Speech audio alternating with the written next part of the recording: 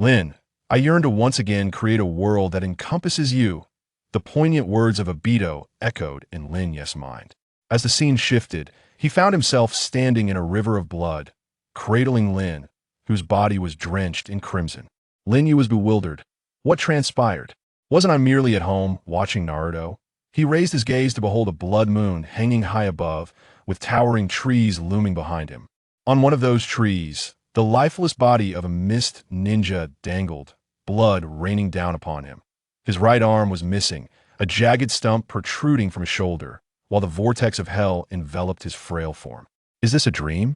he murmured, bending down to pick up a kunai, which he lightly traced across his face. The sharp sting was unmistakably real, awakening him to a horrifying truth. "This is not a dream. I have truly traversed dimensions, and I have manifested in the body of Obito. During this era, Obito, are you all right?" The vortex of hell inquired with concern, speaking in Japanese. Perhaps due to the synchronicity of this world, Lin Yu could comprehend his meaning. "I am fine after a moment of shock," Lin Yu responded. As an ardent fan of the anime and web novels, he quickly embraced this reality. "Let us return to Madarasama Vortex of Hell," suggested. Indeed, Madara had orchestrated for Obito to witness Lin's demise, plunging him into despair, compelling him to return to Madara's side, willingly succumbing to his indoctrination, and becoming a loyal puppet destined to resurrect Madara and execute the Moon Eye plan. But alas, standing here was not the pitiful Obito, but Lin Yu, a traveler from another realm. As a diehard aficionado who had watched Naruto no less than 10 times, Lin Yu was acutely aware of the events transpiring at every significant juncture. He understood the essence of the Naruto world better than anyone else. Thus, he would never fall into Madara's machinations, meeting a tragic end like Obito. He even began to form a preliminary vision. "I'm sorry, Lin, but I can no longer create a world that includes you, for simply having you is far from sufficient." Lin Yu surveyed his surroundings, the moisture in the air, the patterns of the gravel beneath him, all intricately presented before his eyes. This the first-person observational perspective of the Sharingan. "Truly astonishing," Lin Yu remarked, returning his gaze to Lin. Lin's body was still warm, yet he felt no malevolence. He wished to preserve Lin's body for the time being, contemplating where to store it. Certainly, it must be in the Kamui dimension. Gently, he laid Lin's body down, covering his right eye with his hand. He allowed a narrow slit to form between his fingers, focusing his sight upon Lin, sensing a subtle connection within. A surge of warmth coursed through his body, gathering towards his right eye. "This is chakra," Lin Yu realized with clarity. His right eye felt fervent, the pupil quivering with veins appearing. For this was the first time he endeavored to wield ocular techniques, necessitating considerable effort. Whoosh! At last, that familiar vortex of time and space manifested before him, rotating counterclockwise under Lin Ye's command, as Lin's body was drawn into the Kamui dimension. Lin Yu exhaled, casting a glance at Kakashi, who lay unconscious in a pool of blood not far away. Kakashi remained oblivious to the unfolding events. Lin Yu rose to his feet and approached Kakashi, turning his body over. The first thing he did was to pull down Kakashi's mask, eager to behold his true visage. This was indeed one of the unsolved mysteries from the original Naruto series to its conclusion and even into its sequel. Upon seeing Kakashi's face, Lin Yu couldn't help but exclaim, as expected of Lord Kakashi, strikingly handsome. No wonder Rin was utterly captivated. However, Lin Yu was not so petty as to wish Kakashi ill simply because he perceived him as a rival. In this regard, he chose to honor the original storyline and allow Kakashi to live, albeit with a caveat. "You, who are not of the Uchiha clan, cannot bear the weight of this Mangeky's power. Allow me to alleviate your burden, Kakashi." With that, Lin Yu placed his hand upon Kakashi's left eye socket and, with a swift motion, extracted Kakashi's left eye. This eye rightfully belonged to Obito, and Lin Yu had no qualms about reclaiming it. He certainly did not share Obito's mental scruples that would lead him to forfeit such potent power. Most importantly, the power embedded within this eye was Kamui, the most enigmatic of the Mangeky Sharingan techniques. Techniques such as Amaterasu and Tsukuyomi were but trifles in comparison to Kamui, and only the deity could rival its might, though the cooldown was excessively long. Yet, with the dual Kamui, one could gaze down upon all adversities, far superior to any mere cheat or advantage.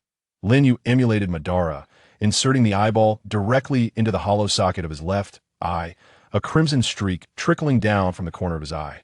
Thanks to the presence of Hashirama's cells, the optic nerve quickly reconnected.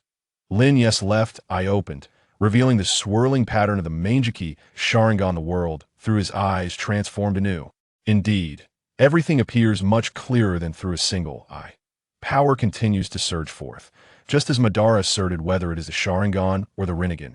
Only by possessing a pair can one unleash their true might. Lin Yu was exhilarated, yet his heart remained somewhat unsettled, for another challenge awaited him. Madara, a title of reverence among Naruto enthusiasts for Uchiha Madara, who was also one of Lin Yu's favorite antagonists. However, having traversed into the world of Naruto, Madara now stood as the first formidable obstacle in his path.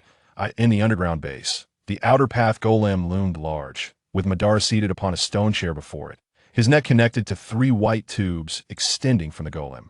He was sustained by the life force provided by the golem, living on in a fragile state that I intend to sever the ties of causality in this world. For this purpose, I have returned. In front of Madara, Lin Yu mimicked Obito's tone, proclaiming his grand ambitions with a calm demeanor, though his heart raced with anxiety. His approach differed slightly from Obito's original actions, and he was uncertain if Madara, the cunning fox, would discern any inconsistencies. Madara scrutinized the Obito before him, and after a prolonged silence, a faint smile tugged at the corners of his aged lips. None have discovered the truth, I trust? With a sigh of relief, Lin Yu felt his heart lighten by half upon hearing the identical phrase that moment. A white Zetsu, standing beside Madara, spoke up, "Only I have witnessed this Obito has eliminated all his foes, so there is no issue. However, he seems reluctant to strike at Kakashi, merely extracting Kakashi's sai, and when reinforcement from Konoha arrive, he will be found lost in thought, clutching his." Madara gazed deeply at Lin Yu and inquired, "Are you unwilling to eradicate your former comrades?" In a theatrical display, Lin Yu shrugged nonchalantly and declared, "No, I simply do not care. Whether that fellow still exists in this world is of no consequence to me. In the realm I am about to forge, there exists both Kakashi and Rin. Tell me, how can I create the world of my dreams?" Madara, "No need for gratitude come forth," Madara replied with a smile. With great strides, Lin Yu approached Madara. "From this day forth, you shall be the savior. Look into my eyes." Madara activated his Sharingan, drawing Lin Yu into the realm of illusion. Within this ethereal space, Madara divulged to Lin Yu the secrets of the 10 Tails, the Outer Path Golem, Infinite Tsukuyami, and the Rinnegan, among other arcane knowledge. Although Lin Yu was already aware of these matters, he maintained a facade of attentiveness as Madara spoke. Upon exiting the illusion, Madara arose, placing his aged hand upon the form of white Zetsu beside him.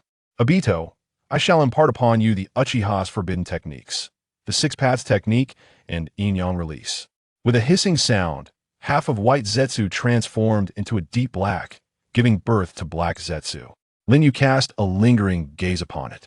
"I have infused my will into it. You may regard half of it as me. This is but a degraded product.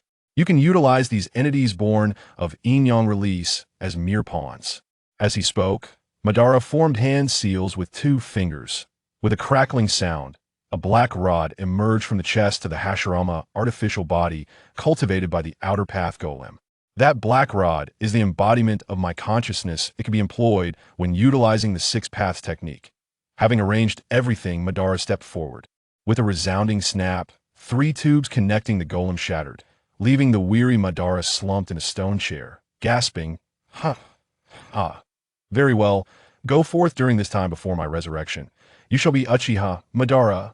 Lin Yu fixed his gaze upon Madara until his last breath. "Madara, rest assured, the thought of resurrecting you is futile. The Eye of the Moon plan shall never come to fruition. However, I shall gather the tailed beasts, resurrect the 10 Tails, and transform into the Jinchuriki of the 10 Tails. Obito, commence Madara-sama's plan. First, go to Amage Cure and locate Nagato, cultivate his Rinnegan in preparation for Madara-sama's resurrection. Black and white Zetsu approached. I understand, but the order must be altered." With a swift motion, Lin Yu activated his Manjiki Sharingan, his left eye focusing on Black Zetsu. He intended to eliminate Black Zetsu here. Kamui. What are you doing? Black Zetsu's expression morphed into one of terror. This is what it means to sever the ties of causality. Chapter 2. Objective. Complete columnar Senjutsu body. Crack. Black Zetsu was severed from White Zetsu by Kamui, transported into the dimension of time and space. Whoosh. Lin Yu immediately followed suit, transferring himself into the same realm. Within this dimension, Black Zetsu lay upon a block. His brown eyes filled with rage as he glared at Lin Yu. Why are you doing this? I am the will of Lord Madara. Lin Yu replied with a smile. No, you are not Madara's will. You are Kagaya's will. You have tampered with the Uchiha stone tablet, enticing Madara to pursue the Eye of the Moon plan, with the objective of resurrecting your mother, Kagaya Otsutsuki. Upon hearing this, Black Zetsu felt as if struck by lightning. How do you know these things? You are certainly no ordinary child. Who exactly are you? Who I am is of no importance. What matters is that you shall perish here. Lin Yu formed the hand seals for fire release while simultaneously employing Kamui. Fire release, storm dance. Flames, distorted by Kamui, surge forth with multiplied ferocity, sweeping towards Black Zetsu. Black Zetsu's ability lay in merging with the earth. Harnessing its power to execute would release. However, within this Kamui space, his capabilities were rendered utterly futile. How dare you? He was engulfed by the flames, letting out a wretched scream of agony. Yet, being the consciousness of Kagaya, he was not so easily vanquished. He shouted to the swirling vortex enveloping Lin Yu. White Zetsu, why don't you stop this rascal? White Zetsu remained still, seemingly deliberating. Lin Yu paused and addressed White Zetsu. Now is the time for you to choose sides. Should you make the wrong choice, you must contemplate the consequences. The atmosphere grew tense, and after a prolonged silence, White Zetsu's voice, tinged with amusement, broke through. Well, I am only concerned with convenience. What is convenience, Abido? If you could enlighten me. Lin Yu chuckled. Very well, I shall not only reveal to you what convenience is, but also how excrement is formed.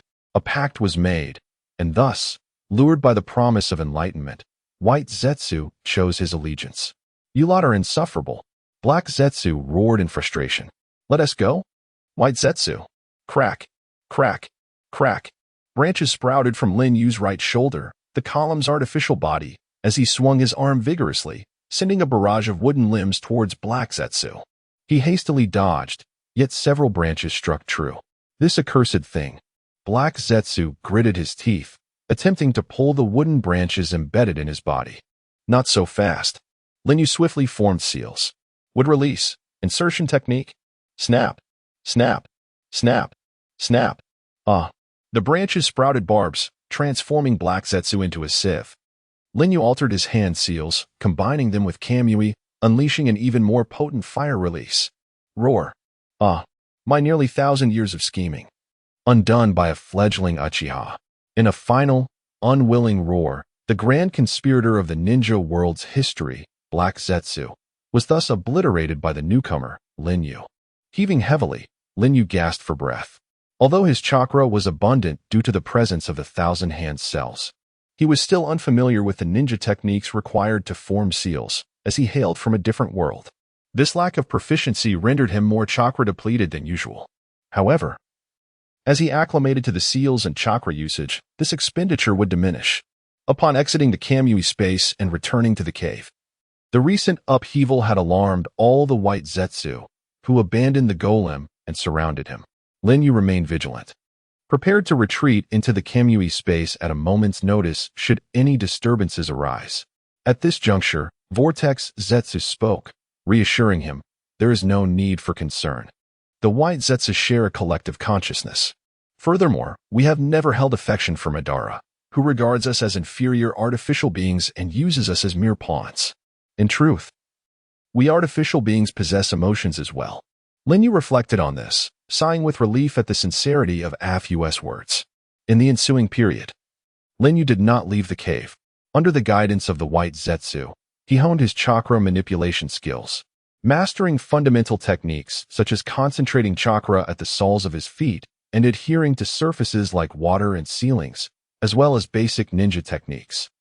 Uchiha Ibido's chakra affinity was remarkably diverse, encompassing fire, wind, lightning, earth, water, and yin, yet it conspicuously lacked yang. Deep within the cave, Lin Yu discovered the vessel that Madara had used to preserve biological entities and placed Lin's corpse within it. Additionally, he found a collection of treasured ninja tools and scrolls that belonged to Madara. Thus, half a year passed, during which Lin Yu's fundamental skills reached a rudimentary level.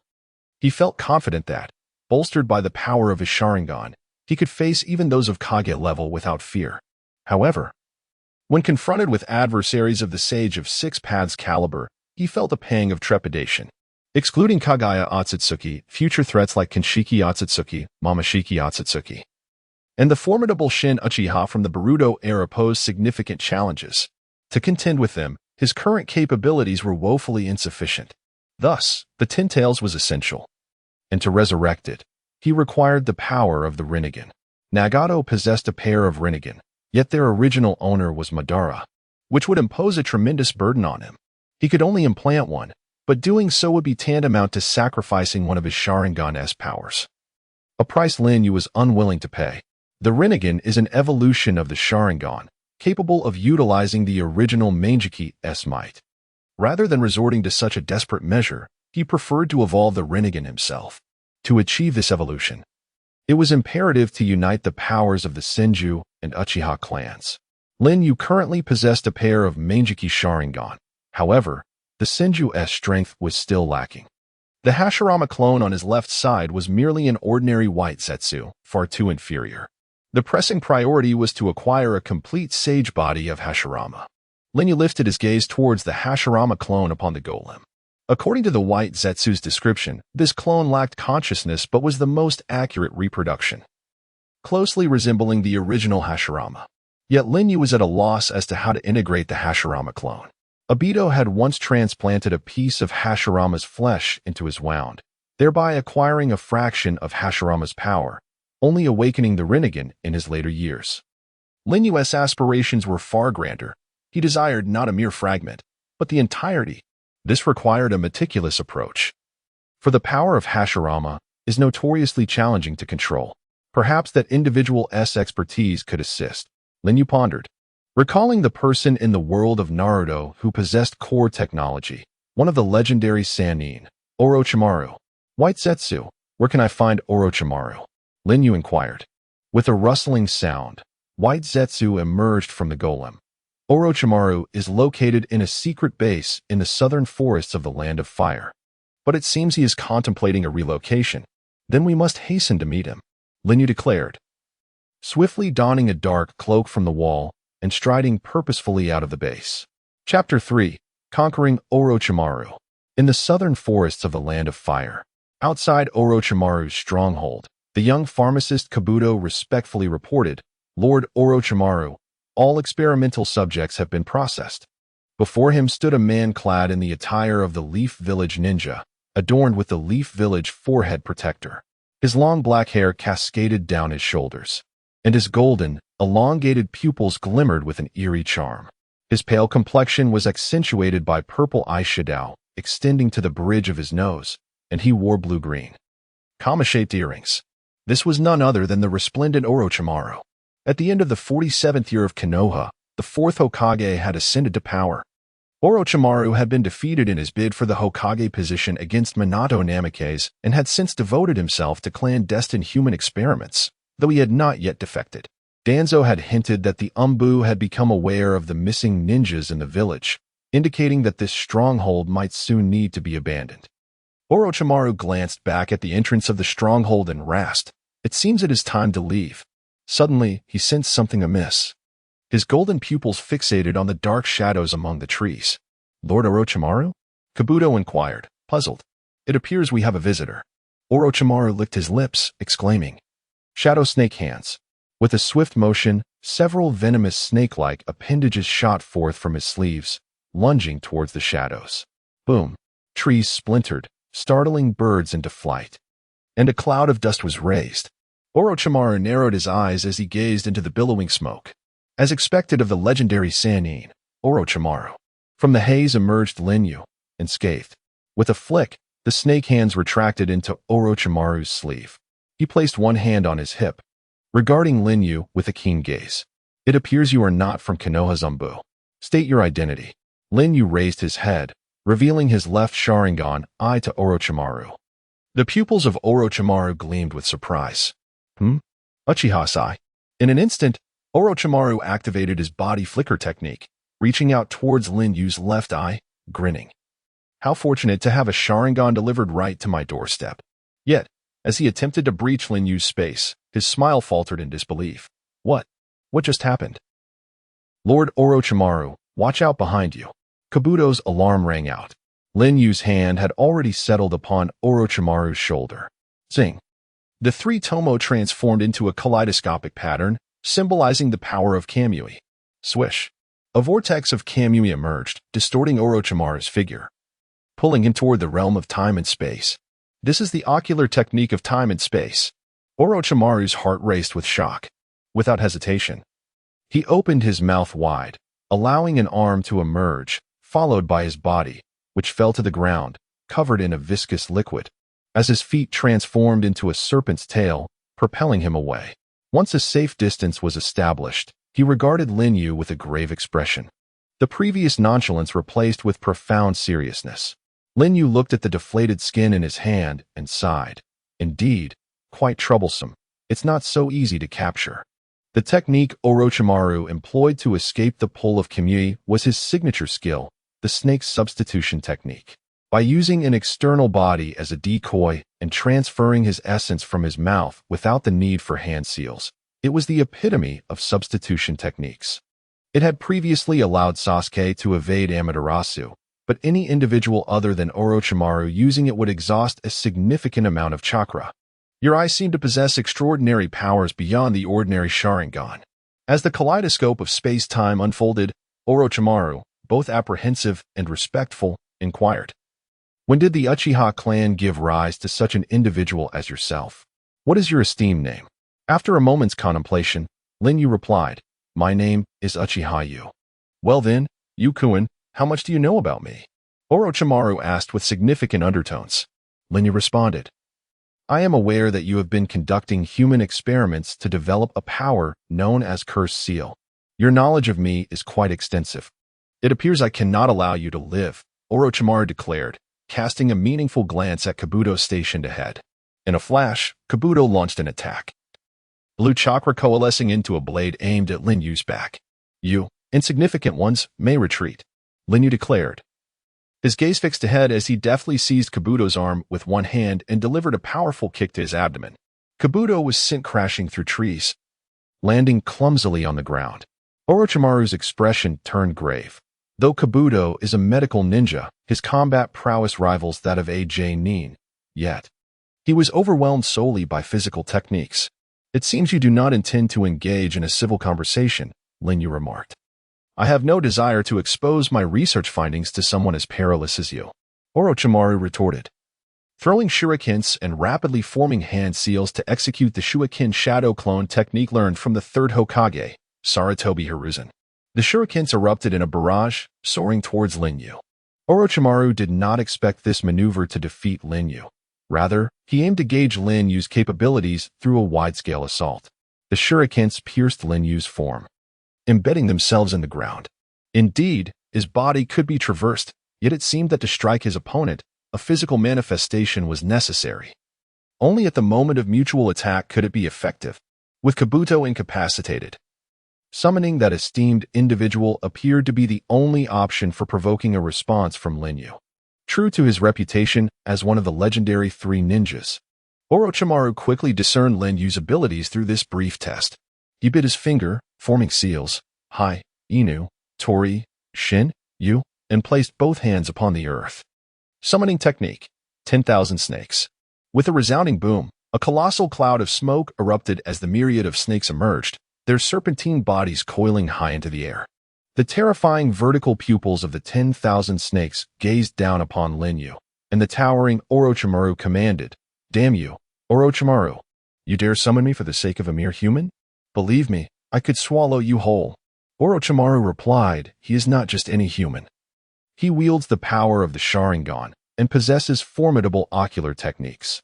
Confronting him alone fills me with trepidation.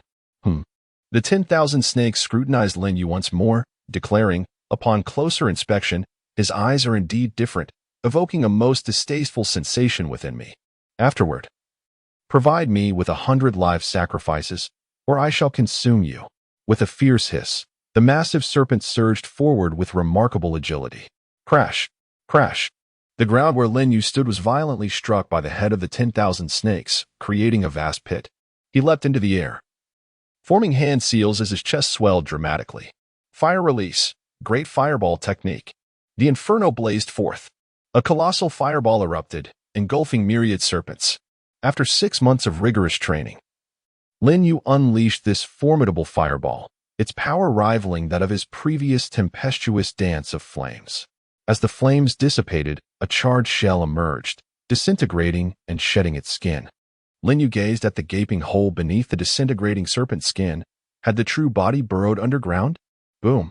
The ground trembled as the massive tail of the serpentine entity broke through the earth.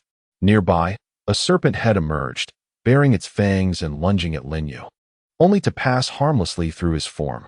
What on earth is this? The myriad serpents were bewildered. Lin Yu sidestepped, forming hand seals, and struck the ground. Earth release, earth spike. Boom, boom, boom. At the site where the serpents coiled, numerous sharp and enormous rocks erupted, mercilessly piercing their bodies.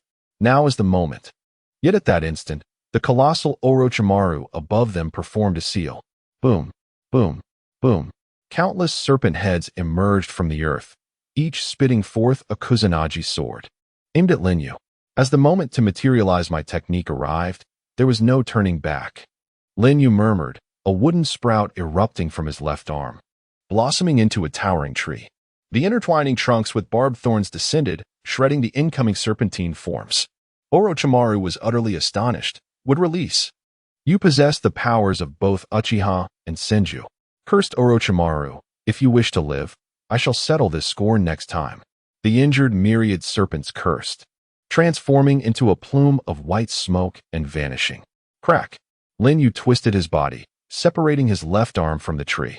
With a sharp sound, the vortex mask, entwined by the swirling energies, opened, revealing Lin Yu's face, along with another kaleidoscopic Sharingan hidden beneath the mask. Both kaleidoscopic eyes housed the power of the Kamui. The right eye, a defensive force, could actively absorb himself and external entities into another dimension. The passive ability, without conscious control, would automatically transfer his body to the alternate space upon receiving an attack, rendering him immune to all harm. The left eye, an offensive force, could distort space at the point of focus, rendering it impossible for anything to withstand this power, not even the Ten Tails. Zing! Lin Yu activated the pattern of the kaleidoscopic Sharingan in his left eye, focusing on Orochimaru's right arm. Kamui! Crack! The space distorted, violently severing one of Orochimaru's arms, transferring it into the alternate dimension. Orochi! He clutched the bleeding stump, his expression a mixture of dismay and rage as he contemplated using the body replacement technique to restore his arm. You may conjure a brand new self, but next time, this ocular technique will snap your neck. Lin Yu's cold warning resonated, causing Orochimaru to cease all resistance, for he understood that in the presence of those eyes, any defiance was futile. Had Lin Yu desired it, he would already be dead. What is your objective? Orochimaru inquired. The first Hokage, Hashirama Senju, is not a mere inferior replica, but the embodiment of true power, Lin Yu declared solemnly. Orochimaru's pupils quivered, and after a prolonged silence, he bowed his head. From the shadows of his face came a bewildered laughter. Ha ha ha. So that is it. He lifted his head, flicking his long tongue, his golden vertical pupils gazing intensely at Lin Yu. In a hoarse and deep voice, he remarked, "It seems that I am not the only one attempting to approach that realm. Undoubtedly, you have already forged ahead of me. Since our objectives align, very well, dear you. Allow me to lend you a helping hand." Chapter 4. The Secrets of the Pillar Between. In the familiar underground cavern, a vortex materialized out of thin air as Lin Yu, accompanied by Orochimaru and Kabuto, returned to the base. The spatial movement of Kamui also necessitated a marking. Yet unlike the flying thunder god which utilized incantations, Kamui employed visual markings. In other words, as long as one had visited a location once, they could utilize Kamui for instantaneous travel. Standing before the outer path golem, Orochimaru was struck with profound astonishment. His travels had taken him across the 5 great nations, where he had encountered myriad strong opponents in jutsu, yet this was the first time he felt the stark insignificance of his own existence. This power does not belong to this world. Coming here was indeed the right choice. Orochimaru's eyes brimmed with fervor for the myriad wonders of nature and the truths of existence, as Linyu opened a door to a new realm for him. Orochimaru, have you seen the artificial body of the first Hokage? What are your thoughts? Linyu inquired. Orochimaru gazed deeply at the body of the first Hokage upon the golem, and with longing, he exclaimed, "It is truly magnificent, almost identical to the actual Lord Hashirama. If I had not seen it with my own eyes, I would find it hard to believe." "You possess keen insight," Linyu replied, turning to Orochimaru's profile. "I wish to merge with it, perfectly and completely. Do you have a method?" Orochimaru's eyes gleamed momentarily before he responded. "The most direct approach would be to graft it onto your body, yet akin to organ transplantation, it would result in rejection and fail to unleash its full power. Furthermore, should your own strength become depleted, there exists a risk of being consumed by the first power. Thus, this method is not advisable. We must employ a more sophisticated approach." Linyu nodded, recognizing that Orochimaru spoke truthfully. Danzo had utilized such a method after exhausting his energy in battle against Sasuke. He was indeed backfired by the first S-cells. "What do you refer to as a sophisticated approach?" Linyu asked. Orochimaru explained. "This entails implanting the primordial cells of Hashirama into your body. The primordial cells would proliferate and gradually replace the original cells. But this process would inflict the agony of metamorphosis with a success rate that is nearly zero." "Nearly zero? Have you conducted similar experiments?" Linyu queried. "I once procured residual biological material from Lord Hashirama's tomb and attempted to activate it to extract primordial cells. However, due to the passage of time, I could only retrieve degraded primordial cells. I then implanted these into 60 newborns, but even among the degraded samples, only one survived. Thus, by extrapolation, the success rate of complete primordial cells is infinitesimally close to zero." Linyu realized that the surviving experimental subject Orochimaru referred to was Yamato. Indeed, compared to other users of Hashirama's cells, Yamato resembled a being of flesh and blood, capable of utilizing the wood release techniques to a considerable extent, albeit with significantly diminished power. As the saying goes, while the first Hokage wielded wood release to dominate the world, Yamato merely employed it for afforestation. The disparity was evident. "And if you were to succeed?" Linyu inquired. Orochimaru laughed maniacally. "The legend of the god of ninjas will be revived. Setting the risks aside, do you possess the confidence to extract the most perfect primordial cells?" Linyu asked. "The more perfect the original, the more exquisite the primordial cells that can be extracted. This replica of Lord Hashirama is infinitely close to the original, yet still bears slight imperfections. With but a small catalyst, it could achieve absolute perfection, unfortunately. This catalyst is likely lost forever." Orochimaru's tone was laced with profound regret. "And what sort of catalyst is it?" "It is the sole surviving infant from years past, whom I abandoned within the apparatus, presumed to have perished long ago." Orochimaru sighed. Upon hearing this, Linyu exhaled in relief. After all this time, the catalyst refers to Yamato. Linyu was aware that the infant had been inadvertently saved by Danzo and raised beside him, now a member of Konoha's Umburut under the codename Alpha. "Ah, Danzo, you who have wrought countless misdeeds throughout your life, have still managed to do one good thing," Linyu mused. "As for the matter of the catalyst, you need not dwell upon it," Linyu stated, resolving to visit Konoha soon to retrieve Yamato. Suddenly, a multitude of white zetsu surged from all directions. "Lord Orochimaru." Kabuto brandished his kunai in defense. "Kabuto, do not be alarmed. Yukuin is our partner and will not act disrespectfully," Orochimaru said, entranced by the outer path's golem. Addressing Kabuto beside him, Kabuto lowered his kunai. "They are called zetsu. They are my friends and allies. They have already relocated the experimental equipment scattered across your various bases. So you need not worry. Should you require assistance, feel free to communicate directly with them, Linyu declared.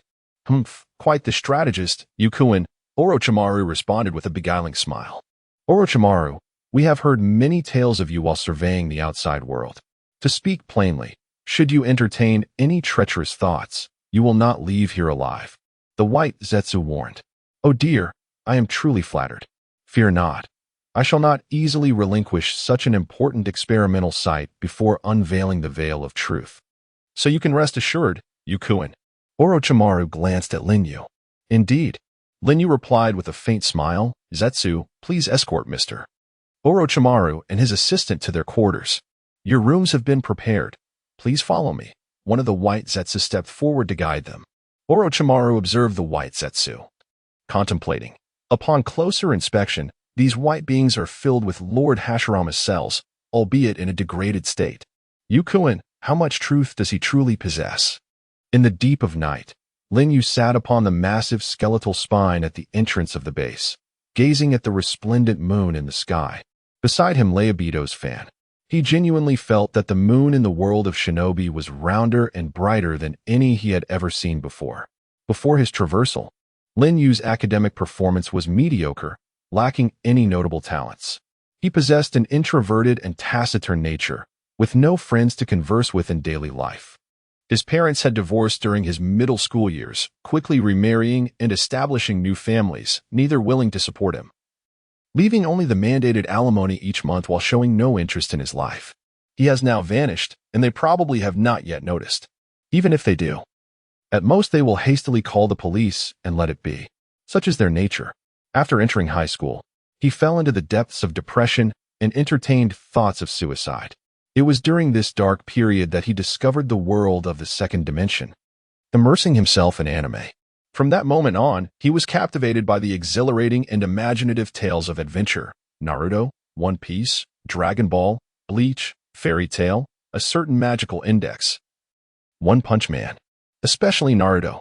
He believed that with these stories, the absence of friends mattered little. His classmates and teachers scoffed at him, deeming him a failure poisoned by otaku culture, convinced that he had no future and would inevitably be discarded by the ruthless competition of society. Perhaps they were right. But how could they comprehend that it was the second dimension that saved him, granting him the belief and motivation to carry on in a world that had forsaken him? Linyu often pondered how wonderful it would be to be born in the realm of the second dimension. Perhaps it was his disillusionment with reality and his yearning for the second dimension that became the catalyst for his crossing over. If this is a dream, he wished it to be one from which he would never awaken. He felt an immense gratitude for having traversed into the world of Naruto, as he held no attachment to the reality he left behind. Even though the ninja world was rife with conflict and fraught with the specter of death, Linyu felt an unparalleled sense of freedom at this moment. Even the bloody winds brought a comforting sensation.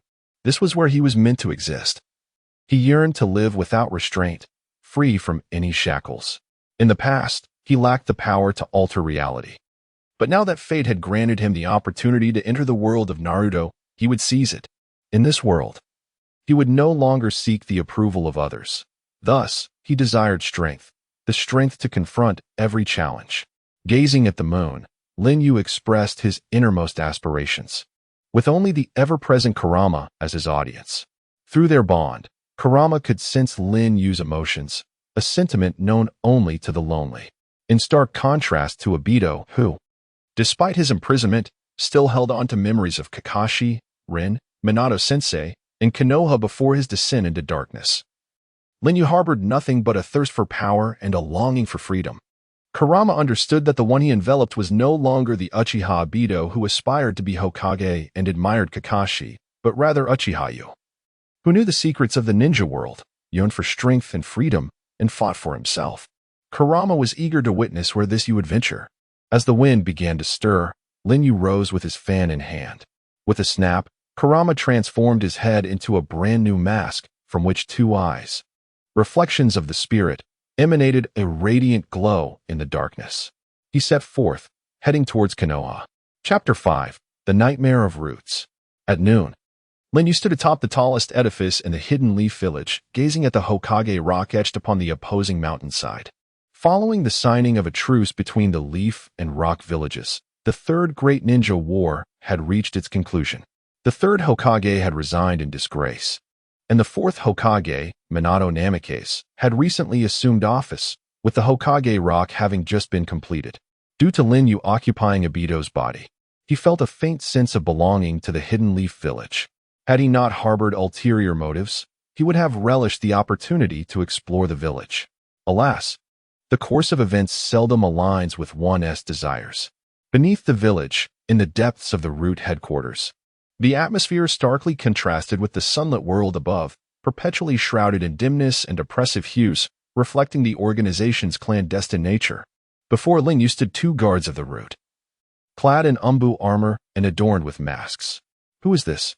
They regarded the unfamiliar figure before them with a cautious yet unyielding gaze. After all, this was the esteemed headquarters of the Hidden Leaf's Root organization. Who would dare to provoke trouble here? Noticing the mask, they presumed him to be an umbu directly under the fourth Hokage, likely delivering an order from Minato. However, Danzo harbored a profound animosity towards Minato, and thus Root would not extend a warm reception to the umbu. Lin Yu had no intention of engaging in idle conversation. He lifted his head, the three tomo beneath his mask glowing brightly. It was the genjutsu of the Sharingan. The two guards' eyes widened in shock, losing focus as they succumbed to the hypnotic illusion. Tell me, where is Danzo? Lin Yu inquired with an air of indifference. On the second underground level, in the training room, the guard answered, dazed. Lin Yu mused. So he isn't out on a mission. My timing is impeccable. Where is Danzo? He pressed again. Lord Danzo has gone out. The guard replied. At this juncture, Danzo was clandestinely liaising with Orochimaru, having departed for a newly revealed stronghold mentioned in a secret missive. Yet, this mattered little to Lin Yu. He was here solely to retrieve Yamato. Thud. The two guards collapsed to the ground, and Lin Yu glided past them. This scene was witnessed by the ninjas in the Root surveillance room. Quickly, we have an intruder. Clatter. A cadre of Root members assembled before the enormous crossway, some scaling the walls, others hanging from the ceiling, all casting hostile glances at Lin Yu. Undeterred, Lin Yu strode forward, stepping onto the bridge. Any who trespass into the domain of Root shall be executed. Swish, swish, swish. Shurikens and kunai rained down from all directions. Yet inexplicably, they passed through Lin Yu's form, embedding themselves in the bridge. This astonishing spectacle left the Root members in utter disbelief. Impossible, it penetrated. What is happening? Is it his unique ninjutsu? Physical attacks had passed through his body, yet they could distinctly feel his chakra. How could this be? A brown-haired ninja suspended from the ceiling calmly analyzed the situation, forming peculiar hand seals aimed at Lin Yu's silhouette. Buzz. Lin Yu's forward momentum faltered, as another figure emerged within the realm of his consciousness. The secret technique of the Mountain Clan, the Heart Turn. Lin Yu contemplated. The technique of wind has proven effective. Now is the time to strike. The members of the Root organization launched a coordinated assault. Yet, regrettably, all their attacks were once again thwarted. Fire release, Dragon Flame Song technique. Lin Yu formed hand seals with both hands, exhaling 4 fire dragons that surged forth in all directions. Under this all-encompassing fire release technique, no one could escape unscathed. Had it not been for the timely intervention of a water-style ninja from Root, the casualties would have been catastrophic. What is happening, Wind? His mental strength is exceptionally formidable. My mind-body technique was undone in mere seconds. Yamashita Kaze spoke with trepidation. How troublesome indeed. What could be his intention to act while Lord Danzo is absent? Wind. Use the mind-body technique once more, murmured a youth clad in black, standing beside Yamashita Kaze. But a few seconds are all it takes. With my technique, I can eliminate him in an instant. The youth shed his shirt, his form enveloped in a shroud of darkness. The one known as Yoinu Toryun, a scion of the Yoina clan, possessed a unique constitution within his lineage. Alongside Yamashita Kaze, he served as one of Danzo's later protectors. Though they were still quite young at this moment, Yamashita Kaze gathered chakra, forming the hand seals for the mind-body technique, aiming at Lin Yu from a distance, while Yoinu Toryun charged towards Lin Yu. However, Would the same tactic prove effective against Lin Yu? Zing. Lin Yu's left eye transformed into a kaleidoscope, focusing on Kaze's head. Kamui. Snap. In an instant, Kaze's head was severed, drawn into the vortex of Kamui, with blood spraying several meters high, the headless corpse collapsing to the ground. As for Yoin Torian, due to the failure of the mind-body technique, he passed through Lin Yu's form. In that fleeting moment, Lin Yu's right hand pressed against Torian's shoulder, his right eye unleashing the Kamui vortex, drawing Yoinu Torian into it. Ouch, ouch, ouch. Pain surged through Lin Yu's right hand, ensnared by the vortex. Indeed, even this nano-level poison would require a substantial effort to counteract. While Kamui can disregard all physical attacks in Jutsu, it appears to have its vulnerabilities. If the mind-body technique can succeed, then Genjutsu is not beyond reach. It seems that for ninjas with such extraordinary abilities, one must remain vigilant. Perhaps I should consider using that individual SIs for the eternal kaleidoscope Sharingan. Lin Yu murmured to himself. Who exactly is that person? Witnessing two of their elite quickly dispatched, the remaining root members were paralyzed with shock, their hands trembling as they clutched their ninja tools. He can annihilate Kaze in an instant, and he can do the same to us. How are we to contend with such an adversary? Lin Yu remained indifferent. He had come solely for Yamato, not wishing for indiscriminate slaughter. Yet, the rules of the ninja world are harsh, particularly for root. Judicious bloodshed and intimidation are, indeed, necessary. Suddenly, Lin Yu's gaze locked onto a diminutive ninja at the rear of the crowd. Found you. That individual was precisely who Lin Yu sought, codenamed within Root. Later known as Tins in the Umbu of Konoha, and after ascending to the rank of Jonin in Team 7, he was named Yamato. In the original narrative, Yamato, despite being exploited, ultimately meets a peaceful end. However, for Lin Yu to attain his desires, he must use him as a stepping stone. Your tale concludes here. Jia signifies your demise. Lin Yu strides toward Jia, determined not to allow him unrestricted freedom within the territory of the Roots. The members of the Roots rise in defiance. Yet with Feng and Chujin absent, their every assault proves futile against Lin Yu, who advances through the tempest of blades and flames, unscathed, drawing closer to Jia. Come along obediently, perhaps you shall suffer less, he urges. Mokuton, great forest technique. Jia forms the seals of the wood release, extending his arm forward as 4 wooden pillars emerge from his sleeves, reaching out to ensnare Lin Yu. His objective is Jia, although he lacks a physical form during defense. His attack will certainly manifest. Behind him, the members of the Roots unleash a powerful combination ninjutsu. Beneath the mask, Lin Yu's lips curl into a smirk, and his eyes transform into the kaleidoscope of the Sharingan. Susanoo. Brilliant azure flames of chakra ignite from his body, morphing into skeletal armor that deflects all incoming attacks. A skeletal hand seizes the wooden pillar before him and shatters it effortlessly. What? Everyone stands in stunned silence. Crack. As the Susanoo dissipates, Lin Yu extends his right hand, summoning tree trunks that ensnare Yamato tightly. This is the same would release as mine. Yet its power far exceeds my own. In agony, he succumbs to Lin Yu's would release, losing consciousness. As the trunks withdraw, Lin Yu hoists the unconscious Yamato onto his shoulder, casting a glance back at the dilapidated headquarters of the Roots and the helpless members. Farewell. With that somber farewell, Lin Yu vanishes into the vortex of divine might. On this day, Lin Yu instilled an unprecedented nightmare within the Roots of Konoha. Chapter 6. Gazing into the abyss of the night. On the very night following Lin Yu's departure, Danzo, having returned to Konoha after an urgent summons, was met with the devastating sight of the Root headquarters, nearly obliterated, alongside the headless corpse of Kazekage. The usually composed Danzo was consumed by fury. What on earth has transpired? Lord Danzo, the situation is as follows. A Root member, kneeling a short distance away, reported the circumstances. Upon hearing this, Danzo leaned on his staff, lost in contemplation.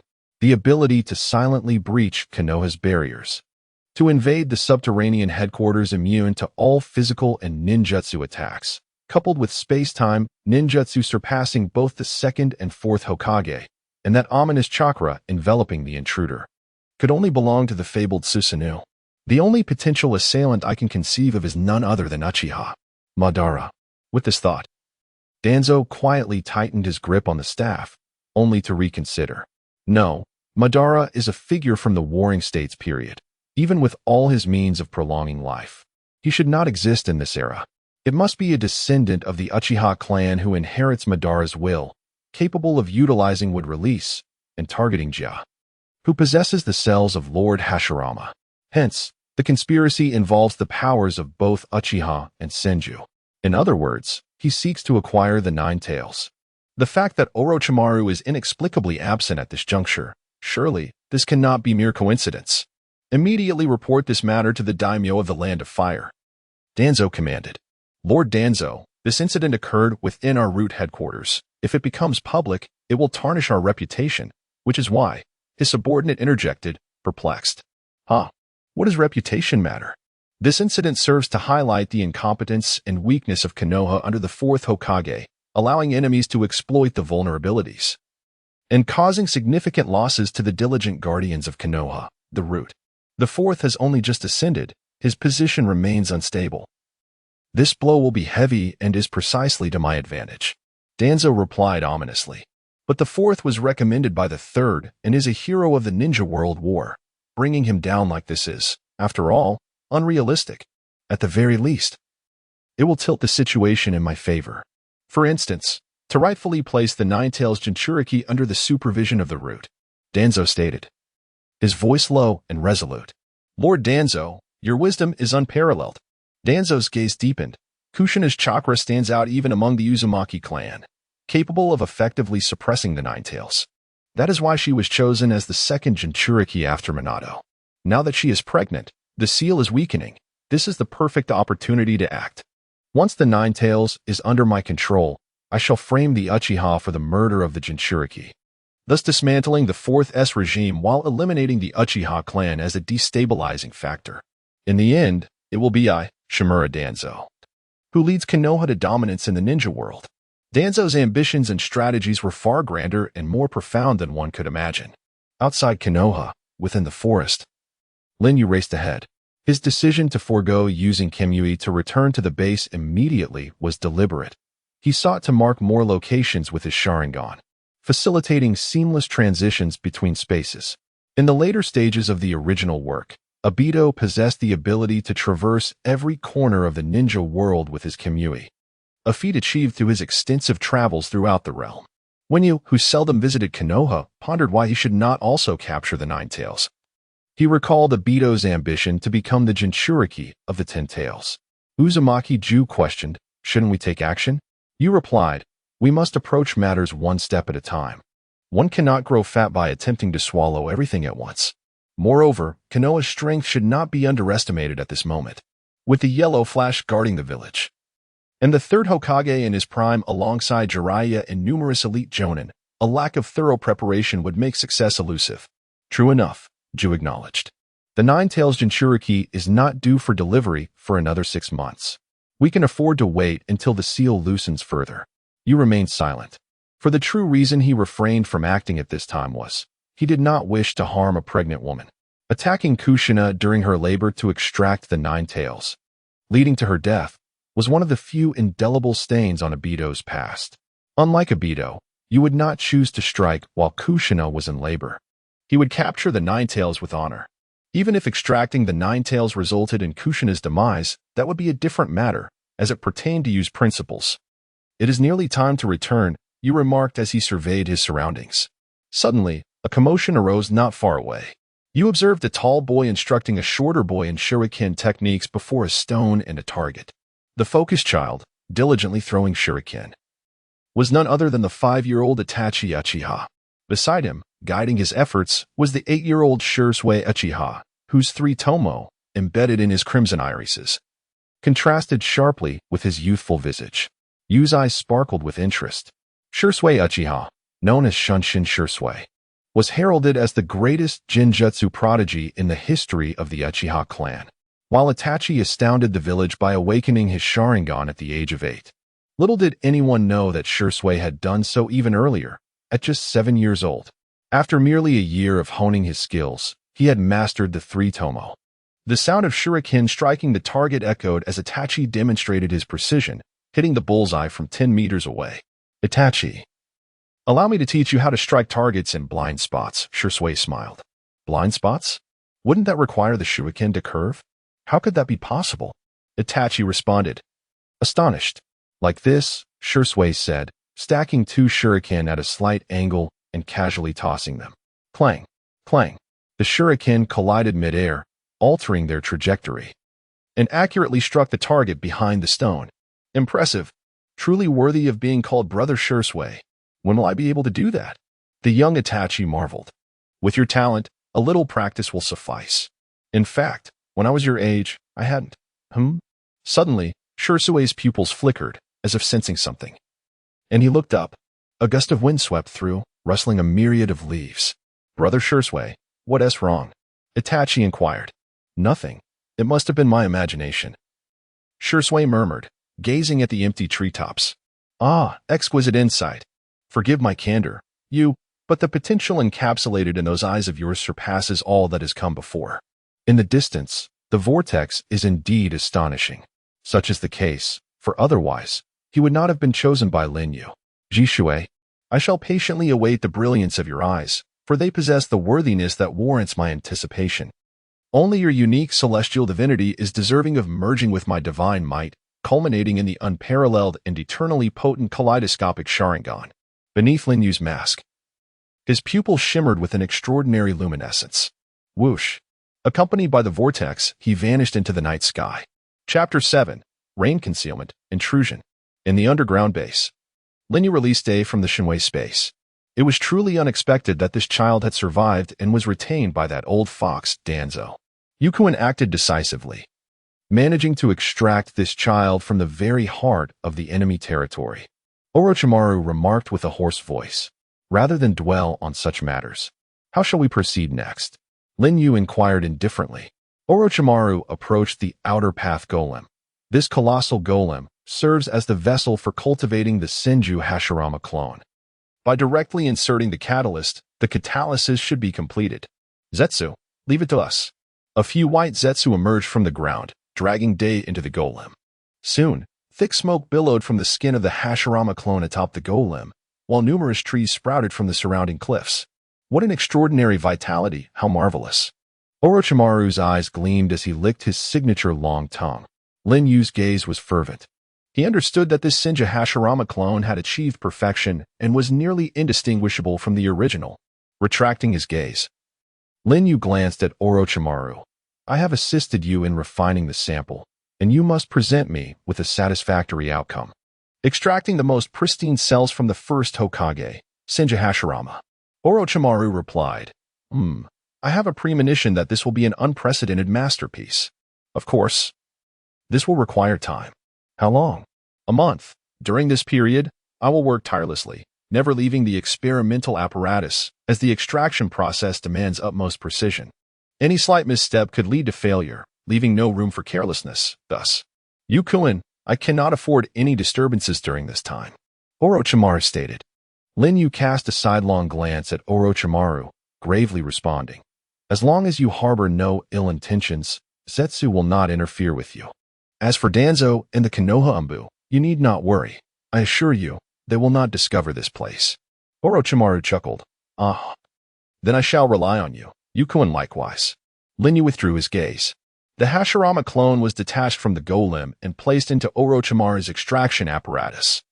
After establishing another barrier around the underground base for security, Lin Yu stood before the outer path golem, lost in contemplation. Approximately 3 months ago, Lin Yu was still engaged in the training of ninja skills. The outer path golem had vanished briefly before returning here. The summoning of the outer path golem. Nagato has awakened. Indeed, while Lin Yu did not intervene in the events of the Rain Village, what was destined to occur would still transpire. Yahiko established the Akatsuki organization, gradually gaining prominence, capturing the attention of the Rain Village leader, known as the demigod, Hanzo of the Salamander. As the Third Shinobi World War reached its climax, the conflict between Konoha and Iwagakure escalated. With the battlefield inevitably chosen in a small unnamed nation at the border of the Fire, Earth, and Wind countries, which also happened to be the location of the Rain Village. The third Hokage, Hiruzen Sarutobi, endeavored to bring an end to the conflict through negotiations. However, Danzo opposed the cessation of hostilities, employing various means to obstruct peace.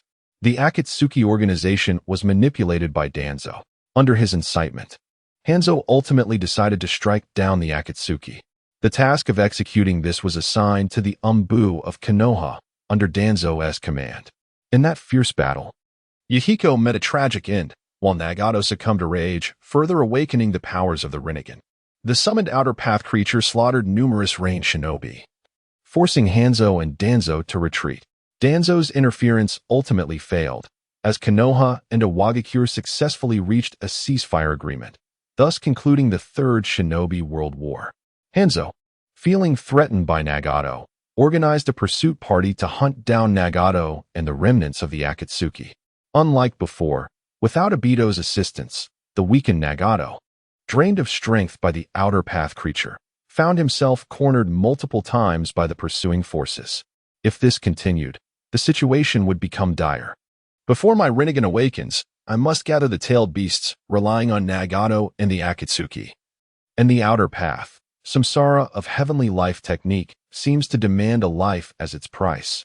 In every conceivable sense, Nagato's Rinnegan must ultimately serve my purpose. Thus, shall we venture to the Rain Village? That village lies at the intersection of the three great nations, and the journey is long. We must set forth soon, exclaimed Uzumaki Jiraiya. No need, Linyu replied. Summoning techniques are also forms of space-time ninjutsu. When Nagato is truly cornered and attempts to summon the Outer Path creature once more, I can resonate with it using my Kamui and arrive there. As the saying goes, it is better to be clever than to be early. Days later, in the Rain Village, Danzo's pursuit team discovered the hideout of the Akatsuki once more. After a chase, at the inland lake surrounding the Rain Village, Nagato, Konan, Yahiko, and other members of the Akatsuki found their retreat cut off. The enormous salamander loomed, and Hanzo, the man known as the demigod, stood atop its head, coldly gazing at the desperate group by the lake. Konan, quickly take Nagato and flee. We will hold them off, declared Yahiko. At this moment, Nagato's legs were crippled, his body emaciated due to the synchronization with the Outer Path creature. And he was being supported by Konan. No, you are the last members of the Akatsuki, my comrades. I cannot bear to see you perish.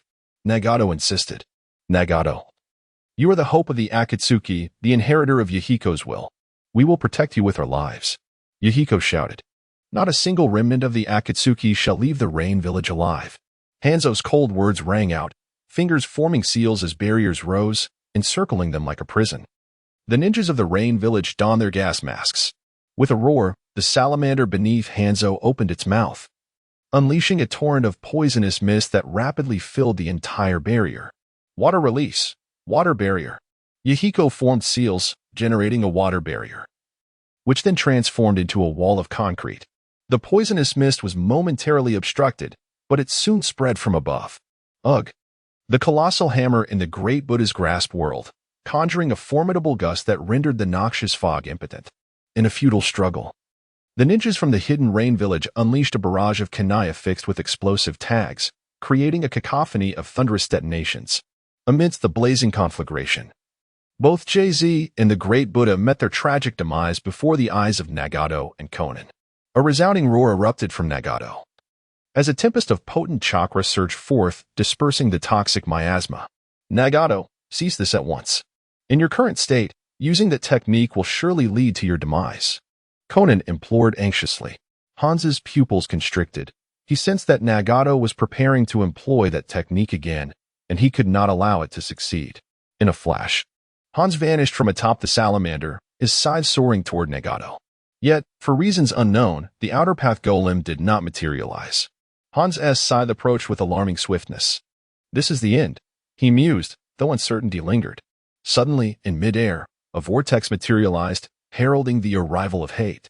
With a resounding clang, he swung the Uchiha fan, deflecting the scythe, his Sharingan coldly scrutinizing the man before him, who was dubbed a demigod. Chapter 8, Uchiha versus Pecans. The Sharingan.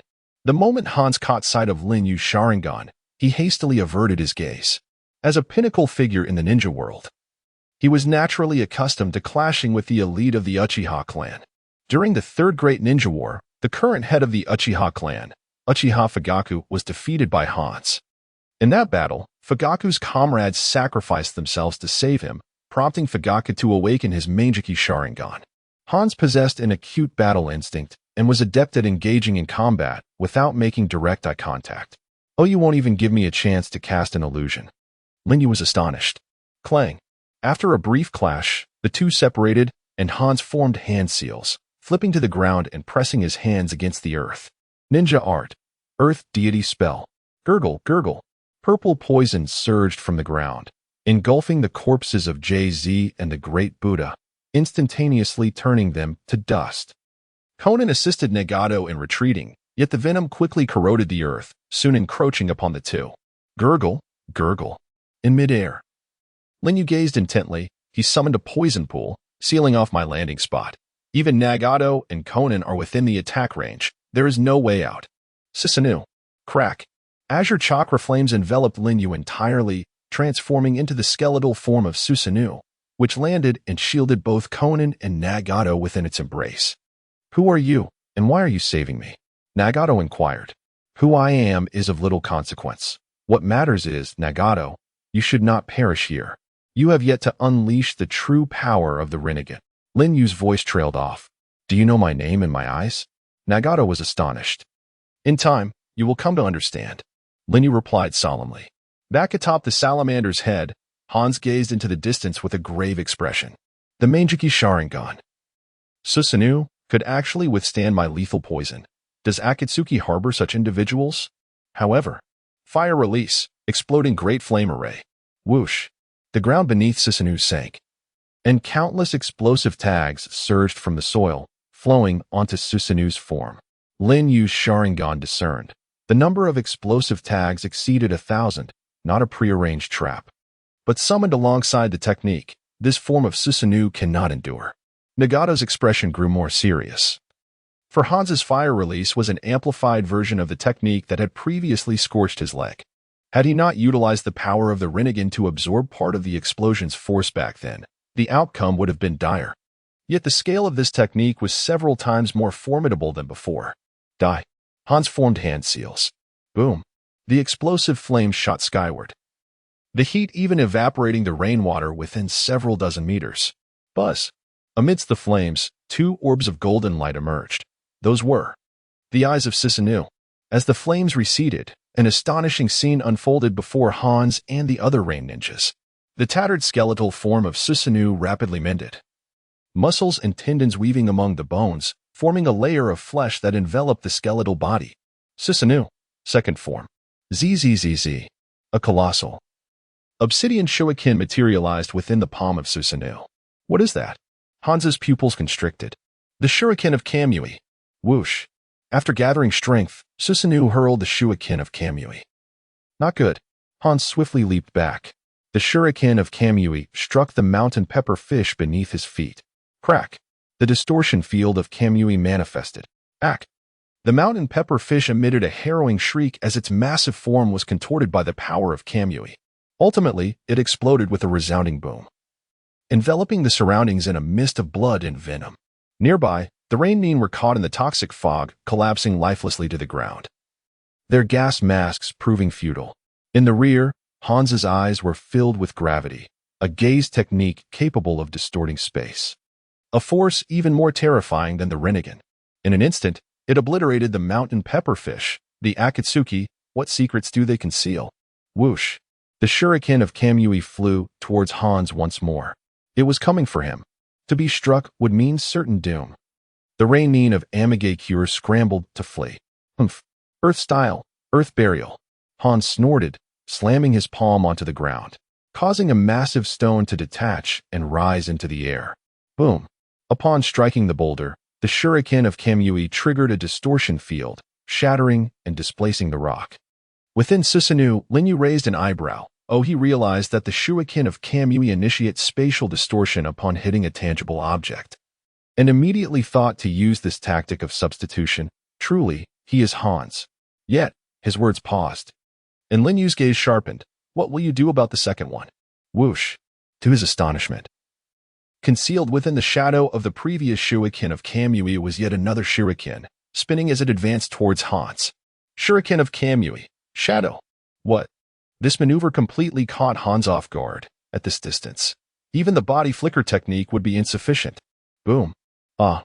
The shuriken of Kamui. Shadow struck Hans, and under the distortion field, his body was shredded, yet during the process, it inexplicably transformed into soil.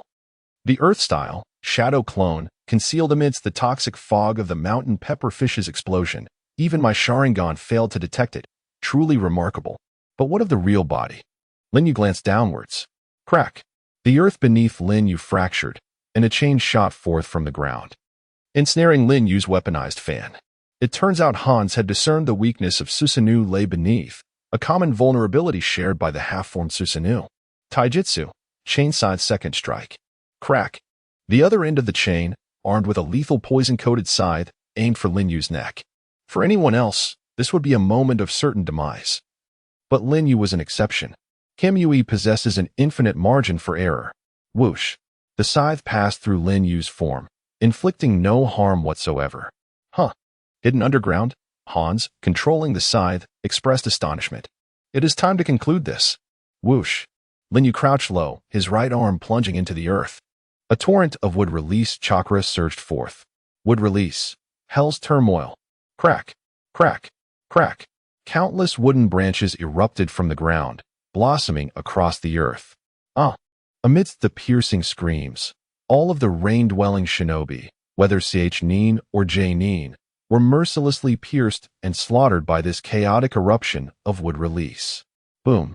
Moments later, a thunderous sound echoed as Hanzo, who had been concealed beneath the earth, emerged. His protective armor lay shattered, and his left arm was grievously wounded by the chaotic wooden spikes, blood streaming profusely. Once struck by this wood release, the branches could grow wildly within his flesh. Were it not for Hanzo's formidable chakra, which he used to forcibly suppress the burgeoning wood, he would have been reduced to a mere bloodied pulp. Panting heavily, Hanzo gazed warily at Hayabusa. Despite his extensive battle experience, he found himself overwhelmed for the first time. His strategies were sound, yet not a single attack had yielded results. The kaleidoscope Sharingan, with its space-manipulating ocular techniques, and the formidable Susanoo providing rigid defense, were further complemented by a form of soft defense that transcended even ethereal techniques. His prowess was seemingly impeccable. Moreover, he could even wield wood release. Although I too possess my ultimate techniques in reserve, the cost of employing them would be prohibitive, and whether I could defeat him remains uncertain.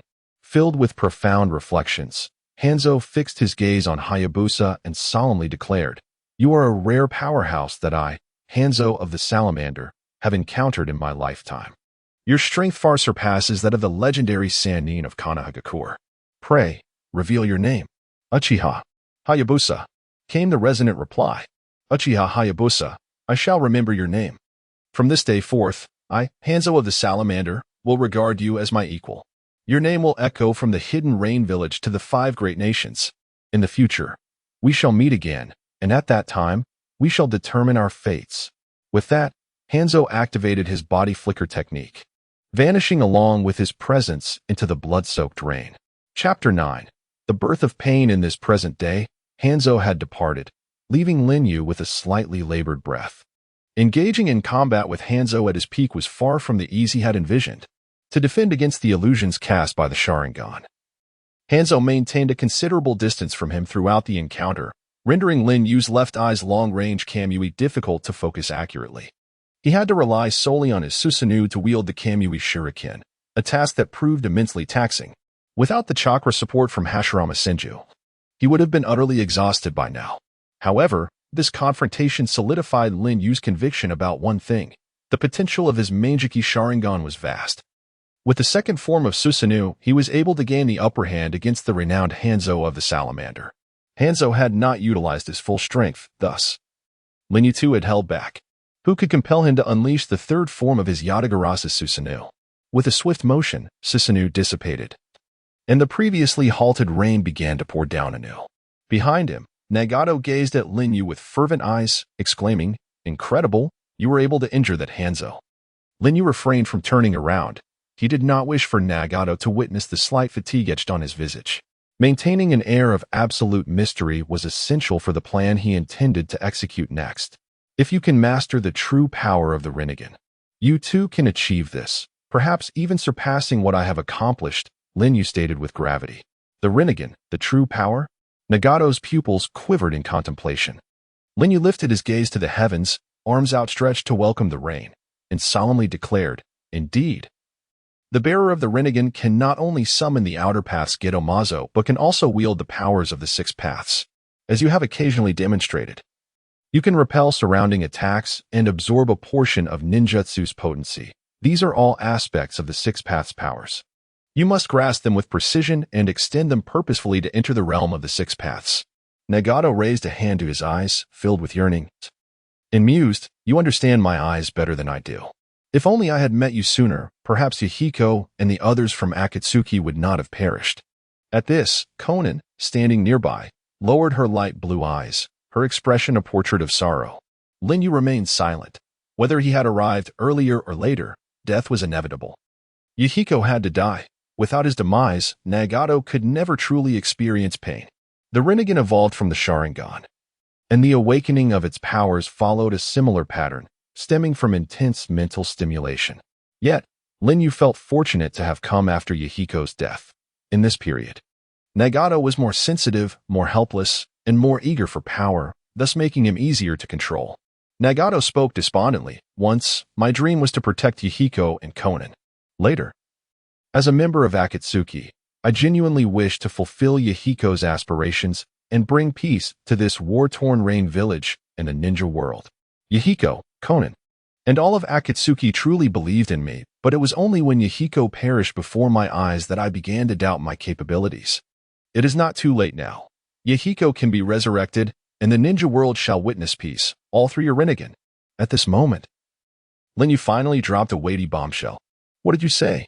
With a pair of Rinnegan eyes widened in disbelief, Nagato gazed intensely at Hayato, causing Konan beside him to lift her head in astonishment.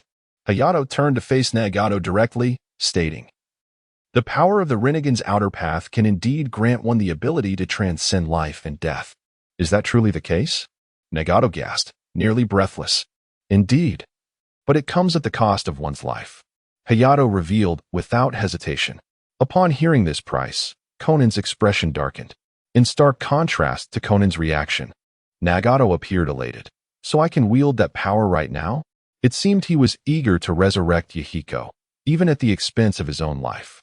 Hayato thought to himself, "Nagato, your spirit is commendable, and I admire it. Yet tragically, whether in Kishimoto's narrative or my own, you are destined to meet a tragic end." He looked deeply into Nagato's eyes and affirmed, "Yes, but consider this. If Yahiko lives and you perish, will he truly be at peace with your sacrifice? Yahiko and the members of Akatsuki have placed their hopes in the reincarnation of the Sage of Six Paths, someone like you who possesses the Rinnegan. If you were to leave, who would fulfill Yahiko's dreams and aspirations? The time to resurrect Yahiko is not now. It must wait until you have accomplished his wishes. And then you may decide for yourself." Nagato seemed to awaken from a dream. "Yes, you are right. But how can I bring peace to the world of ninjas?" With the groundwork laid, Hayato proceeded to the crux of the matter. "First, you must master the six paths techniques of the Rinnegan. This will ensure your invincibility. On that foundation, you should reorganize the Akatsuki and harness the powers of the tailed beasts." "Tailed beasts? Those legendary, colossal chakra monsters?" Nagato interjected. "I know there are 9 tailed beasts in the world, and Konoha possesses the mightiest of them all, the Nine Tails." "Precisely," Hayato continued. "The 9-tailed beasts were originally one entity. It was the Sage of Six Paths who, before his death, divided their powers in hopes that someone in the future could wield this strength to bring peace to the world. You are the reincarnation of the Sage, endowed with the Rinnegan. From the moment of your birth, this heavy responsibility has rested upon your shoulders. If you are interested, I can share more with you." "I'm interested. Please do enlighten me," Nagato exclaimed eagerly. A faint smile appeared at the corners of Hayato's mouth beneath his mask. "Follow me, and I shall reveal everything about this world to you." In a flash, a space-time vortex manifested, drawing Nagato and Konan into its depths.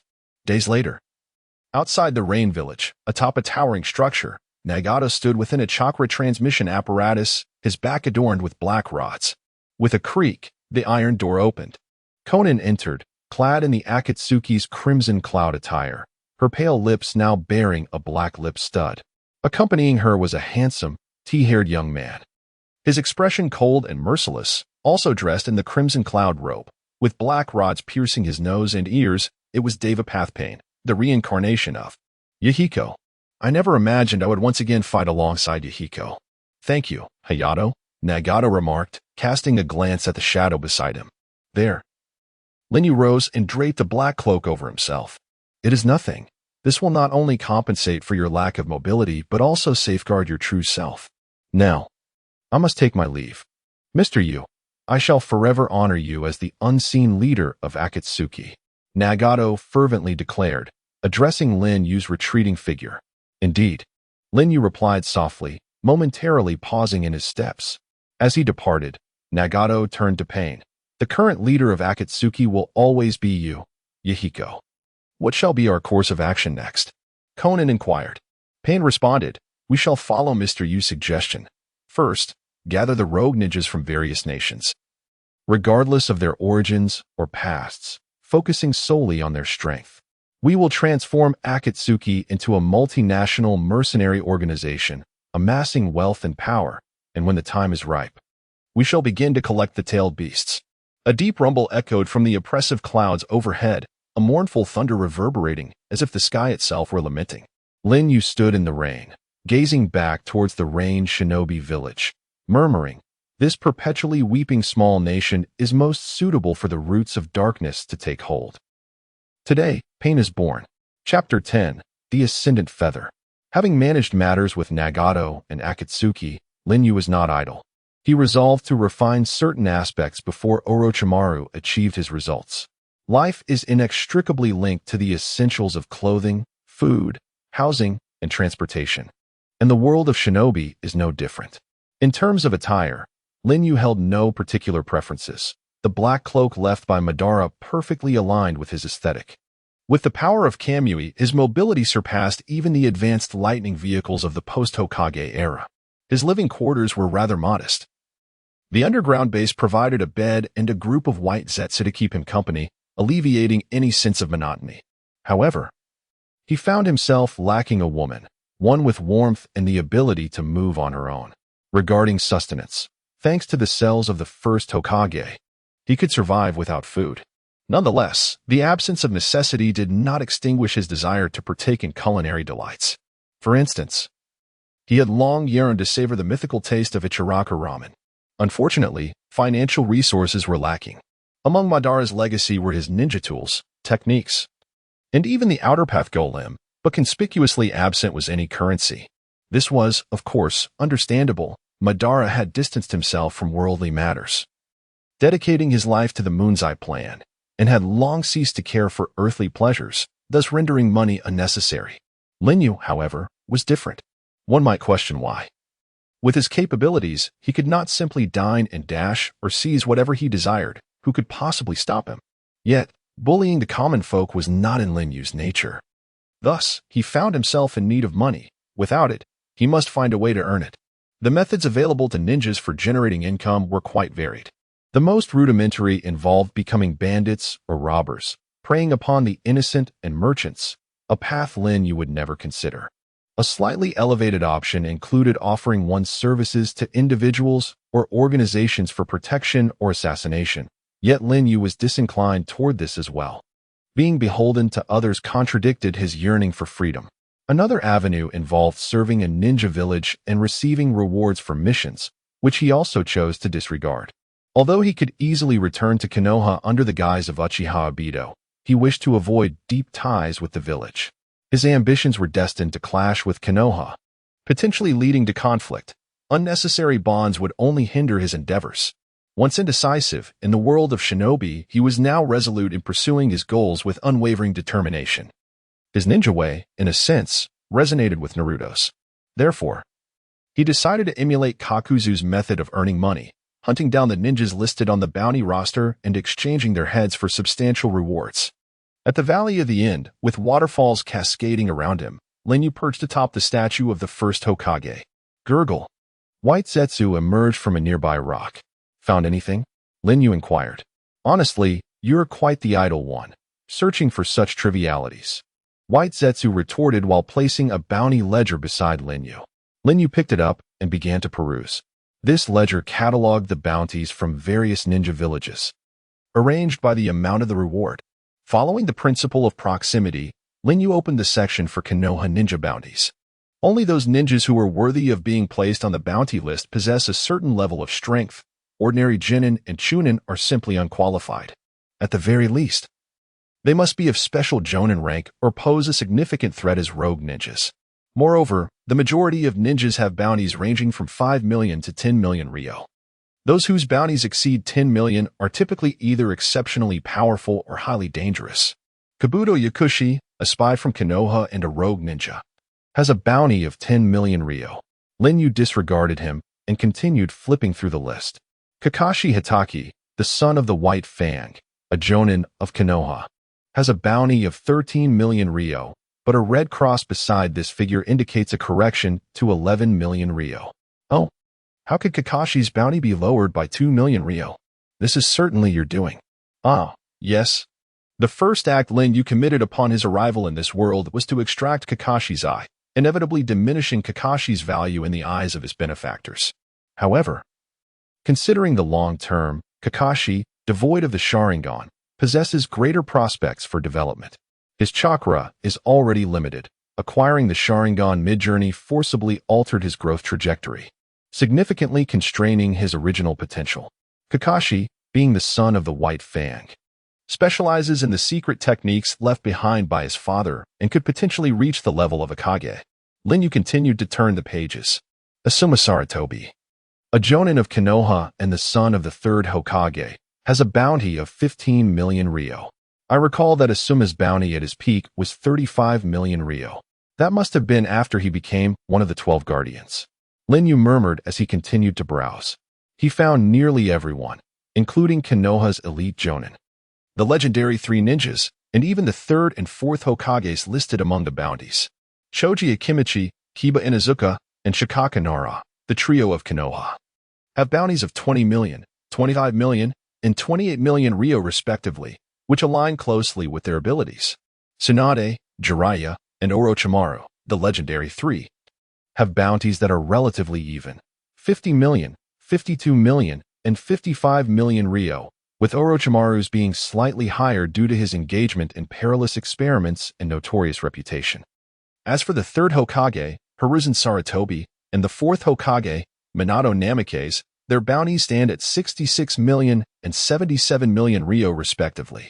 The 3rd Hokage's peak strength is not inferior to that of the youthful Minato. The disparity in their bounties likely stems from the 3rd's more diplomatic approach, resulting in fewer enemies. These individuals have become regulars on the bounty list, with their bounties remaining stagnant over the years as no one dares to claim them. Mindful of their own capabilities, as Linyu reached the final section of the Konoha listings, he suddenly discovered an additional page that had just been added. Upon seeing it, his expression turned peculiar. Uchiha Yu, identity unknown, assisted rogue ninjas from Amigakure in evading pursuit by Hanzo the Salamander, recognized for his strength. Considered a ninja on par with Hanzo. Bounty, 80 million ryo. Photo missing. Abilities, unknown.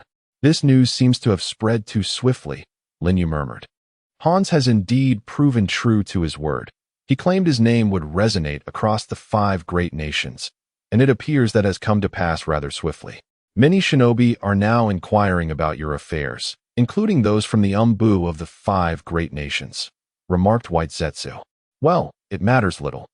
Any adversary obstructing my path shall meet but one fate, death. Linyu stated indifferently. So, who is today's unfortunate soul? White Zetsu suggested. After a moment of contemplation, Linyu flipped through the roster, his finger landing on a name. This one. Beijia.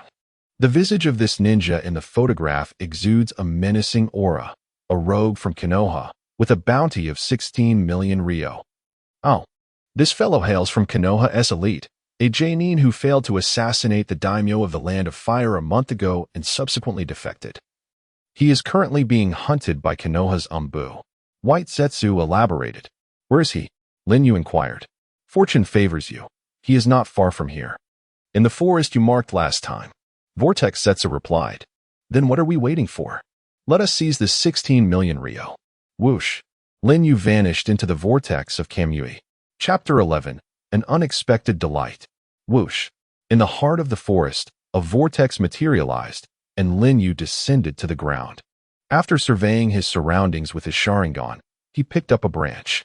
The front bore the marks of footsteps, while the rear had been severed with a sharp blade. A deliberate ruse to mislead pursuers. The true direction of escape lay this way. Lin Yu gazed towards the 3 o'clock position. The vortex sighed inwardly, recognizing that Yu's analytical prowess was gradually becoming refined. Even without the Sharingan and the Hashirama clone, he would likely emerge as an exceptional ninja. Lin Yu pursued the escape route heading north. Along the way, he noticed nearly imperceptible threads connecting explosive tags hidden between the trees and stones. Traps, indeed. But they could be turned to my advantage. Lin Yu deftly threw a kunai, severing the threads. Boom, boom, boom. The series of explosions reverberated through the woods. North Jia, fleeing towards the forest's exit, halted upon hearing the blasts behind him and examined the tree trunk. He wore the Leaf Village's forehead protector, marked with a horizontal line carved by a kunai, a sign of a rogue ninja. Have my traps been effective? North Jia breathed a sigh of relief, retrieving a soldier's food pill and consuming it. Swish. At the edge of his vision, a dark shadow sped towards him. Whoosh. North Jia hurled a kunai at the shadow. Observing the incoming weapon, Lin Yu contemplated. Against such a foe, there is no need to employ Kamui for evasion. This is an excellent opportunity to hone my foundational combat skills. Clang. Lin Yu deftly deflected the kunai, which clattered onto a tree trunk. A member of the root or the Umbu. North Jia warned. Neither. I am merely someone interested in your 16 million heads, Lin Yu replied nonchalantly. Upon hearing this, North Jia's expression relaxed as he formed hand seals, a smirk gracing his lips. You are indeed unfortunate. I've already dispatched several like you along my path. Whoosh. With the finalization of his hand seals, his form became indistinct, disappearing from view. The camouflage technique, it allows one to blend seamlessly with their surroundings, achieving invisibility through advanced ninjutsu. Truly a technique befitting a jonin, but such tricks are rendered inconsequential before the Sharingan. Whoosh. Lin Yu leaned back as the blade skimmed above him, severing leaves in its Wikasensory ninja. As the attack missed its mark, North Jia dispelled his camouflage to conserve chakra, swiftly reappearing behind Lin Yu. Shadow Dance of the Leaf, it seems you are particularly skilled in swordsmanship, Lin Yu murmured. North Jia swung his ninja blade, unleashing the Leaf Village S-sword technique, Crescent Moon Dance. Swish, swish, swish. Amidst the interplay of light and shadow, Lin Yu was cleaved into several segments, yet with a resounding bang, his form transformed into pieces of wood that tumbled to the ground. This was merely a common substitution technique. Yet what astonished North Jia was that the speed of Lin Yu's substitution surpassed my swordsmanship. After all, I have assassinated feudal lords before, though unsuccessful. I should not be this inept. Lin Yu emerged atop a tree. Damn it. These words seemed to strike a chord of pain within Beijia, who let out a furious shout and hurled numerous shurikens into the surrounding thicket. Each shuriken was entwined with steel wire, and with swift movements of his hands, he enveloped the area in a web of steel, drawing it taut around Lin Yu as he pulled backward. This technique was reminiscent of the windmill's great blade, which young Sasuke had once awkwardly employed during the Nin exams in the Forest of Death against Orochimaru, suggesting that for a jonin, this maneuver was not exceedingly difficult. Lin Yu murmured, seemingly oblivious to the fact that he was the one ensnared. It's over. Beijia gritted his teeth on the other end of the wire and formed hand seals with his hands. Fire release, great fireball technique. A roaring inferno surged along the steel wire towards Lin Yu. So this is the caliber of 16 million. Lin Yu muttered. Crack, crack. With a powerful motion, he broke the steel wire, forming the usual with his hands. Chakra coalesced in his throat. Fire release, great fire extinguish. Boom, boom, boom. What erupted forth was a torrent of flames akin to a vast ocean, instantly melting the steel wire, consuming the great fireball, and sweeping through the expansive forest.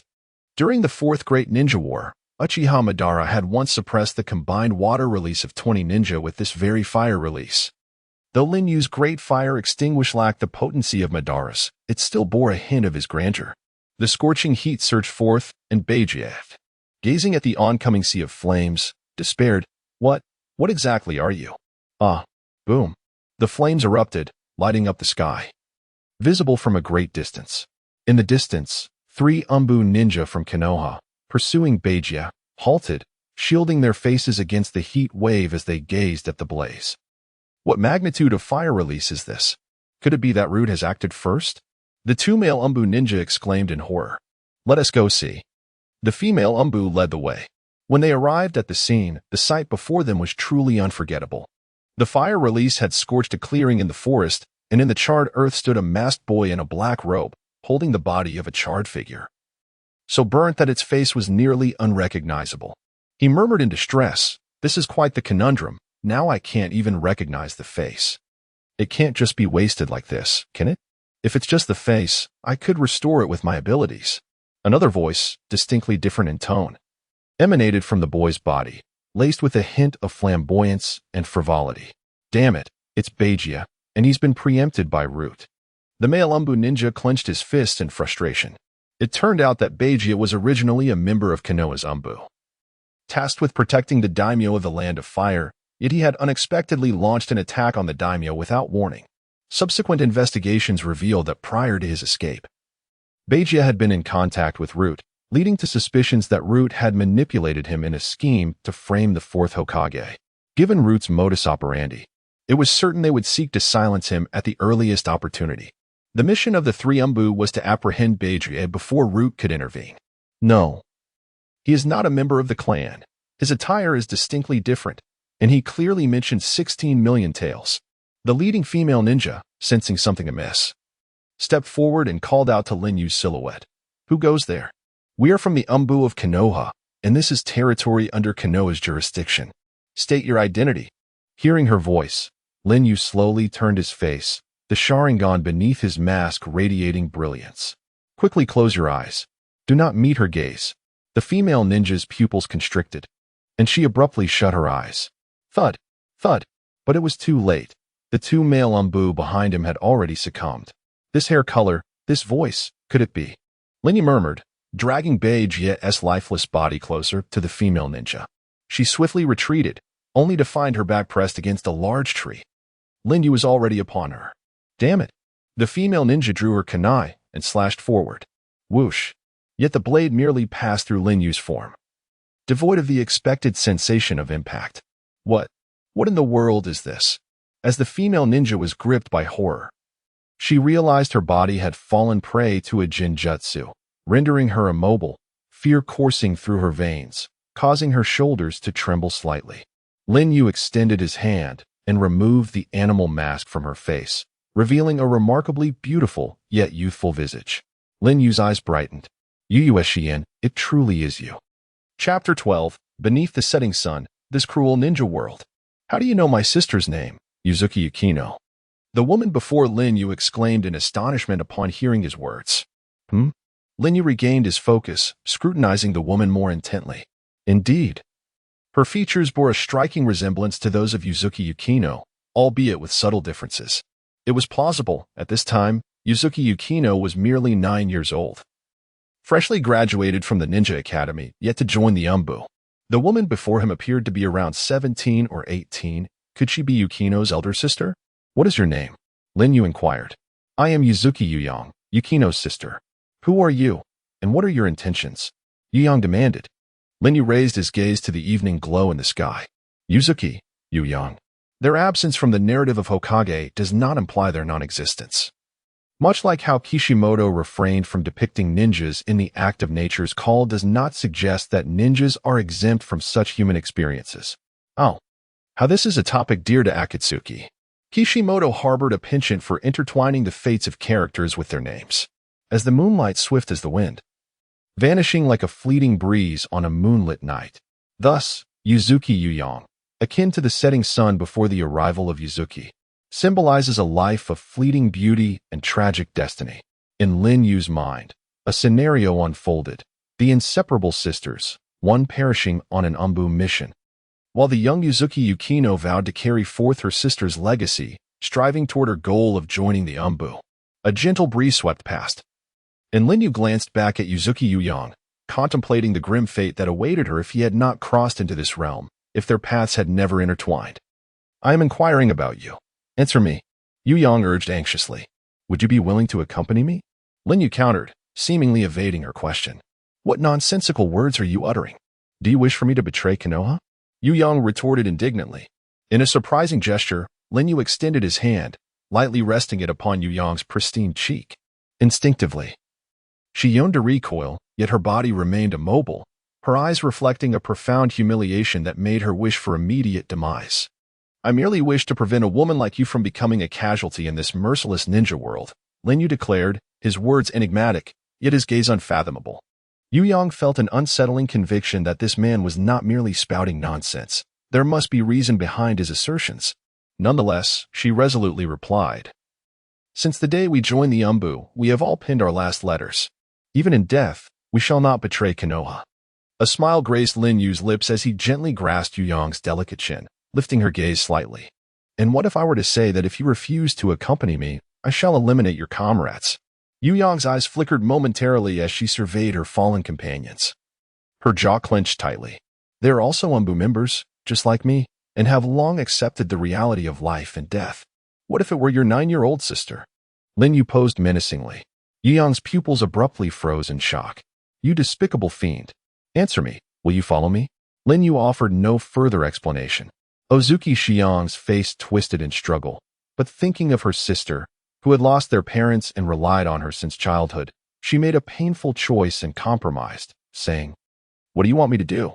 Lin Yu sighed, acknowledging that no matter how steadfast a ninja's beliefs may be, one cannot entirely cast aside personal feelings. Even Uchiha Itachi, who was willing to end his own clan for the peace of the village and the ninja world, could not bring himself to harm his brother. For in his heart, Sasuke was more significant than the village itself. Similarly, in Ozuki Xiang's heart, her sister, Ozuki Xian's safety, was paramount. This is a natural sentiment. Lin Yu, of course, had no intention of harming Ozuki Xian. He merely sought to breach Ozuki Xiang's psychological defenses. He released her chin and calmly stated, "You need not do anything special, just abandon Konoha and come with me." Ozuki Xiang was momentarily taken aback, then replied, "Very well, I will follow you. However, if you compel me to undertake any actions detrimental to Konoha, I will take my own life, even if you threaten me with my sister's life. Furthermore, I hope you will spare my subordinates." A deal was struck. Lin Yu had never intended to kill them. "Release the Jinjutsu. I will not flee," Ozuki Xiang asserted. "Release." Ozuki Xiang removed her forehead protector and, gritting her teeth, resolutely drew a horizontal line across its center, signifying her break from Konoha and her transformation into a rogue ninja. "Let us proceed." Lin Yu averted his gaze, dragging Beijia's lifeless body ahead. "Where are we headed now?" Ozuki Xiang followed closely behind. "To the exchange," Lin Yu replied without looking back. "Are you a member of the Uchiha clan?" she inquired. To say yes would be true, yet to say no would also hold some truth, Lin Yu responded enigmatically. Ozuki Xiang thought to herself, "So, he is indeed a rogue ninja of the Uchiha. What was your purpose in killing Beijia? Was it merely for the sake of wealth?" She pressed. "Otherwise, what value would such a person hold to compel my direct intervention?" Lin Yu countered. Ozuki Xiang mused.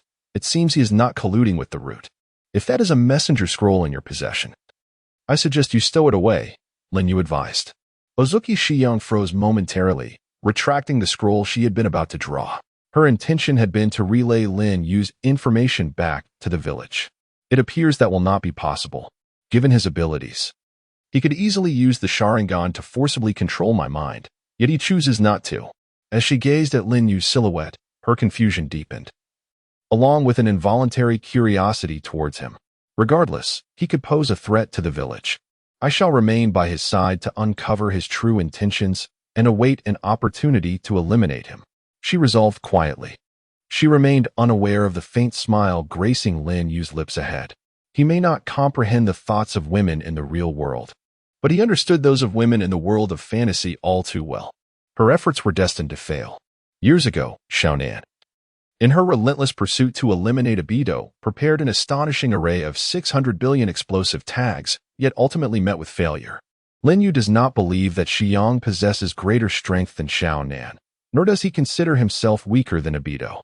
Furthermore, within the realm of the two-dimensional, there are countless instances where those who initially sought to destroy one another ultimately found themselves ensnared in a web of emotional entanglement. Xiang is no exception to this phenomenon. Not long after their departure, members of the Root organization, clad in black cloaks and donning masks, arrived at the scene, surveying the chaotic aftermath. Beijia's sensory connection has vanished. He is likely dead, remarked one of the perceptive ninjas from the Root team. Captain, the two individuals remain alive. Yet we cannot locate Mao Xiang, reported another Root member while examining the two unconscious Umbu. Eliminate them and frame it as the doing of Mao Xiang, commanded the captain of the Root team, who was draped in a white robe. But they are from our village, one member hesitated. Remember, the ideology of Root is to employ any means necessary to clandestinely support the great tree of Konoha. Only Lord Danzo can lead Konoha forward. The demise of these two is merely a necessary sacrifice, the captain asserted with a fierce tone. Understood, came the reply. With a swift motion, the ninja blade ruthlessly pierced the hearts of the two Umbu. Ironically, these two Umbu ninjas had narrowly escaped death at the hands of Lin Yu, only to fall victim to the treachery of their own comrades moments later. In truth, Lin Yu had long since perceived the underlying truths. Thus, he sought power. For with power comes the authority to revel in freedom, and with power, he could pursue all that he desired. Chapter 13. Profound Affection, Enraptured. Outside a restroom on the outskirts of the Land of Fire, Lin Yu came to a halt. Do not misunderstand. Endowed with the cells of Hashirama, Lin Yu neither requires sustenance nor the necessity to relieve himself. His presence here is solely due to the proximity of the nearest exchange office, which is conveniently situated within this very restroom. Wait here, Lin Yu instructed his companion, Azuki Yue, before dragging the lifeless body of Bei Jie inside. As he entered the restroom, the entity known as Ju Fei detached itself from Lin Yu. What is the matter? Lin Yu inquired. It's a rare opportunity to visit a human restroom. I wish to study the phenomenon of urgency. Fei remained as fixated as ever on the subject of bodily functions. Just don't make a mess, Lin Yu replied dismissively, allowing Fei to indulge in his curiosity. He approached the wall, gently pushed, and with a resounding crash, a hidden door descended, leading him into the dimly lit exchange office. Inside, a row of refrigeration units stood, intended for the storage of corpses.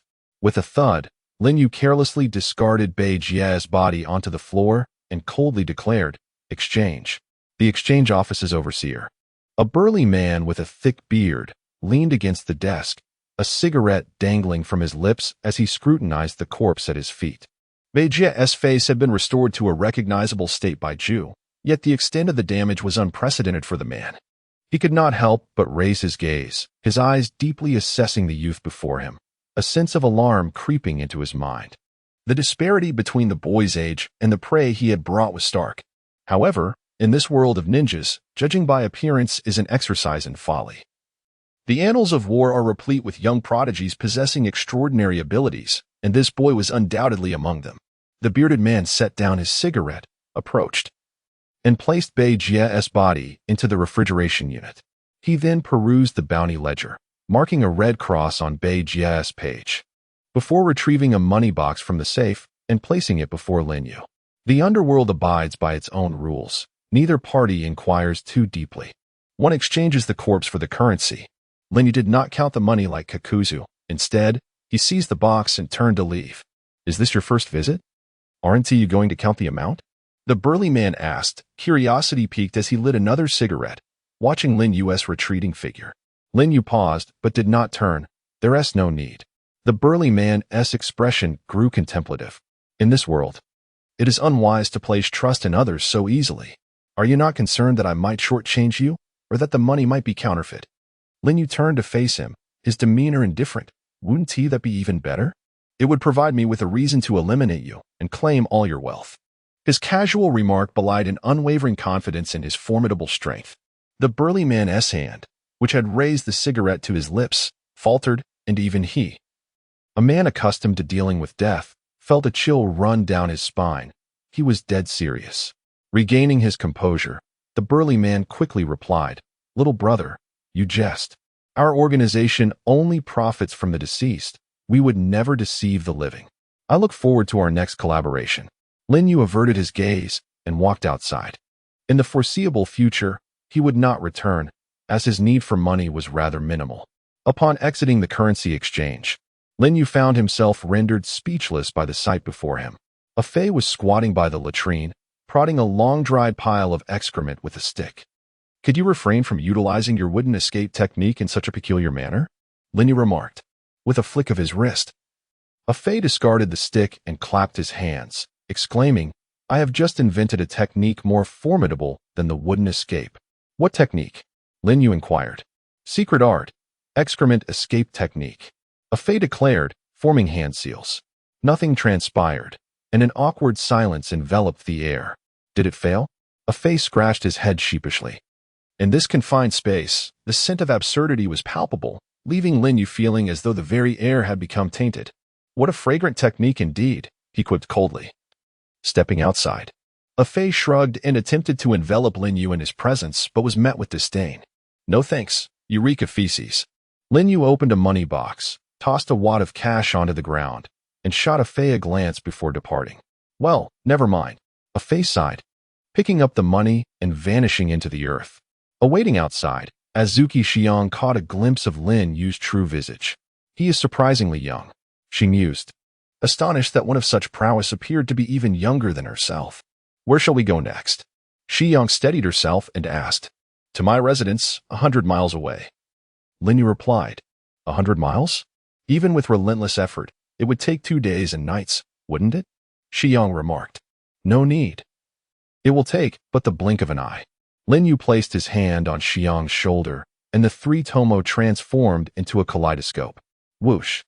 The divine whirlpool materialized. "This is the space-time technique." In awe, Xiang was drawn into the divine whirlpool, followed closely by Lin Yu himself. The whirlpool dissipated.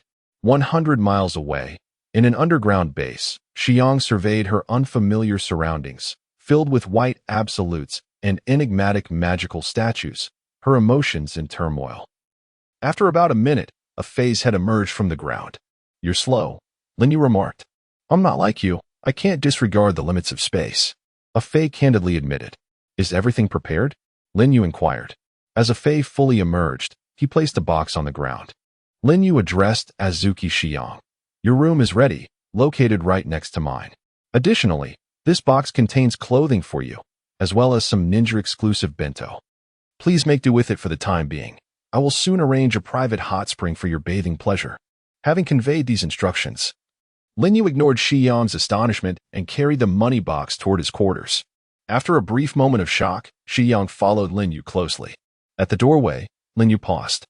"In the evening, remain in your room. Do not wander about the base.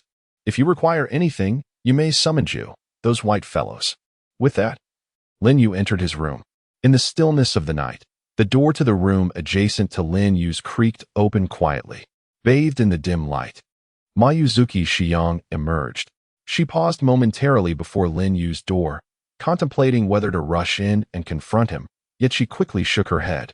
Aware that success would not come easily, at the very least, she needed to unravel the secrets concealed within this place.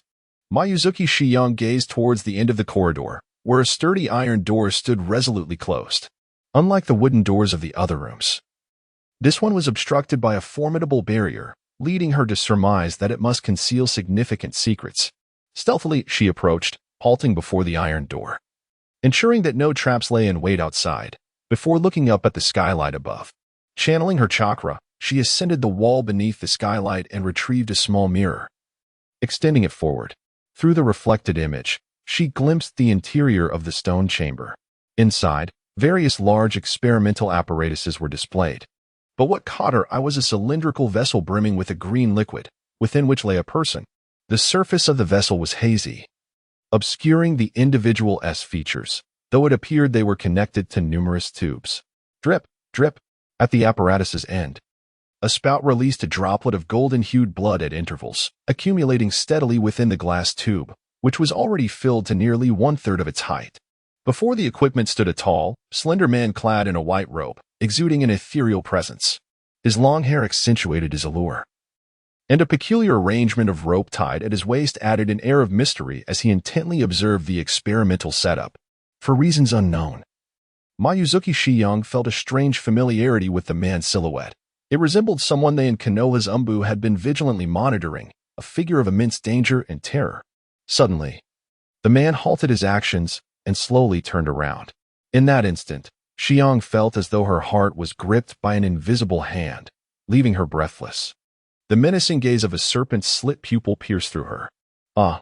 She gasped, losing her footing and falling to the ground. Her heart raced wildly, and she gasped for air. It could not be mistaken. It was Orochimaru, one of the legendary Sannin of Konoha. How could he possibly be in such a place? The sound of footsteps approached from behind. Did I not instruct you to remain in your room and not wander about? Linyu said, observing the startled Mayuzuki Shiyang before him. I should return to sleep, she stammered. Inside the stone chamber, Lord Orochimaru. Kabuto cast an inquiring glance at Orochimaru. Do not concern yourself. Let her be, Orochimaru rasped. Understood. Kabuto retreated. Humph. It seems that although Yu Kuin is formidable, he is still a sentimental Uchiha youth. I wonder if my most perfect creation can evoke a miracle within him. The anticipation is truly exhilarating. Orochimaru mused, gazing at the droplets of golden blood accumulating within the glass tube, a rapturous smile gracing his lips. Chapter 14. The Return to Konoha. In the stillness of the night, a vortex suddenly materialized in the dimly lit streets of Konoha. From this swirling portal emerged Hate, cloaked in black, merging seamlessly with the darkness. Beneath his hood, a striking orange mask adorned with black patterns concealed his features. Through the mask's eye holes, his Sharingan gleamed brightly against the night. At last, he had arrived. Gazing at the sign reading Ichiraku Ramen, Hate felt a wave of nostalgia. He lifted the curtain and stepped inside. Welcome, exclaimed the owner of Ichiraku, clad in a chef's attire, with a warm greeting. At this moment, the owner appeared youthful and vibrant, his face unmarred by the passage of time. Nearby, his daughter, Ayam, peacefully slumbered in her stroller. With a rich broth of pork bone, Hate settled into the rightmost seat at the table. He had come alone this time, without his companion, Afyu, fearing that Afyu's incessant chatter about trivial matters would detract from his appetite. The owner ladled the savory pork bone broth into a bowl, skillfully using a strainer to place the noodles into the steaming soup, garnishing it with green onions and pickled ginger, presenting a bowl that harmonized in color, aroma, and flavor before Hate. Here you go, your pork bone broth. The enticing aroma danced around him, awakening his taste buds. Hate eagerly broke apart his chopsticks, removed his mask, and lowered his head to indulge. Slurp. The noodles were springy and smooth, the broth rich and flavorful. It was exquisite, 10 times better than any ramen he had ever tasted before. Once he began, he simply could not stop. As he savored each bite, 2 ninjas entered the ramen shop, lifting the curtain. To his surprise, it was Might Guy and Kakashi. Guy was clad in his signature green jumpsuit, while Kakashi wore his customary mask, yet beneath it, his left eye bore not the Sharingan, but a hollow socket. Boss, 2 bowls of miso chashu, Guy exclaimed, his bright eyes sparkling as he flashed a peace sign and plopped down in the left seat.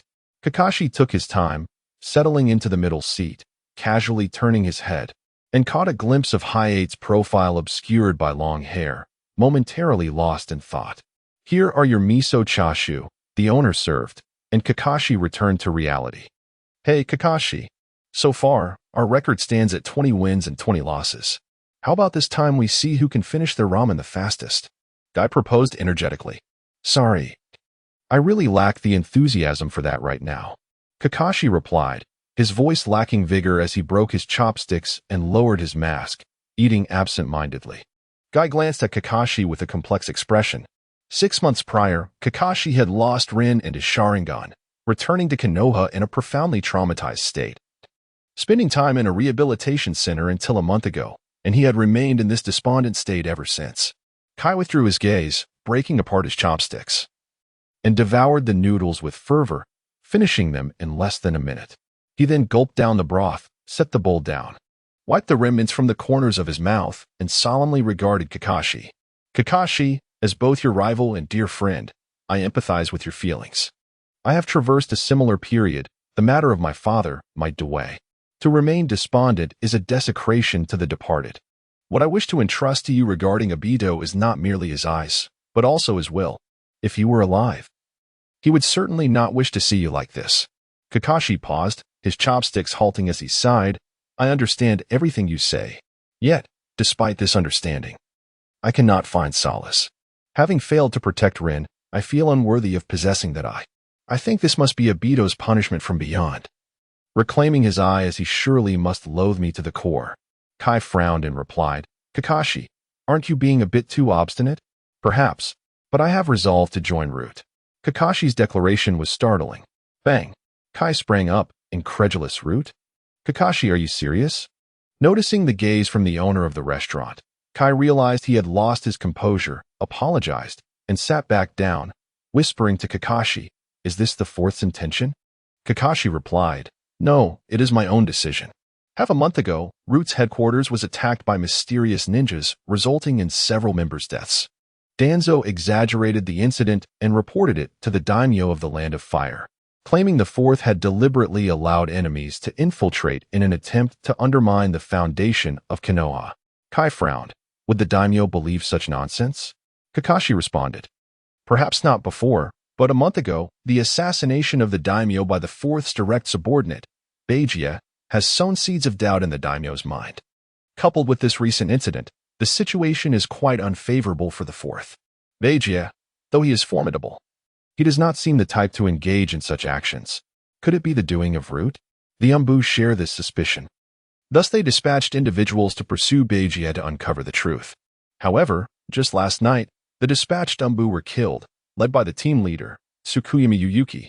This has severely undermined the credibility of the fourth Umbu.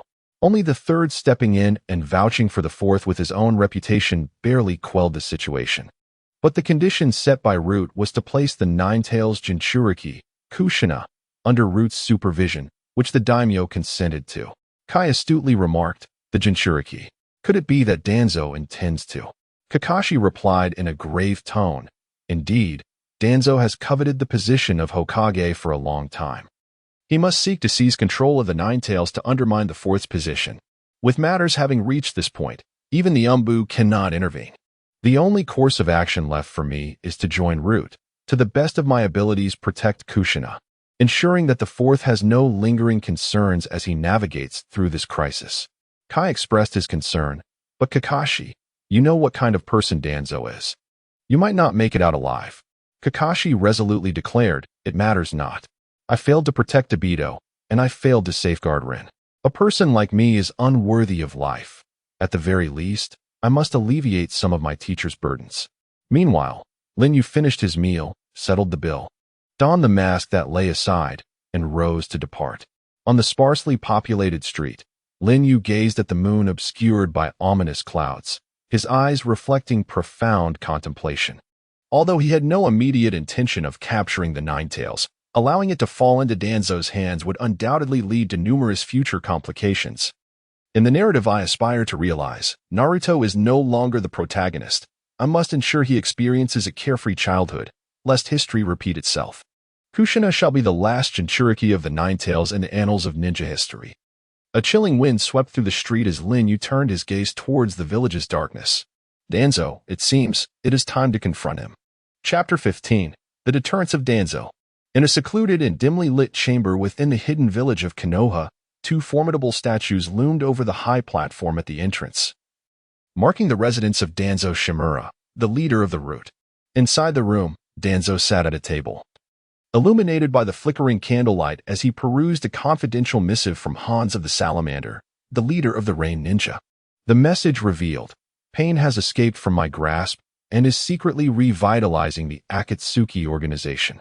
The ninja who rescued him from me calls himself Uchiha Yu, possessing strength rivaling my own. He may be a rare talent among the Uchiha, second only to Madara. If Konoha and the world of ninjas are to achieve lasting peace, the Uchiha must be eradicated. Danzo murmured to himself as he incinerated the letter. Suddenly, the candle flame before him flickered violently and extinguished. A wave of murderous intent washed over him. Danzo squinted. Who goes there? A scream echoed as the root members stationed outside collapsed. A shadowy figure with long hair was cast upon the paper door. Crash! A bolt of lightning burst through the door, piercing Danzo's body. The door shattered, and Linyu stood outside, his dark pupils fixed on the table. Where Danzo had just been, only a splintered piece of wood remained. A substitution technique, how swift. Linyu lifted his gaze to the eaves, where Danzo stood poised. A chilling breeze swept through as the two faced each other beneath the moonlight. Uchiha Yu, I have long wished to meet you. Danzo's voice resonated deeply. Zing. Linyu's left eye transformed into a kaleidoscope, locking onto Danzo's head. Kamui. Crack. Danzo's head was twisted by the technique. Blood gushing from the severed neck as his headless body fell against the wall, only to vanish in a blur of light and shadow. What a terrifying ocular technique capable of manipulating space. Danzo's voice emerged from another direction, revealing him enscathed atop a statue. As he unraveled the bandage from his right eye, exposing his Sharingan, while swiftly forming hand seals and inhaling deeply. Wind release, vacuum wave. Whoosh. The vacuum wave swept through, cleaving structures, walls, and everything in its path, yet Linyu remained untouched. Oh, I see. You allow the medium to pass through your body, rendering attacks ineffective. Is this the power of your other Meijiki Sharingan? Truly impeccable eyes, why not become a replacement for my right eye? Danzo proclaimed, removing the bandage from his right eye, revealing a desolate white Sharingan, forever devoid of light. Linyu replied indifferently, Izanagi, a forbidden ocular technique that possesses the powers of both the Senju and Uchiha, can only be activated at the cost of eternal blindness. Thus, your right arm, implanted with Hashirama's cells, along with the 10 Sharingan upon it, exists for this very purpose, a masterpiece of Orochimaru. What? Danzo's pupils constricted as he absorbed Lin Yu's words. You are well aware of my secrets. That scoundrel Orochimaru has indeed colluded with you, betraying Konoha.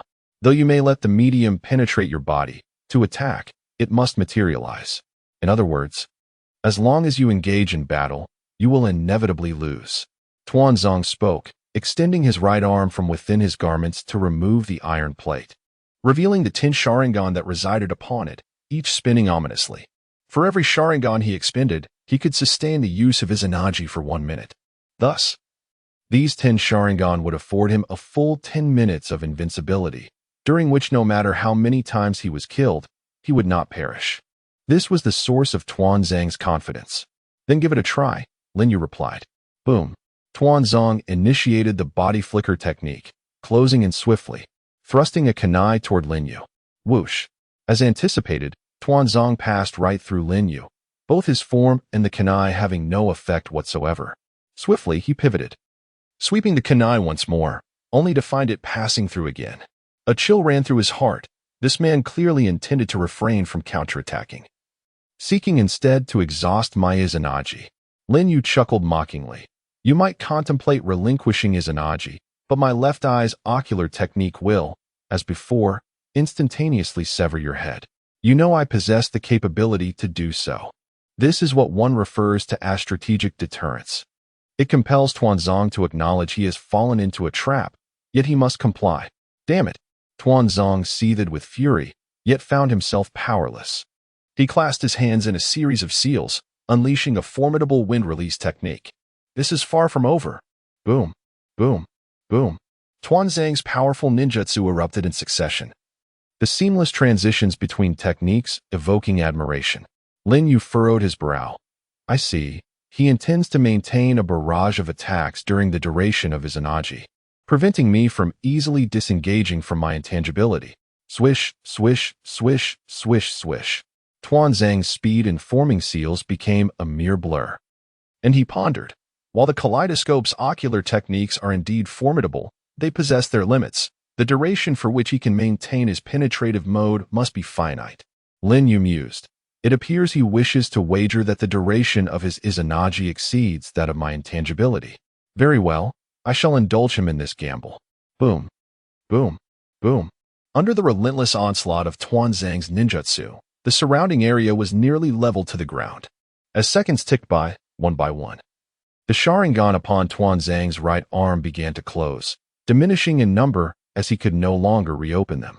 For minutes elapsed, and already 4 Sharingan had shut. Yet Lin Yu's intangibility remained undisturbed. This damned ocular technique. Tuanzang felt a surge of urgency, yet he dared not pause his hand seals, fearing that a moment's lapse would allow Lin Yu's technique to reset, rendering his efforts futile. However, this relentless casting exacted a toll. Not only were his eyes growing weary, but his chakra was also swiftly depleting. Time continued to elapse, a torment for Tuanzang, until at last, the 5th Sharingan closed. Just then, Lin Yu formed a series of seals. Fire release, great fireball technique. Boom. The fireball collided with the incoming wind release, and due to their opposing natures, it transformed into an even more potent fire release, engulfing Tuanzang. As Izanagi activated, the adverse circumstances morphed into a dreamscape, and Tuanzang reappeared elsewhere, albeit suppressed, yet wearing a face of euphoric relief. 5 minutes is your limit. I have triumphed. Not so fast. Lin Yu's kaleidoscope suddenly radiated a brilliant light. Susanoo. The blazing azure chakra flames enveloped Lin Yu's entire being, transforming into a colossal skeletal figure, with sinews and veins intricately woven between the bones, forming a formidable outer layer. Susanoo, though challenging, it is not beyond my ability to shatter. Danzo's expression turned slightly grave, yet he remained unflustered. The original narrative had demonstrated that Danzo possessed the capability to break through the second form of Susanoo during his battle with Sasuke. However, Danzo's demeanor soon solidified in utter disbelief. Roaring flames.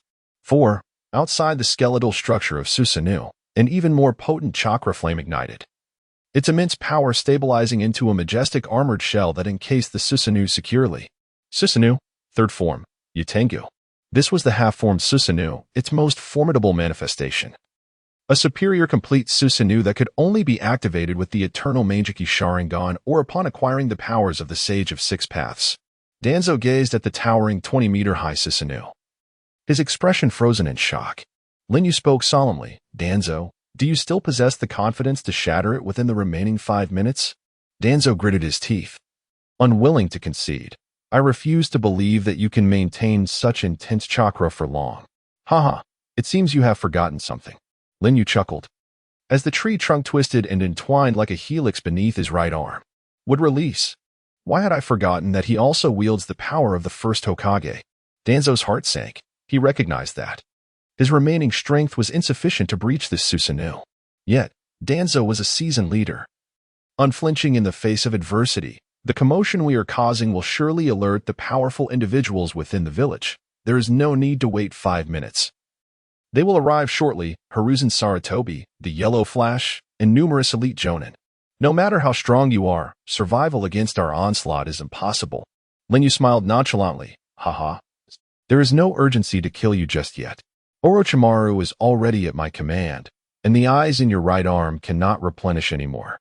Even if you evade this encounter, you will soon have only 4 Sharingan left. Do you have confidence in surviving the next confrontation? Lin Yu brazenly threatened Danzo. Danzo's fist clenched tightly, and at last, his demeanor softened. What exactly is your purpose for coming here? Cease all accusations against the 4th Hokage, and do not harm the Nine-Tails Jinchuriki Kushina Izumaki. Otherwise, you and your root will vanish from this world. Remember my words, Danzo.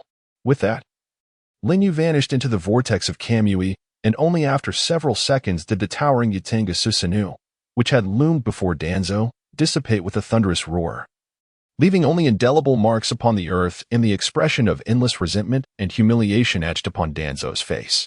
Chapter 16. The Ambition of Wings. On a towering mountain outside the Hidden Leaf Village, Lin Yu leaned against a tree trunk, gazing down at the village below. Moments later, his hand passed through the tree's surface as he contemplated. So, the limit of the penetration mode is 5 minutes. If it reaches a critical state and is released, one must wait another 5 minutes to reset. Suddenly, from the ground beside him, the figure of Uchiha Obito emerged. So, you've come to this place. It seems there's a bit of chaos in Konoha. The third Hokage, the fourth Hokage, and a multitude of high-ranking shinobi have gathered. Did you instigate this? Obito inquired.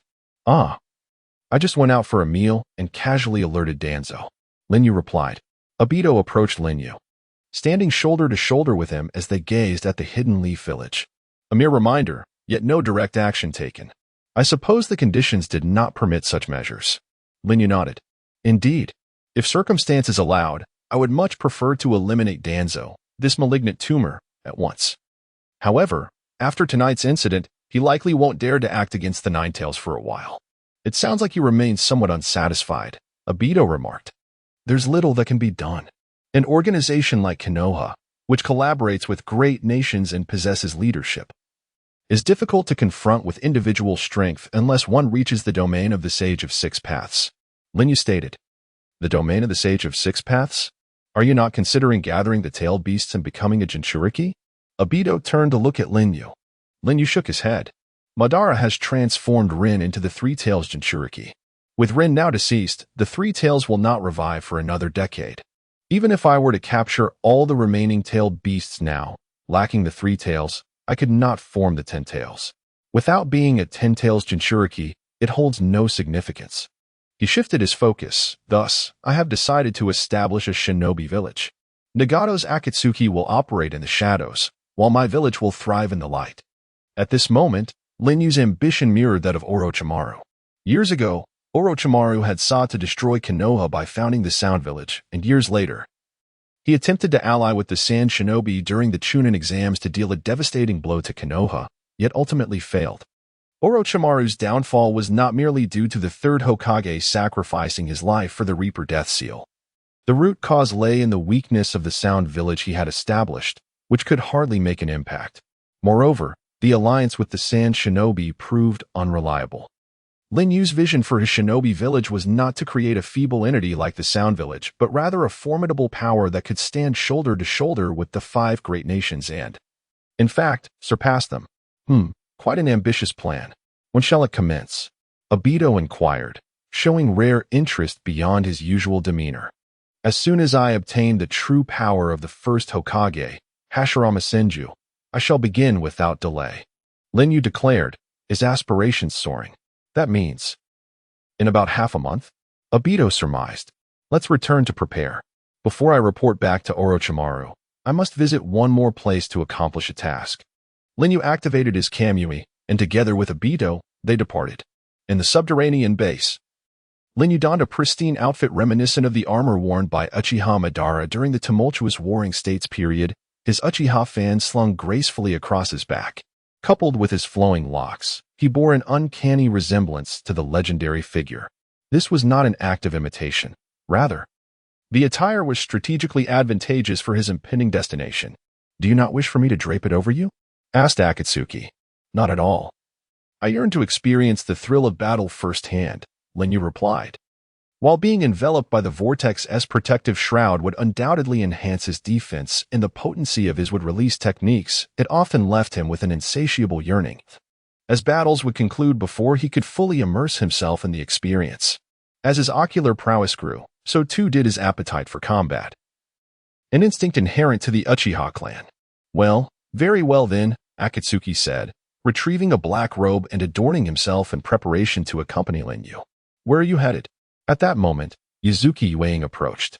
Do you wish to accompany us? Linyu paused, turning to inquire. Yuzuki Yuang lowered her gaze, tacitly acknowledging her agreement. The malevolent aura exuded by Orochimaru the previous night had left her profoundly unsettled. She preferred the company of Linyu over remaining in close quarters with Orochimaru. Furthermore, she had not abandoned her intentions to eliminate Linyu and was keen to glean his secrets and vulnerabilities by staying near him. After a moment of contemplation, Linyu acquiesced. Very well, but the journey is long. You should prepare accordingly. Is it not possible to traverse directly using your ocular techniques? Yuzuki Yuang inquired tentatively. That location has not been marked by my ocular prowess, Linyu explained. Oh, she responded, deep in thought as she turned to her chamber to make preparations. Is it wise to divulge the intricacies of your ocular techniques to a woman harboring murderous intent towards you? Akatsuki remarked. Lin Yu held his own perspective. True strength lies not in the fear of revealing one's capabilities, but in the assurance that, even when known, one remains unconquerable. He aspired to embody such strength and did not perceive Yuzuki Yueying as a future adversary. I fail to comprehend the convoluted nature of human sentiments. Give me simple excrement any day, Akatsuki shrugged, then added earnestly, but on another note, what are your plans? Lin Yu's gaze deepened, to bring back a pet. Oh, a summoning beast, perhaps? Not in the conventional sense of a summoning beast. With Kushina currently expecting, the 9 tails was off the table for consideration. Thus, the 8 tails, being second only to the 9 tails in power, emerged as the optimal choice. It became clear that Lin Yu intended to venture to the Land of Lightning, specifically to the Hidden Cloud Village, to capture the 8 tails. Oh, not as a Jinchuriki, but to command it as a summoning beast. Akin to how Madara once wielded the 9 tails? Since you're heading to the Hidden Cloud, wouldn't it be prudent to seize the 2 tails as well? With your ocular prowess, managing the 9 tails alongside 2 other tailed beasts should not pose a significant challenge, Akatsuki conjectured. Such an imbalance among the tailed beasts would incite conflict. Lin Yu deliberated thoughtfully. Indeed, for a prolonged period, the 5 great ninja villages have maintained a precarious balance of power through the tailed beasts, temporarily preserving a semblance of peace. The Land of Lightning possesses control over 2 tailed beasts. Losing one would not disrupt the equilibrium. But if both were to be lost simultaneously, the scales of power would tip, potentially triggering the 4th Great Ninja War prematurely. Oh, are you one who cherishes peace? A Fei exclaimed in astonishment. Lin Yu denied this notion. No, I merely fear the outbreak of war and the loss of another Jinchuriki. When a Jinchuriki perishes, the tailed beast perishes as well, and the larger the chakra reserve of the tailed beast, the longer it takes to resurrect, should any unforeseen circumstances arise. My plans may be delayed indefinitely. Indeed, the chakra reserve of the 3 tails ranks among the lowest, requiring a decade for resurrection. While the revival times of the other tailed beasts range from several years to several decades, the 9 tails, with its vast chakra, demands a staggering century for rebirth. Lin Yu's eyes grew profound. This illusory peace must be upheld until the moment my Rinnegan awakens, Uchihayu. Just a wall apart. Ujetsu's ears pressed against the door, his back drenched in cold sweat. The trio embarked on their journey to the Land of Lightning. The Land of Fire does not border the Land of Lightning. To avoid a lengthy detour, they must traverse the Land of Water. At this juncture, the Land of Water, specifically the village hidden in the mist, languishes under the oppressive reign of the 4th Mizukage, Yagura, during a dark era of isolation, notorious as the Bloody Mist. Any foreign ninja entering the Land of Water would face the terrifying pursuit of the mist, a fate often resulting in certain death. This journey is fraught with peril. Yet, this is precisely the chaos Lin Yu yearns for. On the night of the 2nd day, at the border where the Land of Fire meets the Land of Water, Lin Yu gazed into the ominous fog that enveloped everything ahead. His Sharingan, visible through the mast's openings, shimmered with an eager light. His eyes hungering for the arrival of war. The fabled Bloody Mist, do not let me down. Chapter 17, in the Blood Mist, the Land of Water, surrounded by the vast ocean on all sides, is characterized by its unique mountainous terrain. Due to its remoteness from the mainland and the natural barrier of the sea, the Land of Water seldom becomes embroiled in the great ninja wars, making it one of the least affected nations among the 5 great ninja countries. The Hidden Mist Village, nestled deep within the mountains of the Land of Water, is often shrouded in thick fog, rendering it completely isolated from other nations. The path to the Land of Lightning inevitably passes through the Hidden Mist Village. Lin Yu, Fei, and Matsuyue have been traversing the territory of the Land of Water for 3 days without encountering any ninjas from the Hidden Mist, as they are scarce compared to ordinary people. However, the closer they approach the Hidden Mist Village, the greater the likelihood of encountering ninjas. In the forest, the trio hurriedly traverses a wetland, their footsteps splashing through the water. Lin Yu glances back at Matsuyue, whose breathing has become erratic. If you're tired, we can take a break, Lin Yu suggests. Don't underestimate me. Matsuyue retorts through gritted teeth, pushing ahead of Lin Yu. Suddenly, Several shurikens come hurtling towards them from the front. Huh? Matsuyu swiftly draws her sword, deflecting the shurikens, but is startled to discover that the shurikens are connected to explosive tags, and with her strength waning, she cannot evade in time. Oh no. At that moment, an arm encircles her waist, quickly pulling her aside. Boom. The explosive tags detonate, sending water splashing everywhere. Matsuyu regains her senses, finding herself in Lin Yu's embrace. I told you not to overexert yourself. She grits her teeth and breaks free from Lin Yu's hold, cautiously surveying the mist ahead. Emerging from the fog is a large contingent of hidden mist ninjas. Leading them is a man with short black hair, no eyebrows, sharp teeth, and a prominent cross-shaped scar on his right cheek. His ears and neck are wrapped in bandages, and his lower face is painted with red stripes. Behind him, he carries the infamous decapitating sword. Could he be Kiba Jizong, one of the 7 ninja swordsmen of the mist? Matsuyu surmises gravely. While many Naruto fans may be unfamiliar with Kiba Jizong, Lin Yu knows him well. He was the previous owner of the decapitating sword before Momochi Zabuza, and a founding member of the 7 ninja swordsmen. In the original story, he defected from the Hidden Mist Village due to dissatisfaction with the 4th Mizukage rule, joining Akatsuki and ultimately perishing at the hands of the Mizukage at the age of 31. At this moment, he has yet to reach that turning point. Kiba Jizong is just in his early 20s and has not yet defected from the Hidden Mist. Furthermore, he is one of the 3 members of the original 7 ninja swordsmen who survived the 8 Gates of Might Guy.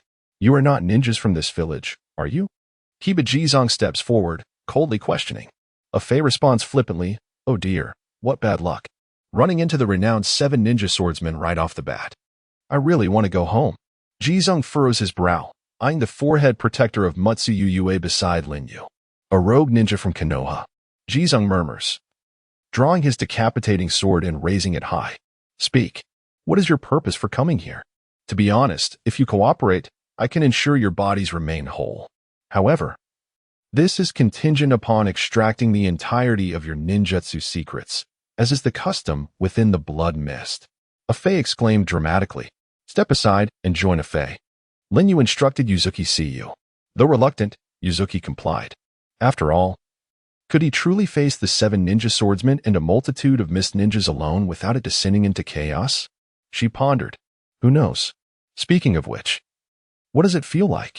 Can you enlighten me? Afei's mind remained clouded.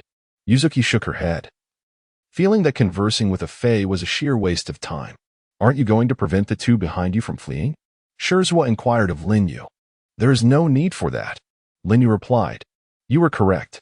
It is indeed unnecessary, for soon the 3 of you shall reunite underground. Shirzua formed a hand seal with 2 fingers crossed over his chest. Ninjutsu, mist concealment technique. Dense fog enveloped the area, where only the mist ninjas could discern the presence of their foes clearly. Oh, my vision is obscured. This technique indeed poses a disadvantage for the Sharingan. Yet once an attack is initiated, it is inevitable that a commotion will ensue. Lin Yu murmured, lightning chakra coiling around his right hand as he lunged forward from behind. Crack. Lightning pierced through Shirzua, arcs of electricity wreaking havoc. Crash. Yet Shirzua's form disintegrated into water. A water clone. Glug glug. A torrent of water surged beneath Lin Yu's feet, forming a water prison that ensnared him within. Oh, this is no ordinary water clone. Upon destruction, it releases the water prison technique? Lin Yu contemplated within the confines of the prison. Whoosh. Shirzua's true self descended from the air, gripping his decapitating sword tightly, preparing to cleave downward. It is over. Boom. The water prison shattered as the colossal sword embedded itself deeply into the ground, yet Shirzua sensed something amiss. Although he had struck his opponent, the sensation of flesh parting had not reached him. What just transpired? Alarmed, Shirzua attempted to withdraw his blade. It was too late. Clang. Lin Yu stepped upon the flat of the sword, his right hand resting upon Shirzua's shoulder, intoning gravely. Moreover, it is finished. The Sharingan. Shirzua was taken aback. Whoosh. The vortex of Kamui erupted from Lin Yu's right eye. In an instant, Shirzua was drawn into the Kamui dimension. Such is the terror of Kamui. To those ignorant of its nature, even the formidable 7 ninja swordsmen would find themselves obliterated in an instant. Yet, Even if one knows its secrets, what can be done? In the face of absolute power, all struggles are futile. As the caster was absorbed into another dimension, the mist concealment technique dissipated. The surrounding mist ninjas stood in stunned silence. Captain Shirzwa, taken down in an instant? What technique was that? Lin Yu bent to retrieve the decapitating sword from the ground. As the Sharingan spun, he locked onto the positions of all the mist ninjas. Whoosh! He vanished from sight. Uchiha style swordsmanship. Swish, swish, swish, swish. The clash of blades echoed. As the misty ninjas fell one after another beneath the glimmering edge of the executioner's sword. Could this be a deception? Yuzuki Uyami's pupils quivered. A minute later, the blood of the mist ninjas stained the ground crimson. With a thud, Hayashi plunged the executioner's sword into the earth. Casting a cold gaze towards the shadows of the forest, commanding, "Do not lurk in the shadows, come forth." A brief silence was pierced by the sound of movement. Jizu was akin to a useless tool, much like his executioner's sword, utterly ineffective. From the west emerged a female ninja, her chestnut red hair cascading down with vertical braids, sharp teeth glimmering, and her neck adorned with fluffy bandages. She bore 2 spiked blades on her back. She was the second wielder of the Raikiri, Yagami. From the 7 ninja swordsmen of the mist. Once again, it was from Konoha, stirring unwelcome memories, yet the Uchiha clan could hardly unleash such exaggerated taijutsu. From the north approached a burly male ninja, his orange hair flowing down to his waist, sharp teeth visible, neck wrapped in fluffy bandages, and green stripes painted across his cheeks. He carried a massive sword, also wrapped in bandages. He was the first wielder of the sword Samahata. From the 7 ninja swordsmen of the mist, known as Kisame Hashigaki. Following closely behind him was a young ninja, the youthful Kisame. However, the Uchiha's ocular techniques were renowned throughout the ninja world. Jizu's demise had granted us some advantageous intelligence. From the south, a youthful ninja approached. His white hair styled with vertical braids, sharp teeth bared, neck encircled with fluffy bandages, and he bore no sword, only a scroll at his side. It was said that following Might Gai's demise, a young prodigy emerged within the mist, a boy of the Zuki clan bloodline, inheriting the twin blades, Flatfish. Most terrifying of all, he could effortlessly summon and wield all the ninja swords. The exploding blade, splash, long blade, needle, dull blade, round cut. After the previous wielders of these 3 blades perished, they became unclaimed and were entrusted to the boy's scroll. Coupled with the Flatfish, he alone represented the 4. The boy stood before them now. His name was Zuki Mangetsu. Observing from the shadows, witnessing comrades meet their demise, truly an embodiment of the blood mist. Hayashi murmured as he looked up. So, it seems everyone has gathered. Chapter 18. A duel against the 7 ninja swordsmen. Let us retreat a bit further. Getting caught up in this will surely lead to death. A face said earnestly to Matsuyuki. Are you not his companion? Will you not assist him? Matsuyuki inquired. Perplexed, adding hastily, do not misunderstand. I merely seek clarification, not that I am concerned for him. Unless he wishes for his demise. I cannot fathom who could possibly defeat him, a Fei replied with a knowing tone. Matsuyuki cast a deep glance at Lin Yu before stepping back alongside of Fei to observe the battle from a safer distance. Kaigai, your strength is insufficient. Keep an eye on those 2 over there. It will suffice for the 3 of us to confront him. Suigetsu Zuki instructed the distant Kageyami Kaigai. Understood, Mr. Suigetsu, Kageyami Kaigai respectfully acknowledged, retreating from the fray. Suigetsu Zuki then approached Ringo Yuri, drawing his mighty sword, Samahata. Newcomer, should you become a hindrance, my Samahata will show no mercy. As a veteran of the 7 ninja swordsmen, Suigetsu spoke with an air of arrogance. A mere buffoon who barely escaped with his life from a lowly leaf shinobi should refrain from excessive bravado. Ringo Yuri retorted mercilessly, crossing her arms as she unsheathed her Raijin sword, Yato, resting it at her side. Crackling, golden arcs of electricity danced along the blade.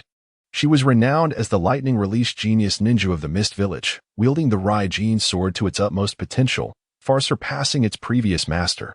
How dare you? You. Suigetsu Zuki began to fume. You 2 would do well to silence yourselves if you do not wish for the swords to be reclaimed by me. A figure emerged between them, the moonlit form of Kirigakure's own Kei Gakure Manetsuki, who swiftly unfurled the scroll. At this distance, Keigakur Manatsuki could summon or dismiss the swords at his leisure, even if he was not their master. Thus, Suigetsu Zuki and Ringo Yuri had no choice but to fall silent. The scroll bore 7 seal positions, inscribed with the characters break, great, long, dull, explosion, lightning, and duel, corresponding to the code names of the 7 swords.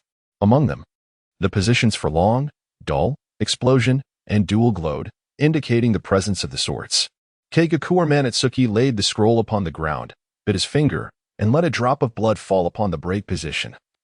Then formed hand seals, causing the array to radiate light. His piercing gaze turned toward Linyu. Return the broken sword. Buzz. Buzz. Linyu felt the execution sword in his grasp tremble violently, as if longing to escape his hold. What is rightfully his would not be returned. Whoosh. Linyu's right eye unleashed a formidable power, drawing the execution sword into its depths. The light from the scroll's seal position faded, and Keigakur Manatsuki furrowed his brow. The connection between the scroll and the sword had been severed. Indeed, his ocular technique could transfer touched objects to another space. And given that the previous attacks from JZ passed through him unscathed, it was evident that physical attacks were ineffective against him. But how would he fare against ninjutsu? As the moonlight glimmered, Zuki Mangetsu formed his fingers into a gun-like shape, aiming directly at Hayato in the distance. Unleashing the secret technique of the Zuki clan, the water iron cannon. Bayu. Bayu. The high-density water, compressed into high-pressure water projectiles, shot forth from his fingertips, piercing through Hayato's body and, in the blink of an eye, penetrating several large trees behind him, ultimately leaving deep holes in a massive rock. Under the evening sun, Yuzuki Waigure gazed in astonishment at the hole so close at hand. It seems this place is also unsafe. Let's move further away, Afei remarked. Zuki Mangetsu lowered his fingers, his expression growing grave.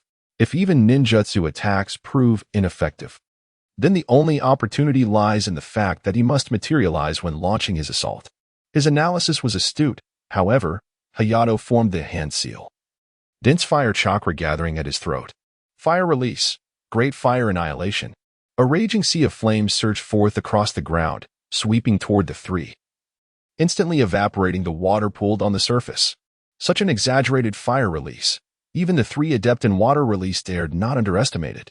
Simultaneously, the trio formed hand seals. Water release. Water dragon triple bullet. Boom. Boom. Boom. 3 water dragons rose from the ground, colliding with the flames, producing a hiss of steam. The formidable Kisame, covering his face with his hand, marveled, is this the proud fire release of the Uchiha clan? It takes all 3 of these water experts to counter it. The elemental clash holds no significance. It is truly terrifying. Hayato, hands forming seals, unleashed the powerful wind release ninjutsu he had replicated from his battle with Danzo the previous night. Wind release, vacuum great sphere. The vacuum wave swept through, cleaving the steam. With a mighty swing of his sword, the formidable Suigetsu blocked the wind attack with a resounding crash. Crack.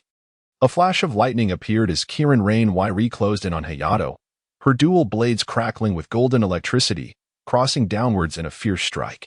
Clang. Hayato drew the Uchiha fan from behind, successfully parrying the lightning slash. This fan can absorb my lightning chakra. Wairi gasped in astonishment while suspended in midair. Hayato praised, concentrating your lightning chakra in your feet to execute the body flicker technique and attacking at the moment I materialize. Truly the genius kunoichi of lightning. However, Uchiha rebound. Crack. The absorbed lightning slash detonated from the fan's surface. Wairi was sent flying, her feet dragging along the ground as she retreated beside her comrades, blood streaming from her shoulders. Gritting her teeth, she exclaimed, his fan not only blocked my lightning slash but even rebounded it back. That fan is a legendary artifact forged by Madara himself during the 4th Great Ninja War. He utilized it to reflect Naruto's many-tailed beast bomb. I'll draw him in close. Wairi, prepare your ranged attack. Zuki Mangetsu declared, summoning his dual blades. Understood. Wairi rose, channeling, lightning release, natural lightning. She swung her lightning blade forcefully toward the sky, thunder rumbling in response. The sky cleaved as natural lightning crackled. Whoosh! Ghost Lantern Full Moon, wielding a flounder, charged through the water towards Linyu. Water release, Grand Water Arm Technique. In a sprint, his wrists transformed into formidable, massive arms. Flounder, release. With the infusion of chakra, the flounder in his grasp swelled to an enormous size, descending like a colossal hammer from the heavens. Boom! The flounder pierced through Linyu, crashing into the ground and creating a vast crater. Whoosh! Linyu pivoted, reaching for Ghost Lantern Full Moon's shoulder. Now's the time, bring me along. Ghost Lantern Full Moon exclaimed. Whoosh! However, Linyu's palm merely passed through Ghost Lantern Full Moon's body. Full Moon gasped in astonishment. This fellow is feigning an attack, cleverly turning our tactics against us. He has already discerned Lin Jin's technique.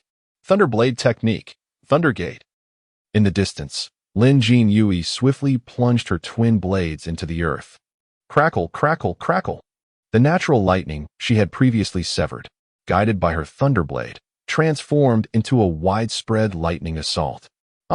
Yet, the one shrieking in agony from the strikes of lightning was none other than Ghost Lantern Full Moon. Chapter 19.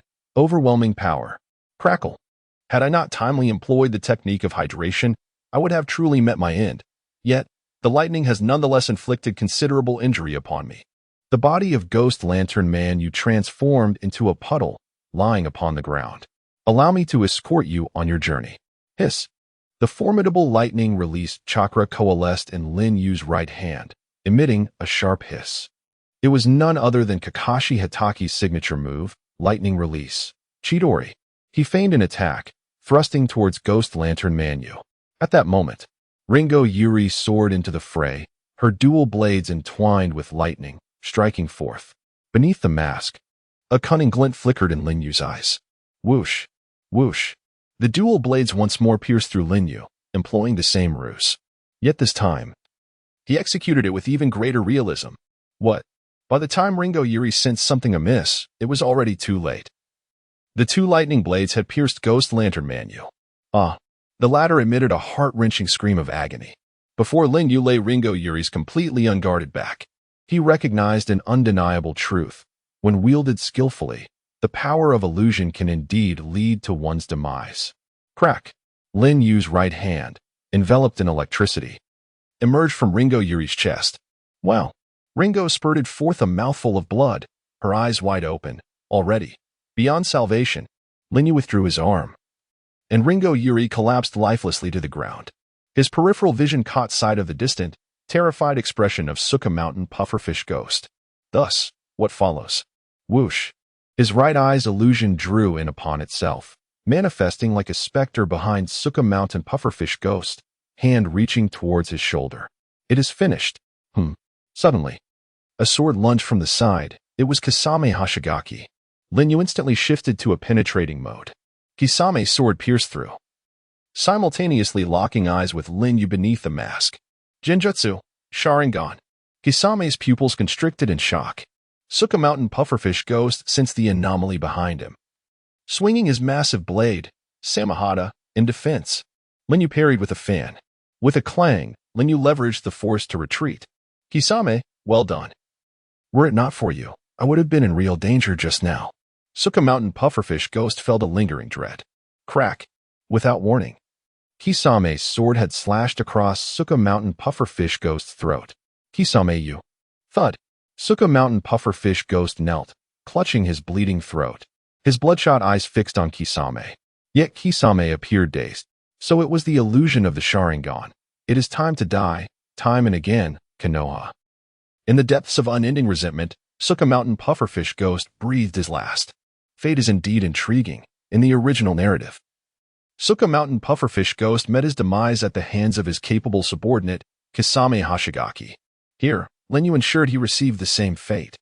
Ringo Yuri and Suka Mountain Pufferfish Ghost fell one after the other, leaving only Ghost Lantern Manu, impaled by the lightning blade. His half-liquid form rendered completely paralyzed by the ongoing discharge of electricity, unable to move. Kisame, finish off Ghost Lantern Manu.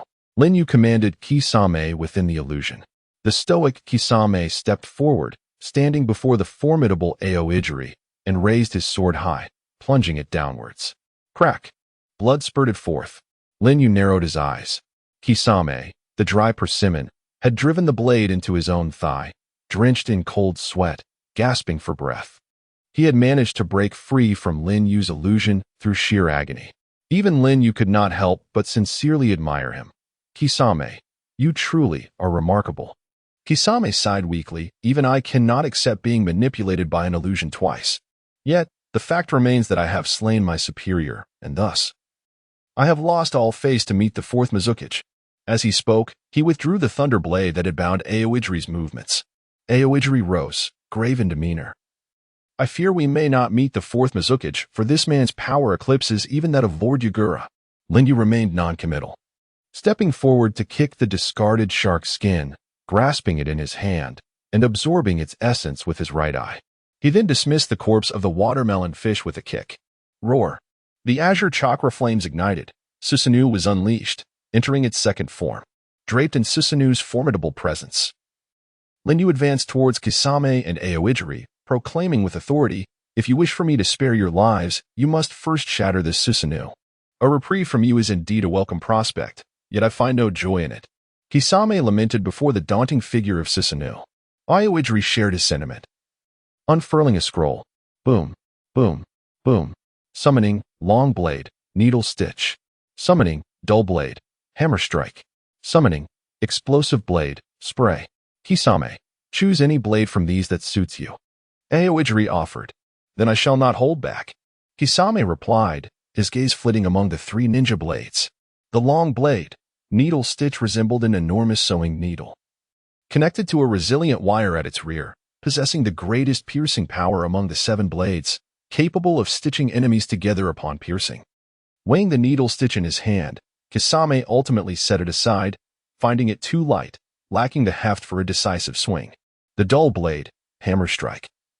With a rope linked to the blade and another to a hammer, employed a method of striking first with the blade and then smashing with the hammer for added force. Reputed to shatter any defense.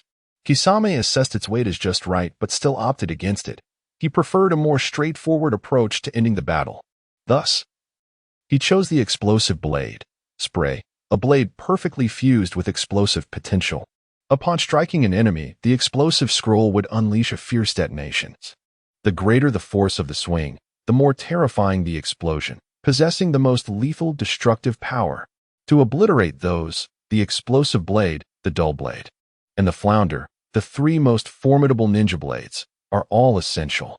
Aoijuri declared, forming hand seals with both hands. Boom. Amidst the white smoke, a shadowy clone emerged beside them. Does your current chakra pose no issue? Kisame inquired. There is no time for such concerns. This is a matter of survival for the remaining members of the Mist Ninja 7. Mangetsu declared. Lin Yu spoke in a low voice. Come forth. Let me witness the true destructive power of the Mist Ninja. Mangetsu, in his original form, wielded the twin blades of Shibuki, maneuvering behind Susanoo. His arms transforming into formidable water appendages, channeling chakra with unreserved fervor, causing the blades to take on an exaggerated form.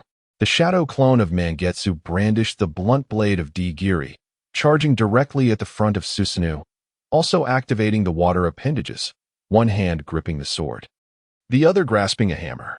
With a resounding crash, the blade swung down with full force, striking Susanoo, followed by the hammer crashing down upon the hilt. Crack. A fissure appeared on Susanoo's exterior. Shibuki, release. Simultaneously, Mangetsu unleashed the full might of Shibuki, crashing heavily against the back of the ongoing creation. Crack. Crack. The coordinated assault intensified the fissure at the front of Susanoo. Boom. The shadow clone of Mangetsu dissipated. His drenched form exclaimed, Kisame, now. Ha. The shark man leaped high, wielding the explosive blade of Bakuzan, bringing it down upon the fissure in front of Susanoo. The explosive release from the blade's scroll unleashed a cataclysmic detonation that engulfed the entirety of Susanoo. Kisame and Mangetsu were hurled far away by the force of the explosion. In the distance, Yuzuki Uyake's pupils constricted, his hand involuntarily clenched. Truly, the Mist Ninja 7. Kisame Hashigaki, Mangetsu, I, Uchihayu, acknowledge your strength and shall refer to you as the 2 demons of the mist. Today, I shall spare you. Should you find no refuge in the village of mist in the future, consider joining the Akatsuki. No, come to my ninja village instead. From the inferno of the explosion, Linyu emerged unscathed, addressing the two exhausted and battered figures of the mist ninjas in the distance, who could barely muster the strength to move a finger. Chapter 20. Bearing the Name of Shadow. Upon hearing that Linyu had not broken his promise, both Akatsuki and Kisame let out a sigh of relief simultaneously. These two ninjas, who adapted to the harsh environment of the land of blood mist and achieved their current status, were not afraid of death. Yet that did not imply they were willing to easily cast aside their own lives.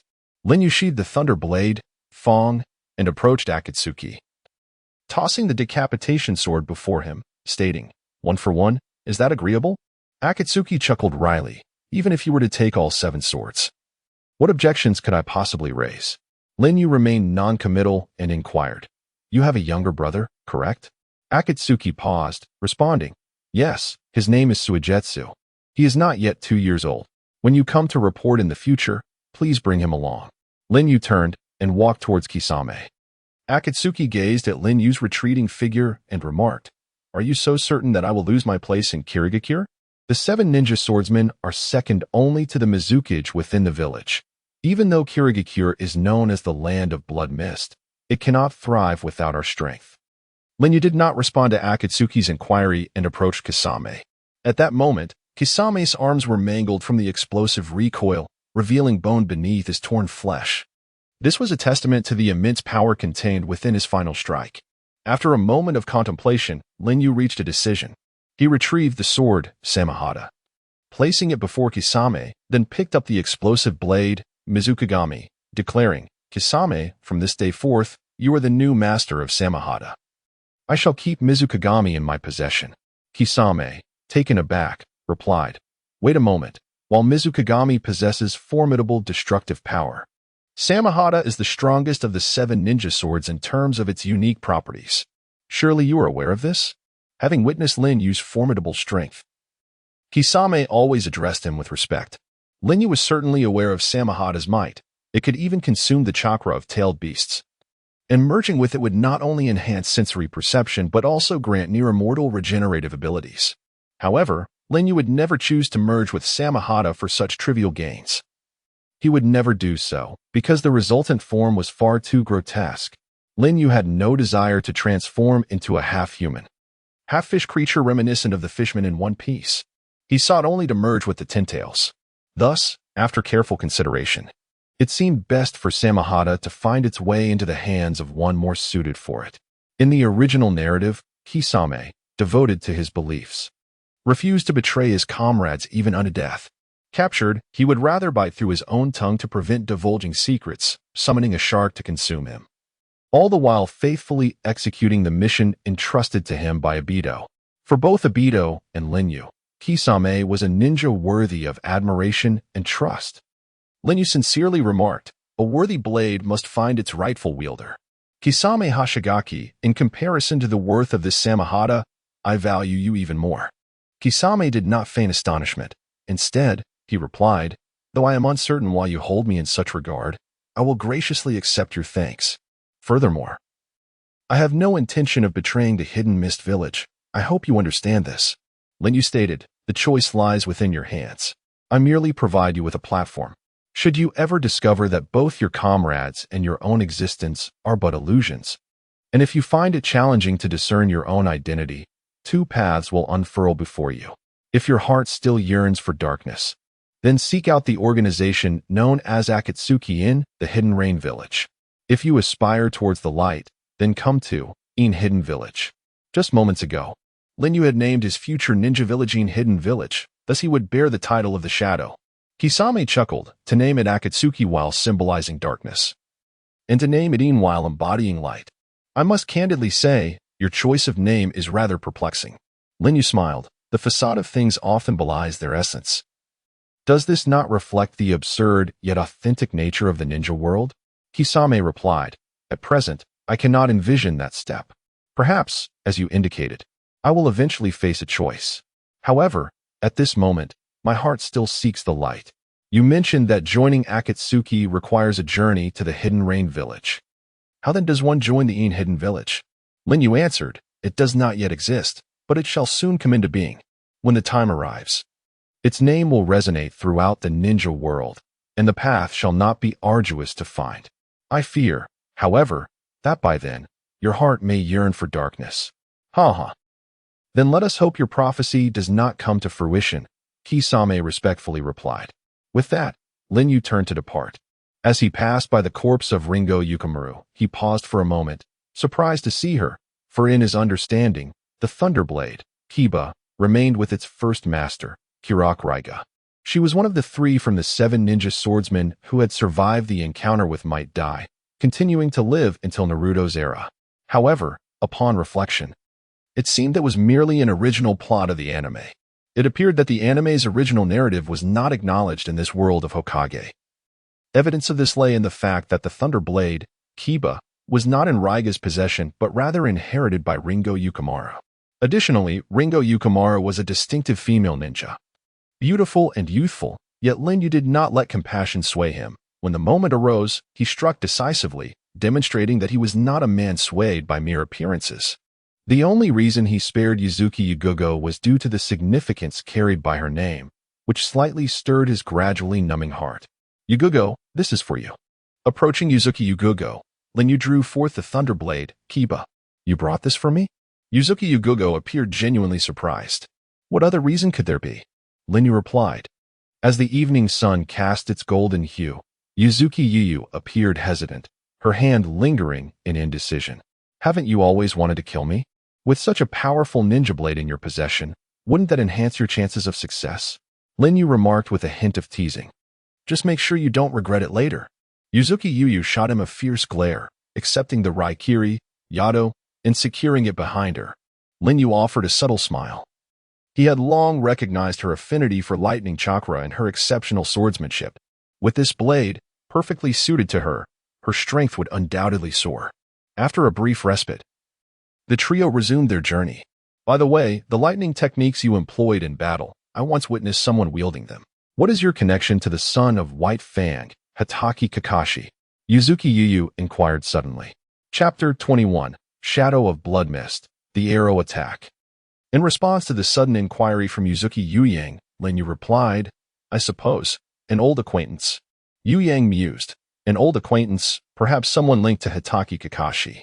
Among the Uchiha clan, the only one who fits this description is Uchiha Obito, who perished heroically at the end of the Third Shinobi World War.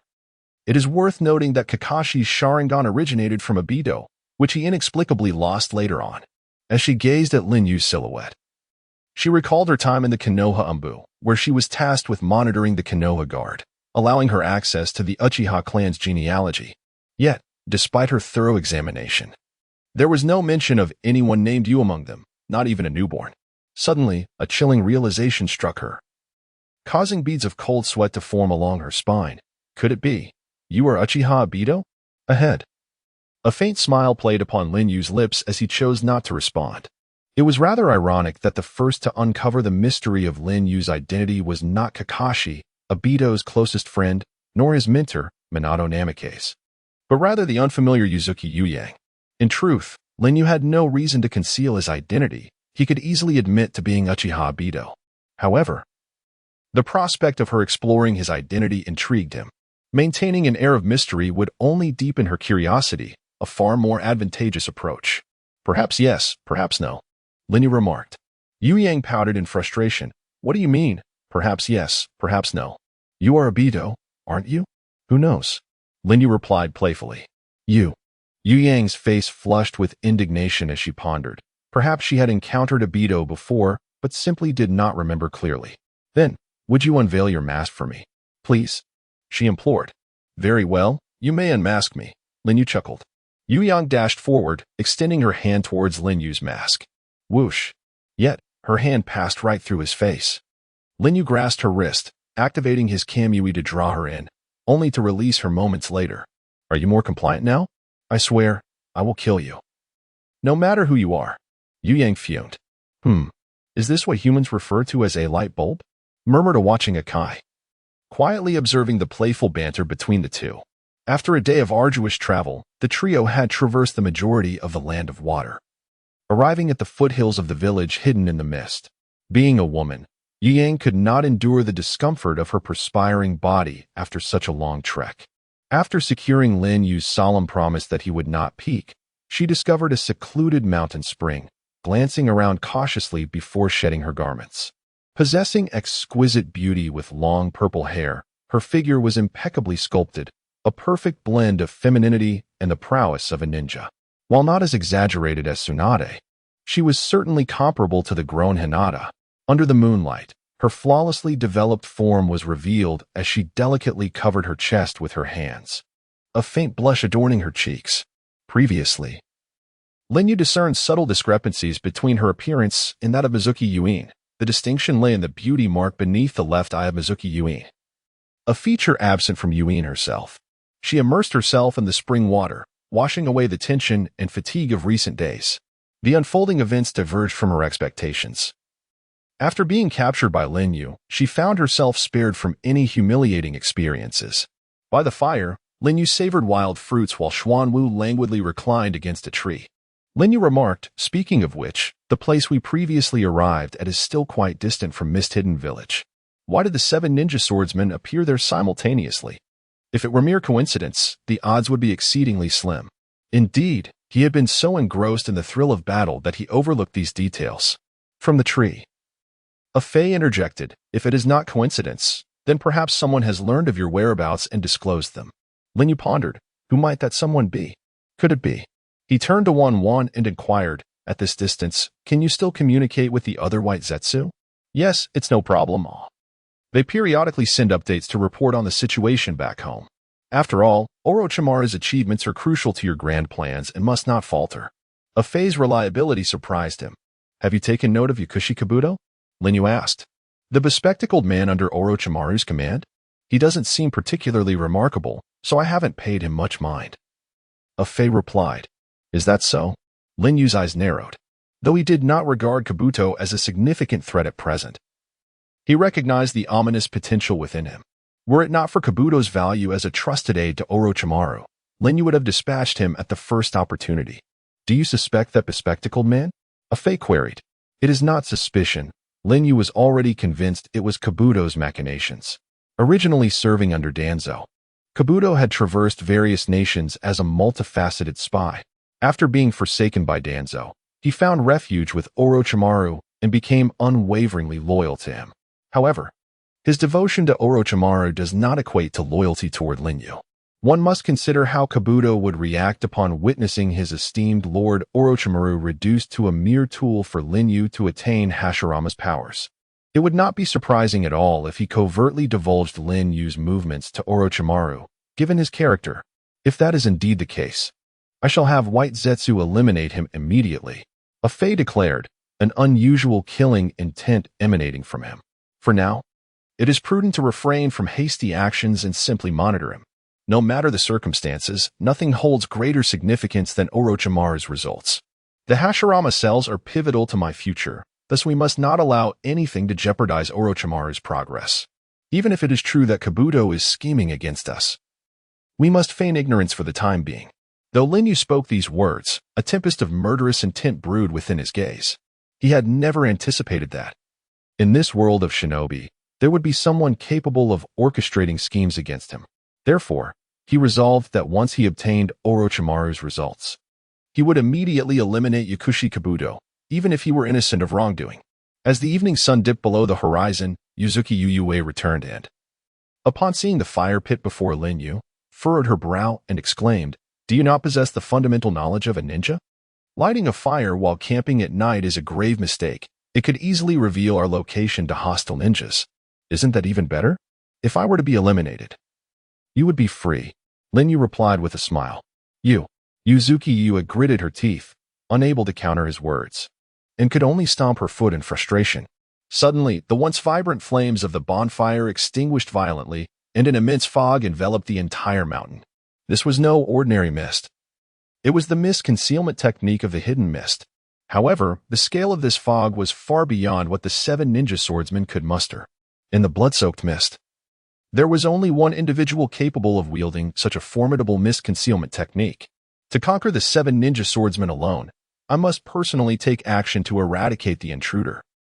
As the mist swirled, a beautiful youth with green hair and purple eyes approached, his voice ringing clear and reminiscent of a child's. Lin Yu rose calmly and remarked, I did not expect to meet so soon. The puppeteer of this blood mist is none other than the fourth Mizukage, Kagaya Yagura. Chapter 22. An Epic Clash. Uchiha Lin Yu vs. Yagura Kurama. Yagura unleashed a vast technique of mist concealment, rendering visibility nearly non-existent, which posed a significant disadvantage to the Sharingan. Thus, the foremost task was to dispel it. From the scroll left by Madara, Lin Yu had acquired an array of formidable ninjutsu, including the 5 elemental nature transformations, and this was no exception. He deftly formed a series of intricate hand seals. Extending his arms forward, wind release, tornado. With a whoosh, a chaotic whirlwind surged forth, dispersing the thick fog. The figure of Yagura, the fourth Mizukage, emerged from the mist. With green hair and purple eyes, a scar resembling a stitched line adorned his left eye, and he wielded a staff-like weapon adorned with green flowers at its hook. He braced himself against the ground, standing defiantly amidst the tempest, his purple pupils brimming with fury as his prideful mist technique was thwarted, leaving him humiliated. Wind release, typhoon. Yagura formed hand seals with one hand, twirling his staff, and unleashed a powerful gust of wind. Boom, boom. 2 currents of air collided, generating a tremendous convective storm. Afei and Mitsuki were blown away. Mitsuki drew her kunai from behind and plunged it into the ground, shielding her face with one hand as she gazed at the 2 combatants battling within the storm, feeling that both were monsters. As the tempest subsided, lightning release, Chidori, sizzling. Lin Yu vanished from his position, his right hand enveloped in lightning, charging at Yagura. Water release, water mirror technique. Before Yagura, a circular water mirror materialized, reflecting Lin Yu's image as he advanced with Chidori. With a whoosh, the water mirror rippled, and the mirrored Lin Yu burst forth, his illusionary Chidori clashing with the true one in Lin Yu's hand. Crackle. They annihilated each other, their power identical. Lin Yu smirked, just as I anticipated. Yagura would employ this technique, so I shall graciously replicate it. In truth, Lin Yu's true intention was to utilize the copying ability of the Sharingan to mimic Yagura's ninjutsu. Otherwise, the rare opportunity to engage with a shadow-level expert would be squandered. In the face of my water mirror technique, even S-rank ninjutsu can be perfectly replicated, Yagura declared haughtily. Heh, is that so? Lin Yu's left eye focused on the mirror. Kamui. Crack. The water mirror disintegrated. Nani. Unable to replicate, his ocular technique indeed surpasses my water mirror technique. Yagura exclaimed in astonishment. This time it's your head. Lin Yu's left eye zeroed in on Yagura's head. Oh no. Water release, ripple technique. The fourth Mizukage Yagura always maintained a layer of special water release chakra covering his body, allowing him to manipulate the chakra without hand seals, bending light to create illusions. In Lin Yu's eyes, Yagura's figure shimmered like a reflection on a lake, wavering uncertainly. Kamui. Yet he still activated his ocular technique. With a scream, the distorted light settled, and Yagura flew backward, trailing a long stream of blood. He clutched his staff with one hand while pressing against his left ear with the other, blood oozing relentlessly. Although Shunwei missed its mark and failed to sever his head, it did take away his left ear. At this moment, the distance between Yagura and Lin Yu had exceeded the range of Lin Yu's left eye's long-range Shunwei. Truly, as the fourth Mizukage, finding a way to survive under my attack is indeed a rare feat. Lin Yu chuckled. You insufferable Uchiha, I shall slay you. Yagura's youthful face contorted with a fierce expression, his murderous intent intensifying. Water release, water severing wave. He released a straight jet of ultra-high-pressure water, transforming it into a sharp blade of water that instantaneously sliced through the ground, aimed at Lin Yu. Of course, it passed right through him. Is this his ability to penetrate? Yagura altered his hand seals. Divert. Whoosh. The water column split into 2. One continued to align with Lin Yu's body, while the other shot towards the distant Yuzuki Yugao. Lin Yu furrowed his brow. This is troublesome. In my current state, I cannot intercept. Crack. Yet. Yuzuki Yugao grasped the Raikiri, her lightning blade, from behind.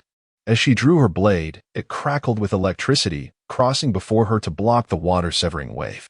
Although she managed to deflect it, the immense force of the water still pushed her back, which was certainly preferable to being pierced through the vital points. Yagura gazed at the Raikiri in her hands, discarding his staff, and with both hands forming seals, declared with chilling intent, "The Raikiri, the property of our Kirigakure, has fallen into the hands of an outsider, a brat from the Hozuki clan, which infuriates me. You shall all meet your demise in a blood mist." Water release. Great explosive water shockwave. He unleashed a torrential wave from his mouth, instantly creating a massive elliptical water domain that engulfed everything within several dozen square meters, including those caught within this watery abyss. Deep within the water domain, Linyu contemplated. Such a formidable water technique can rival the great fire annihilation. Indeed. He bears the title of Mizukichi. A Fei, I leave Yugao to you. Ugh. In another part of the water domain, Yuzuki Yugao found herself trapped by the overwhelming pressure, unable to breathe or move. Crack. Thankfully, the body of a Fei unfurled, enveloping Yuzuki Yugao. Ugh, ugh. She struggled against him with great resistance. If you wish to survive, be compliant. I am only saving you for you's sake, a Fei remarked, prompting Yuzuki Yugao to cease her struggles. Gurgle. A Fei descended to the bottom of the water domain, burrowing into the earth. Moments later, a kilometer away from the core battlefield, a Fei emerged, releasing Yuzuki Yugao from his grasp. Cough, cough. Yuzuki Yugao gasped for air, her breaths frantic as she gazed at the vast elliptical water domain below, knowing that Linyu remained within it. Do not worry, he is not so easily defeated, a Fei reassured her. In the heart of the battle, Yagura mused. The woman's chakra has suddenly vanished from the water domain. No matter, she cannot escape my grasp. Linyu thought, it seems a Fei has taken Yugao to safety. This water pressure is exceedingly disadvantageous. First, I shall use Susanoo for defense, and then employ Shui to relocate. Crack. The release of Susanoo's skeletal form withstood the water pressure, while Linyu prepared to shift himself away from this aquatic domain, conjuring the divine whirlpool. You shall not succeed, Yagura declared coldly, rising to perform hand seals. Water style, whirlpool chaos. The entire water area spun rapidly, forming a colossal vortex, with Linyu and his Susanoo at its core. Each swirling blade of water acted as a formidable weapon, with countless torrents whirling about, showcasing the magnitude of the assault on Susanoo. This was merely the initial skeletal form, yet it was on the verge of disintegration in an instant. Linyu had not anticipated such a terrifying water release from Yagura. His spatial movement was abruptly halted, forcing him into a penetrating mode. Ah, it seems your spatial maneuver has failed, Yagura taunted. Uchihayu, although I find myself in the secluded land of water, I have long heard of your illustrious reputation. You stand alongside Hanzo of the Salamander, causing significant troubles for Konoha's Danzo. I had already tasked the Umbu of Kirigakure to gather intelligence on you. Upon hearing of your arrival in this land, I grew quite anxious. It appears that the collected intelligence will soon prove invaluable. It seems your seemingly insurmountable penetrating state can only last about 5 minutes, and while in this mode, any technique you employ will necessitate the cessation of your penetration. Thus, I have prepared a grand gift for you. A devilish smile crept across Yagura's youthful face. The land of water is rich in resources, with extensive underground aquifers. The deep mountains surrounding Kirigakure harbor significant underground water veins, which the previous Mizukichi utilized during the rampage of the Six Tails, employing the power of these water veins to perform colossal natural water-style techniques to suppress the tailed beasts and buy time for sealing techniques. However, this water technique had never been utilized against a ninja. Uchihayu, you have pioneered the bloody mist. I must commend you. Accept this baptism. With a clap of his hands, Yagura intoned, water style, supreme divine wing. The earth trembled as the natural water vein, hidden deep underground, erupted into a colossal column of water, soaring hundreds of meters into the sky. This underground water vein will continue to spew forth for 6 minutes. The pressure is so immense that any being, aside from a tailed beast, would be crushed in an instant. Once your penetrating mode is lifted, your demise will be imminent. If you attempt to shift spatially, you will meet your end even faster. How does it feel to witness the terror of the bloody mist? Yagura, I graciously accept your welcoming gift, and in return, I shall offer you an even grander one. What? Chapter 23. The Divine Artifact, Susanoo, and the Wrathful Yagura. As Lin Yu's icy voice resonated, a colossal vortex of time and space erupted from within the water column, drawing forth the subterranean currents that surged skyward, all converging towards the center of the whirlpool before vanishing without a trace, revealing its true form. It was the Yatenga Susanoo. However, unlike the earlier display that had intimidated Danzo, this time, the Yatenga Susanoo wielded an object reminiscent of the legendary 8-span mirror. The Susanoo Divine Artifact, the Kyuda. Within it lay boundless divine power capable of redirecting all incoming attacks, even the myriad manifestations of the universe, into the realm of time and space. The mere underground water currents were but a sip to be consumed. In the original narrative, Kakashi, who had received chakra as a final gift from Obito and obtained dual divine might, could indeed activate the complete Susanoo, yet he never employed the Susanoo artifact, which Lin Yu now wielded. It is understandable, for Kakashi's dual divine might was akin to a one-time experience card in such a brief span. How could he possibly delve into the profound depths of divine power? But Lin Yu was different. His dual divine might was everlasting, granting him ample time to explore its potential. Impossible. This natural water escape technique, harnessed through the underground currents, surpassed my own strength, capable of subduing tailed beasts. Yet he has neutralized it. Unthinkable. This is absolutely inconceivable. At this moment, the once invincible Mizuki Yagura finally displayed a hint of panic. Within the Susanoo, Lin Yu spoke in a deep voice. Yagura, do not underestimate the ocular techniques of the Uchiha. Indeed, the true force of Susanoo could rival that of tailed beasts, let alone the Susanoo that birthed divine artifacts. Curse you! Yagura's visage twisted in fury as he dipped his hand in blood, forming seals. Boar, dog, rooster, monkey, goat. Summoning technique. Endless leech. Boom. A cloud of white smoke rose, revealing a gigantic water leech looming before them. Watch as I dissolve you into blood. Yagura roared. Dissolution technique. Dissolving monster technique. The water leech opened its massive maw, unleashing a torrent of corrosive acid cascading towards Susanoo. Futile. Within the Susanoo, Lin Yu clenched his palm. Swish. The Kyuda emanated a vortex of divine might, drawing in the descending acid entirely. Lin Yu suddenly raised his head, his kaleidoscopic eyes scanning the enormous head of the endless leech. Swish. Simultaneously, a pitch-black Magatama manifested from the other hand of Susanoo and was hurled forth. Susanoo Divine Artifact, Kyuda Divine Might Magatama. Whoosh. As the Magatama approached, the slippery body of the endless leech hastily attempted to flee. Yet, the Magatama inexplicably altered its course, relentlessly pursuing.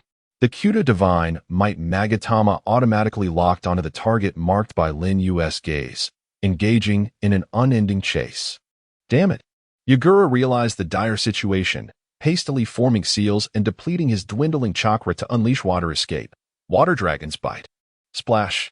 The water coalesced into a dragon soaring skyward, its maw wide open, lunging towards the Magatama. However, the Magatama effortlessly penetrated the gaping maw of the water dragon. What? Yagura exclaimed in shock. Indeed.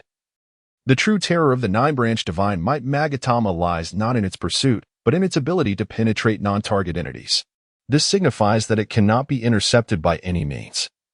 From the moment it is released, it heralds the end of its target. In the presence of this divine artifact, all struggles are futile. Boom. The nine-branch Divine Might Magatama struck the head of the abyssal leech, unleashing a spatial distortion far more powerful than the Divine Might Shuriken. A chilling scream echoed as the abyssal leech's body was severed, its headless form collapsing to the ground, turning the earth into a pool of blood. From a distance, Afei murmured, after this series of battles, Yu's power has significantly increased. Next, it shall be you, Yagura. Within the Susanoo, Lin Yu's kaleidoscope locked onto Yagura's despair-laden head from afar, preparing to unleash the second nine-branch Divine Might Magatama. Suddenly, a sharp pain surged through Lin Yu, causing him to clutch his eyes. Boom. The Crow Tengu Susanoo shattered, the kaleidoscope reverting to three Magatama.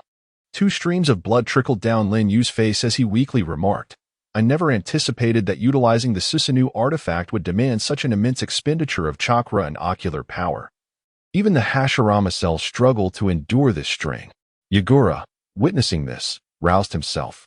Yet, at this moment, his chakra was insufficient to execute even a single formidable long-range water technique. He could only resort to water release, wave riding strike, a technique that allowed swift gliding across the water's surface. Once close, Yagura swung his staff, aiming a blow at Lin Yu's head. What? To his dismay, he realized that the attack merely passed through Lin Yu. The penetrating ability of divine might is a passive trait, regardless of Lin Yu's condition, whether in the kaleidoscope state or not. Any attack would automatically activate unless Lin Yu chose to deactivate it himself. Yagura, though I am weakened, does not imply you have grown stronger. Lin Yu's cold voice resonated as his left eye regained its kaleidoscope. Lightning release coiled around his right arm, merging with the power of divine might, transforming into an inky black. Divine might, lightning slash. Yagura hastily raised his staff to block. Clang. Following the collision, the space around the staff warped, and sensing danger, Yagura quickly relinquished his grip, but it was too late. Crack. One of his left arms was severed, drawn into the vortex of divine might. As he clutched his mangled limb, retreating in disarray, Lin Yu's left eye focused on Yagura's head, preparing to use long-range divine might to sever it. At that moment, kunai laced with explosive tags shot in from all directions. Reluctantly, Lin Yu abandoned the use of divine might, shifting to a penetrating mode. The kunai passed through Lin Yu, landing at his feet. Boom, boom, boom. The flames of the explosion erupted. At this juncture, Yagura was rescued by the hastily arriving Umbu of the Mist. Fourth Lord, are you unscathed? Yagura did not respond, his dark purple eyes fixated on the side of the explosion with a sense of resignation. Return to the village. What of the invader? The Umbu inquired. It matters not. Quickly, depart. With that, Yagura fainted against the shoulder of the Mist Umbu. Hurry, take the Fourth Lord back to the village for treatment. The Umbu urgently retreated as the flames of the explosion dissipated, desiring to depart, yet it is not so simple. Just as Lin Yu was about to give chase, his gaze was suddenly drawn upwards. There stood a youth clad in a sky-blue robe atop a lofty peak, his form enveloped in a translucent red chakra, manifesting 6 tails behind him, seemingly issuing a warning. A Jinchuriki of the 6 tails. Very well. Lin Yu averted his gaze, invoking the power of his right eye to draw himself inward. Observing from the mountain peak, the 6 tails Jinchuriki promptly retreated. The Hidden Mist Village ultimately belongs to a great nation, should one attempt to assassinate the Mizukichi here. It would surely incite a collective retaliation from the villagers, while Lin Yu could certainly escape unscathed through his divine prowess. The path to the land of lightning would be irrevocably severed. He had not forgotten the true purpose of his journey, which was neither the 7 ninja swordsmen, nor the Mizukichi, nor the 6 tails Jinchuriki, but rather the 8 tails of the hidden cloud village in the land of lightning. Whoosh! Accompanied by a whirlpool, Lin Yu descended beside a Fei and Ugetsu Yuyaka. It required more effort than anticipated, a Fei remarked. Such circumstances were unavoidable. Water release is inherently a technique that relies heavily on the environment. The presence or absence of water, or its abundance, makes a world of difference in the technique's efficacy. Lin Yu explained. Indeed, it was from Yagura's utilization of the underground currents to execute a water release technique capable of suppressing tailed beasts that foretold the battlefield would not be easily won. Suddenly, Lin Yu felt a wave of dizziness wash over him, prompting him to halt in his tracks. A Fei moved to assist him but was halted by Lin Yu's gesture. Are you all right? A Fei inquired with concern. I am fine. A brief rest will suffice. Once I recover, we shall continue our journey and hasten our exit from the land of water. Lin Yu replied nonchalantly. Ugetsu Yuyaka gazed at Lin Yu's retreating figure, her thoughts swirling with complexity. So he is indeed a being of flesh and blood. Chapter 24. The Hidden Cloud and the Thunder Gorge, the 8 Tails Killer Bee. After a period of rest and recuperation, Lin Yu, a Fei, and Mutsu Shiyong resumed their journey towards the border of the land of water.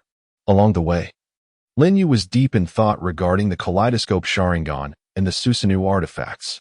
It is well known that the Kaleidoscope Sharingan, with frequent use, leads to self-isolation, ultimately resulting in blindness. In the original narrative, Obito frequently employed Kamui without succumbing to blindness, thanks to the enhancement of his physical energy through the use of Hashirama cells, which mitigated the side effects of the kaleidoscope. However, Obito possessed only one kaleidoscope and could not activate the full power of the Susanoo, nor wield the artifacts associated with it. This was the fundamental reason for his retained vision. To my surprise, the Susanoo artifacts require an immense amount of ocular power.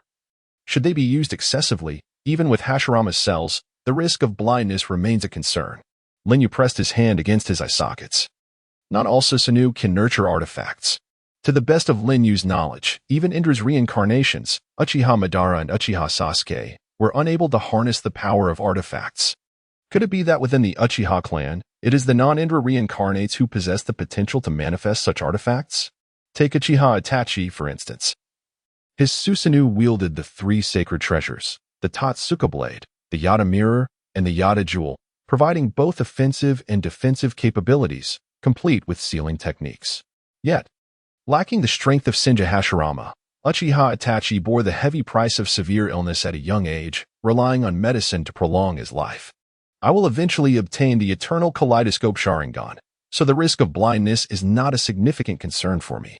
However, thud. Linyu halted at the base of a tree, his gaze contemplative. The Shursue kaleidoscope required to synthesize the eternal kaleidoscope is still in the process of nurturing. Until I awaken my eyes, I cannot afford to succumb to complete blindness. Therefore, I shall minimize the use of Susanoo artifacts until I acquire the eternal kaleidoscope. Are you all right, you? Is it the side effect of using the artifacts? A Fei inquired with concern. I'm fine, let us continue on, Linyu replied. The Mist Village had not dispatched any further pursuers. The 7 ninja swordsmen and the Mizukage had met with consecutive defeats. Even the Blood Mist Village must be trembling in fear, hoping that Linyu, this harbinger of calamity, would swiftly depart from the land of water. Thus, 2 days and nights passed, and the trio left the territory of the land of water, arriving in the land of thunder. The land of thunder is characterized by towering peaks that pierce the clouds, accompanied by thunderous roars, hence its name. The rivers of the central mountain range create a winding coastline at their estuaries, and the country boasts numerous hot spring regions. The ninja village of the land of thunder is the Cloud Village. The Cloud Village is home to both the Two Tails and the Eight Tails Jinchuriki, and it is a martial village that venerates swordsmanship and physical combat, in efforts to strengthen its national power. The village focuses intently on studying the ninjutsu and ninja tools of other countries. In the original storyline, the Cloud Village had executed numerous unsavory schemes, including the infamous gold and silver horn forces, which even led to the untimely demise of the second Hokage, Senju Tobirama. The Nine Tails, with its ambitions to lay claim to the Hidden Leaf Village, faced an unfortunate setback, thwarted by the singular prowess of the Yellow Flash, Minato Namikaze. Subsequently, their attention turned towards the esteemed Hyuga clan, specifically targeting the Byakugan. They dispatched ninjas to abduct the young heiress, Hinata Hyuga. Although their scheme once again ended in failure, it resulted in the tragic demise of Niji's father, Azashi Hyuga, thereby distorting the young Niji's character and exacerbating the rift between the main and branch families. The ever-predatory Cloud Village could hardly have anticipated that one day, the tables would turn and their own heads would be under threat. This time, it was not the little hawk Sasuke, but the formidable Azura Linyu. He would not repeat Sasuke's earlier blunder, which nearly led to his annihilation by Killer Bee, leaving him with only an octopus tentacle as a meager trophy and great embarrassment before the Akatsuki members. Near the border of the Land of Lightning, a solitary cloud ninja crashed heavily against a tree. Cursed, he grimaced in pain as he beheld the approaching masked figure. "Where is the Eight Tails Jinchuriki, Killer Bee?" Linyu asked coldly. The cloud ninja, gasping for breath, lifted his head defiantly. "Huh? A ninja from the Cloud Village would never betray his comrades." "Indeed, I concur. Your unity facilitates the plundering of resources from other nations," Linyu retorted incisively. "You." The Cloud Ninja shot back. "Say what you will, but the ninjas of the Cloud will not bow to force." Grasping the man's head, Linyu lifted him into the air, his Sharingan eyes piercing through the mask as they bore into the man's gaze. "Is that so? Yet the fear in your eyes betrays your true feelings." The Cloud Ninja's eyes flickered with guilt, and his body began to tremble. And fear is a weakness to exploit. Lin Yu's cold words resonated as his Sharingan emitted a chilling light. Genjutsu, Sharingan. Bang. The Cloud Ninja's eyes widened in shock, then lost their focus, his voice becoming dull. Cloud Thunder. Gorge, training. Lin Yu casually discarded the ninja aside, a smirk gracing his lips. The Cloud Thunder Gorge. How intriguing fate can be. Behind him, Toby glanced at the twitching, foam-flecked ninja on the ground and mused. Such an ordinary illusion completely shattered the mind of A.J. Nin. After employing the divine tool, Yu's ocular prowess has indeed seen a significant enhancement. Were it Toby instead of Yu, it would likely take years to attain such ocular might. In the original narrative, Toby had infiltrated the hidden mist village, using the Sharingan's genjutsu to manipulate the then-perfect Three-Tails Jinchuriki, Yagura. In truth, that moment occurred a decade later, and the current Toby still lagged far behind in ocular strength. Thus, even without the dual Kamui, you had already surpassed Toby by a considerable margin. The following day, at dusk, in the Cloud Thunder Gorge, the brilliance is indeed blinding. Has evening already descended? Foolish fellow scoundrel. After a day of training, my stomach is empty. As a lover of rap, I am a person of good fortune. Dinner shall be a sumptuous sukiyaki, yes. The youth, Karabi, with his dark complexion and black sunglasses, emerged from the inner chamber, performing an eccentric rap and flamboyant dance. Upon spotting three strangers on the platform below, he recognized the leader, a masked figure, none other than Lin Yu. Karabi leaped down to stand before the trio. At last, I have found you. The Kai Shukuin of the ninja world, Lin Yu declared. Kai Shukuin? Karabi tilted his neck in confusion, utterly unaware of the reference, yet he was accustomed to pursuing rhythm.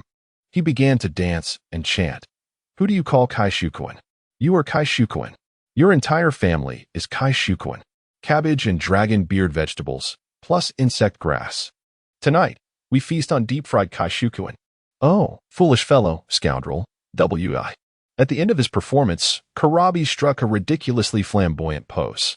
Even the famously comical A-Fei could not help but remark, this guy must have something wrong with his head. Yo, rather than having you say something is wrong with my head, I would prefer to choose to relieve myself. You, who resemble light soy sauce paper, are nothing but a scoundrel. Foolish fellow, scoundrel. Karabi retorted impulsively. Lin Yu, may I join the fray? A-Fei asked Lin Yu. Endure a little longer. This fellow is my prey. Lin Yu's lips curled into a smile of anticipation. After nearly a week of arduous travel, at last, he could engage in battle with a tailed beast. Chapter 25, The Pinnacle of Power and Skill. Step back, both of you. Lin Yu commanded, addressing the two behind him. A-Fei and Yu Shiyong retreated to a distant peak. With a swift motion, Boom Blade, flying spray was unleashed from the godly vortex, and Lin Yu charged towards Karabi. Karabi, the foremost master of the Hokage sword technique, let me witness your prowess. As Lin Yu approached with fervor, Karabi, unfazed, continued to rap, eyes like blades. Oblivious to me, unyielding, charging forth, inexplicable, a surge of passion, foolish fellow, scoundrel. As the explosive blade descended, a thunderous roar erupted, causing the ground to tremble. Dust settled, revealing Karabi catching the explosive blade with his bare hands, skillfully avoiding the detonation scroll at the blade's tip, gripping the unarmed section near the spine. The razor's edge was a mere centimeter from his forehead. As the saying goes, great skill breeds great daring. Oh, Boom Blade flying spray, swallowing saliva, a hair's breadth off. 1,000 miles apart, foolish fellow, scoundrel, take this move. Karabi twisted his hand forcefully, sending the explosive blade flying from his grasp. Catching it as it fell and swinging it towards Lin Yu. It seems I am indeed unfit for wielding a blade. Lin Yu remarked with a serene smile as he stepped back, seizing the Uchiha fan from his back. He pressed his hand against the fan's rear, raising it above his head just in time to block Karabi's descending strike with a clang. Uchiha, rebound. Boom. The explosive flames were deflected by the fan, sending Karabi hurtling away. Rising from the ground, he surveyed his disheveled state and mused while getting back on his feet. It is a killing blade. Also a death token, the enemy's weapon I do not desire. It is understated elegance. At this juncture, hindsight is futile. Eight Tails Karabi, about to commence, a display of flamboyance. Foolish fellow, scoundrel, apologies. The author is not particularly adept at crafting rap lyrics. Please bear with it. Clang. Kurabi tossed the explosive blade aside, and the 8 blades behind him soared into the air. Upon descending, 2 were tucked under his arms, 2 nestled in his armpits, 1 rested on his hip. Supported by his thigh, 1 secured in the bend of his leg, another clamped around his neck, and the final one held in his mouth. Kurabi, the 8-blade style. On a distant peak, Yu Shi-young gasped in astonishment. What kind of pose is that? Indeed, it was a sword technique that could only be mastered by a true monster. Perhaps even beyond the capability of the Sharingan to perceive. Will you evade using the godly vortex's penetration, or? A Fei pondered aloud. Lin Yu contemplated. While it was possible to avoid using the penetration mode, a swordsman of Kurabi's caliber was unparalleled in the ninja realm. This opportunity was exceedingly rare. A chance to hone the dynamic vision of my Sharingan. In an instant, Lin Yu made his decision.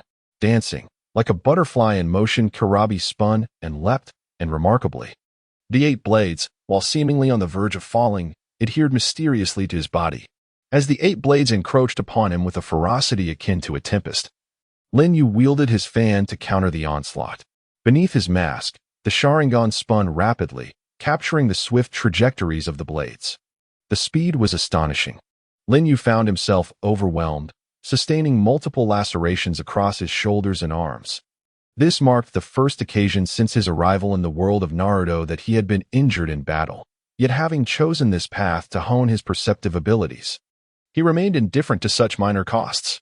Seizing an opportunity, Lin Yu executed a backflip, prompting Killer Bee to leap in tandem, clashing in the air repeatedly.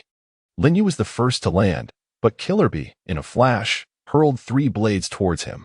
Lin Yu rolled to evade, and as Killer Bee touched down, he swiftly retrieved the blades, launching a fresh wave of assaults.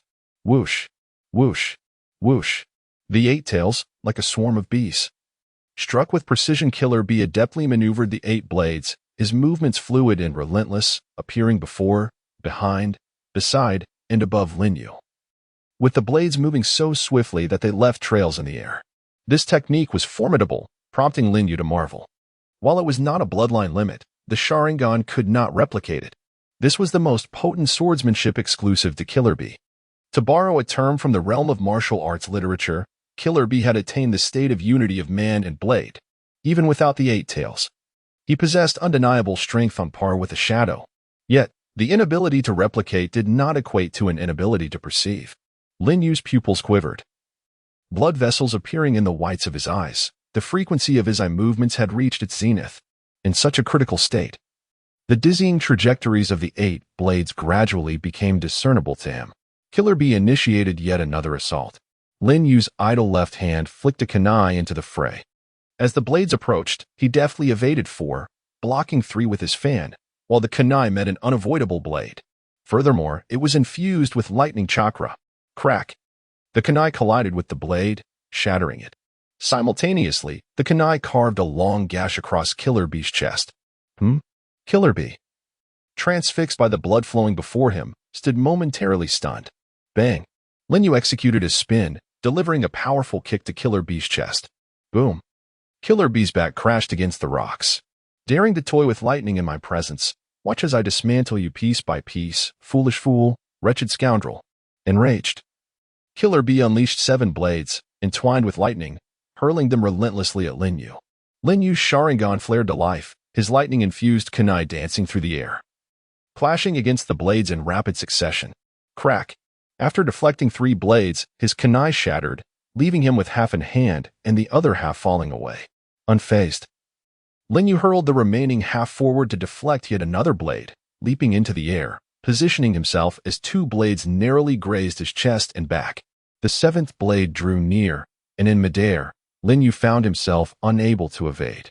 In a moment of critical urgency, he caught the still falling other half of the kunai with lightning speed, redirecting the trajectory of the 7th blade. The entire sequence appeared slow, yet transpired in the blink of an eye. This is the ultimate art that can only be manifested when the Sharingan's insight reaches its zenith. As Lin Yu landed gracefully, he rose with an air of composure. Astonishingly, even the rap-focused Killer Bee was left in awe by Lin Yu's prowess. There was no turning back now. Gurgle. A translucent red-tailed beast chakra seeped from his body, transforming into a cloak of beast energy, with 8 tails swaying majestically. Killer Bee lowered his center of gravity and surged forward with tremendous force, shaking the very ground beneath him.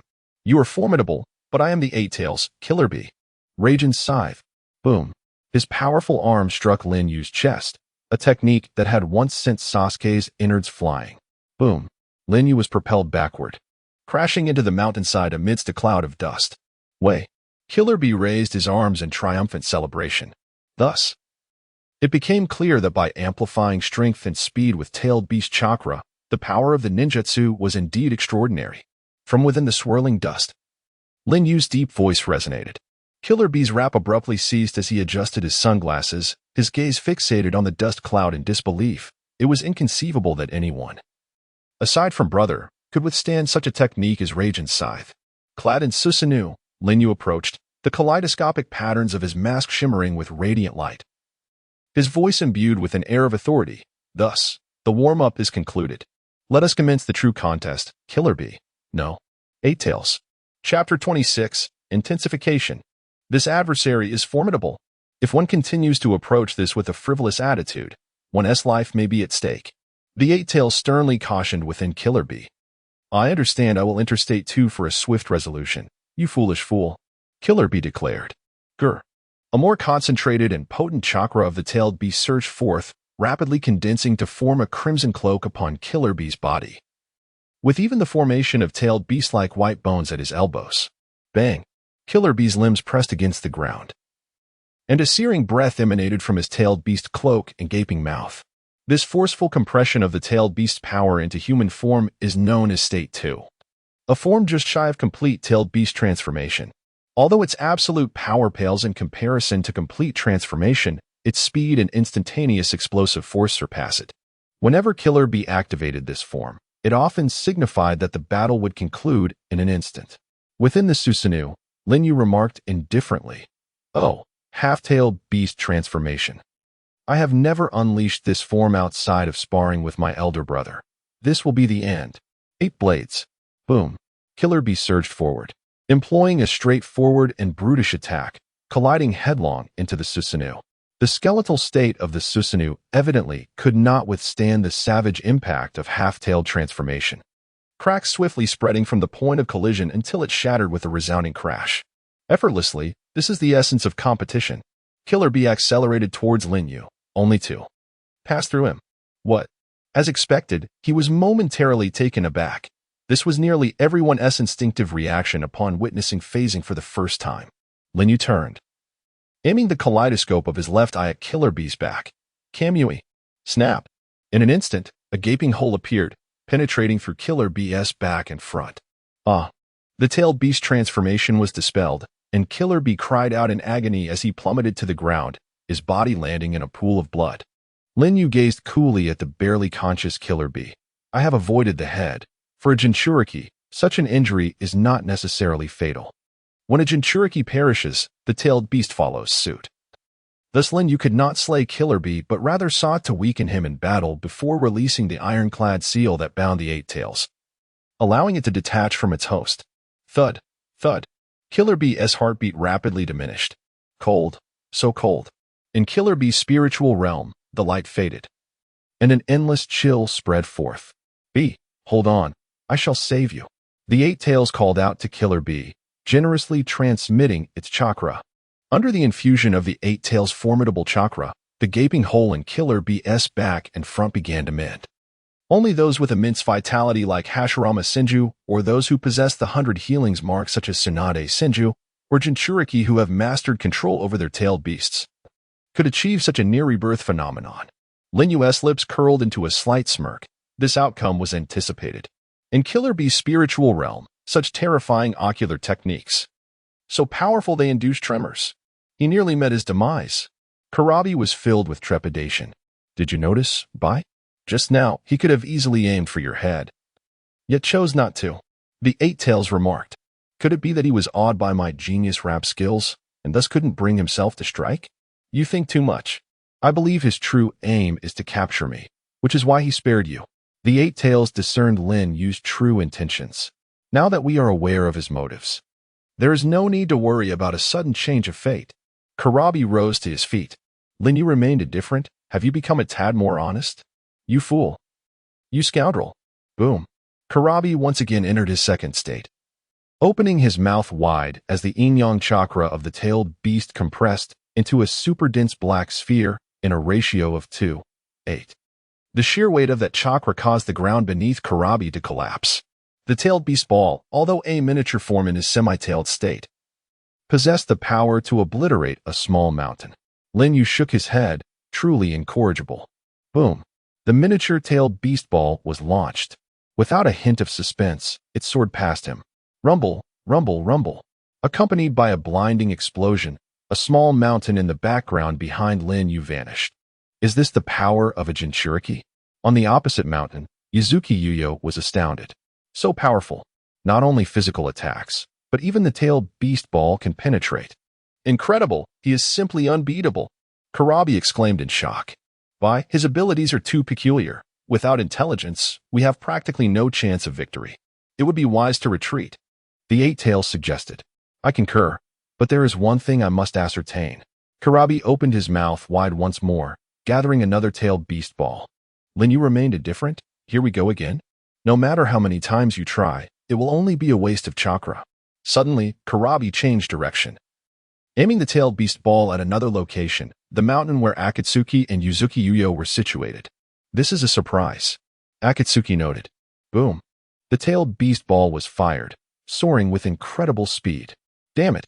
Lin Yu cursed, activating Susanoo and preparing to intercept. It was too late. Lin Yu's left eye Sharingan was fully activated, his gaze piercing the void as he tracked the flying tailed beast ball. Catch up to it, Kamui. It was over. The tailed beast ball was almost upon them, and under the oppressive weight of despair, Yuzuki Yuyo felt hopeless. Whoosh. Just at that critical moment, the space twisted, and accompanied by that familiar vortex, the tailed beast ball was shifted to another dimension. This shocking scene delivered a tremendous blow to Yuzuki Yuyo's heart. Thunder Plow Heat Blade. Almost simultaneously with Lin Yu's Kamui activation, Karabi's Thunder Plow Heat Blade, in his semi-tailed form, lunged at Lin Yu. Crack. The Susanoo enveloping Lin Yu shattered after only a brief moment of resistance, and the Thunder Plow Heat Blade was set to strike Lin Yu's chest. A solid hit would surely leave Lin Yu gravely injured, if not dead. He is doing this to save me. Yuzuki Yuyo's eyes trembled violently as she prepared to rush forward, but Akatsuki held her shoulder firmly, saying, Stay calm. Crack. On Lin Yu's right shoulder, a thick tree suddenly sprouted, ensnaring Karabi's form tightly, while the branching limbs continued to bind his limbs. As the evening sun dipped low, Mizuki let out a deep sigh. Damn it. Wood release. He can use wood release. The Eight Tails within Karabi exclaimed in astonishment. Would release? The legendary bloodline limit of the first Hokage, Hashirama Senju. Such a myriad of formidable abilities. Who on earth is this ninja? However, one thing was certain. He had to materialize when launching his attacks, and that was his Achilles heel. What a foolish fellow, what a scoundrel. Karabi marveled. Now is not the time for such thoughts. We must break free from this wood release, urged the Eight Tails. Understood, 8. Full-tailed beast transformation. Boom. The trees that bound Karabi shattered. Lin Yu retreated, gazing at the colossal being that revealed itself before him, feeling the overwhelming chakra emanating from it. Every cell in his body rejoiced. It has finally arrived. I have awaited you for so long, Eight Tails. Chapter 27. The Unmatched Divine Might. The Defeat of the Eight Tails. The true form of the Eight Tails is a colossal beast resembling a great bull adorned with 8 octopus-like tentacles as its tail. Originally, it possessed 2 majestic horns atop its head, but during the rampage of the previous Jinchuriki, Buru-bai, the 4th Raikage, severed its left horn, leaving it with but one. The catalyst for Buru-bai's rampage was intricately connected to Orochimaru. It was indeed Buru-bai's demise that thrust the young killer bee into the role of the Eight Tails Jinchuriki, and he did not disappoint, becoming the first man to master the Eight Tails flawlessly. Now, this man finds himself cornered by Lin Yu, compelled to reveal his tailed beast form. I bring forth your obliteration. Thus shall you face destruction. The true visage of this Jinchuriki is that of a monster, Behold, the transformation of the Jinchuriki, yeah, in his eight tails form. Killer Bee raps, twisting his body as he exhales a copious amount of air through his nostrils. Lin Yu laughs mockingly, even your nose lets out air. Truly, you are a bull-headed fool. However, boom, boom, boom, boom, boom. 5 clusters of azure flames ignite from his fingertips as Lin Yu bends low, pressing his palm against the earth. I shall no longer allow you to act with impunity. Uchiha Flame Barrier. With a whoosh, the ground erupts in infernal flames, transforming into a crimson lotus barrier that envelopes a significant portion of the Yunlei Gorge. Lin Yu separates the battlefield, ensuring that a Fei and the setting sun, Yuzuki Yugugo, remain uninvolved. Outside the barrier, Yuzuki Yugugo exclaims, this barrier technique is even more formidable than the 4 Crimson Flames formation. He can invoke it all by himself. A Fei murmurs, yet, it still falls short of the 4 Crimson Yang formation, but it should suffice to defend against the 8 Tails Tail Beast Bomb. Within the barrier, only Lin Yu and the 8 Tails remain. Lin Yu rises, declaring, now, let us savor the thrill of battle. Do not disappoint me, 8 Tails. I shall crush you. The 8 Tails raises its head, terrifying tail beast chakra coalescing within its maw, forming a massive tail beast bomb. This is a genuine 8 Tails tail beast bomb, incomparable to the smaller version unleashed in partial transformation. It is no exaggeration to state that a single shot could level an entire mountain. Lin Yu's gaze burns with intensity.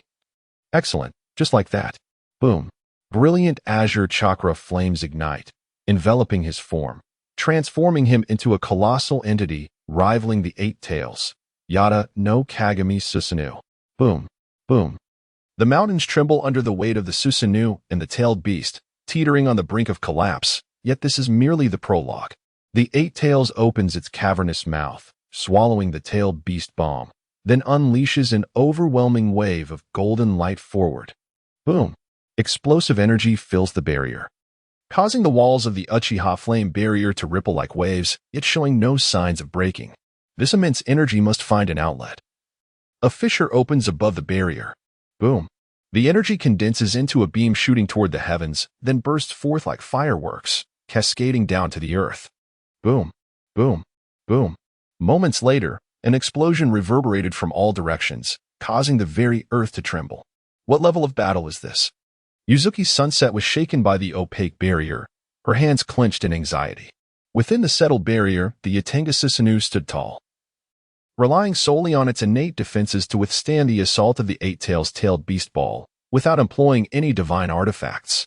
Inside Susanoo, Lin Yu gazed at the 8 Tails, who was enveloped in smoke and appeared astonished, and coldly remarked, I expected something more formidable. Is this all it amounts to? Very well, I shall not hold back. Swish, swish, swish. In Susanoo's hands, dark shurikens coalesced. Kamui shuriken, triple shot. The 8 Tails, unwilling to concede, retorted with rapid-fire tailed beast ball, triple shot. Boom, boom, boom. The tailed beast balls detonated upon contact with the Kamui shurikens, yet the explosive force was absorbed by the spatial vortex triggered by the shurikens. In the spiritual realm where Killer Bee and the 8 Tails resided, Killer Bee was sweating profusely. That was close. If that had struck me, I would have been done for. The 8 Tails replied, it seems that Black Shuriken requires the support of that chakra giant to be effective. We must first dismantle it. Killer Bee responded. But the defensive power of that chakra giant is simply unfathomable. It is an entirely different realm from its previous skeletal form. The 8 Tails stated, to breach that, we will need to employ a more potent tailed beast ball. However, within this accursed barrier, the explosion of the tailed beast ball could also harm us. Inflicting 1,000 damages to the enemy would cost us 800. Killer Bee proposed, if brute force won't suffice, let us resort to sealing, 8, invoke that technique. Sealing technique, Million Fury Flow.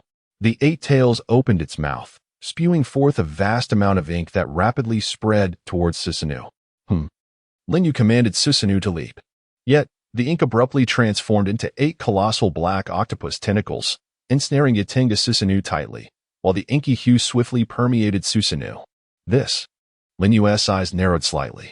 All right, everything is in place. We need only count to 3. and that behemoth will be entirely enveloped and immobilized by the ink infused with Eight Tails chakra. 1, 2. The Eight Tails began counting, witnessing the imminent sealing of Yatenga Susanoo. Well done to bring me to this point. Linyu closed his eyes, and upon reopening them, an astonishing power surged forth. Susanoo's divine artifact, 9 Shaku divine mirror. Whoosh! A formidable Kamui vortex erupted in the void, causing the ink cloaking Susanoo to rapidly recede, all of it being absorbed into the massive divine shield held by Susanoo. What? Killer Bee and the Eight Tails were both taken aback. Kamui Mark, 8. Linyu's gaze swept across the 8 tentacles behind the Eight Tails, marking them all within mere seconds. Whoosh! A dark Magatama materialized in Susanoo's left hand. Susanoo's divine artifact, 9 Shaka Kamui Magatama. The Magatama was cast forth.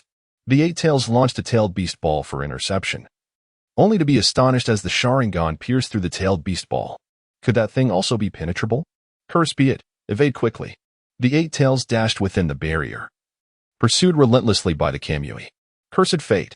As it sprinted, the Eight Tails glanced back. Is it targeting my tail? There is no choice. I shall offer one of my tails to it. Whoosh! But in a moment of despair, the Sharingan surprisingly split into 8, each darting towards the Eight Tails. How could this be? The Eight Tails was utterly bewildered. Boom!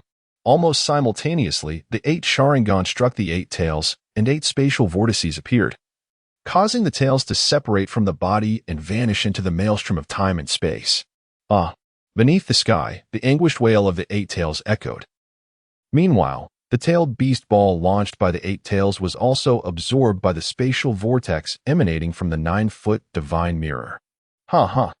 Within the Susanoo of the Crow Tengu, Hayabusa gasped for breath, blood streaming from his eye sockets. His ocular power was nearly exhausted.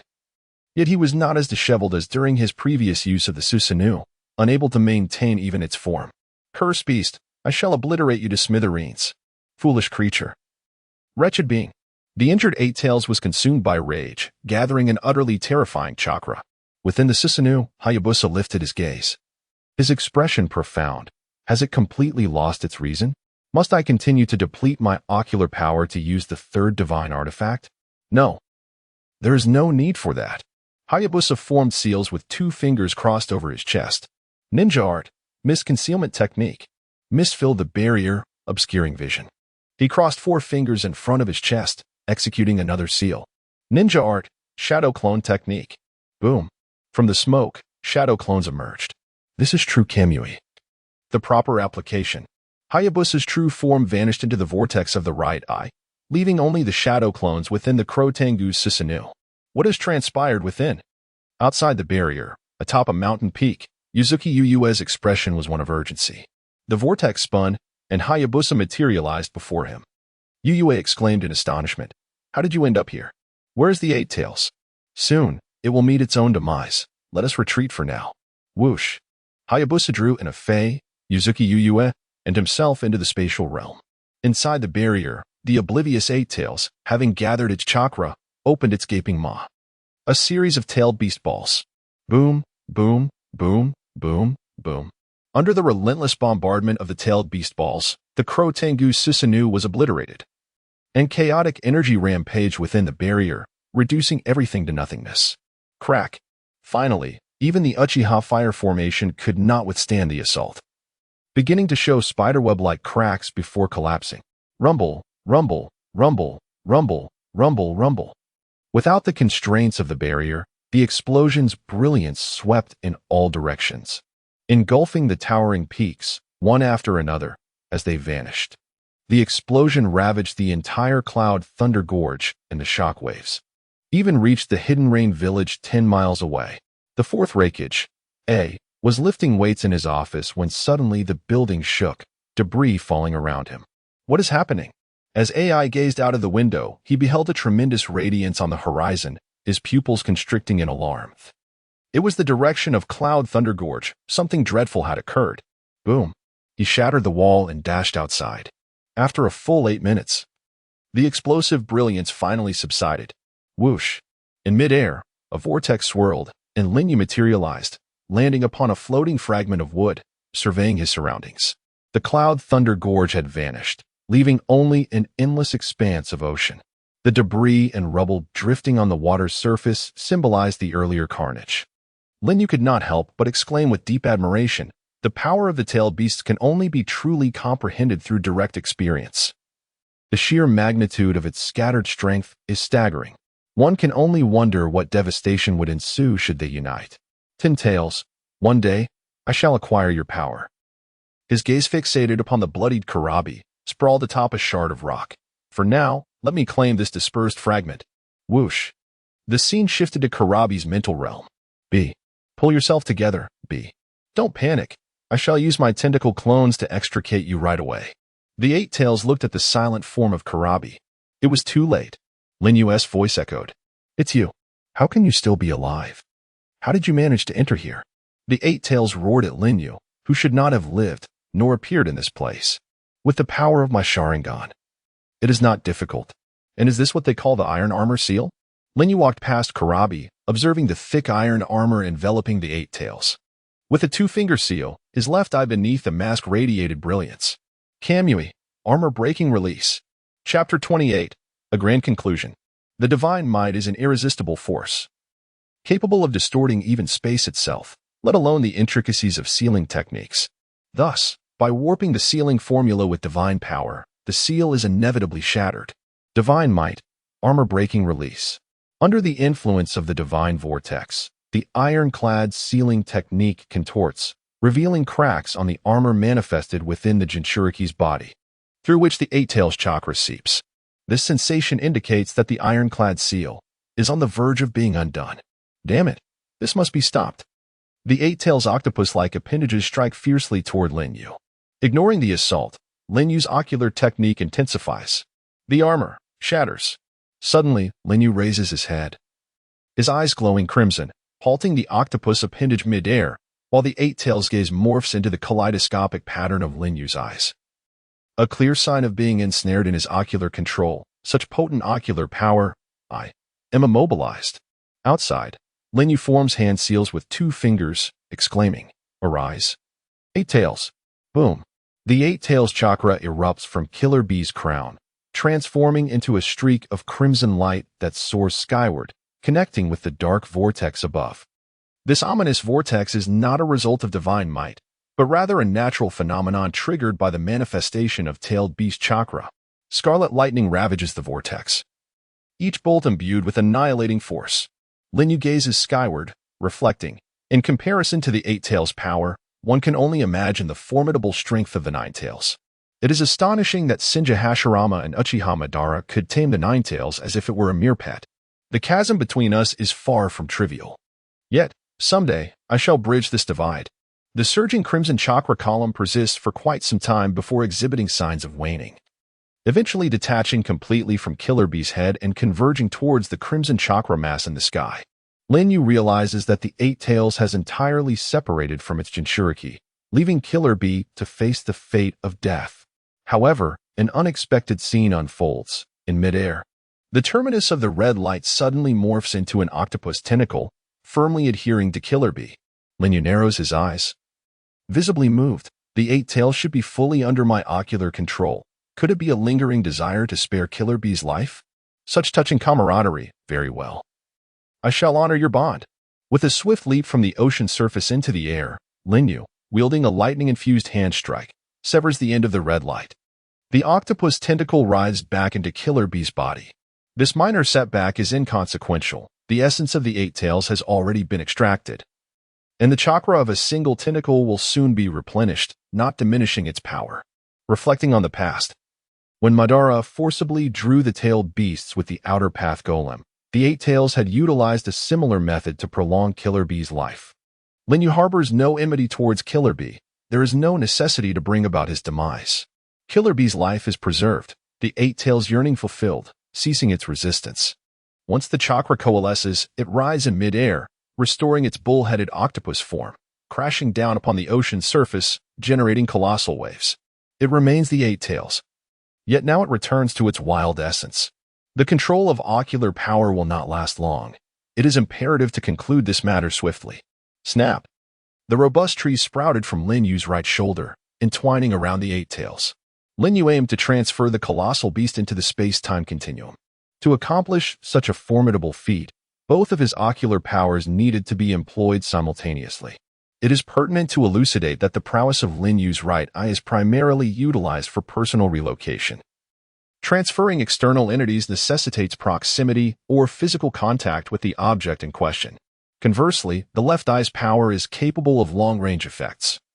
Yet to relocate the entirety of the eight tails, it must remain entirely within his field of vision, thus requiring a certain line of sight. Therefore, Lin Yu employed the trees infused with his own chakra as extensions of his body, establishing contact with the eight tails, thereby satisfying the conditions for the right eye's close-range ability, while simultaneously providing the necessary line of sight for the left eye's long-range power. With all preparations complete, the two kaleidoscopic lenses beneath his mask were aimed squarely at the eight tails. Shinra Tensei, a colossal vortex of power manifested, and the eight tails was entirely transported into the space-time continuum. Crack. The transfer concluded, and Lin Yu shattered the tree extending from his right arm. Gasping for breath, he hunched over, standing on the ocean's surface, sweat cascading from his face into the water, where ripples reflected the visage of his masked countenance. Removing his mask, he gazed at his pallid face, weary from exertion, and mused to himself, "How long has it been since I last looked in a mirror? The trials of battle have kept me occupied and fulfilled." Boom. A figure descended from the heavens, stirring the waves. It was a towering man, nearly 2 meters tall, with dark skin and light yellow hair, adorned with a green shuriken emblem on his shoulders, a broad belt, and heavy armor. His body enveloped in a layer of lightning armor. "Get away from my brother, you scoundrel," he bellowed at Lin Yu's back. "Heh, the fourth rakeage, eh?" With a notorious temper, indeed lives up to his reputation. Lin Yu leisurely donned his mask once more and turned to face him. "Huh, Sharingan, who are you?" Upon seeing Lin Yu's Sharingan, it was momentarily taken aback before inquiring. "Uchiha Yu, at your service," Lin Yu proclaimed, revealing his notorious identity within the Naruto realm. "You are the rogue Uchiha who has thrown the ninja world into chaos. What have you done?" I demanded. "Nothing of significance. Merely continuing the legacy of your hidden cloud village by defeating your brother and unsealing the armor within him, before taking my pet home." Lin Yu replied with a nonchalant demeanor. "You scoundrel, I shall tear you apart for my brother's vengeance," I declared with fierce intent. "That will depend on your capabilities." Swoosh. Beneath the mask, the three tomo transformed into a kaleidoscope. "Humph, a mere Sharingan." Crackling sounds erupted. Upon witnessing the kaleidoscope Sharingan, A.S. lightning armor surged with intensity, his hair bristling, becoming rigid and sharp. This was the enhanced form of his lightning armor, stimulated by his lightning release to heighten his reflexes, strength, speed, and defense to their utmost limits in preparation for the impending confrontation with the kaleidoscope Sharingan. In this mode, his speed surpassed even that of the kaleidoscope Sharingan. "My chakra is nearly depleted. I must resolve this swiftly with Kamui." Lin Yu focused his left eye on AI's head. "Kamui." Whoosh. Just as the Kamui vortex materialized, AI had already vanished from the spot, accompanied by a flash of lightning. How swift.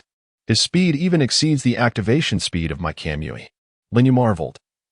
He had witnessed others evade Kamui through substitution techniques and visual distortion ninjutsu, but this was the first time he encountered someone like AI, who dodged forcefully with sheer speed. Indeed, only a man who bears the name of Raikage could accomplish such a feat. The level of lightning dominance. Whoosh. AI's figure flickered next to Lin Yu, his lightning-enveloped hand striking horizontally towards Lin Yu's neck. Whoosh. When he discovered that his attack had merely passed through Lin Yu, he could not help but exclaim in astonishment, then coldly remarked, as rumored, "You can allow attacks to pass through, but 5 minutes is your limit. During the time of penetration, you must materialize when using ninjutsu and space-time ocular techniques." Lin Yu thought, "Indeed, that scoundrel Danzo has spread my information, attempting to eliminate me through others. Oh, since you are aware of my abilities, why so openly declare it? Do you wish for me to be on guard?" Lin Yu replied, unperturbed. Crack, crack. Humphrey twisted his neck, disdainfully declaring, "It matters not. I will unleash relentless, powerful attacks with a speed and frequency you cannot fathom, forcing you to refrain from dispelling the penetration until the very moment it concludes. At which point, I shall sever your neck. Boom. AI spoke with intent, ready to act. Clad in lightning, he initiated a series of ninjutsu, each strike bearing a strength comparable to that of Killer Bee in his half-tailed beast form. AI had been assessed by Kamui, possessing tailed beast-level chakra. Huh, how unreasonable. Lin Yu's expression remained calm, his mind racing. Penetration is merely a stopgap. I must shift from defense to offense. My remaining chakra is insufficient for Susanoo, so I must find another path. With such intense lightning armor and sustained high-intensity attacks, his speed must wane as his stamina diminishes. I shall seize the moment when his movements slow to deliver a decisive blow. Lin Yu's Sharingan world, closely monitoring AI's actions. His erratic form gradually became predictable, until the Raikage S thrust from directly ahead was perfectly captured by Lin Yu. Now is the moment. Kamui, lightning cutter. Lin Yu dispelled the penetration and advanced toward AI. Just before AI's thrusting arm could reach him, Lin Yu lowered his center of gravity, aiming for AI's chest. This ends now. Boom. Suddenly, a searing pain surged through Lin Yu's eyes, causing his body to stiffen abruptly. Damn. The side effect of ocular strain strikes at this moment. In a moment of desperation, Lin Yu twisted his body sharply to the side. Crack. AI's figure brushed past Lin Yu. Blood splattered as Lin Yu's right arm was severed. Die. AI swiftly turned to pursue. Lin Yu's gaze hardened as he refrained from activating the penetrating mode. Instead, he kicked his severed hand towards AI. At that moment, AI's focus was solely on Lin Yu, and the flying hand struck his arm. Whoosh. The lingering power of the thunder cut on the severed hand triggered a distortion in space and time. Crack. AI's arm twisted off, along with Lin Yu's severed hand, both spiraling into the vortex of time, vanishing from sight. Suddenly, AI's steps halted as he stared at his bleeding stump, his eyes wide with shock. Fourth Raikage AI, we shall meet again in the not-so-distant future. Let us duel once more in the name of the shadows. Whoosh. Lin Yu disappeared into the whirlpool of his right eye. AI, gazing at the spot where Lin Yu had vanished, withdrew his gaze and approached Killer Bee, lifting him with one hand, tears streaming down his face. Brother, my brother, I shall avenge you. Killer Bee, he called weakly, his voice barely a whisper. Oh, Adodo, brother. AI exclaimed with uncontainable joy. Whoosh. The scene shifted to the realm of space and time. Lin Yu located his severed hand and reattached it. Hiss. The healing properties of the Hashirama cells took effect, and the hand was rejoined seamlessly. Lin Yu moved his newly restored arm, feeling no discomfort. All set? A bit later than anticipated, remarked a Fei and Mitsuki setting sun as they approached. Ah, I encountered a minor complication while wrapping things up, Lin Yu replied nonchalantly. A Fei gazed at the severed hand belonging to the Raikage, still crackling with tiny arcs of electricity, murmuring, that hardly seems like a minor complication. Lin Yu responded, it is of little consequence. What I sought has been secured. Let us return. Orochimaru's affairs should be nearing completion as well. Chapter 29. After the fierce battle, she actually. The journey from her hometown to the Land of Thunder spanned 7 days and nights. Yet her return home took less than 7 seconds. Both the Land of Water and the Land of Thunder had been cultivated, allowing for effortless travel between the two realms using divine might henceforth. Lin Yu mused, among the 5 great nations, only the Land of Wind and the Land of Earth remain. Shall we make a trip when time permits? A Fei proposed, there is no rush. We cannot simply lower ourselves to make a spatial mark. There must be a respectable purpose to accompany it. Indeed, Lin Yu replied, acknowledging the sentiment. By the way, where's Xiang? He inquired, glancing behind him. She just landed and has returned to her room, looking quite troubled. It seems she has endured considerable stress during the journey and needs time to process, a Fei remarked. After all, unlike us, she requires sustenance and has bodily needs. Lin Yu lowered his gaze, lost in thought. Let us first check on the progress with Orochimaru. In the stone chamber, the sound of bubbling filled the air as a cylindrical glass vessel, containing the green liquid that enveloped the artificial body of Hashirama, boiled vigorously. The tubes connected to the back of the artificial being writhed like serpents, emitting an eerie sound of compression. After a significant pause, A drop of golden blood fell from the extraction device into the glass tube, which was on the verge of overflowing. Excellent. Just a little more, my flawless creation. Orochimaru's eyes were bloodshot, consumed by obsession. He had not eaten or drunk anything for nearly a month, not even closing his eyes. Orochimaru-sama, perhaps you should take a rest. I can manage things here, offered Kabuto, with genuine concern. Step back, Kabuto. I must concentrate. Orochimaru replied without turning. Understood. Kabuto complied. Exiting the room while contemplating, Orochimaru-sama's pursuit of truth is truly captivating. Yet, there are those who wish to exploit his fervor for their own nefarious ends. Lowering his head, Kabuto adjusted his glasses, the large lenses reflecting light as a sinister smile crept upon his lips. But I shall not allow him to succeed. He is yet to return and likely never will. After all, the Blood Mist is a place of unimaginable terror. For a ninja whose secrets have been revealed, how could one possibly escape such a fate? Uchiha, you shall remain in the depths, lamenting your underestimation of me, Kabuto. He chuckled darkly, lost in his thoughts, when suddenly a voice emerged from around the corner, interrupting his laughter. Is there something amusing? Pray, share your joy with me. Startled, Kabuto halted, his mirth extinguished as he beheld Lin Yu leaning against the wall, arms crossed over his chest. His small eyes widened in shock, his complexion pale and drenched in sweat. Why, Yu-sama? You've returned? Yet, true to his nature as a seasoned spy, Kabuto quickly regained his composure. How wonderful. I have some splendid news to share with you. What kind of good news? Lin Yu inquired with an impassive demeanor. Under the collaborative efforts of Lord Orochimaru and myself, the extraction of the original cells of the first Hokage, Hashirama Senju, has proceeded even more smoothly than anticipated. Therefore, the results will be expedited. In just 3 days, you shall acquire a physique akin to that of the god of shinobi, Hashirama Senju. Do exclaimed with exuberance. That is indeed delightful news. Once the task is accomplished, Do, I shall not be remiss in rewarding you. Lin Yu replied with a faint smile. Do knelt on one knee before Lin Yu, placing his right hand over his heart. It is an honor beyond measure to serve you, my lord. Very well, I shall rely upon you. Lin Yu turned and walked toward his chamber. I bid you farewell, my lord. As Kushido lifted his gaze, a sinister glint flickered in his eyes as he contemplated. In light of such words, I am left with no choice but to employ a contingence. He remained oblivious to the concealed glimmer within Lin Yu's masked gaze. In her room, Yuzuki Wing tossed and turned, unable to find solace. In the latter part of the night, she rose from her bed and exited her chamber. Moments later, the door to Lin Yu's room creaked open. Yuzuki Wing stepped in quietly, halting before the bed. On the wall hung Lin Yu's mask and fan. Meanwhile, Lin Yu lay in slumber, his breathing steady.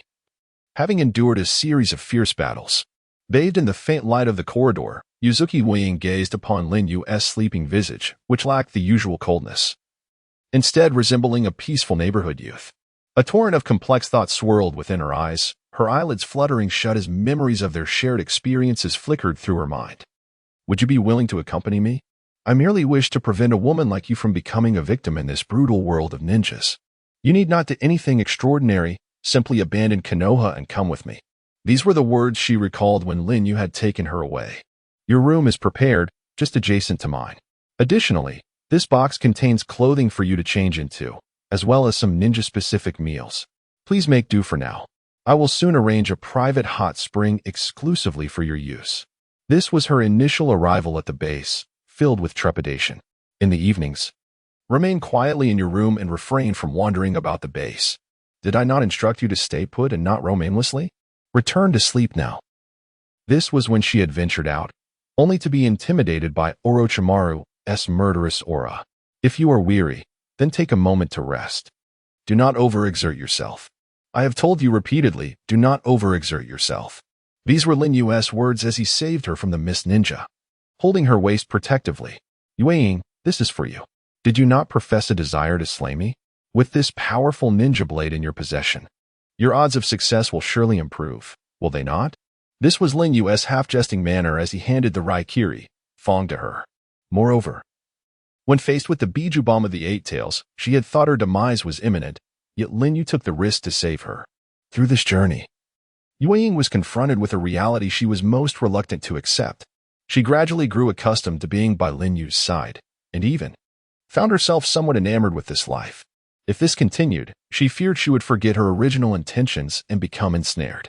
As the sun set, Mizuki Siyu opened her eyes, resolutely deciding to sever the ties of cause and effect. She withdrew a knife from behind her, stealing her heart as she plunged it toward the unsuspecting Lin Yu, who lay sleeping. Thud. The blade pierced Lin Yu's body, emerging from beneath the bed. His breath ceased abruptly. Mizuki Siyu felt nearly faint. Lacking the strength to withdraw the knife, she staggered toward the door frame, and as she turned, 2 streams of tears slipped from the corners of her eyes. I'm sorry. Your power is too formidable, and one day it will threaten the village. Forgive me. Leaving Lin Yu's room, Mizuki Siyu did not flee but returned to her own chamber, sitting in the corner with her head bowed, cradling her knees, quietly awaiting the repercussions of her actions. It was not until the following morning that nothing unusual occurred. Stepping out of her room with trepidation, she encountered Lin Yu just as he emerged from his room. Stretching lazily, Mizuki Siyu stood frozen, her mouth opening and closing, unable to utter a word. Oh hey, good morning. Are you up and ready to relieve yourself? Lin Yu greeted her with a smile, teasing her lightly. Chapter 30, A Fate Destined to Fall. By the way, you left something in my room, and I retrieved it for you.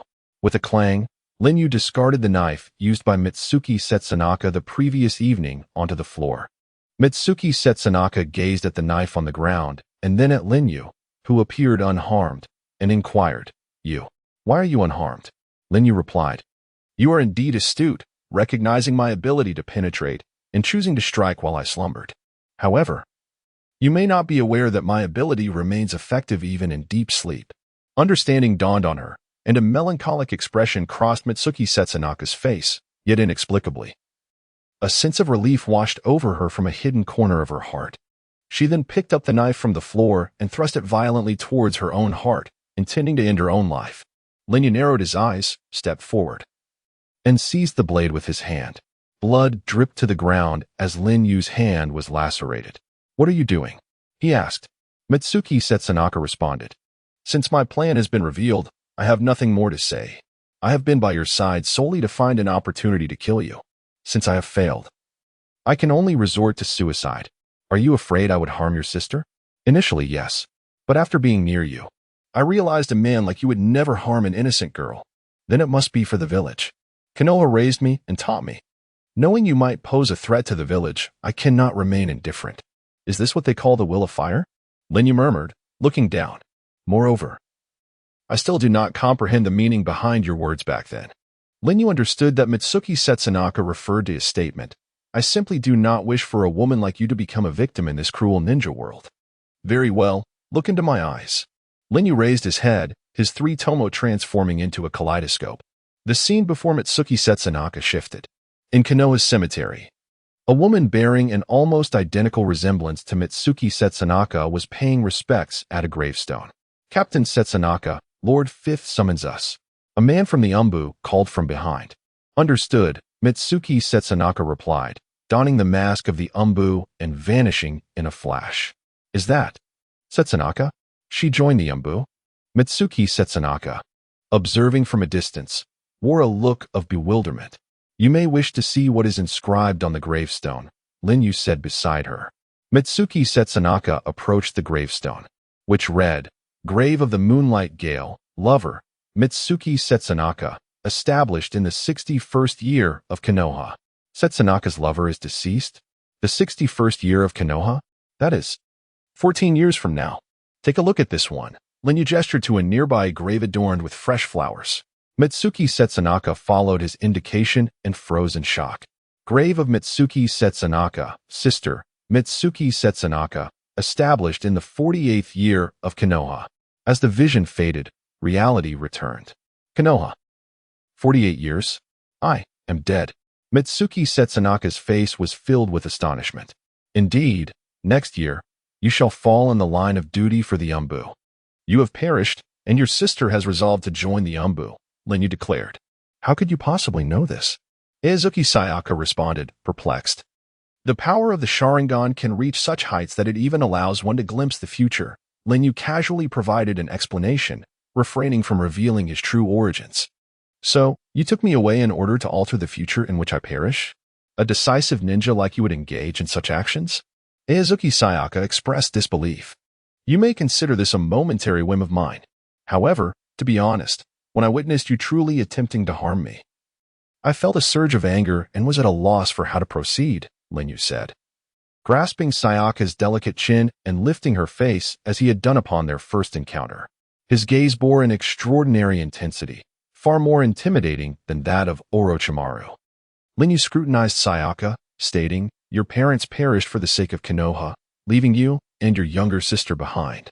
You joined the Umbu, only to meet an untimely demise. And ultimately, your sister followed in your footsteps, a family, much like moss to a flame, all for the elusive will of fire. Do you deem this worthy? Eizuki Sayaka found herself momentarily speechless. Lin Yu continued, What I loathe most is this grandiose and ruthless indoctrination. Does the sunlit Konoha truly reveal everything? Even that third Hokage, renowned for his benevolence, answer me. Eizuki Sayaka shut her eyes, for she found herself powerless to counter Lin Yu's words.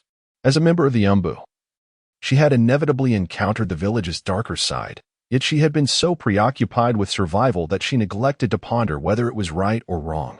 Lin Yu asserted, Right or wrong, those are merely inconsequential propositions. Sayaka, I ask you, do you find more joy in the days spent by my side, or in the days spent suffocating your true self while executing missions for the Konoha Umbu? I do not know, Eizuki Sayaka replied, her eyes flickering. The answer was evident. You are already a rogue ninja of Konoha. The shackles upon you have vanished. Why not heed the true desires of your heart? Lin Yu leaned closer to Sayaka, whispering in her ear. Suddenly, Sayaka's body trembled slightly. She raised her hand, trembling around the knife, yet it ultimately fell. Clang. The knife clattered to the ground, and Sayaka wrapped her arms around Lin Yu's neck, passionately responding to his kiss. Lin Yu said, Impressive, isn't it? There are even more remarkable things to come. To his surprise, Eizuki Sayaka showed no sign of resistance. She closed her eyes and implored. Could you promise me not to act against the village? Lin Yu halted his movements. As the warmth of his breath faded, Eizuki Sayaka opened her eyes, gazing at Lin Yu with a sense of loss, pleading gently, As long as you promise me, I will offer you my entire world, willingly. Lin Yu raised his left hand, gently brushing away the tear stains from Ujetsu's cheek, and solemnly declared, Sunset, what I have resolved to do cannot be hindered by anyone. Therefore, I shall not offer you any false promises. I will inevitably journey to Konoha, for there lies what I seek. After speaking, Lin Yu lowered his gaze to the knife at his feet and added, Moreover, you did not make a second mistake just now, which brings me some solace, Sunset. With a sudden flash, the lightning chakra that had been coiling in his unraised right hand dissipated. Had Ujetsu not relinquished the knife moments ago, his hand would have unhesitatingly pierced her heart. Even though Lin Yu held a certain fondness for Ujetsu, he would not permit her to harbor murderous intent a second time. Under Ujetsu's stunned gaze, Lin Yu turned and departed. As she watched his retreating figure, Ujetsu leaned against the wall and sank to the ground. Realizing that the moment she laid down the knife signified her defeat in this confrontation with the man. What would the future hold? Never mind. I shall not concern myself with it. Chapter 31, The Spirit Contract, The Eight Tails Returns. 2 days had passed, and Lin Yu had fully recovered from the exhaustion of the fierce battle. He once again entered the realm of Shinwei. This space was boundlessly expansive, and objects transported here would be cast into different locations based on the timing of their arrival. For instance, unless beings were transmitted in close succession, they would generally not encounter one another. As the master of this temporal domain, Lin Yu could materialize at any place at his whim. He approached the Eight Tails. Ah, how delightful to see you again, Lin Yu remarked playfully. The sight of an old adversary sparked an immediate hostility. With a roar, the Eight Tails unleashed a tailed beast ball upon Lin Yu. In this realm, Lin Yu was unable to activate his phasing abilities. Yet, he remained unfazed, biting his finger resolutely. Ninjutsu, Triple Rashomon. Bang, bang, bang. The 3 gates of Rashomon rose only to be obliterated instantaneously. However, the tailed beast ball was deflected from its course, exploding in the backdrop behind Lin Yu. Without glancing at the explosion, Lin Yu addressed the eight tails. You still possess the power to launch tailed beast balls. It seems you are quite spirited. The eight tails bellowed. Why have you imprisoned me in this lightless void? What are your intentions? Do you wish to become my Jinchuriki? Never. I will never accept a person like you. Only someone worthy can become my Jinchuriki. Lin Yu chuckled softly. Jinchuriki? You have misunderstood. Your power pales in comparison to even the mere nine tails. You are only fit to be a pet. The eight tails gasped in horror. You speak of the mere nine tails. Do you imply? A dreadful realization dawned upon it. Lin Yu proclaimed, Indeed, eight tails, like the nine tails, you are but a fragment of dispersed chakra. All the nine-tailed beasts in this world originate from the ten tails. The eight tails shouted, You wish to resurrect the ten tails? Don't be absurd. Do you intend for this world to perish? Lin Yu replied, Even without resurrecting the ten tails, this world is destined for destruction. One day, the celestial beings will descend, and we must stand against them. The power of the ten tails is essential. Therefore, eight tails, bow before my gaze. With a clap of his hands, Lin Yu positioned his fingers together, his eyes ablaze with the extraordinary power of his Sharingan. Shui Seal, 8 pillars of beast confinement. Rumbling echoed as 8 massive blocks floated into the Shinwei space, transforming into towering pillars that ensnared the eight tails at their center. Changing his hand signs, Lin Yu raised 2 fingers, seal tail, clank, clank, clank. From each of the 8 pillars, chakra chains sprang forth, binding the eight tails. I will not allow someone like you to succeed. The eight tails roared as a colossal tailed beast ball began to swell above. Do not rush. I shall adorn you with a collar, Lin Yu declared, altering his hand signs once more. Seal head. Suddenly, a chain erupted from the block beneath the eight tails, encircling its neck. With a resounding crack, the expanded tailed beast orb came to a halt, fracturing and disintegrating into an empty shell. The formidable power of the eight tails was thoroughly subdued. Suddenly, Lin Yu unfurled the summoning contract scroll. With a sharp crackle, lightning chakra enveloped his palm, transforming into 1,000 birds-piercing spear, which he drove into the chest of the eight tails, creating a gaping wound from which blood spurted forth onto the scroll. Lin Yu then bit into his own palm, using his blood to imprint his hand on the scroll, and with a swift motion, the scroll snapped shut, a seamless completion. Armed with his summoning contract, he could invoke the eight tails for battle, and with the prior Kamui seal, the eight tails would be confined within this Kamui space, returning to its sealed position once the summoning ended. Lin Yu turned to leave. Do you wish to plunge the ninja world into chaos? The eight tails bellowed. What of it? Lin Yu replied, not looking back. The narrative penned by Kishimoto in the Naruto saga revolves around themes of love and peace, which Lin Yu cherished, but only as an observer. Now, he was a participant. His own narrative revolved around war and freedom, both of which hinged upon one crucial premise, power. One day, those who inherit the Sage of Six Paths shall thwart you, proclaimed the eight tails. Then I shall surpass the Sage of Six Paths you speak of. Lin Yu's resolute words echoed as he vanished into the vortex of Kamui. Back in the outside world, what are the plans? Asked Obito, perched atop the outer path statue. Orochimaru's success is imminent.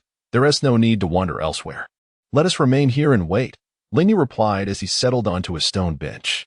In the open area, Yuzuki Yugao donned a black bodysuit, engaging in practice with the white zetsu. Obito, resting his chin on his hand, remarked thoughtfully, It seems she has adapted quite well these past few days. What transformation has her mindset undergone? Lin Yu smiled quietly. To speak candidly, she is quite young, yet has risen to the position of a squad leader in the Konoha Anbu, which is no small feat. Her strength is above average among jonin. Yet she appears to lack any bloodline limits or special talents. Obito noted, Isn't beauty and ample bosom a kind of bloodline limit? A mere touch to the ear and she blushes. Isn't that a special talent? Lin Yu jested. Well, from a feminine perspective, that is true. However, as a ninja, it seems less commendable, Obito retorted. Lin Yu stated, The affluent rely on technology, the impoverished depend on mutations. There are countless methods to empower an individual. I do not expect her to engage in battle, but at the very least, she will not become a liability. Suddenly, a crack of thunder echoed as lightning cleaved the earth, forcing the white zetsu to retreat. Sweat-soaked, Yuzuki Yugao rose, having overheard Lin Yu and Obito's conversation. As for bloodline limits, I possess one too.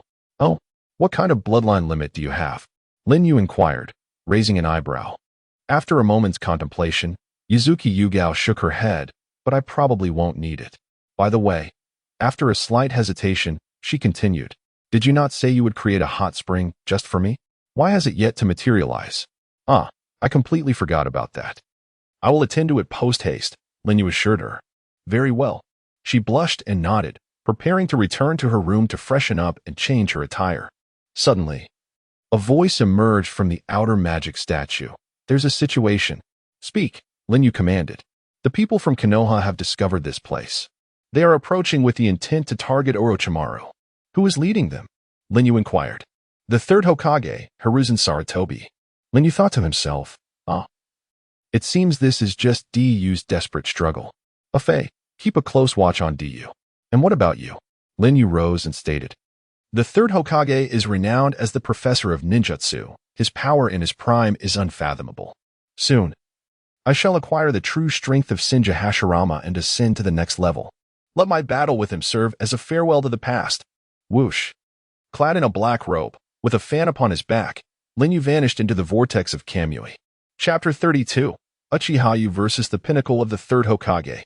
In the heart of the forest, the third Hokage, Sarutobi Hiruzen, moved with remarkable agility, clad in a form-fitting black combat uniform. His attire was adorned with silver armor on his shoulders that extended to his back, emblazoned with the character for fire. He wore a traditional ninja hat, featuring layered green armor on either side and a lengthy protective sash trailing behind, a signature ensemble for battle. Unlike the kindly elder with a face full of wrinkles from the original tale, this incarnation of Sarutobi was in the prime of his youth, at the zenith of his power. For agile ninjas followed closely behind, their faces concealed by umbu masks, draped in white cloaks that signified their status as umbu captains. Not long ago, the third Hokage received a clandestine message from Kabuto, who reported that the notorious Orochimaru had been defeated by a ninja named Uchiha Yu and was now imprisoned, his life hanging by a thread. Lord Third, they murmured. Kabuto has previously served under Root. He is a multifaceted spy traversing through various nations. Can we trust his word? Is this merely a trap? The ninjutsu and knowledge possessed by Orochimaru constituted a tremendous asset for Konoha. Even if it were a deception, we could not afford to remain idle. After a moment of contemplation during his sprint, Sarutobi mused, Orochimaru, after all, is my disciple, despite his ambitions and intentions that even I cannot fathom. Upon arriving at the location indicated in Kabuto's message, they were confronted with a sheer cliff. Indeed, it appears untrustworthy, one of the umbu members remarked. Sarutobi, however, remained composed, scanning the area with a contemplative gaze before raising his hand to weave a series of intricate hand seals. Ninjutsu, dispel evil sealing technique. Whoosh. The cliff vanished, revealing a concealed barrier. This is, exclaimed the four umbu members in astonishment. It is a high-level barrier technique capable of camouflaging the terrain, and exceedingly difficult to breach, Sarutobi explained. The barrier team did not follow. Shall we force our way through it? There is no need for brute force. One must simply see through the technique. Sarutobi focused intently for a moment, then stepped forward, igniting 5 flames of different chakra natures at his fingertips, pressing them against the barrier. Whoosh! A gateway appeared in the barrier. The 4 umbu captains were filled with admiration. Let us proceed. It seems someone has been anticipating our arrival, the third Hokage said gravely as he entered the portal. The umbu captains exchanged knowing glances, heightening their vigilance as they followed him. As the wind swirled, Lin Yu sat upon a colossal beast's skeletal spine, his garments fluttering in the breeze. Beneath his mask, his Sharingan gazed appreciatively at the man emerging from the dust storm. Truly worthy of the title, the third Hokage, Sarutobi Hiruzen, you have arrived here with such ease. Hiruzen halted several dozen meters from Lin Yu, just beyond the range of the Sharingan's visual prowess. The elder's battle experience was indeed unparalleled by the younger generation. Sarutobi gazed at Lin Yu, stating, You must be Uchiha Yu. I have heard that my disciple, Orochimaru, has fallen into your hands. As his teacher, I have come to offer my apologies and to retrieve this wayward disciple to discipline him properly. Lin Yu thought to himself, so Kabuto was orchestrating this all along. Nevertheless, it matters not. No one shall take Orochimaru from him. Additionally, Lin Yu yearned to personally experience the prowess of another formidable figure from the world of ninjas, the illustrious third Hokage. Lin Yu tilted his head and remarked, Orochimaru is indeed here with me, but whether or not you can take him away depends on your skills as a teacher. How audacious to speak thus to the third Hokage. What an arrogant Uchiha. The captains of the dark faction, upon hearing this, were about to advance when they were sternly dismissed by the third Hokage. Do not act rashly. I will take the lead. Sarutobi Hiruzen swiftly formed hand seals. Ninja art. Wind release. Sandstorm. A tempest arose, conjuring a powerful sandstorm that obscured all visibility. Oh, targeting the Sharingan right from the start? More effective than the mist concealment technique. It seems this battle will indeed exceed my expectations. Lin Yu leapt down from the beast bones. Whoosh. A shuriken sliced through the wind towards him. Ninja art. 1000 Shuriken Shadow Clone. As Sarutobi Hiruzen completed his seals, the shuriken multiplied into a veritable torrent, saturating the air with no escape in sight. Thud, thud, thud. However, the shuriken passed through Lin Yu effortlessly, embedding themselves in the ground, soon covered by the swirling sand. Whoosh. Sarutobi Hiruzen's figure appeared in midair, his hands rapidly forming seals. Fire release, fire dragon flame bullet. Roar, roar, roar.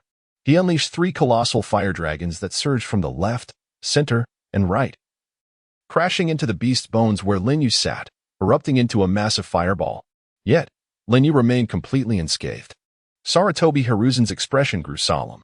Just as the rumors suggested, both physical and ninjutsu attacks can pass through him, although there is a 5-minute limit. He can utilize this to exhaust his opponent's chakra, launching a defensive counterattack. Lin Yu commended, truly worthy of being a master of ninjutsu. Your understanding of combat is profoundly insightful, far surpassing those who merely recklessly unleash techniques. So the question arises, how do you intend to counter my penetrating ability? In midair, the third Hokage formed a rather peculiar hand gesture directed at Lin Yu. Lin Yu's brow furrowed.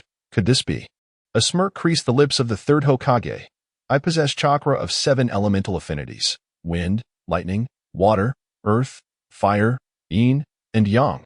Thus, as long as it falls outside the realm of bloodline limits, I can employ all the secret techniques currently existing in Konoha, including the heart transfer technique utilized by the Yamashiro clan through Yin release.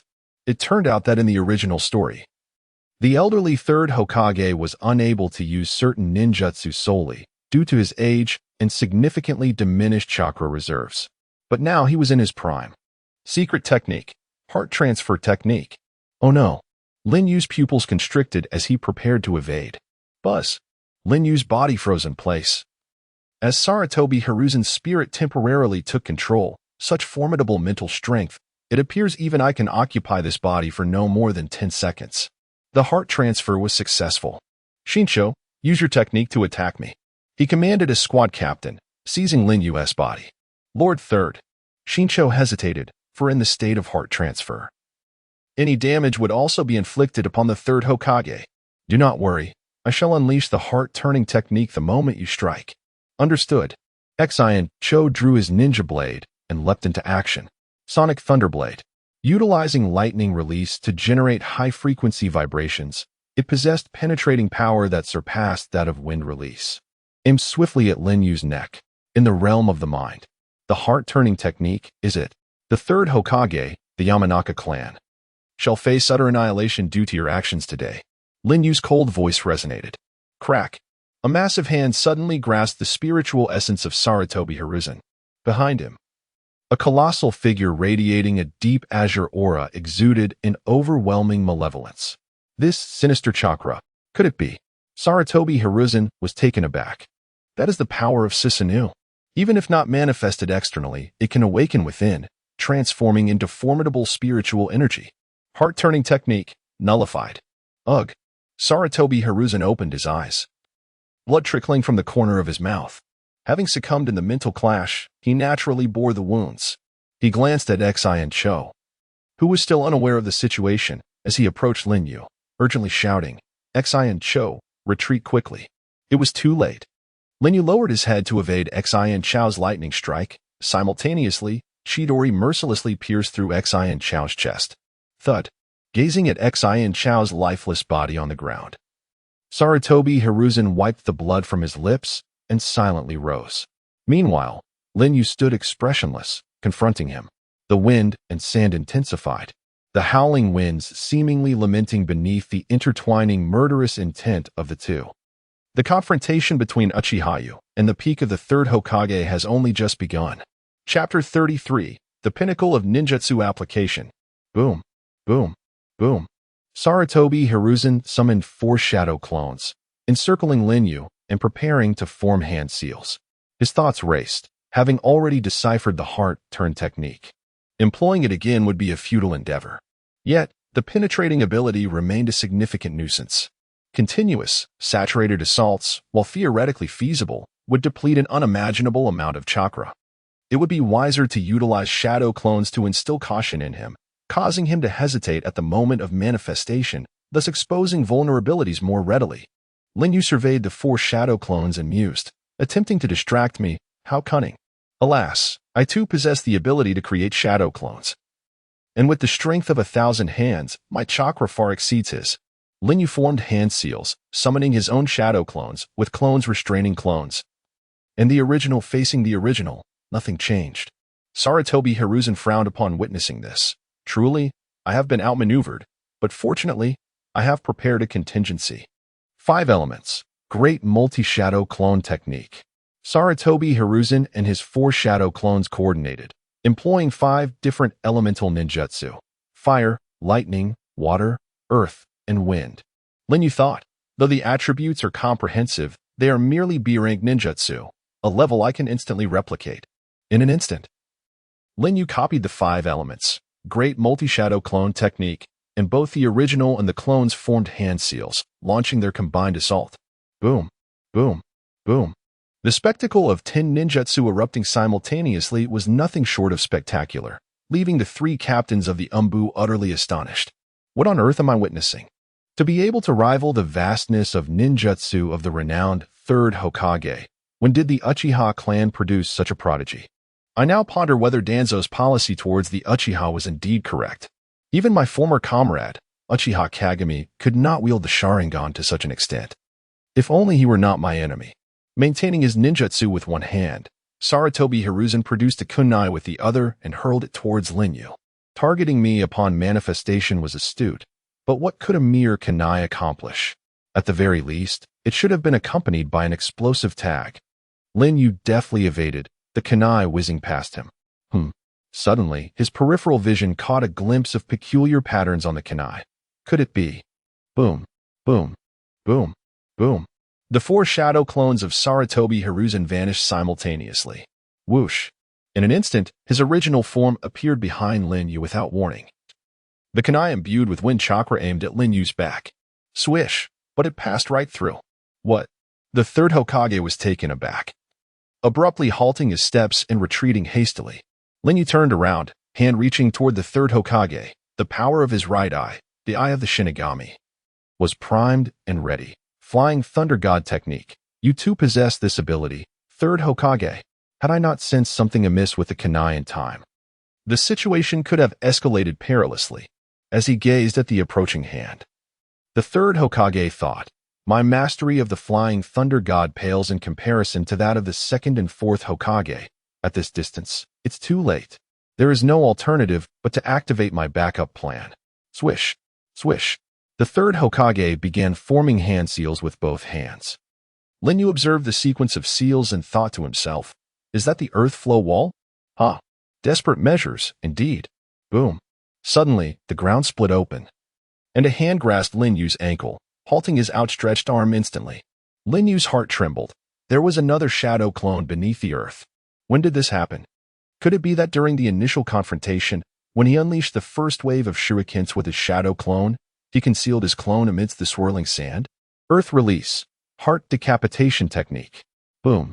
The hand gripping Lin Yu's ankle exerted tremendous force, pulling him entirely into the ground, leaving only his head exposed. Lin Yu's gaze sharpened. The distant might of his left eye had already targeted the third Hokage's head. Might. Earth release. Earth flow wall. Almost simultaneously, Sarutobi Hiruzen slammed his hands on the ground. raising a wall of earth with a thunderous roar. Crack! The earth flow wall was punctured by the might.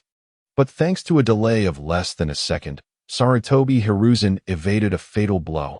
A chunk of flesh was torn from his shoulder, exposing the stark bone beneath. Whoosh! Linyu burst forth from the soil, gazing at the third Hokage, who had retreated to a safe distance. And he couldn't help but exclaim, "To wield conventional ninjutsu with such extraordinary finesse, third Hokage, you truly embody the title of ninjutsu professor." He had to admit that his own understanding and application of conventional ninjutsu was still significantly inferior to that of the third Hokage. The third Hokage. He was not a Jinchuriki, lacked the Sharingan, could not perform wood release, did not possess the monstrous taijutsu of the Reikage, nor the myriad bloodline limits of other village leaders. Yet, through a solid foundation and exquisite ninjutsu, he stood at the pinnacle of the ninja world. He demonstrated to the world that even a mere mortal could approach the divine realm. But a mortal is ultimately a mortal, bound by limitations. While Linyu admired him, he would not hesitate to defeat him with absolute power. He raised 2 fingers to his chest, a gesture known as the opposition seal in ninja etiquette, signifying his acknowledgement of the third Hokage's strength. Seeing this, the third Hokage reciprocated with the opposition seal. His inner turmoil no less than Linyu's. I once suspected his true identity to be that of Konoha's founder, Uchiha Madara. But now it is clear he is not Madara, but rather a unique prodigy of the Uchiha, unmatched since Madara himself, though his strength may not yet match Madara's. One day, it is inevitable, the third Hokage, stained with blood on his shoulder, formed hand seals: boar, dog, rooster, monkey, and sheep. Summoning technique. King of monkeys, Enma. Boom. Enma made his entrance. Sarutobi, it has been a decade since you last summoned me. This time, it is truly unavoidable. I beg of you, Enma. Let us dispense with the pleasantries. Boom. Enma transformed into a diamond-like body, wielding the Rui Jingu Bang. Sarutobi grasped the staff, swinging it amidst the raging winds. Linyu murmured, "The summoning beast Enma, born with a diamond body, possesses limitless transformations. His raw strength is not inferior to that of the Hokage, making him a formidable adversary. Should I summon the 8 tails? No, the commotion caused by the tailed beast chakra would be too great. It could potentially obliterate my own stronghold. At this critical juncture, Orochimaru's achievements must not falter."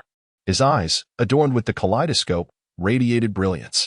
The azure chakra flames rose, manifesting the Susanoo, transcending the previous 2 forms and directly unleashing the mightiest Karasa Tengu.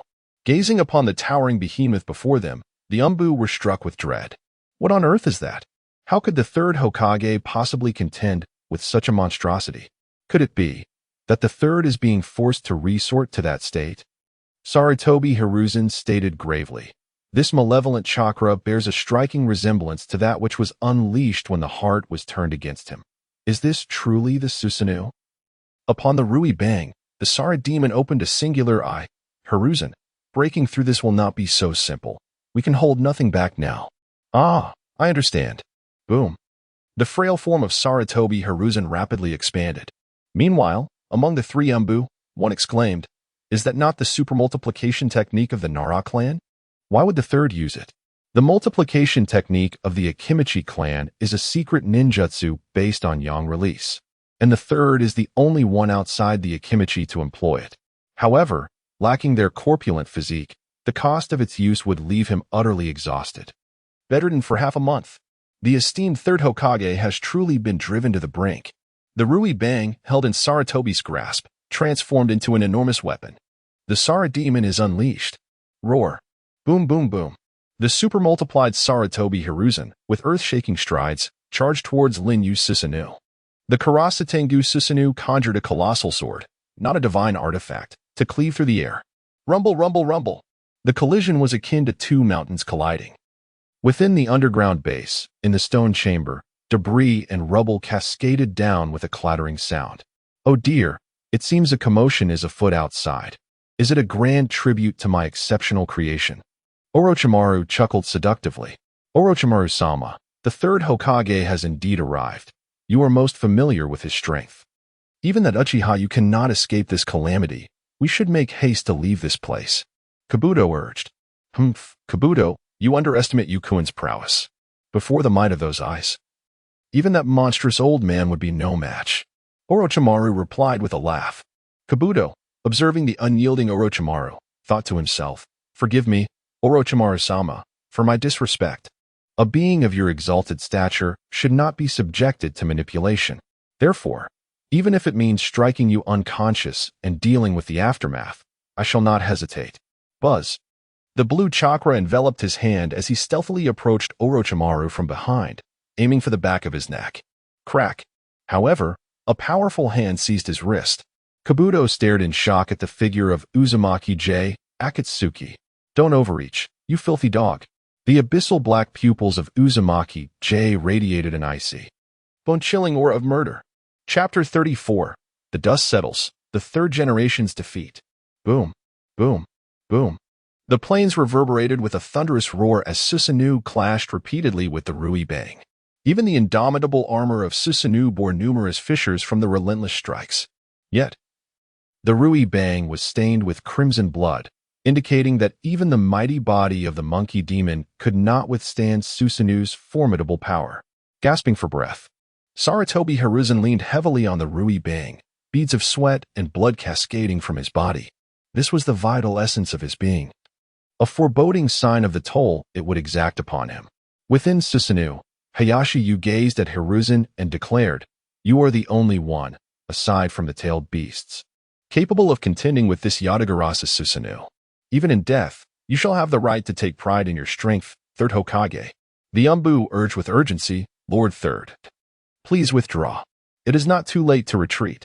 The village still has the fourth Hokage and many other powerful allies. You need not face this monstrosity alone." The monkey demon also implored, "Hiruzen, they speak the truth. If you retreat now, he will not be able to stop you." Yet, Hiruzen realized that such a retreat would cost him the opportunity to eliminate this foe, and who knows how many ninjas would be sacrificed if he delayed.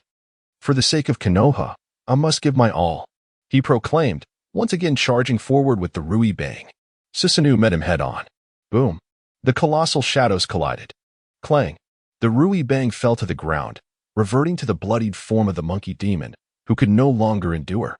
"Hiruzen, I am sorry, but I can assist you no further," the monkey demon lamented. "Thank you, my old friend," replied Sarutobi Hiruzen. Boom.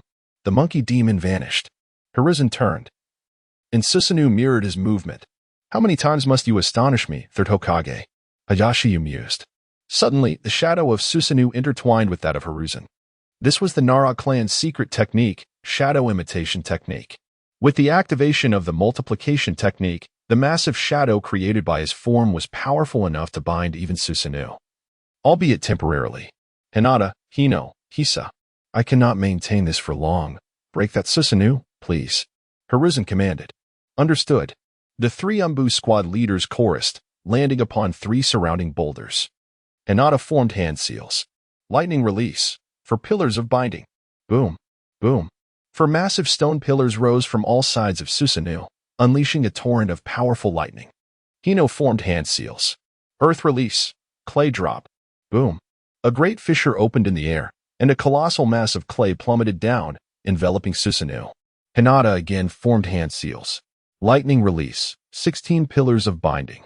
The ground shook as another 16 pillars erupted between the gaps of the four, sealing off every side, including the top, with a cacophony of thunder. Hisa formed hand seals.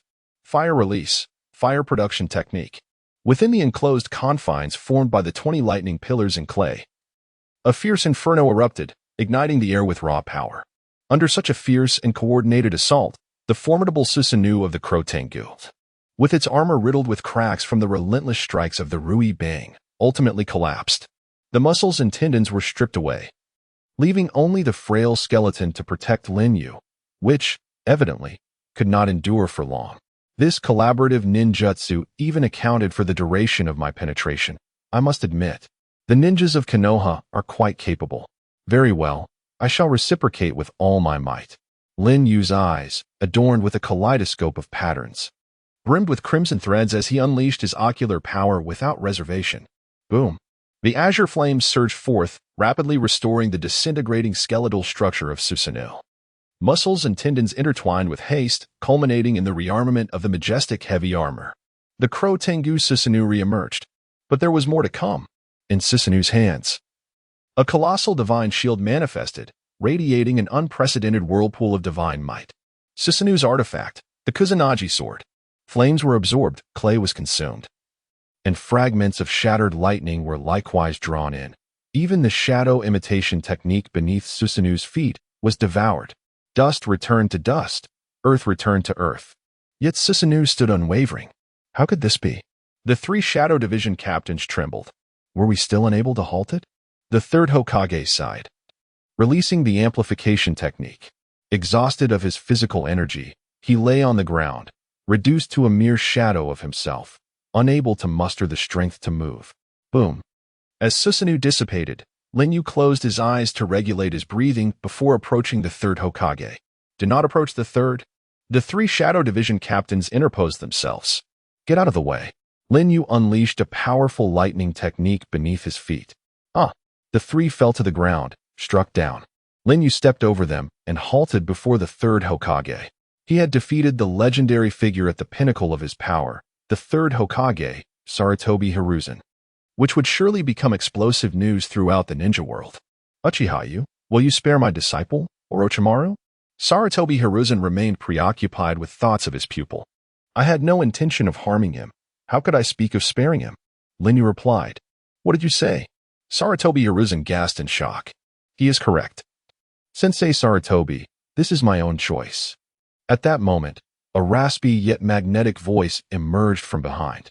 Linyu turned to see Orochimaru approaching, accompanied by a figure named Akatsuki, who cast a glance at Linyu, a glance that conveyed assurance of success. Finally, the anxiety that had burdened Linyu for a month was lifted. Orochimaru stepped forward, taking a position slightly behind Linyu to signify his respect for him. Indeed. Is this the case? After a brief moment of hesitation, Sarutobi Hiruzen spoke with a heavy heart. Yukuin, for the sake of him being my teacher, please spare his life. Orochimaru addressed Linyu. Linyu sighed, reflecting on how Orochimaru, the infamous traitor, would plead for his teacher. It seems he did not initially harbor intentions of destroying Konoha. In light of your arduous efforts, I shall grant you a reprieve. However, Linyu shifted his tone. The matter concerning Do has already been addressed by my own hands. Orochimaru appeared to comprehend Linyu's unspoken thoughts. Linyu glanced at Fei, who nodded in affirmation. Linyu continued, then there shall be no issues. The third Hokage inquired, Orochimaru, I ask you, is the disappearance of the populace in the villages surrounding the Land of Fire, as well as the vanishing of ninjas within those villages, connected to you?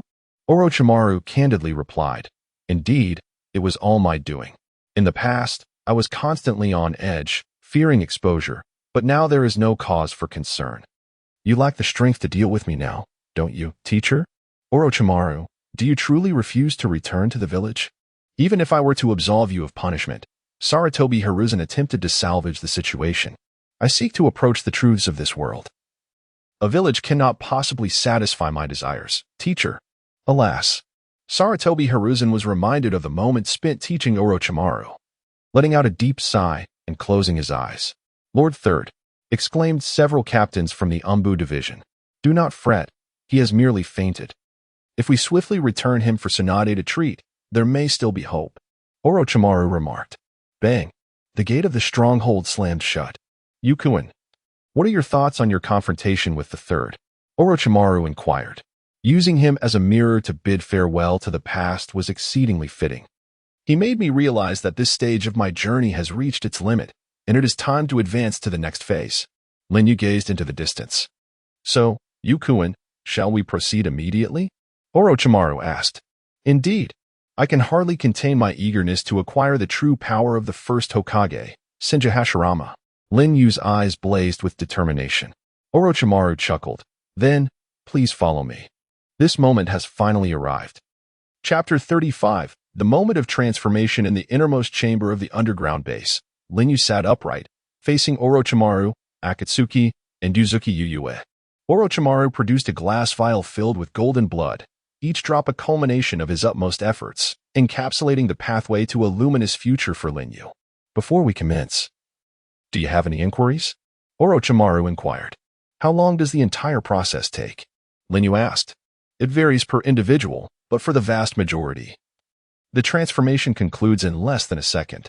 The overwhelming vitality of the Hashirama cells, upon contact with the blood, transmutes into a lethal poison, resulting in the immediate demise of the recipient.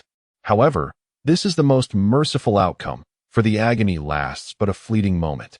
What if one does not perish instantly? Linyu probed. Orochimaru smirked enigmatically. Should you survive the initial infusion, congratulations. You will endure an existence worse than death. For the next 60 seconds, the blood infused with Hashirama's primordial cells will circulate through your veins, causing your blood to boil, far hotter than water at its boiling point. This will lead to a catastrophic spike in blood pressure, ruptured vessels, and an unimaginable rise in body temperature, resulting in the cessation of all vital functions. You shall oscillate between life and death, entering a state akin to suspended animation. During this state, your organs will gradually deteriorate due to oxygen deprivation.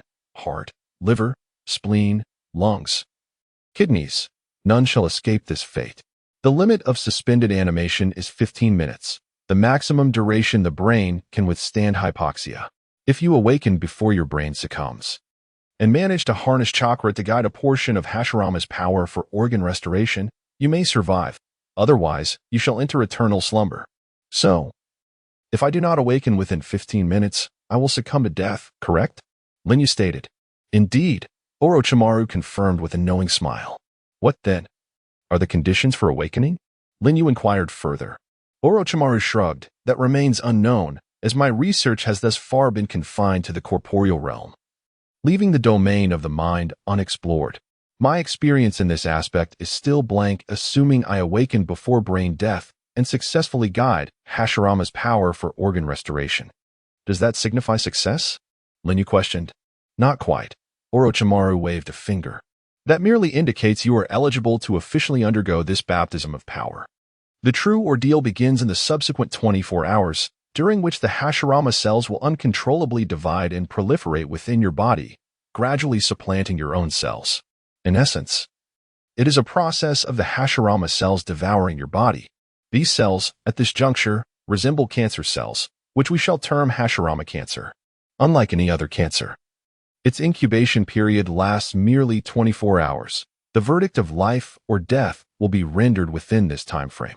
By what criteria is life and death determined? At this moment, Yuzuki Sayaka inquired. What a profound question, dear girl, she began.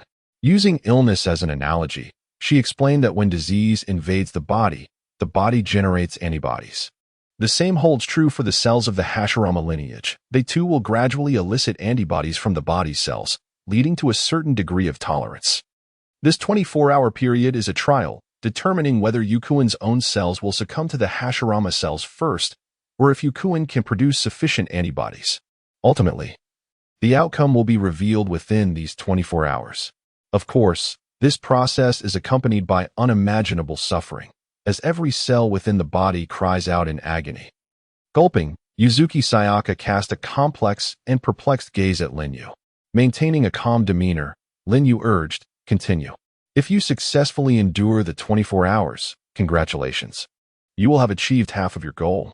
However, the Hashirama cells are the strongest of cells. Even with antibodies, they can never be eradicated by your own cells.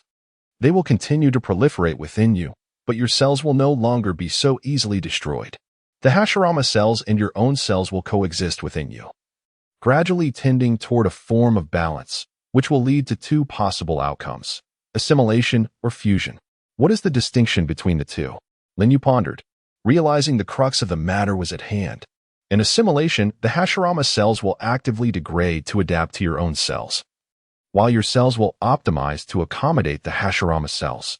Through this interplay of decline and elevation, an equilibrium is reached, resulting in a semi-finished Hashirama body.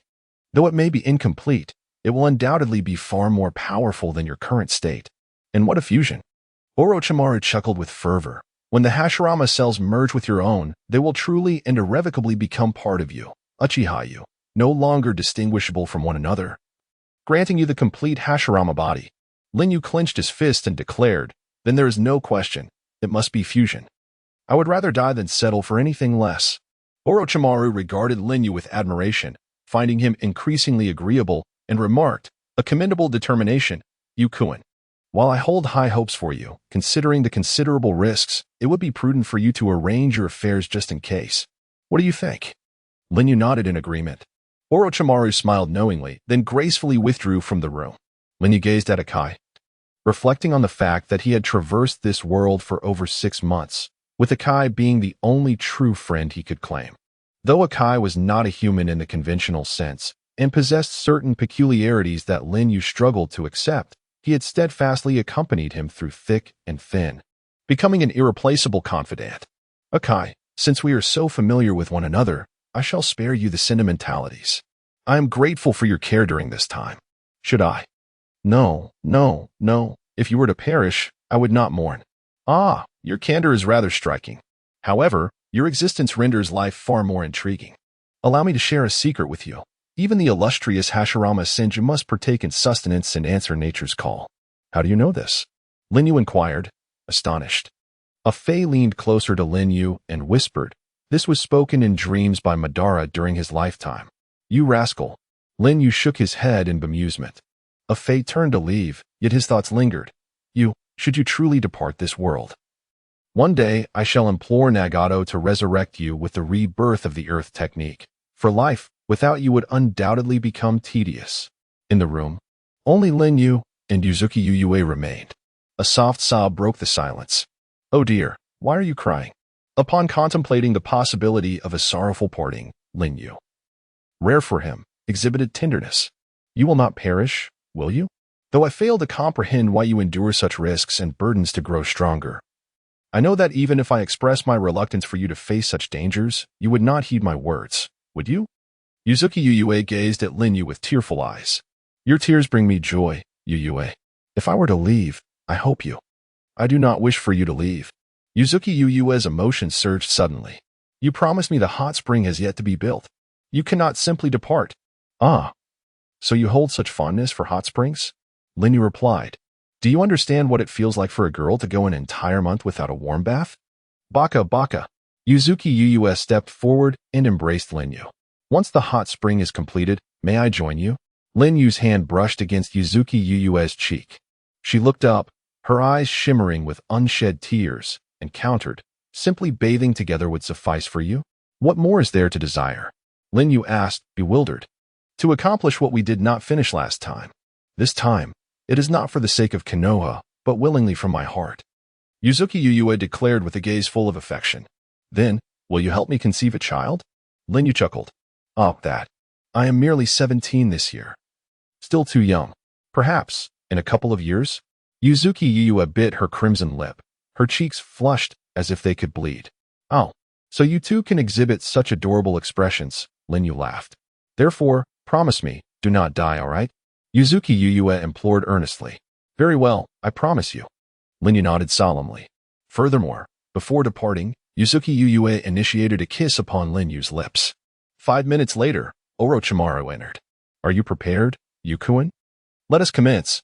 Life and death in fate's hands, prosperity in heaven's decree." Linyu extended his arm. The glass tube, filled with golden blood, featured a delicate syringe at its tip, yet no drop escaped, for each was immensely precious, and waste was impermissible.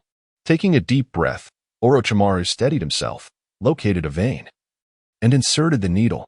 After a deep inhale, he pressed down on the syringe, injecting the concentrated blood, infused with Hashirama's perfect primordial cells, into Linyu's body.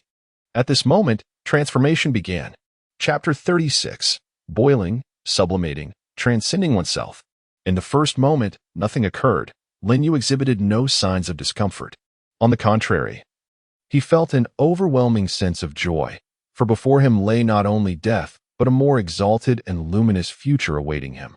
Observing Linyu in this state, Orochimaru contemplated, "It is only natural." Yukuin's right half had been implanted with Hashirama's artificial body, indicating that the power of the first Hokage does not reject the youthful vessel of Uchiha Obito.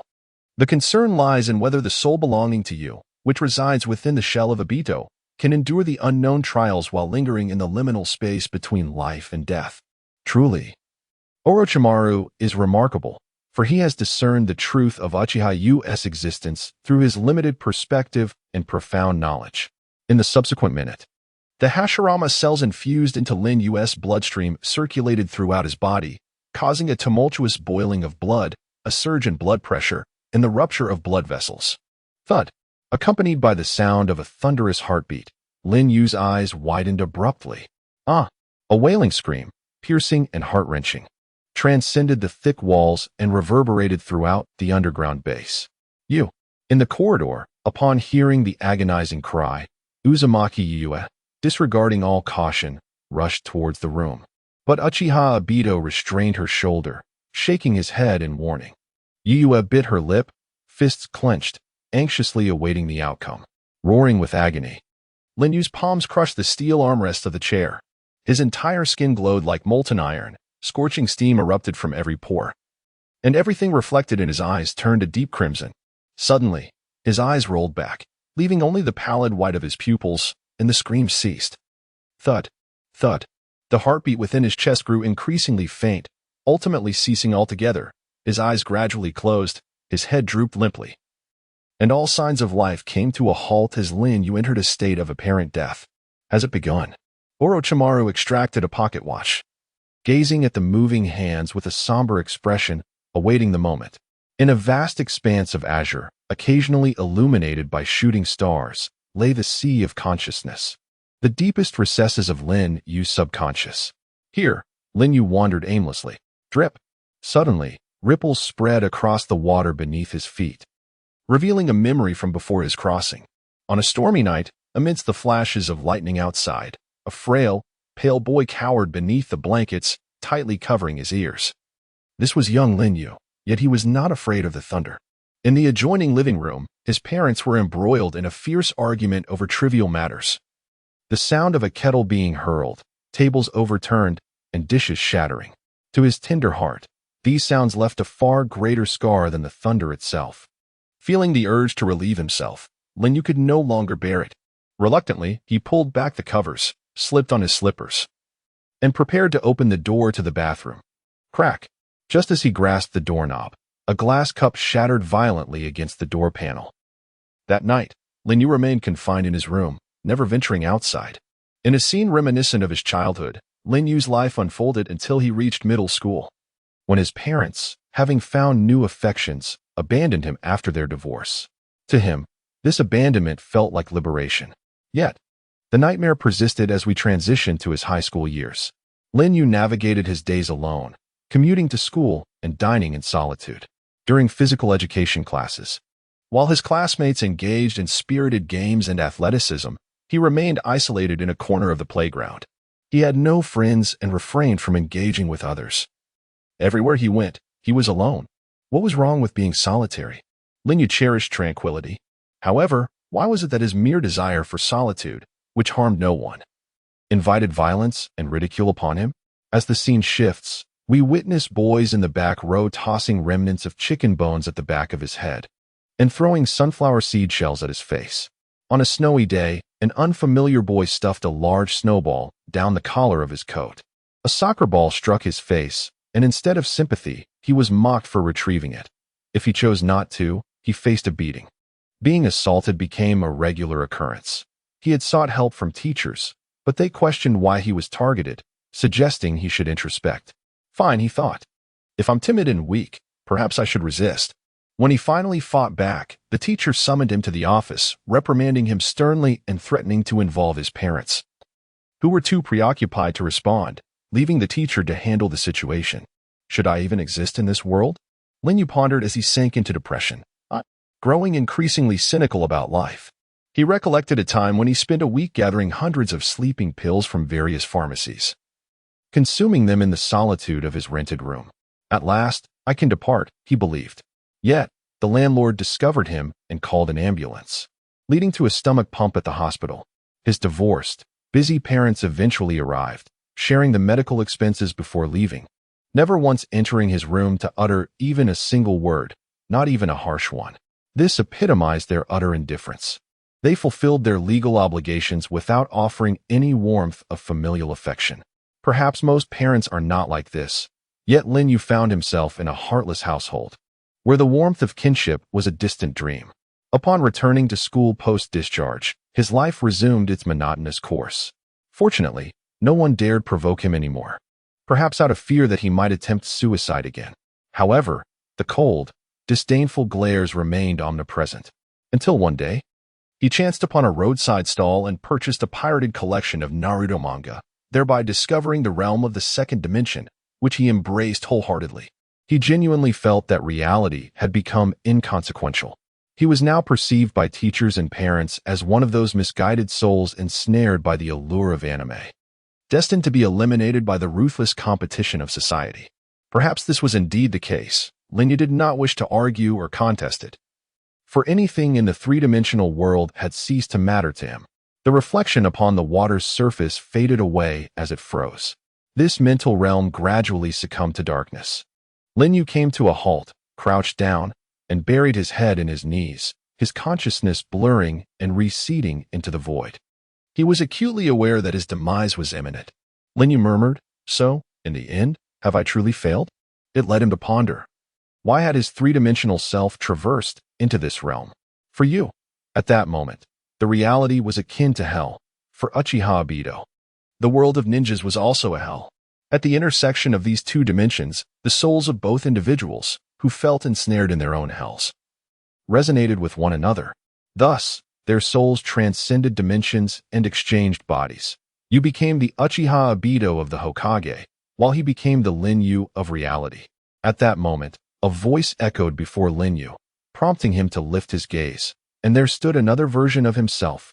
Lin Yu, unfazed by the circumstances of his doppelganger or how it acquired such knowledge, eagerly inquired, "What happens if I perish here?" The figure before him gazed into the distance and replied, "Perhaps you will return to your original body, for Obito has yet to relinquish his obsessions. He still clings to Rin." In other words, would he be thrust back into the utterly mundane reality? Indeed, a realm devoid of Sharingan, Kamui, Susanoo, Chakra, and Ninjutsu, a reality so burdensome it leaves one breathless, a reality from which he possessed no power to escape. That kind of reality I absolutely refuse to accept. Thus, awaken, for I am your indomitable spirit. The figure before him extended a fist towards Lin Yu. With a smile, Lin Yu reciprocated, engaging in a fist bump. Whoosh! Before him, the embodiment of Lin Yu's will transformed into golden light, illuminating this bleak mental landscape, now radiating with a brilliance surpassing its former glory. Outside, 15 minutes had elapsed. Orochimaru closed his pocket watch, observing Lin Yu, who remained with his head bowed, motionless. A sense of melancholy washed over him. Has this gust of wind for Yukuin reached its conclusion? Yet my quest for truth must not wane. Yukuin, I shall claim your eyes. Orochimaru stepped forward, extending his hand towards Lin Yu. But at that moment, Lin Yu's lowered head rose, revealing his kaleidoscopic Sharingan, shimmering with a captivating brilliance. How powerful, this ocular prowess, unprecedentedly formidable. Orochimaru abruptly halted, drenched in cold sweat. Orochimaru, what are your intentions? Lin Yu's gaze was profound, his words calm.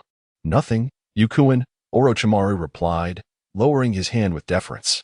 I shall quietly observe. Lin Yu bowed his head once more, harnessing the power of Hashirama to swiftly mend his damaged organs. As scorching smoke rose from his skin, yet the iron-like crimson had vanished. Orochimaru retreated, genuinely impressed. Yukuin is far more remarkable than I ever imagined. The transformation continues. Chapter 37. Assimilation or Integration. Since Lin Yu's consciousness awakened from a state of simulated death, 12 hours had elapsed. This brief span felt as interminable as half a century. Initially, his limbs contorted incessantly, rendering him unable to sit steadily. Thus, he instructed Orochimaru to procure robust iron chains to secure all 4 of his limbs. Despite this, his body continued to tremble uncontrollably, the chains clinking ominously. Lin Yu was enveloped in both agony and exhilaration. He could feel the power of Hashirama coursing through him like a plague, rebounding against his very flesh.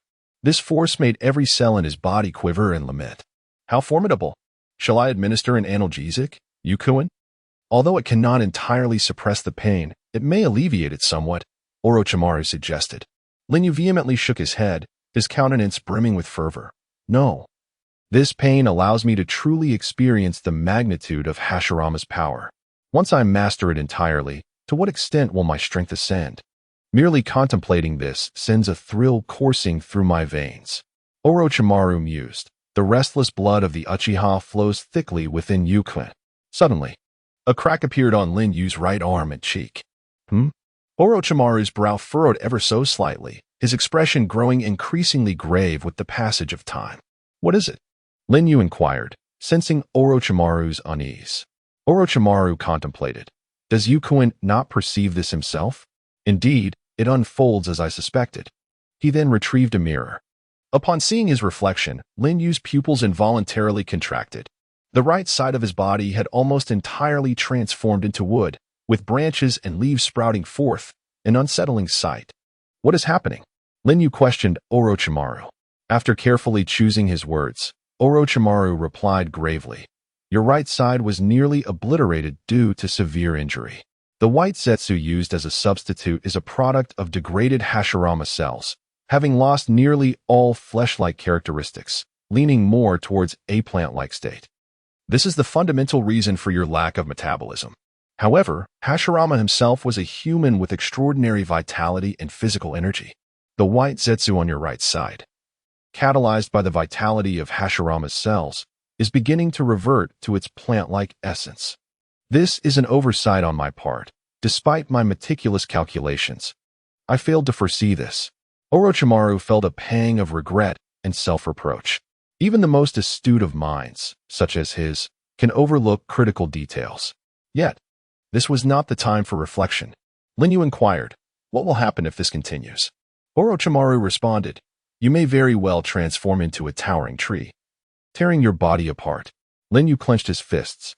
Orochimaru declared, I shall prepare for surgery immediately to remove the white zetsu from your right side before disaster strikes. There's no need for such complications. This will be swifter. Kamui. Lin Yu's left eye transformed into a kaleidoscope, utilizing the reflection in the mirror to project Kamui onto his right side. Crack. Crack. All portions of his right side derived from the white zetsu were stripped away by the swirling vortex of time and space, leaving behind a mangled remnant of flesh. Ugh. For Lin Yu, who was already enduring immense pain, this was akin to adding insult to injury. He clenched his teeth and summoned the healing power within him, allowing his right limb, which had been maimed, to regenerate. The flesh that sprouted forth was no longer the unnatural white, but rather bore the true hue of living flesh. To his pleasant surprise, the wrinkles that had marred his right cheek were smoothed out with this rebirth. This enhancement elevated Lin Yu's appearance to an entirely new level. Orochimaru couldn't help but exclaim, truly extraordinary. After this brief interlude, the agony persisted, intensifying with the passage of time. On several occasions, Lin Yu nearly succumbed to unconsciousness, yet he steadfastly endured. Fainting would mean losing control of the situation, and it would inevitably lead Orochimaru to entertain unwholesome thoughts. To completely subjugate a person like Orochimaru, one must exhibit overwhelming potential and strength. The wait was not only long for Lin Yu, but also for Ah Fei and Yuzuki Xiang. The two abstained from food and drink, lingering in the corridor for an entire day and night. During this anxious vigil, the 24 hours that could determine life and death elapsed. How do you feel, Yukon? Orochimaru inquired. Though my insides are tumultuous, I can no longer feel pain, Lin Yu replied. Orochimaru nodded. It appears your body has successfully developed antibodies and gained tolerance to the Hashirama cells. You have crossed the threshold of the underworld. What follows, assimilation or fusion, depends solely on your own fate. Regardless of the outcome, you will be transformed beyond recognition. I am a perfectionist. I will either die or achieve perfection. Assimilation is out of the question. I only desire fusion, Lin Yu declared resolutely. Ah, your determination is admirable. But what if the outcome is assimilation? What then? Orochimaru couldn't help but ask out of curiosity. Then I shall cultivate another perfect Hashirama artificial body, extract flawless original cells, and repeat the entire process. No matter how many failures it takes, I will try as many times as necessary until I achieve the desired results. Lin Yu stated with unwavering conviction. Such admirable tenacity, Orochimaru mused, yet inwardly he thought, the outcome will be decided in one attempt. If fusion fails, no amount of effort will alter the result. Knowledge and means may eliminate obstacles, but it is capacity that ultimately plays a decisive role. However, until a conclusion is reached, perhaps it is best not to inform Yukuin just yet. How long until we know the final result? Lin Yu asked a pivotal question. Implanting perfect Hashirama original cells has no precedent. The previous process was a hypothesis I formulated and deduced. Therefore, I cannot provide a precise timeline for this final step. However, when results emerge, you should feel it deeply, Orochimaru explained. I understand. Please inform Afei and Xiang that I am no longer in danger and that they should rest instead of waiting outside. Also, Orochimaru, you should take a break as well, Lin Yu instructed. No, I shall witness this until the very end. Otherwise, I would be unable to find peace. Even in my sleep, Orochimaru remarked with a smile. As you wish. Lin Yu closed his eyes, patiently awaiting the inevitable. Time elapsed, though it felt interminably long. Suddenly, a thunderous rumble resonated throughout the earth, causing it to tremble violently. Lin Yu opened his eyes. I can feel it, the power surging forth from every cell within me. Have I finally arrived at this moment? Chapter 38, Astonishing Revelation. It had been a fortnight since that moment, and I remained oblivious to how things were faring with you. Yuzuki Siyu absent-mindedly chewed on a peanut, lost in thought. Not far away, Afei sat on a stone bench, his usual loquaciousness noticeably subdued in recent days. Suddenly, a tremor shook the ground. An earthquake? Yuzuki Siyu was taken aback. Afei turned his gaze towards the outer path golem. From the golem emerged Baiju, exclaiming, Hey, there's movement on US side. Afei was already on his feet, heading over. Wait for me. Yuzuki Siyu hurriedly followed suit. In the corridor, Lin Yu approached clad in a loose white robe, wooden sandals clacking against the floor, with Orochimaru trailing beside him, observing the arriving of Fei and Yuzuki Siyu. Please remain calm. I must conduct a test on Yukuin now. In the equipment room, the lights flickered to life, illuminating the precious specimen of a somatic cell extraction apparatus stored in the corner. Orochimaru donned a lab coat and activated a device. Lin Yu settled into the chair provided, while Afei and Yuzuki Siyu stood vigil beside him. What is the purpose of this device? Lin Yu inquired as he took his seat. Orochimaru replied, This is a perspective device I invented years ago through my studies of the Hyuga clan, based on the imaging principle of the Byakugan's iris. It will help determine if there are any abnormalities in your body, especially given the magnitude of this cell transplantation project. A cautious approach is prudent. So the X-ray machine of the Hokage world was originally conceived by Orochimaru, Lin Yu mused. Orochimaru pressed a switch, and a dome-like apparatus descended above Lin Yu, casting a white glow. The imaging device displayed a transparent view of Lin Yu's entire body. After a meticulous inspection, Orochimaru nodded. There are no signs of illness or after-effects. It appears the cell transplantation was a complete success. Upon hearing this, Yuzuki Siyu breathed a sigh of relief. For her, Lin Yu's strength was secondary to his health. So, will it be assimilation or fusion? Afei queried. I am about to unveil this mystery. Orochimaru smiled as he affixed several magnetic patches, embedded with circuitry, to Lin Yu's key acupuncture points. He then pressed another switch. With a hum, the dome above Lin Yu shifted aside. Yukuin, please remove your mask, Orochimaru instructed. All right, Lin Yu replied, reaching up to take off the mask. Upon seeing Lin Yu's visage, even more refined than before, Yuzuki Siyu's eyes sparkled with admiration. A device equipped with electrodes gently descended from above, resting upon Lin Yu's head. Orochimaru explained, Yukuin, some electrical currents will now flow through your body to synchronize with your internal bioelectric field, thereby calculating your cellular energy levels. You may experience a slight tingling sensation. Well, I shall consider it an electronic massage. Lin Yu closed his eyes. Orochimaru pressed another switch. On the screen, the numbers began to rise rapidly, swiftly surpassing 100,000. What do these numbers signify? Yuzuki Siyu asked curiously. The energy value of cellular bodies is still in the process of calculation, but allow me to elucidate its principles. The human body is constituted of cells. with an approximate total of 14 billion. Each cell harbors a certain amount of energy, and the aggregate of cellular energy constitutes what we refer to as body energy, which, in conjunction with mental energy, forms the well-known chakra. Orochimaru turned his gaze towards the device screen, where the value had exceeded 300,000, yet there were no signs of it ceasing to grow. I developed this cellular energy detection apparatus by quantifying body energy values. You speak of quantification? Does that not necessitate a reference standard, a fundamental unit? What is your benchmark? Yuzuki Uyas, once an elite member of the Umbu, had undergone training in related knowledge. Humph, a fine inquiry indeed, though. I find myself in need of an assistant. Might you consider the role? Orochimaru extended an olive branch. I have no interest. Merely contemplating it sent chills down Yuzuki Uyas' spine. To ensure applicability across all demographics, I designated the average body energy of newborns as the benchmark, defining it as the basic unit of one. While the body energy of an average adult is set at 10, disregarding individual variances, ninjas who have undergone training will possess body energy significantly exceeding this figure, on average. A Genin has 100, a Chunin 200, a Jonin 500, and an elite Jonin 1000. The leaders of ninja villages, the Kage, will possess body energy values exceeding 3000, while those with exceptionally rare physiques may approach 10,000. 10,000 is the ceiling for those lacking the power of Hashirama. For those devoid of Hashirama's power, Yuzuki Uyas narrowed his eyes. Indeed, the power of Hashirama serves as a watershed. Even a slight touch of it can catalyze a qualitative leap in body energy.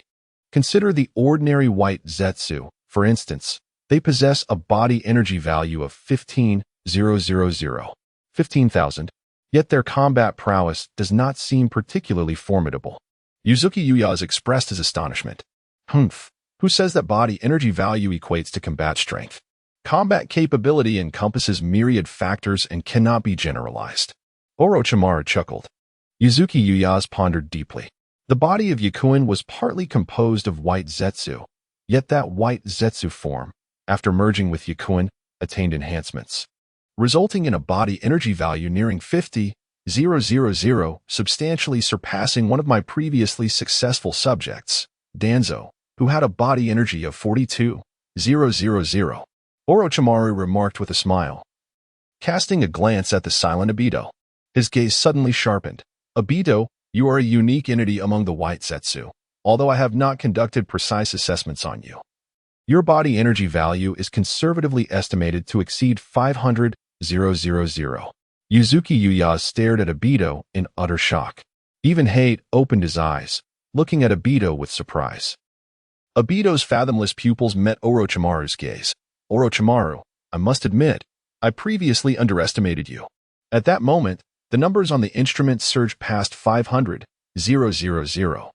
advancing towards 1,000,000. It seems we are quite alike. Orochimaru gestured towards the corner where the primary Hokage's artificial body resided, indicating its notable attributes. This flawless replica of the first Hokage, cultivated by the Outer Path S Golem, boasted an energy value of 1.36 million. No one was surprised. After all, this was the god of ninjas. One might even argue that this figure seems somewhat understated. Is this the energy value of the first Hokage while he was alive? Inquired Yuzuki Uyu. Orochimaru shook his head with a smile, replying no. This is merely an unconscious artificial body, unrefined through rigorous training. The first Hokage, having endured countless battles and mastered senjutsu, undoubtedly possessed a significantly higher energy level than this imitation, potentially surpassing the computational limit of my device at 2 million. Therefore, Yujin, if it is assimilation, your energy value should stabilize between 800,000 to 1.2 million. If it is fusion, it could possibly reach around 1.5 to 1.8 million. Now, let us eagerly await the imminent revelation of the results. Gulp. Yuzuki Yu swallowed hard, gazing intently at the screen. 1 million, 2 million, 3 million. For million, it continued to rise, already surpassing 1.5 million. Orochimaru exclaimed with fervor, it is confirmed. Yujin. It is fusion. It truly is fusion. A slight smile curled at the corner of Lin Yu's mouth. The numbers continued to shift. 1, 6 million, 1, 7 million, swiftly reaching the threshold of 1, 8 million as Orochimaru had stated, yet there were no signs of it ceasing. Could it be? Orochimaru's slitted eyes widened in astonishment, his body trembling uncontrollably. 1, 85 million, 1, 9 million, 1, 95 million, 1, 96 million, 1, 98 million, 1, 99 million, 2 million. The green digits transformed into a striking line of red text. Beep, beep, beep. The apparatus emitted a frantic alarm. Accompanying this urgency was Orochimaru's breathless exclamation, impossible to calculate. Boom! A thunderous explosion erupted as the energy detection device shattered. Several dozen minutes later, a group descended to the surface. The scene of Lin Yu's battle with the third Hokage from half a month prior remained vivid, that clash having rendered the area a barren wasteland. With a flourish, Lin Yu donned a brand new black cloak and strode forward, while Orochimaru, Akatsuki, Yuzuki-yu, and the multitude of white Zetsu stood at the base entrance, eagerly anticipating. There was a technique Lin Yu was eager to experiment with. Gurgle. A white Zetsu emerged from the earth, cradling a pair of black combat gloves in its hands. Lin Yu accepted the gloves and, as if performing a ritual, adorned his hands with them. Gurgle. The white Zetsu retracted back into the ground, only to reappear moments later from the ranks of its brethren, gazing at Lin Yu. Clap. Lin Yu clasped his hands before his chest, forming the sea seal. Would release. Birth of the Sacred Tree. Chapter 39. Continuing the Legacy. Boom. The earth trembled, and the ground split open, as countless trees were uprooted, rapidly maturing into towering giants. The vast expanse of plain instantaneously transformed into a boundless ocean of forest. Upon closer inspection, each great tree stood with flourishing branches and verdant leaves, as though they were absorbing the very essence of the earth, having taken decades, even centuries, to grow. The treetops intertwined, obscuring the sunlight, while the shadows below overlapped, leaving no gaps. The only clear space was where Lin Yu stood. Perhaps it was due to Lin Yu's formidable aura, for all the trees slightly bent towards him, as if paying homage to the creator who bestowed upon them life. How might one describe such a scene?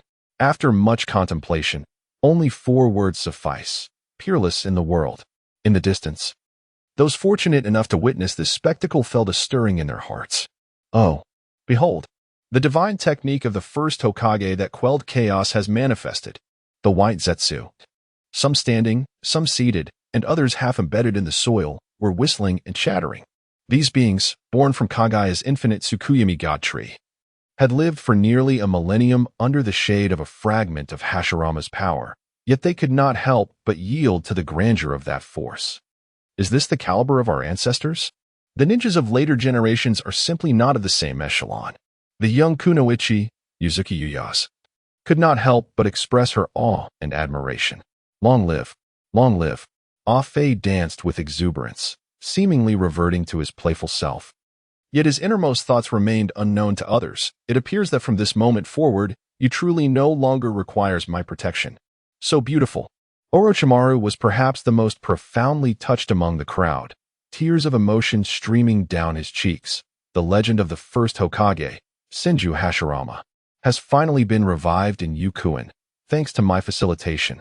In the clearing of the forest, Lin Yu lowered his hands after performing the seals, gazing at the myriad creations that sprang forth from his own hands, exclaiming joyfully, "My goal has finally taken its first step." Indeed, the first step. The dual divine might was merely the initial configuration and does not count. The body of Hashirama and the power of would release are just the beginning. One of the essential elements Lin Yu must acquire to awaken the Rinnegan. The next essential element is the eternal Meijiki Sharingan. Lin Yu was still uncertain whether obtaining Hashirama's body and the eternal Meijiki Sharingan would allow him to awaken the Rinnegan, but it was indisputable that without the eternal Meijiki, the Rinnegan could not be awakened. Additionally, there is the power of sage arts and the strength of the Ten Tails. He would meticulously gather the components that constituted the power of the Sage of Six Paths, the progenitor of the ninja realm, to recreate the legend.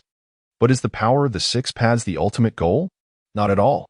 The progenitor of the Hyuga clan, the brother of the Sage of Six Paths, Otsutsuki Kagaya, whose lineage created the Moon's Otsutsuki clan, possessed the powers of the Byakugan and the Rinnegan. As a perfectionist, Lin Yu could not overlook this. He too must acquire it. Only in this way could he approach the power of the Mother of Chakra, Otsutsuki Kagaya. Indeed, Kagaya, from ancient times to the present, there exist deities that can only be sealed and cannot be slain. Lin Yuk will inevitably bring an end to her, transforming into a true Otsutsuki. The wedge is a mysterious force unveiled only in the era following Boruto's Hokage. Its very existence is not inferior to the Rinnegan. The truth that one who has slain a deity is no longer a mortal refers to the wedge. This is a Godslayer contract that can only be obtained by vanquishing the celestial beings, the members of the Otsutsuki clan. Those who possess it will harness all the power of the deity they have slain, evolving into a true Otsutsuki. In order to acquire the wedge from Kagaya Otsutsuki, Lin Yuk must qualify to challenge the Otsutsuki clan. His vision transcends the confines of the mere shinobi world. The home planet of the Otsutsuki clan, even now, remains unknown to him, as does the means to reach it. Yet, one day, Lin Yuk shall rely on his own strength to arrive there and confront the Otsutsuki clan. He aims to defeat those even more formidable than Kagaya, and ultimately, to vanquish the one who commands this divine lineage, the clan leader of the Otsutsuki. The path is arduous and long. Contemplating this, Lin Yuk returned from his joy of acquiring Hashirama's power. He turned and walked out of the forest, approaching Orochimaru. Orochimaru, come with me. The next plan is about to commence. Orochimaru replied with a smile, Yuk, I would be delighted to accompany you. But may I take a nap first? I have not closed my eyes in nearly 2 months. Upon hearing this, Lin Yuk glanced at Orochimaru's heavy eye bags and pronounced dark circles, feeling a rare sense of embarrassment. Indeed, Orochimaru has his own pursuits. Yet he was forcibly recruited as an employee. Now, not only has he become a rogue ninja of Konoha, but he has also put the life of his admirer, Kabuto, at stake. It is reasonable for him to request an unpaid leave of absence, is it not? Thus, Lin Yuk nodded and said, It is indeed deep winter now, and snakes do need to hibernate. Very well, sleep well and rejuvenate your spirit. However, I suspect that by the time you awaken, the ninja world will have undergone tremendous changes. Oh dear, I am truly looking forward to it. Orochimaru responded, his eyes already closed, standing there fast asleep, illustrating just how exhausted he truly was.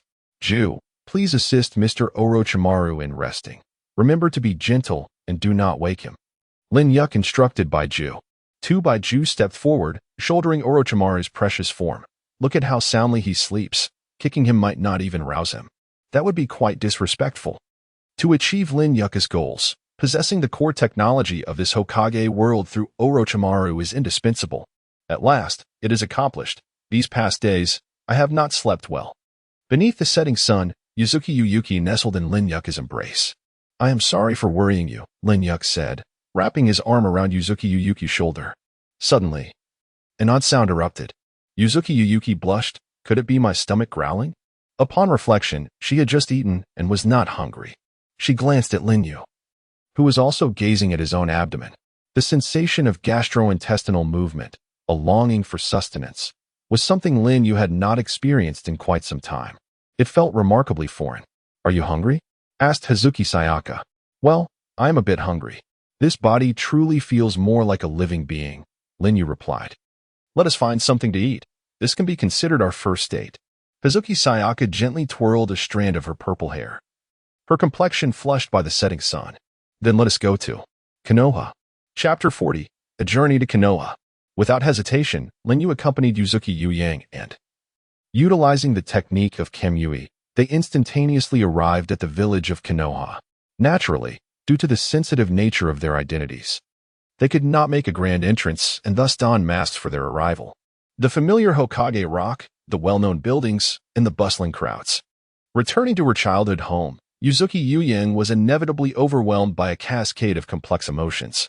After all, this was the place where she had grown up. Despite having distanced herself from the village due to Lin Yu, she still had her younger sister, Yuzuki Yu, residing here. Lin Yu was fully aware of this connection, which was precisely why he brought Yu to Konoha.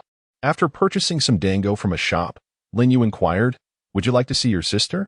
Yuzuki Yu paused. Looking at Lin Yu, is that possible?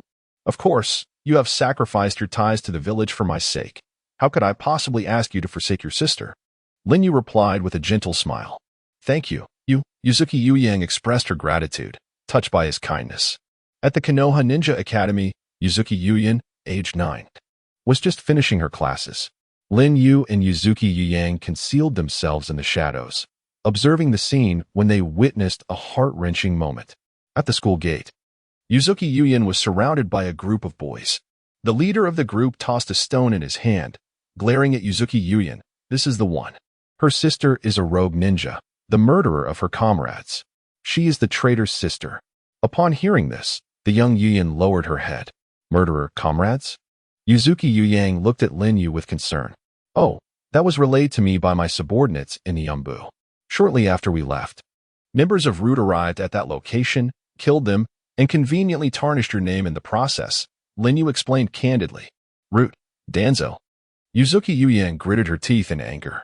This is their usual modus operandi, cloaked in the guise of serving the village while justifying necessary sacrifices, Lin Yu remarked coldly. I truly cannot comprehend why the school does not expel such individuals.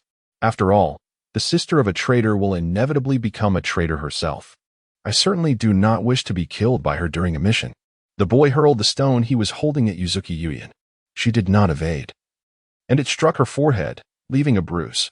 Get out of the Ninja Academy, you traitor's sister. The other children echoed, pelting stones at her. How outrageous. Yuzuki Yuyang clenched her fists, ready to rush over to protect her bullied sister. However, Lin Yu restrained her shoulder, signaling her to hold on. Stop it. Suddenly, a boy charged forward, engaging in a scuffle with the assailants. Kagesuke, why are you meddling? Are you trying to protect the traitor's sister? This is not Yuyang's fault. Why do you direct your anger towards her? Kagesuke defended Yuzuki Yuyang, only to be quickly overpowered by the group of boys. This is not a place for fighting. Cease this at once. The commotion attracted the attention of a teacher from the Ninja Academy, who promptly intervened to put an end to the chaos. The initial group of children departed with a sense of indignation, casting scornful glances at Yuzuki Saigen before spitting on the ground. In response, the teachers at the ninja school displayed no intention of reprimanding them. Rather, their gazes towards Yuzuki Saigen bore an unusual nuance. On her way back, Yuzuki Saigen wiped away her tears sorrowfully, proclaiming, I refuse to believe that my sister would betray the village or her comrades. She must have her reasons. The Moonlight Swift Wind gently offered her a handkerchief, reassuringly saying, Saigen, do not heed their slander. Regardless of what transpires, I will protect you. Lin Yu pondered. Oh, how unexpected. That ailing Moonlight Swift Wind has been a master of charm since childhood. No wonder Saigen has taken such a liking to him as she matured. Meanwhile, Yuzuki Seiyu's expression was one of deep concern. Lin Yu comforted, rest assured, Seiyu, your sister is family to me as well. In the near future, I will provide her with a sanctuary, I promise. Yuzuki Seiyu nodded, feeling no reason to refuse. In such an environment as Konoha, it was indeed true that Yuzuki Saigen had nowhere to belong. Observing Saigen's plight, Lin Yu couldn't help but reminisce about Naruto's childhood. Naruto had become the hero who saved Konoha, earning the recognition of both the ninja and the villagers. But was it truly Naruto's ninja way that transformed their hearts? No. Ultimately, it was due to Naruto's formidable lineage. His ancestors had already laid the groundwork for his growth, and Naruto himself had worked diligently to achieve a commendable outcome. What did Saigen possess? Merely the fleeting presence of Moonlight Swift Wind. Let us wander elsewhere, Lin Yu suggested to Seiyu. Seiyu nodded obediently. Lin Yu led her to the outskirts of Konoha, the area inhabited by the Uchiha clan. Since when did the Uchiha clan relocate to such a remote location? Seiyu inquired. Astonished. According to Ju, it has been nearly half a month, Lin Yu replied. Yuzuki Seiyu quickly grasped the situation. It seemed that the rumors surrounding the third Hokage's severe injury at Lin Yu's hands had spread widely, intensifying the village's suspicions towards the Uchiha clan. Lin Yu confirmed, indeed, especially Danzo. This is the result of his machinations. Seiyu looked at Lin Yu. The Uchiha are your kin, will you not intervene? Lin Yu smiled ambiguously, choosing not to respond. Within the monitoring room of Konoha's Umbu, a member was tasked with observing the activities of the Uchiha residents. Suddenly, two suspicious figures appeared on the surveillance camera. The Umbu swiftly adjusted the camera's angle, focusing on Linyu and zooming in. However, on the screen, Linyu unexpectedly turned his face, and the Sharingan beneath the mask gleamed momentarily. The Umbu member's eyes widened in disbelief before he collapsed with a thud. The screen flickered several times before going dark. "It's my shift now. You may go and have your meal." At that moment, a ninja clad in a black mask, black eye patches, and possessing silver hair entered the room. His languid gaze suddenly widening upon witnessing the scene in the monitoring room. He cautiously approached to inspect the surroundings. There were no signs of intrusion. Yet he had fallen victim to an illusion. Could the medium be the monitor? To accomplish such a feat, could it be? He swiftly dashed out. "Captain Kakashi, inform Team 6, follow me. There is a situation with the Uchiha." "What kind of situation?" "I fear a formidable adversary has arrived in the village." At the entrance of the Uchiha residential area, Waihai Kurenai inquired, "What is the matter?" "Nothing, just a fly," Linyu replied, retracting his gaze as he and Kurenai entered the Uchiha enclave. The evening was still young, yet the streets were eerily deserted, with even the shops closed. Waihai Kurenai glanced around, perplexed, their ISNTA's soul in sight. This time of day, it shouldn't be like this.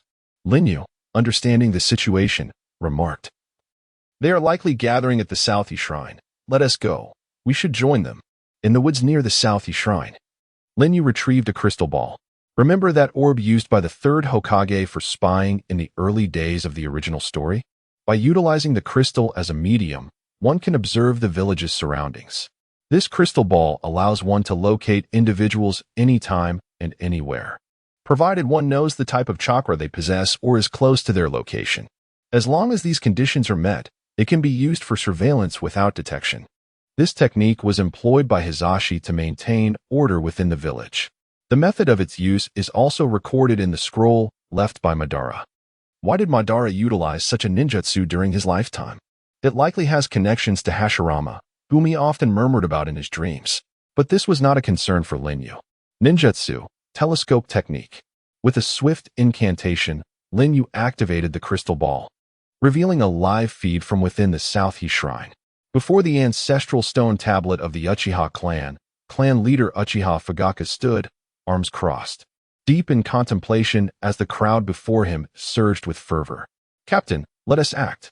The third Hokage is gravely injured, and the fourth Hokage is attending the 5 Kage Summit in the Land of Iron. This is the perfect opportunity to strike. Indeed, we have endured enough of this treatment. Let them know the spirit of the Uchiha clan." Linyu placed the crystal ball on the grass and sat down with Waihai Kurenai, offering her a dango he had purchased on the street. As they enjoyed their snacks, they continued to watch the live broadcast from the Southie Shrine. Meanwhile, Kakashi and the members of the Umbu were also hastening toward the scene. Chapter 41. The Internal and External Turmoil of the Uchiha. Within the Uchiha Nanha Shrine, Uchiha Fugaku opened his eyes, his gaze drifting toward his wife, Uchiha Makoto, who stood amidst the crowd. Makoto wore a countenance tinged with concern, her hand gently resting on her slightly protruding abdomen, for she was several months pregnant. Beside her, the 5-year-old Uchiha Itachi seemed to sense his mother's unspoken worries and tenderly clasped her hand. "Itachi," Makoto looked at him. "Mother, regardless of what transpires, I shall protect Sasuke," Itachi declared earnestly. A look of comfort spread across Makoto's face. "We do not yet know if it will be a boy or a girl." "How can you be certain it is Sasuke?" Itachi smiled softly, offering no reply. Makoto thought to herself, "Itachi, you truly are a perceptive child." Uchiha Fugaku withdrew his gaze, surveying the assembly, and raised his voice. "Everyone, listen to me." The crowd gradually fell silent. Fugaku continued, "Our village is in peril. If we engage in any reckless actions, we will only exacerbate the village's discontent and place the Uchiha clan in a more precarious position. Captain, we have no retreat left. Is there truly a more perilous state?" Came a voice from the crowd. "Indeed, if we continue to endure in silence, the village's higher-ups will perceive us as easy prey, and that would be the real calamity." Fugaku spoke with authority. "Then I ask you, if war were to erupt now, what are our chances of victory?" Once more, silence enveloped the gathering, and many lowered their heads. Yes, the reason the Uchiha had the audacity to rebel in the past was due to the multitude of skilled warriors within their clan. With prodigies like Uchiha Itachi, who had earned the trust of the higher-ups and possessed nearly unparalleled strength, and with figures such as Shisui, renowned throughout the ninja world and rivaling the Hokage, their clan seemed formidable. Yet, at present, Itachi's talents had yet to fully manifest, and Shisui had not yet made his mark. But still, some were unwilling to accept this reality. Fugaku interjected, "I understand what you wish to convey. The third Hokage is gravely injured, yet do not forget that Tsunade has returned to the village. She is the granddaughter of the first Hokage and one of the legendary Sannin. How could her strength be any less? But the fourth. Have you all forgotten the name of the fourth Hokage?" Uchiha Fugaku's words jolted the assembly. The Yellow Flash. That man, even if he is thousands of miles away, can appear in any corner of the Leaf Village in an instant if he so desires. Moreover, as Hokage, he oversees all major affairs of the village. Would he depart without making arrangements? It is likely that his eyes and ears are already spread throughout every corner of the village. Fugaku's words effectively quelled the rising fervor among the people. There was no denying the truth in his statements. How infuriating! Must our proud Uchiha clan bow to the rule of the Senju? Indeed, Captain, there is also Uchiha Yu, the one who fought to a standstill with Hanzo, defeated the 7 ninja swordsmen in the Water Shadow, triumphed over the 8 Tails Jinchuriki, and vanquished the third Hokage. He is indeed a member of our Uchiha clan. Why not invite him back to our fold? Such a significant endeavor could be accomplished. An Uchiha clansman suddenly exclaimed with fervor. Upon hearing this, the other clansmen enthusiastically concurred. Indeed, how could I have overlooked this? If Uchiha Yu were to return, we would fear neither the legendary 3 nor the Yellow Flash. On the lawn, Lin Yu nibbled on a dumpling, murmuring, "One leaf obstructs the vision, rendering one blind to the vast sky." The Uchiha truly are a clan with a limited perspective. Their Sharingan forever perceives only their narrow lineage, with only Itachi and Shisui deeply resonating with me. "Itachi and Shisui?" inquired Ugetsu Sayaka, intrigued. Lin Yu slightly adjusted the angle of the crystal ball to reveal the scene behind the crowd, saying, "Do you see those 2 children sitting at the back?" "It is they. But they are merely children," Sayaka responded. "These 2 children will inevitably bring about a profound transformation in the ninja world." "If you ask me how I know this, is it once again your excessively potent Sharingan that glimpses the future?" Sayaka teased Lin Yu. "Ah, you are truly astute. You already comprehend my thoughts." Lin Yu chuckled. Within the Nanha shrine, a voice filled with ire resonated. "I say to you all, have you been blinded?" Uchiha Fugaku, the captain, declared. "Regardless of whether Uchiha Yu is indeed one of our Uchiha clan, are you all aware of his background, strength, ideology, and intentions? We know nothing of him, yet he possesses an intimate understanding of us. Collaborating with such a perilous individual is akin to seeking skin from a tiger. It would lead us to ruin, thrusting our Uchiha clan into the abyss of destruction. Therefore, we must not only refrain from collaboration but also diligently distance ourselves from him. I have clarified this to the higher-ups more than once. There is no record of you in our Uchiha lineage. There never has been, nor will there ever be. Henceforth, I forbid any of you present from uttering this name again. Those who defy this command shall face severe punishment." Then, Captain, please enlighten us. What direction should the Uchiha clan take? Shall we continue to endure in silence? After a moment of contemplation, Uchiha Fugaku replied, "I shall seek a means of negotiation. That third Hokage is reasonable, and the fourth was nurtured by the third, inheriting his will and style. The true cause of our Uchiha clan's predicament lies with the other high-ranking members of the village. In any case, if we can earn the trust of these 2 Hokages, there remains a glimmer of hope for resolution. Thus, let us adjourn." As the doors of the Nanda shrine swung open, Uchiha members emerged, each wearing a distinct expression. "Captain Fugaku, are you being overly cautious? It seems he is merely concerned about the safety of his unborn child. Humph, should that child perish, the captain would surely not hesitate any longer," one Uchiha member audaciously remarked. Upon hearing this, some radical members of the Uchiha clan exhibited a glimmer in their eyes. In the forest, Lin Yu discerned with clarity, "Ah, it is this person again. The one who just stirred the pot using my name is the same individual inciting discord now. He must be a spy sent by Danzo to infiltrate the Uchiha. He is eager for the clan to rebel. Why would Danzo do such a thing? asked Yuzuki Yuyue. Lin Yu merely smiled lightly, offering no response. It was not surprising. After being intimidated by Lin Yu previously, Danzo was keen on reinforcing his ranks with Sharingan. However, this was of little consequence to Lin Yu. He required Danzo to remain alive for the time being to facilitate certain matters. Otherwise, in a stable environment, when would Shursui and Itachi awaken their Manjiki Sharingan? Suddenly, a youth walking behind the crowd halted, casting a glance toward the shadows of the forest. Shursui, what's wrong? Itachi inquired. It's nothing. It must be my imagination, Shursui replied. But Itachi, you must inform your father to safeguard Aunt Makoto. The atmosphere among the clan is somewhat unsettling. There may be those who would harm her unborn child to incite a coup within the Uchiha. I have sensed it as well. I will ensure that Sasuke is kept safe at all costs. Itachi's gaze sharpened with determination.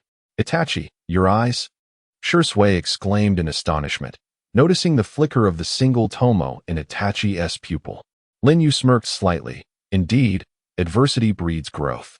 As they departed the Uchiha residential area, a contingent of individuals suddenly appeared before Lin Yu and Yuyue. You are the renowned Uchiha Yu, are you not? Boldly entering the village like this. Kakashi stepped forward. Chapter 42.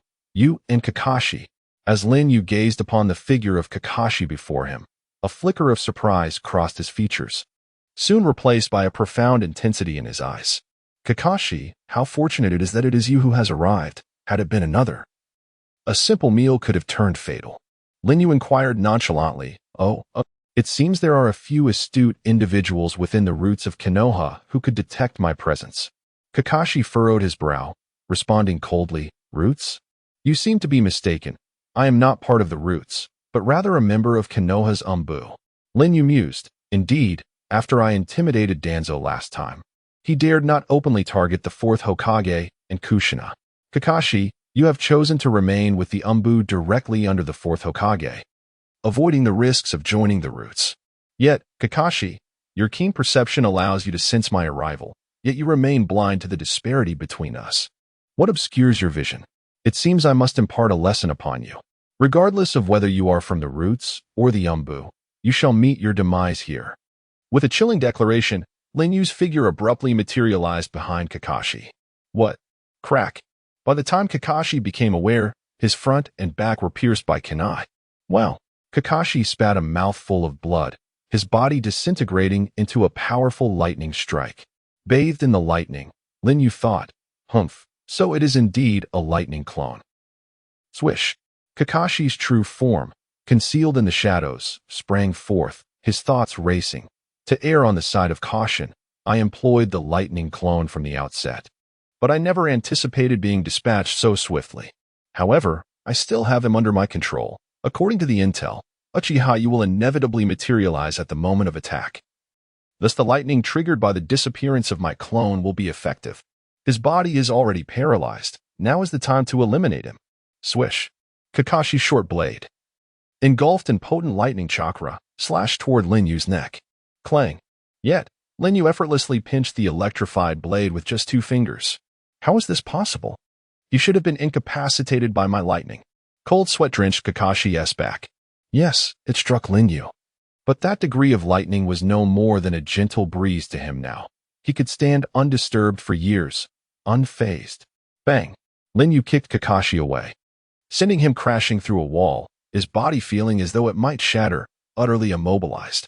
Lin Yu examined the short blade in his hand, murmuring, The blade of White Fang, your father's relic, destroyed in the battle at Kamizukabashi. It seems it has been reforged.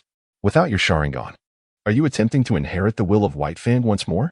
Yet, you seem to have overlooked one crucial matter, Kakashi. As Lin Yu approached Kakashi while gripping the short blade, danger loomed. Captain Kakashi is in peril. At that moment, 2 Umbu members, hidden nearby, perceived the dire situation and rushed toward Yuzuki Yang, intending to capture her to force Lin Yu into a hesitant position. Lightning blade technique. Thunderfall. As the setting sun of April descended, Yuzuki swiftly drew his blade, unleashing a fierce torrent of lightning. Alas, the 2 members of the Umbu were struck down, rendered immobile. Inuzuka, Kamiju, Kakashi exclaimed. Yuzuki retracted his twin blades with the swiftness of lightning. Lin Yu approached Kakashi, embedding the white fawn's blade into the wall beside him. Impulsive actions will only lead to the demise of you and those around you. You have learned nothing from past lessons, Kakashi. Kakashi's eyes widened in disbelief as he stammered. Who? Who are you? Who I am is inconsequential. What matters, Kakashi, is that you must truly understand yourself. Lin Yu's Sharingan locked onto Kakashi's gaze. Genjutsu, Sharingan. Images of Rin's death and Obito's demise flooded Kakashi's mind, overwhelming him. No, please, spare me from these visions. Kakashi abruptly surged to his feet, realizing he was seated in a hospital bed in Konoha, drenched in sweat, with bandages wrapped around his abdomen. He gasped for breath. Still shaken. Kakashi, you are awake. At the bedside sat a striking kunoichi with flowing golden hair, a diamond mark on her forehead, exuding an aura of elegance and strength. Her long, shapely legs crossed as her brown eyes regarded Kakashi. Kakashi gasped in surprise. Lady Tsunade, what on earth is happening? Tsunade replied. You fell victim to an enemy's genjutsu. Your mind was disturbed. The patrolling Umbu discovered you when you had already fainted. What about Inuzuka and Kamiju? Kakashi inquired anxiously. They are both unharmed, merely sustained minor injuries. I have already heard their accounts, Tsunade assured him. Kakashi exhaled a long sigh of relief, pressing his aching head. Tsunade spoke earnestly. Kakashi, you possess a remarkable power of observation, a rare and invaluable trait for a ninja and for the Umbu.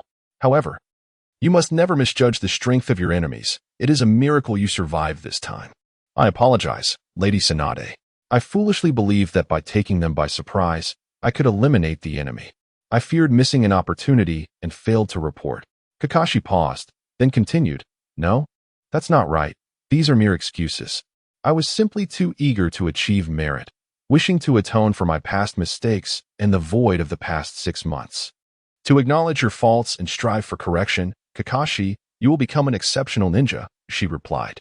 At that moment, the third Hokage entered. Lord Third. You are well? Kakashi exclaimed in delight. Ahaha, all thanks to Tsunade. The third chuckled, appearing considerably slimmer than before, yet his complexion showed no serious ailment. Old man, don't just praise Kakashi. You must reflect on yourself. If your injuries were any worse, even I would have been powerless to help. Tsunade admonished her mentor sternly. Tsunade remains as stern as ever. The third Hokage, with a wry smile, turned serious. Who would have imagined that Uchiha Yu could traverse the village of Konoha with such ease? If it weren't for Kakashi's discovery, we would have remained entirely oblivious. It appears we must alter the barrier techniques of Konoha, though it may not necessarily deter him. To think I, in my arrogance, believed I could confront an adversary whom even the third Hokage finds formidable. What an utter lapse in judgment. Kakashi lowered his gaze, fists clenched in frustration. Pondering, but why did he choose not to eliminate me? Is it because I am too weak to warrant his attention? What then was the purpose of his words? How does he possess such insight into my character? Who exactly is he? Your differential treatment of Kakashi reveals you are indeed Uchiha Obito, do you not? On the rooftop adjacent to the hospital in Konoha, the setting sun cast a warm glow as Hinata gazed intently at the window. Well, who knows? It seems we ought to make our departure whoosh. In a flash, Hinata transported himself and Yuzuki Uyaz to their hideout. What are your plans henceforth? Uyaz inquired. The 5 Kage summit appears to have been convened by the 4th Raikage, specifically targeting me. The meeting will take place in the neutral land of Iron, and the leaders from various nations have just embarked on their journey. I should be able to make it in time, which conveniently spares me the trouble of gathering them individually. There is something I must announce to them. What is it? The establishment of the 6th Great Ninja Village, the Hidden Shadow Village. Chapter 43, A New Layout. Upon hearing this, Yuzuki Sayaka exclaimed in astonishment, the Hidden Darkness Village. Isn't that still just a concept of yours? Lin Yu replied, Indeed, it is merely a concept. However, power can swiftly transform ideas into reality. Call a Fei and follow me. The room where Do once resided had now been transformed into a strategic command center. Under the bright lights, a map of the ninja world adorned the southern wall, showcasing the 5 great nations, the 5 major ninja villages, and the surrounding smaller nations and villages.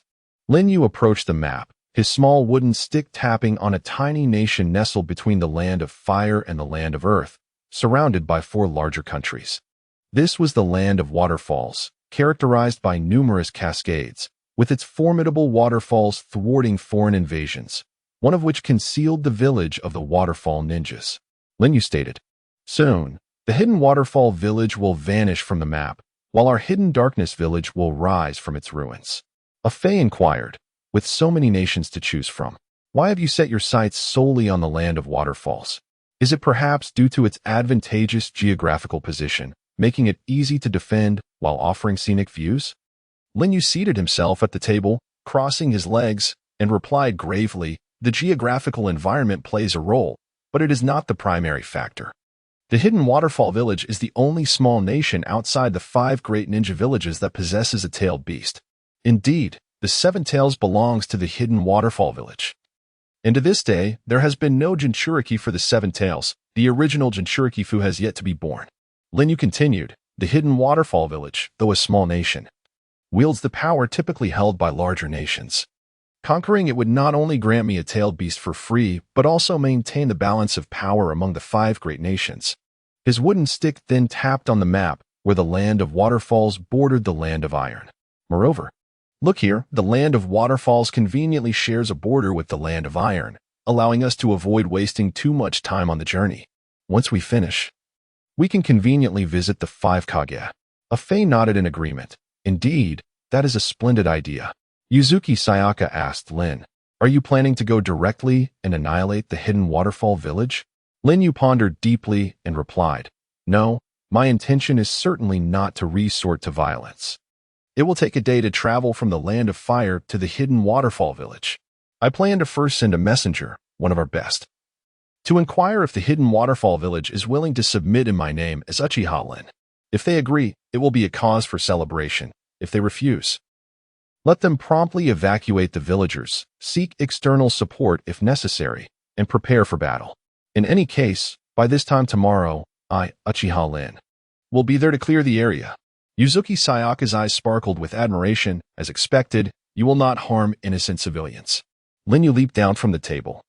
"Additionally, instruct the others to relocate everything we can carry from our base. This underground facility will become a thing of the past from today onward." "Very well. I shall make the arrangements immediately." The white Setsu representatives present retracted into the earth, and the white Setsu began to move with purpose. Within the subterranean base lies a secret chamber, accessible solely to Linyu, wherein rests the lifeless form of Lin, enclosed in a large glass vessel. Her bare and delicate figure is suspended in a verdant liquid, her eyelids gently closed as if in a serene slumber. Yet, the gaping hole on the left side of her chest, the size of a fist, serves as a grim reminder of Kakashi's nefarious deeds. This body, once belonging to Uchiha Obito, still harbors a profound affection for Lin, a sentiment far more intense than that directed towards Konoha or Kakashi. Moreover, Lin was a character Linyu cherished prior to his transmigration. Thus, he has never relinquished his desire to resurrect her. "Rest a while longer, Lin. One day, I shall restore your visage and laughter." Linyu murmurs, donning gloves and gently placing his hand upon the vessel. With a whoosh, accompanied by the swirling force of Kamui, the apparatus along with Lin's remains is transferred to a temporal space, consigned to a realm accessible only to Linyu. Next, he muses, how shall he deal with the colossal entity before him? In the main chamber of the base, Linyu raises his gaze to the outer path golem, bound by chains and seated upon its knees, towering several dozen meters high. Although placing the golem, an empty shell of the 10 tails, in the hidden rain village could prove advantageous. The growth of Nagato is equally paramount in his plans. Presently, he is woefully weak. Linyu's hand rests upon the golem. The immense vortex emanating from his right eye draws the golem within. Having acquired Hashirama's body, Linyu's chakra has reached unfathomable proportions. Even the relocation of such a massive entity is a trivial task for him. Outside the hidden rain village, atop a high tower, a swirl manifests. With a whoosh, Linyu materializes before Nagato and Konan. "Mr. Yu, long time no see," Nagato greets. "Not really. It has merely been a little over a month," Linyu replies. "However, your name has already resonated throughout the ninja world. Lin Yu takes a seat beside them and inquires, "How goes the recruitment of Akatsuki members?" "We are still in the process of scouting, as our influence remains limited. However, I anticipate progress soon," Nagato responds. "Oh, slower than I had envisioned. Nevertheless, it matters not. The revival of the Three Tails is still a ways off, so there is no immediate rush. By the way, I am about to establish my own hidden village." Nagato and Conan exchange astonished glances. "Where?" "In the land of waterfalls at Takigakure. Soon, the 7 tails will be mine as well. As for the 9 tails of Konoha, I shall personally intervene when the time is ripe, thereby narrowing Akatsuki's objectives to the 1 tails through 6 tails, significantly alleviating the pressure." "I see, Mr. Yu. You truly are a thoughtful strategist," Nagato remarks. "Additionally, the purpose of my visit is to bestow upon you power. I intend to seal the outer path golem within your body." Lin Yu's gaze deepens. Nagato is taken aback. Xiaonan furrowed her brow and inquired, "Why engage in such reckless actions? That power does not belong to this world. How can we seal such a perilous entity within Nagato's body?" "You must understand that the reason Nagato has become what he is today is due to the outer path golem." Lin Yu scrutinized the emaciated figure of Nagato and replied, "Precisely for that reason, we must proceed. The outer path golem is the vessel of the 10 tails, harboring an immensely potent life force. It is precisely what can remedy Nagato's greatest flaw. But can you guarantee that there is no risk involved?" Xiaonan questioned. Nagato is a distant relative of the Senju, inheriting the vast life force of the Uzumaki clan. "I assure you, he will be fine," Lin Yu asserted confidently. Xiaonan clenched her delicate fists. Her gaze filled with trepidation. At that moment, Nagato spoke. "Mr. Yu, I have a question. You mentioned that the outer path golem is a necessary tool for sealing the tailed beast chakra.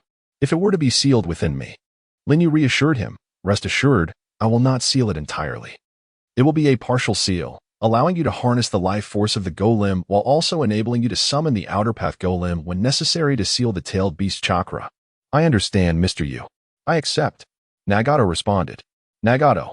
Xiaonan expressed her anxiety. "Xiaonan, Mr. Yu is our savior. He would never harm us. Moreover, I require power at this moment." Nagato interjected. "Very well, let us commence," Lin Yu declared as he rose to his feet. Chapter 44, Swift and Resolute. "Mr. Yu, should I summon the outer path golem first?" Nagato inquired. Lin Yu mused to himself. While it may not be entirely necessary, it would be prudent to put on a show.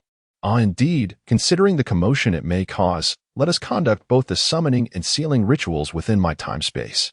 With a swift motion, Lin Yu's right eye unleashed the swirling power of Kamui, enveloping Nagato and Conan into the time-space. Ughai.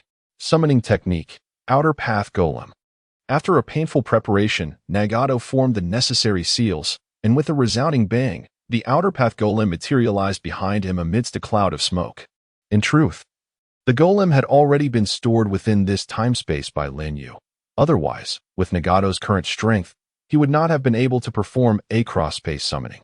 Ha ha ha. "Mr. Yu, I leave the next steps to you." After completing the summoning, Nagato gasped for breath. Lin Yu, noticing Conan's anxious expression, cautioned, "Conan, keep your distance. If you get caught up in this, it could be fatal." "Understood." After a brief moment of contemplation, Conan retreated, though chakra began to gather at her feet, indicating her readiness for any unforeseen circumstances. Lin Yu chuckled softly to himself, unperturbed by her caution. Once the seals were established, Lin Yu placed his hand upon Nagato's abdomen. Sealing technique. 6 paths 10 tails coffin seal. The outer path golem held in agony as it transformed and surged into Nagato's body. "Adu." Nagato let out a piercing scream. "Nagato." Just as Conan was about to rush forward, she halted in shock, exclaiming, "What is this?" She was taken aback to witness Nagato's emaciated form visibly regaining strength at an astonishing rate. Once the golem fully entered Nagato's body, an extreme and terrifying chakra storm enveloped the time-space. Conan was blown away several feet.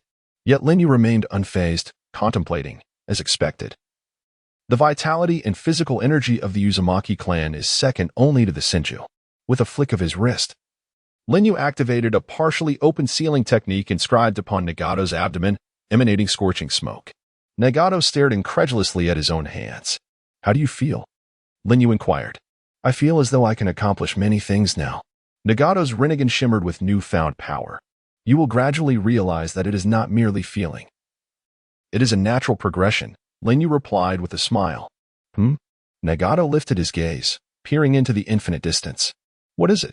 I sense an immense chakra from a great distance within this space. Nagato remarked. Linyu raised an eyebrow in surprise. Oh? Has the power of the golem granted you the ability to perceive the chakra of the eight tails? Do not dwell on such matters. Let us return, Linyu suggested. Very well. With a whoosh, the vortex of Kamui whirled, and Linyu, along with Nagato and Konan, returned to the towering structure outside the hidden rain village. Linyu instructed Nagato, although your legs have recovered to some extent, enabling basic movement, your mobility remains insufficient.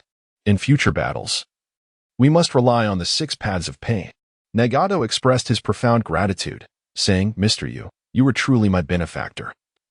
I am at a loss for how to repay you. Linyu, with a playful tone, replied, Repay? You are the reincarnation of the Sage of 6 Paths. My mission is to guide the reincarnation of the Sage, fulfilling his wishes and ushering true peace into this ninja world. We are comrades of a shared vision. Advancing towards a common goal, how can we speak of repayment? Mr. Yu. Nagato felt an overwhelming sense of emotion within. Fulfill the tasks I have entrusted to you, transforming Akatsuki into the most formidable mercenary group in the ninja realm. Then, once the 3 Tails is resurrected, we shall officially commence the collection of tailed beasts, Linyu stated, pulling his hood over his head. I understand, Mr. Yu, Nagato replied respectfully. Linyu Sharingan, concealed beneath his mask, cast a fleeting glance at Nagato and the silent Konan in the corner. Very well. I shall return to seek you both at the appropriate time. Farewell. With a whoosh, Linyu vanished amidst the thunderstorm of Amigakure. Upon returning to the base, Yuzuki, Uyaz, and Fei were already prepared for departure. Let us proceed to our new abode, Linyu declared, shouldering the Uchiha fan as he strode confidently out of the cave. A resounding rumble followed, and the base was reduced to ruins, erasing all traces of its existence. At this moment, in the land of waterfalls, Takigakure, ladies and gentlemen, I bring you a message from Uchiha-yu. He will arrive punctually at this time tomorrow. Now, I await your responses, White Zetsu announced, hastily retreating underground, leaving the higher-ups of Takigakure in a state of astonishment. Village head. Surely, he is exaggerating. Has our village offended him in any way? The villagers turned their gaze towards the elderly man leaning on his staff upon the throne. He was the village head, Shimayu, who, despite lacking the qualifications to inherit the title of Hokage, was reputed to possess formidable strength. It is likely true. His presence has been noted in the land of fire, the land of rain, the land of water, and the land of lightning. No one comprehends his modus operandi. I would not be surprised if he attacked the 5 Kage summit. Shimuyu's words sent shivers down the spines of the Takigakure shinobi present. What shall we do? Are we to relinquish the position of village head merely due to Uchiha-yu's words? My position as village head is of little consequence. What matters is Uchiha-yu. He has become the target of the 5 great nations. This upcoming 5 Kage summit revolves around his fate. Regardless of his strength, he stands no chance of survival against the combined might of the 5 Kage. If we align ourselves with him, we shall be enemies of the 5 great nations. And thus, surrender is not an option. Shimuyu declared firmly, his staff striking the ground emphatically. The village head speaks wisely. Since ancient times, our Takigakure village has been a formidable presence, one that even the 5 great nations dare not provoke lightly. How could we bow to a mere Uchiha-yu? If he dares to approach, let him taste the might of our land of waterfalls. Indeed, we possess the power of tailed beasts. However, the elder, Sh Mu-Shiying, harbored deep concerns. For the sake of caution, it would be prudent to ensure all villagers seek refuge. Village chief, this, he urged. Proceed as I have instructed. Yes. Village chief, should we seek outside assistance? With the leaders of the 5 great ninja nations absent from the village, it seems no one can make such a decision. What shall we do then? Sh Mu-Shiying grasped his staff tightly, as if contemplating for an eternity before resolving. Sai, go summon Kakuzu. But Kakuzu has betrayed the village due to past grievances, and we have severed ties with him. Yet, The elder's eyes shimmered with determination. I understand that man. He is someone who can forsake hatred and emotions, even everything, for the sake of wealth. No matter the cost, we must bring him back. We cannot afford to be without his strength. After all, he was the one chosen by the village to undertake the assassination of the first Hokage. Chapter 45. Uchiha Yu arrives. Near the border of the land of grass, adjacent to the land of waterfall, a tall man clad in black emerged from a currency exchange, a money box in hand. This man possessed cold, dark green eyes, adorned with a deep gray hat that concealed his hair and encased his cheeks, extending to his shoulders. A black mask obscured his nose and mouth, while his arms and wrists bore the marks of stitching. He was Kakuzu, the man whom fans of the Hokage mockingly suggested threw a shuriken at the first Hokage from 800 miles away before fleeing, subsequently claiming to have battled the first Hokage. Yet, such mockery belied the gravity of Kakuzu's tale, which harkens back to the inception of the ninja villages across the nations. As an elite of Takigakure, he was dispatched on a covert mission to assassinate the first Hokage. Upon infiltrating the Land of Fire, Kakuzu engaged in combat with Hashirama, ultimately succumbing to the latter's wood-release techniques and facing near death. Following his escape back to the village, he was met with the harsh consequences of failure, being treated cruelly despite risking his life for the village.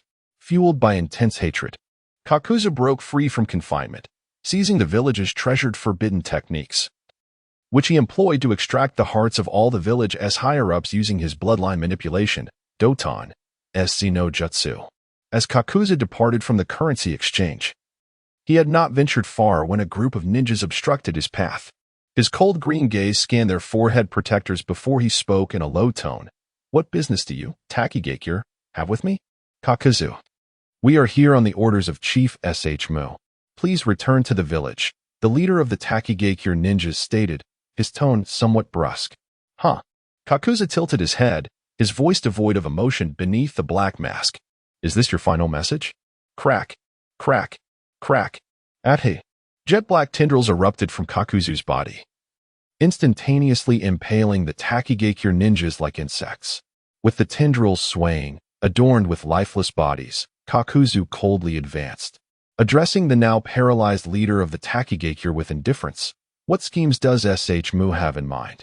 Speak plainly, or your heart shall serve as my spare. The Takigakure ninja trembled, stammering, Lord Kakuzu, Uchiha Yu has threatened to attack Takigakure. The village currently lacks sufficient combat strength, and Chief Sh Mu wishes to request your assistance. Kakuzu halted his steps, his emerald eyes glinting. Uchiha Yu? Is he the one whose head is worth a bounty of 100 million ryo?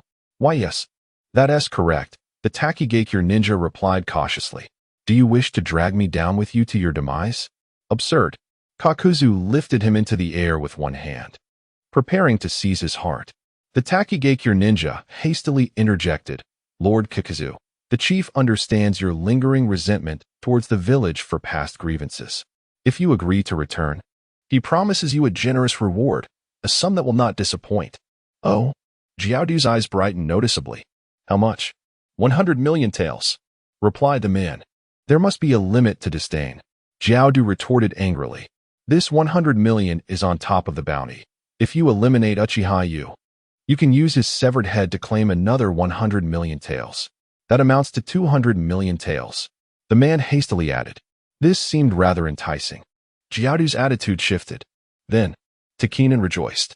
But I refuse. Do you think I am unaware of that person's reputation? He is the most notorious ninja since Uchiha Madara. Engaging with such a fiend would require more than just a few lives. So? Takinen swallowed hard, sensing that Jiaodu's tone implied that even money could not resolve the issue. Therefore, 100 million is insufficient. It must be doubled. Jiaodu exclaimed, astonished that it ultimately came down to money. If you agree, we will set off immediately. If you do not, I agree. Takinen quickly interjected. Clang. Jiaodu tossed him to the ground. Where's the money? Takinen hurriedly rummaged through a pile of corpses, retrieving a money box and handing it to Jiaodu. The box was evidently inadequate to contain 200 million taels. Are you jesting? Jiaodu furrowed his brow. The village chief said this 20 million is a deposit, a token of his sincerity. The remainder will be paid upon completion. Takinen concluded. Anxiously glancing at Jiao Du after a prolonged stare from Jiao Du, he finally set the money box down, took the one in front of him, sat on the ground, opened it, and began methodically counting the stack of bills, moistening his fingers with saliva in a practiced manner. Lord Jiaodu? Silence. Do not disturb me while I count. 2 hours later, Jiaodu neatly returned the last stack of bills, closed the money box, and stood up, casting a glance over the already lifeless bodies. Noticing there were no valuable heads among them, he turned to Takinen, whose mouth was sewn shut and eyes filled with terror, and said, "Let us go, don't dawdle, or I shall obliterate you." As the sun set, Lin Yu and his companions took a moment's respite near the border between the land of fire and the land of waterfall. Gurgling, the white Zetsu, acting as a messenger, emerged from the ground behind Lin Yu. "What is the situation?" Lin Yu asked, gazing forward. "The Takinen lot intends to resist to the end, even going so far as to hire a rogue ninja by the name of Jiaodu. What are your plans?" Zetsu reported candidly. I have already offered them a chance. Since they have chosen to disregard it, they shall not blame my ruthlessness," Lin Yu declared, rising with his fan in hand. "Then let us erase Takinen village from the map of the ninja world." Half a day later, deep into the night, atop the towering cliffs of the waterfall country, Lin Yu, Ah Fei, and Ujetsu stood high above. Below, at the entrance of Takinen village, thousands of uniformed Takinen ninjas had gathered. Even the lower-ranked ninjas were in formation, with Chunin positioned in the middle and Jonin at the forefront. At the forefront stand two individuals, the leader of Takigakure, Shimokuyu, and the man known as Kakuzu. Such is the might of the ninja village. Even the smallest of nations cannot be matched by a single individual. What a grand welcoming ceremony this is. Ah Fei, with his arms crossed, adopts a nonchalant demeanor. Yuzuki Yu, casting her gaze away, admires the profile of Hayu Lin. "You two can defend the line. I alone shall suffice." With those words, Lin leaped down from the mountain's peak, cascading like a waterfall, advancing through the surging currents, exuding an aura that surpassed the might of 1,000 armies. Gulps resonated within the ranks of the Takigakure forces, many swallowing hard, while others clutched their talismans to their chests in fervent prayer. Enveloped by an atmosphere of hope for the morrow, Shimokuyu's aged eyes, bloodshot and resolute, gripped his cane tightly as he beheld the approaching figure of the man who strolled with an air of confidence. Lin's pace quickened, transforming into a run towards the Takigakure army. With no retreat in sight, Shimokuyu swung his cane and shouted, "Prepare for the clash." A thunderous roar erupted from the Takigakure forces, reminiscent of a locust swarm, as they charged forward. Uchiha Lin versus the entirety of Takigakure's ninjas. The curtain rises on battle. Chapter 46. Uchiha versus Takigakure's ninja army. As the ninjas of Takigakure dashed forward, they hurled kunai and shuriken towards Lin Yu. Unfazed, he traversed through the deluge of projectiles, closing in on the enemy's front line. With a powerful leap, he drove his knee into the chest of the foremost Takigakure ninja, resulting in a sickening crack as ribs shattered, and the contents of the chest cavity were violently dislodged. The unfortunate soul's eyes rolled back, and he fell lifeless to the ground. Boom. His corpse was propelled backward like a cannonball, colliding with the advancing ninjas behind him, who stumbled and fell, only to be trampled by those who followed. It was a gruesome spectacle, a testament to the brutality of a battlefield with over 1,000 combatants. For the Takigakure, who had remained distanced from the ravages of war since the Warring States period, this was particularly harrowing. Yet, being ninjas, they pressed on. Stepping over the bodies of their fallen comrades, Lin Yu surveyed the scene with a piercing gaze. Swish. A multitude of ninjas collapsed mid-stride, some freezing in place before succumbing after a brief struggle. Do not be mistaken, this was not the legendary conqueror's will but merely the ordinary genjutsu of the Sharingan. In that fleeting moment of eye contact, the weak were rendered motionless. Among the dozens, only 3 managed to close the distance. Thus, the battle-mad Uchiha was prepared to bestow upon them the honor of a glorious death. Wind release, wind cutter technique. Swish. The white blades of wind sliced through the air. 2 heads fell to the ground, while one, quick to react, attempted to block with a ninja blade, only to have both the blade and his head drop in unison. In the blink of an eye, 50 ninjas had perished, including several elite genin.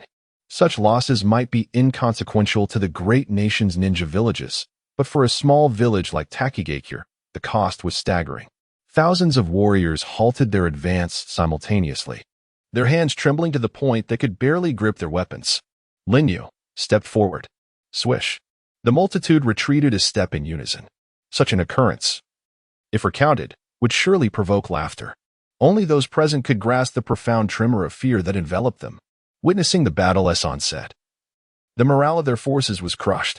The village leader of Takigakure, striking his staff against the ground, shouted, "Do not falter. The enemy is but a single individual. Do not be swayed by his reputation. He has also bled and been injured. He has even lost an arm." Upon hearing this, the Takigakure ninjas steeled their resolve. Simu, you remain as adept as ever at stirring the hearts of men. You must recognize the sacrifice borne by those who have wounded him. Even the rakeage paid with his own arm. Kakuza remarked beside Simu. At this juncture, we have no path of retreat left, even with significant sacrifices. We must prevent him from breaching Takigakure. Simu tightened his grip on the staff and cried out once more, "Do not rashly engage in close combat. Utilize ninjutsu. We possess an overwhelming numerical advantage. Let us employ collective ninjutsu against him. Yes, indeed, use ninjutsu. With our numbers, why charge recklessly? A mere spit from each of us could drown him." In front of the array, dozens of adept water ninjas from Takigakure joined forces to weave hand seals, unleashing a grand collective water technique, water release, technique of rivers. With a tremendous roar, they expelled a torrent of water that coalesced into a surging river, rushing towards Hayato. He could choose to let the river pass through, yet deemed it unnecessary. With a swift motion, he raised his hand to form the uziel. That is the sign for fire release. Even for Hayato, to counter such a vast collective water technique seems exceedingly arduous. The observing Yuzuki Seiyu remarked. His judgment rooted in the past displays of Hayato's fire techniques. Beside him, Afei cryptically stated, "Times have changed. Fire release, great fire annihilation." A fierce blaze erupted from Hayato's mouth, but as the flames spread several meters outward, they suddenly erupted into an inferno. Indeed, in the past, Hayato's great fire annihilation also unleashed a sea of flames. Yet without comparison, there can be no distinction. Compared to the current sea of fire, that previous inferno could only be likened to a mere stream. Boom. The conflagration clashed with the river, the flames showing no signs of waning. While the river was instantaneously brought to a boil, thick steam engulfing the battlefield, rendering visibility nearly non-existent. With the roaring flames, the Takigakure ninjas remained oblivious to the unfolding chaos, until suddenly, flames flickered within the haze of steam, and countless fireballs whistled forth, detonating amidst their ranks. Boom, boom, boom. With each explosion, numerous Takigakure ninjas were obliterated. Do the spectators not feel a strong sense of déjà vu? Reminiscent of Uchiha Madara's confrontation with the Ninja Alliance? Perhaps, but the scene before them bore an even greater sense of overwhelming force. For with the power of Hashirama coursing through him, Hayato's fire techniques now rivaled Madara at his peak, while the Takigakure ninjas were far inferior to the former alliance. Once again, despair engulfed the Takigakure warriors. How could our collective water technique be suppressed by a single individual's fire technique? Is such a thing possible? How can we contend with such an adversary? Village chief, what shall we do? As despair spread through the crowd, Hayato emerged from the inferno, clad in the guise of the Yatagarasu Susanoo. Takigakure, I ask you once more, do you wish to surrender? Hayato called out with a commanding voice. Shomu Usuke gripped his cane tightly, pondering, perhaps we can still fight. Takigakure shall never surrender. He bellowed defiantly. Foolish. Hayato shook his head, utterly disdainful. The Yatagarasu Susanoo raised its massive blade, bringing it crashing down upon the ground. Boom. The strike cleaved the earth, leaving no survivors in its wake. The resulting shockwave lifting numerous nearby ninjas into the air. Thus, the battlefield descended into chaos. Do not panic. Earth-release ninjas. Alter the terrain to restrict the thing's movement. Shomu urgently commanded, rallying his forces. Nearly 100 Earth-style ninjas bent low, forming hand signs and striking the ground. Earth-style, swamp technique. Boom. Vast expanses of land transformed into a quagmire, ensnaring Susanoo within its mire. Water-style ninjas advanced, further restraining the giant, particularly its weapons. Shinmu Xiong bellowed. A multitude of water-style ninjas surged forward, weaving hand signs as they ran. Water style, water whip. Whoosh, whoosh. Tendrils of water whips entwined. Lightning Susanu's form and weaponry. Lightning-style ninjas coordinated with the water-style ninjas to dismantle the giant's defenses. The lightning ninjas stepped forth. Lightning-style, earthwalk technique. Crackle, crackle, crackle. Intense bolts of lightning surged along the water whips, assaulting Susanu. Snap, snap. Numerous fissures appeared on the formidable armor of the crow Tengu Susanu. This was hardly surprising. The collective might of hundreds, if not thousands, of ninjas, even those of lower rank. Wielding a group ninjutsu would undoubtedly surpass the level of even the most powerful shadows. Now, everyone unleashed their most potent attacks, sparing no chakra, bombarding relentlessly until that colossal entity and the invader alike were rendered to nothingness. Boom, boom, boom. In an instant, fire, water, earth, wind, and lightning surged as one, striking the battered crow Tengu Susanu. The combined ninjutsu unleashed by thousands had likely exceeded the power of a tailed beast. Boom, boom, boom. In that moment, the explosive waves of fire and air engulfed everything, accompanied by a cacophony of roars as the earth trembled incessantly. Uchihayu, do you see? This is the conviction behind our refusal to surrender. Shinmu Xiang proclaimed loudly, his words imbued with pride. Your conviction is merely a foolish, futile struggle. Wood style, birth of the world of trees. Accompanied by a commanding declaration. From within the explosive torrent, hundreds of towering trees erupted from the ground. What? As if stirred by some nightmarish shadow, Kakuzu's eyes widened in astonishment. Chapter 47. The Power of Wood Release, Pacifying the Chaos. It is impossible. This is absolutely inconceivable. In this era, how could there still be ninjas capable of wielding such formidable power? Kakuzu muttered to himself as if entranced. Boom. The advancing forest had instantly flattened hundreds of stunned Takigakure ninjas, relentlessly pushing forward into the earth. Would release, it is indeed would release, quick. Flee for your lives. The terrified Takigakure ninjas scattered in all directions. Yet, every tree within that forest seemed to possess its own consciousness, ensnaring the fleeing soldiers. Some were ensnared by the trunks, strangled to death, while others were pierced by branches, left suspended in midair. Puddles of blood spread beneath the trees, resembling a hellish pool of crimson. No one, no force, could withstand this burgeoning power. Witnessing the horrific scene before him, Shumiyu's hands trembled. Could it truly be this powerful? Did my decisions really endanger everyone? Regardless, Shumiyu understood. He must step forward to stabilize the morale of the troops. A resolute determination to face death arose within him. He discarded his cane and charged to the front lines. Seeing their village leader throw himself into the fray, the fleeing Takigakure ninjas halted in their tracks. Warriors, behind you lies Takigakure village, the home we have inhabited for generations. Even if we must build a wall of flesh and blood, we shall block this wicked forest. Shumiyu proclaimed, unleashing his ninjutsu. Even though it paled in comparison to the might of would release. No matter, I will risk it all. Death is the worst that can happen. Through his actions, he ignited the fighting spirit of the Takigakure ninjas. Despite their numbers having dwindled by more than half, they unleashed an even more powerful torrent of ninjutsu, formidable enough to halt the rampaging forest. Huff, huff, huff. Yet even so, this was their limit, and many collapsed to the ground in exhaustion.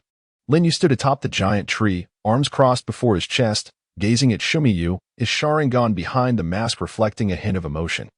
This elder reminded him of the third Tsuchikage of Iwagakure, Inoki, in the battle of the 5 Kage against Madara. Even as the Kage were repeatedly pushed to the brink by Madara's overwhelming power, Inoki never relinquished his belief. Becoming the backbone of the 5 Kage and even causing Madara considerable trouble. Indeed, in this world of ninjas, seasoned veterans serve as a flag of hope. Linyu felt a deep-seated admiration for this elder. However, he would not cease his advance. Just as he began to form hand seals, a thunderous punch shot forth. Linyu abandoned his seals as the fist pierced through him. There stood Kakuzu on the ground formed by the piled trees, drawing his fist back with black tendrils connecting to the joint of his arm. Kakuzuyu. Shumiyu looked up with a complex expression at the figure above him. Do not misunderstand. I have no interest in protecting this village. I merely accept payment to avert disasters for others. This is my principle of conduct. Kakuzu coldly responded to sure take. In truth, there was another reason that Kakuzu did not articulate. That man was the shadow that loomed over his life. Decades ago, after that desperate defeat and a meager escape, Kakuzu was perpetually haunted by the man known as Hashirama Senju. Yet, he always contemplated the possibility of challenging that man once more. Unfortunately, until Hashirama's demise, Kakuzu had never summoned the courage to do so. This had always remained a regret he was reluctant to share with anyone. Upon witnessing Lin Yu replicate the first Hokage's extraordinary techniques, Kakuzu's heart was stirred by more than just fear and shadows. It awakened a fighting spirit and lingering resentment. Since engaging with the late first Hokage was now an impossibility, perhaps battling the man before him, who inherited his power, could alleviate that regret. Uchihayu, I have long heard of your illustrious name. Could you grant me a moment of your time? The typically haughty Kakuzu displayed unexpected politeness towards Lin Yu. Lin Yu turned to Kakuzu and said, "What? Let us fight." Kakuzu replied, "I do not mind. But are you the only one?" Lin Yu inquired. Kakuzu glanced down at the group of Takigakure ninja and coldly declared, "None of you are permitted to intervene. This battle is mine." What nonsense!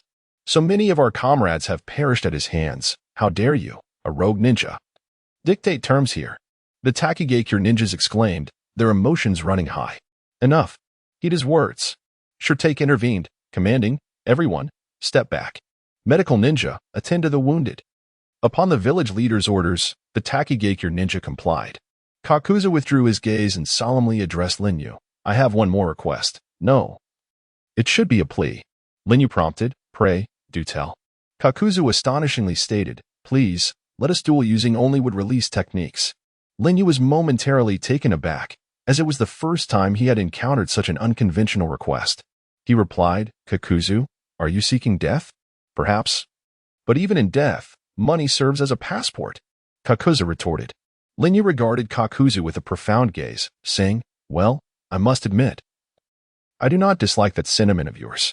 He lowered his arms, raising 2 fingers to form the opposition seal, a symbol of ninja etiquette. Kakuzu solemnly donned the forehead protector of the rogue ninja from Takigakure and reciprocated with the same seal. With the formalities complete, Kakuzu tore off his robe, casting it into the wind, and began forming seals. Earthgrudge Fear Mode. A rumbling sound echoed, and 2 black creatures, each adorned with distinct masks, emerged from his back. Clinging to his shoulders, Kakuzu possessed 5 hearts, all acquired through Earthgrudge Fear, each bearing the original's chakra pathways, allowing him to seize their chakra attributes. Thus, he could wield 5 different chakra types. The 2 black creatures on Kakuzu's shoulders were 2 of those hearts. Swiftly, Kakuzu formed hand seals. Lightning release, false darkness. Wind release, pressure damage. Fire release, head hardening. The ground trembled with explosive force. Simultaneously employing 3 extraordinarily powerful ninjutsu techniques, Lin Yu also formed hand signs. Would release, would shield. Boom. A formidable wooden barrier rose from all sides, swiftly converging to withstand the onslaught of the 3 formidable techniques. Whoosh. Kakuzu charged forward, his entire arm transforming into an obsidian heel. This was Earth Release, Earth Spear, a technique that hardened Kakuzu's body, showcasing immense destructive power. Boom. His hardened fist struck the already weakened wooden shield, having endured the impact of the 3 techniques, successfully penetrating it. Boom. Another creature adorned with the Earthgrudge Fear mask emerged, writhing alongside 2 others that clung to its shoulders, converging upon Kakuzu's right arm. Earthgrudge Fear, final shot. Boom.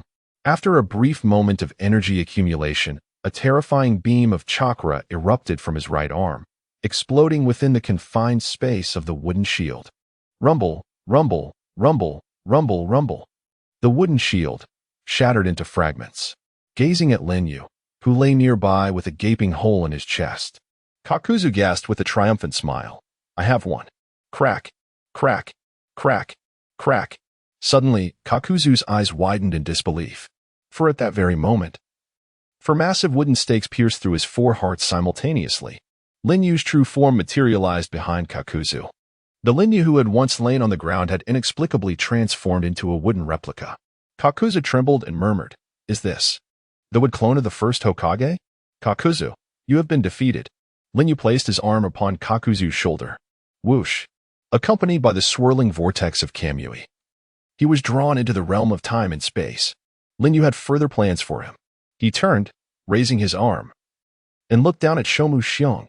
Where are the tailed beasts? Release them. Chapter 48. The Despairing Disparity in Power. Where are the tailed beasts? Release them. Lin Yue's commanding voice echoed, yet Shima Xiong clenched his fists, plunged into silence. Though Takigakure was diminutive, it possessed the formidable 7 tails, ranked third among the 9-tailed beasts. This forbidden power had, on numerous occasions, attracted the covetous gazes of foreign ninjas. The 5 great ninja nations had employed both coercion and temptation in their attempts to seize this power, and spies had infiltrated multiple times, nearly succeeding, to avert unforeseen calamities. Takigakure sealed the 7 tails within a jar imbued with sealing techniques, releasing it solely in times of crisis, only to reseal it once the danger had passed. This jar was a treasured artifact gifted by the Uzumaki clan of the Whirlpool Village during the establishment of diplomatic relations, symbolizing goodwill. Furthermore, the Uzumaki clan would send representatives annually to reinforce the jar's seal. Unfortunately, with the downfall of the Whirlpool Village, the members of the Uzumaki clan, in a bid for survival, retreated from society, living in obscurity, thus neglecting to strengthen the seal. Consequently, the sealing techniques within the jar had gradually weakened, particularly during the processes of releasing and resealing the tailed beast. Years ago, when the jar was once again used to seal the 7 tails, the sealing technique was on the brink of collapse. Should the seal be broken again, it would render the sealing technique entirely ineffective, preventing any future sealing of the 7 tails. Thus, Takigakure refrained from hastily utilizing it, employing it instead as a strategic deterrent.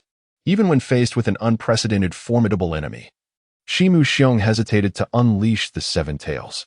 Village chief, release the tailed beast.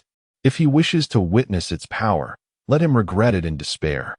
We desire not a peaceful future, but to obliterate the enemy before us. The ninjas of Takigakure were fervent. Shima Xiong understood that the village stood at the precipice of life and death. The notion of strategic deterrence hinged upon the village's survival. Resolute, he withdrew a scroll and unfurled it. Bang! The ancient jar materialized at the center of the scroll. The ninjas of Takigakure stepped back.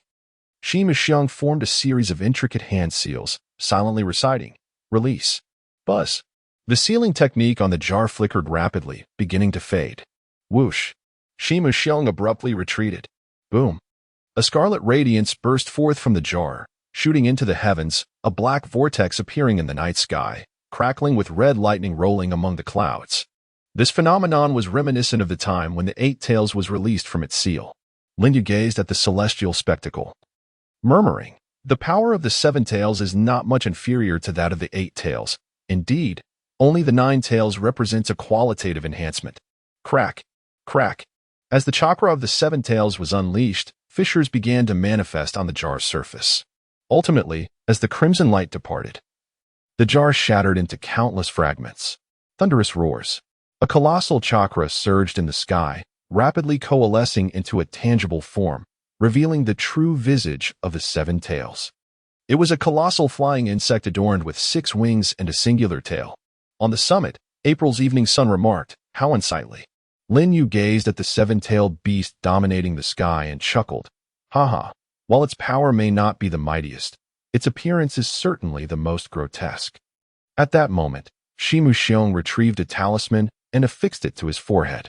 This was a treasured artifact passed down through generations of the Takigakure village, capable of establishing communication with the 7 tails. 7 tails, for centuries, you have been the guardian of Takigakure. It was out of necessity that we sealed you away to protect you. We hope you can resolve this crisis. If so, we shall restore your freedom. This intention seemed to resonate with the 7 tails, its insect-like eyes locking onto Lin Yu atop the colossal tree. With a swift motion, a massive chakra of the tailed beast gathered in its mouth. Its tailed beast ball. Everyone retreat. Shima Xiong shouted. The Takigakure ninjas hurriedly withdrew, even more fervently than when they witnessed Lin Yu unleash his would release. Perhaps in their minds, the tailed beast ball epitomized ultimate power. Again that. Lin Yu thought of the tailed beast ball with an unsettling memory. No matter, I shall leave this to you. Ah Fei remained remarkably composed. Meanwhile, Lin Yu not only exhibited no fear but seemed slightly exhilarated. Boom. The tailed beast ball surged towards Lin Yu, the initial gust overwhelming, making it hard to breathe. This is splendid. Lin Yu smirked as the Susanoo of the Crow Tengu was instantly unleashed, a shuriken of divine might soaring into the sky. The divine shuriken collided with the tailed beast ball, causing it to vanish into a vortex of space and time. How could this be? The Takigakure ninjas, who had just seen a glimmer of hope, were now thrown into disarray as they beheld Lin Yu effortlessly dispel what they believed to be the strongest of the tailed beast balls. Do not panic. The Seven Tails is the only tailed beast soaring through the skies. Even if he can defend against the Seven Tails' assault, he cannot strike back. Shimu Xiong reassured the crowd. Yet he could not calm his own nerves, as evidenced by the sweat beading on his old hands. Boom. The Susanoo of the Crow Tengu leaped into the air. And though it had no wings, it ascended dozens of meters high. Lin Yu's eyes sparkled with kaleidoscopic brilliance as he marked the 6 wings of the Seven Tails. Susanoo began its descent. Wonderful. Just as it should be, out of reach. Ha ha. The Takigakure ninjas cheered, mocking the beast. Swish. Another tailed beast ball coalesced in the mouth of the Seven Tails. Just like that. Smash it to bits. The Takigakure shouted. Clang. Susanoo landed on the ground. And Lin Yu's expression turned frosty. Seven Tails, your wings are quite bothersome. Allow me to remove them for you. Swish. In Susanoo's right hand, a dark magatama coalesced, hurled towards the sky. Susanoo artifact, 9 shining magatama. Boom. Simultaneously, the tailed beast ball shot forth.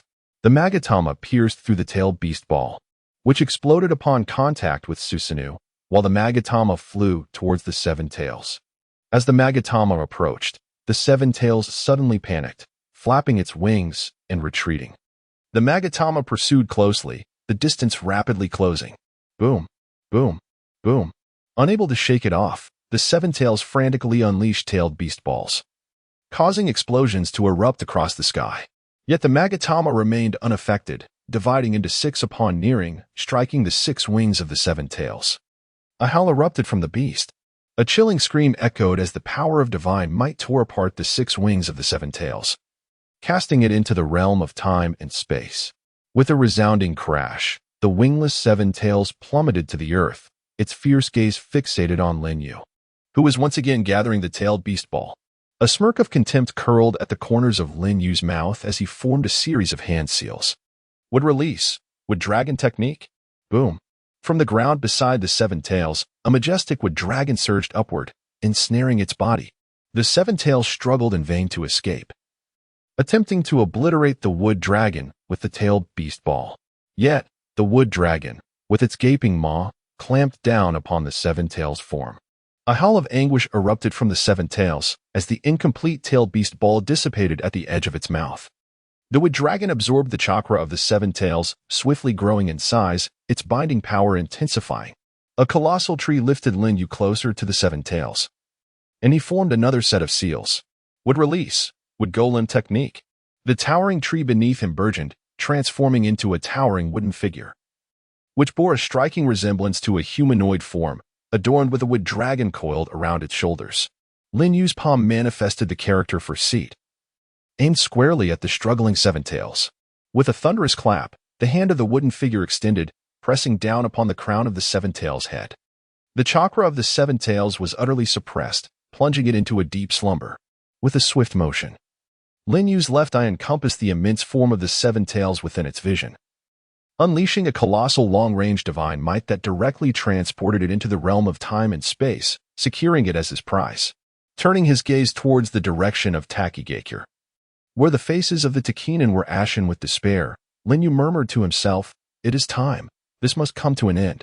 With a decisive snap, he bit his fingertip, drawing blood to form the summoning seal, then forcefully struck his palm against the ground. Summoning technique, 8 Tails. Chapter 49, The Grief of Ceasefire. With a thunderous sound, accompanied by the unique white smoke of summoning techniques, the 8 Tails descended upon this land, its eyes adorned with the pattern of the Sharingan. From the moment it was summoned, it fell under the control of Lin Yu's ocular prowess. What manner of beast is this?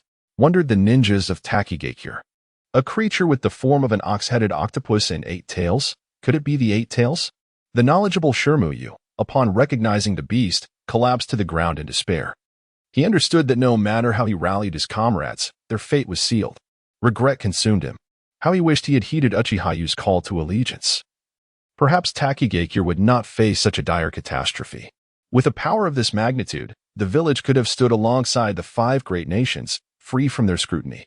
Yet, it was too late for lamentation. He had not only deprived Takigakure of its opportunity to rise, but had also led it to the brink of destruction. "I am sorry. My foolish decisions have harmed us all," Shirmuyu lamented. However, the ninjas of Takigakure bore no grudge against him. "Village chief, you need not blame yourself. You shall forever remain our hero. We take pride in following you, and no matter the world we find ourselves in, we will continue to stand by your side." You all Shirmuyu's tears flowed freely. Indeed, the world of ninjas was bound together by intricate ties, connections between individuals, between people and their villages, and among the villages themselves. Even righteousness and malevolence bore their own links. Differing beliefs and pursuits gave rise to divergent paths, which in turn spawned conflict. Thus, only those endowed with power were deemed worthy of safeguarding their bonds. Linyu observed this scene, and for the first time in a long while, his hardened heart softened. Boom. The 8 Tails concentrated a massive tail beast ball in its maw and launched it, soaring over the heads of the Takigakure ninjas. It obliterated the village behind them, yet spared their lives. Gazing at the astonished faces of the Takigakure ninjas, Linyu spoke. "Shirmuyu, you may leave." "Why, you will let us go?" Shirmuyu stammered. "Yes, I shall spare you, but only in the sense of letting you depart. I cannot keep those who have lost their kin, friends, and loved ones, for they will never genuinely pledge allegiance to me." Linyu felt no fear of retribution. He simply wished to avoid burdening himself with those who could not be of use.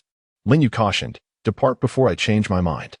Remember to conceal your identities and refrain from any reckless actions, or else." "I understand. I have made one foolish decision. I shall not make another," Shirmuyu declared, and he adhered to this resolve, leading the survivors of Takigakure into seclusion. Thereafter, they lived in peace, never to mention the past again. The ninjas turned to cast a final, lingering glance at their village engulfed in flames. Carrying the remains of their fallen comrades as they left the place they had called home for generations. Boom. The 8 Tails vanished, returning to Linyu's dimensional space. The village of Takigakure has been irrevocably erased from the map of the ninja world, leaving behind a desolate expanse. A new village and a new order shall be established here. Afei and Yuzuki Yukari descended from the mountaintop, approaching Hayabusa from behind. The setting sun gazed at this man with a complex expression, pondering. He indeed showed mercy. He is not as cold-hearted as one might think. "Afei, how does my displayed strength compare to the Madara you know?" Hayabusa inquired. Do you truly wish to hear the unvarnished truth?" Afei responded. "Of course. If it were Madara, he would have resolved the battle in but half the time you took," Afei remarked. Hayabusa nodded, arriving at the same conclusion as Afei. However, Afei shifted his tone, saying, "Yet, in terms of the application of wood release, there is no doubt that you have surpassed Madara. After all, even he never attained the full might of the first Hokage." Hayabusa did not allow this to inflate his ego. Competing in wood release with Uchiha Madara was akin to contesting ocular prowess with Shinja Hashirama. Both men had already reached the zenith of their respective fields. But Madara's ambition drove him to dabble in wood release, dissatisfied with his current power. Only by surpassing the pinnacle in both ocular prowess and wood release could Hayabusa find a sense of achievement. Presently, Hayabusa possessed both powers and was striving toward the temporary goals of surpassing Shinja Hashirama and Uchiha Madara. At that moment, the white Zetsu emerged from the ground, bringing their families along. "Hey, where is the village?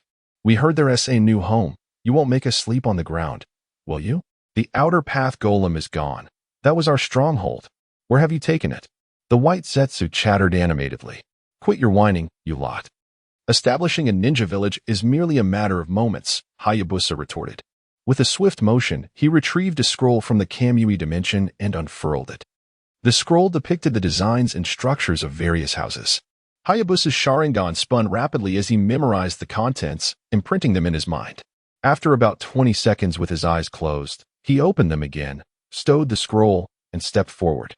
With hands forming seals, he pressed down onto the earth. Wood release. The technique of the pillar family. Boom. Houses erupted from the ground, interwoven and densely packed, each detail meticulously rendered. Thus, a ninja village was born. Impressive. Yuzuki Yukari gasped, her beautiful eyes sparkling with awe. This is the embryonic form of our village. I shall provide more specifics upon my return, Hayabusa declared. Are you heading to the Land of Iron? Yukari asked. Yes, I can manage alone. You should settle in here first, Hayabusa replied, then turned to the white Zetsu. Additionally, go seek out the daimyo of the Land of Waterfall and handle the necessary formalities. One nation, one village. This system has been in place since the first Hokage quelled the chaos of the era. The nation provides funding and resources to the ninja village, while the ninja village executes commissions and offers military protection in return. Are you so certain that the daimyo of the Takigakure will recognize this village? Baiju inquired. Does he have any choice? Linyu responded. The Takigakure has already fallen, and the Land of Waterfalls has lost its military protection. He has no option but to align with us, or else the Land of Waterfalls will inevitably become prey to more powerful nations. Linyu articulated with clarity. Once you reach the Land of Iron, you must exercise caution. In the current ninja world, during the election of the 5 Kages, the strongest ninjas bearing the title of Kagare all gathered there. Yuzuki weighing caution with concern. Linyu smiled gently and replied, Do not worry, soon. Another ninja bearing the title of Kaga will join the ranks. Thus, Linyu set forth on his journey to the Land of Iron. The next destination, the 5 Kage Summit. Chapter 50. The arrival of Namikaze Minato in the Land of Iron, where heavy snow blanketed the landscape. A towering mountain loomed on the path leading to the 5 Kage Summit. Atop this majestic peak stood several dozen ninjas clad in demon masks. Their leader positioned at the edge of a cliff, gazing down at 3 figures trudging through the snow-laden trail. The foremost among them donned a white cloak and a conical hat. The target has appeared. Take action. With this command, the leader signaled his comrades, who swiftly formed hand seals to unleash a collective ninjutsu. Earth release. Rock collapse. A thunderous rumble echoed as boulders cascaded downwards. The trio halted, staring at the impending avalanche of stones. From beneath the brim of the hat, a calm male voice emerged. Do not engage. In an instant, hand seals were formed with remarkable speed. Wind release. Net. A myriad of wind blades intertwined, creating a protective barrier that sliced through the falling debris, reducing the once menacing rocks to harmless particles. With a swift motion, a kunai enveloped in lightning pierced through the dust, leaving a scratch on the demon mask of the man at the cliff's edge. Merely a kunai? Continue the assault. He barked to his subordinates. Suddenly, a chorus of anguished cries erupted from his men. The leader spun around, only to be met with the sight of his once vibrant followers now lifeless upon the ground. Beside them stood the man in the white cloak and conical hat, gripping the very kunai that had just been hurled. Cold sweat trickled down his back, and the demon mask could not conceal his rising panic.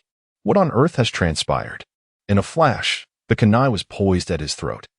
Anything that comes into contact with me and my chakra leaves an indelible mark. From the look of your mask, you belong to the Phantom Brigade of the Land of Forests, a group that maintains amicable relations with us. Why then, do you engage in unilateral aggression? The voice remained calm beneath the hat. His gaze shifted downward, catching sight of the mark near the crack in his mask. Clenching his fist, he retorted, Amicable? Unilateral? Such pleasant rhetoric. You present one face to the world while concealing another behind the scenes. Your covert operatives have slain countless of our kin. After a moment of hesitation, the masked figure replied, I have never issued such orders. There must be some misunderstanding. Then why do they wear your covert operatives' attire and claim to act under your command? I have long sought vengeance for my fallen brethren but lacked the opportunity. The upcoming 5 Kage Summit presented a unique chance, prompting us to lay in wait for your arrival. I bear the grievances of my people and cannot afford failure.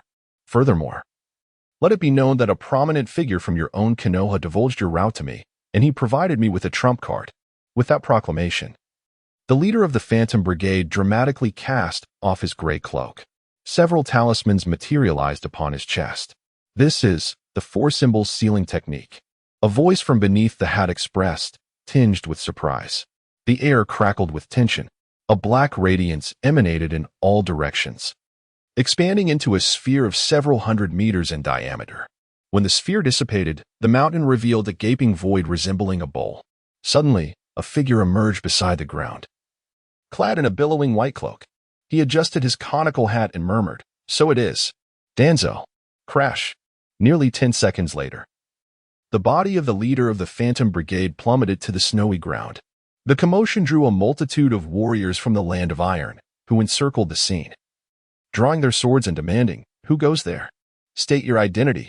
At that moment, the cloaked man gently reached up to remove his conical hat, unveiling a head of golden short hair and a youthful, handsome visage.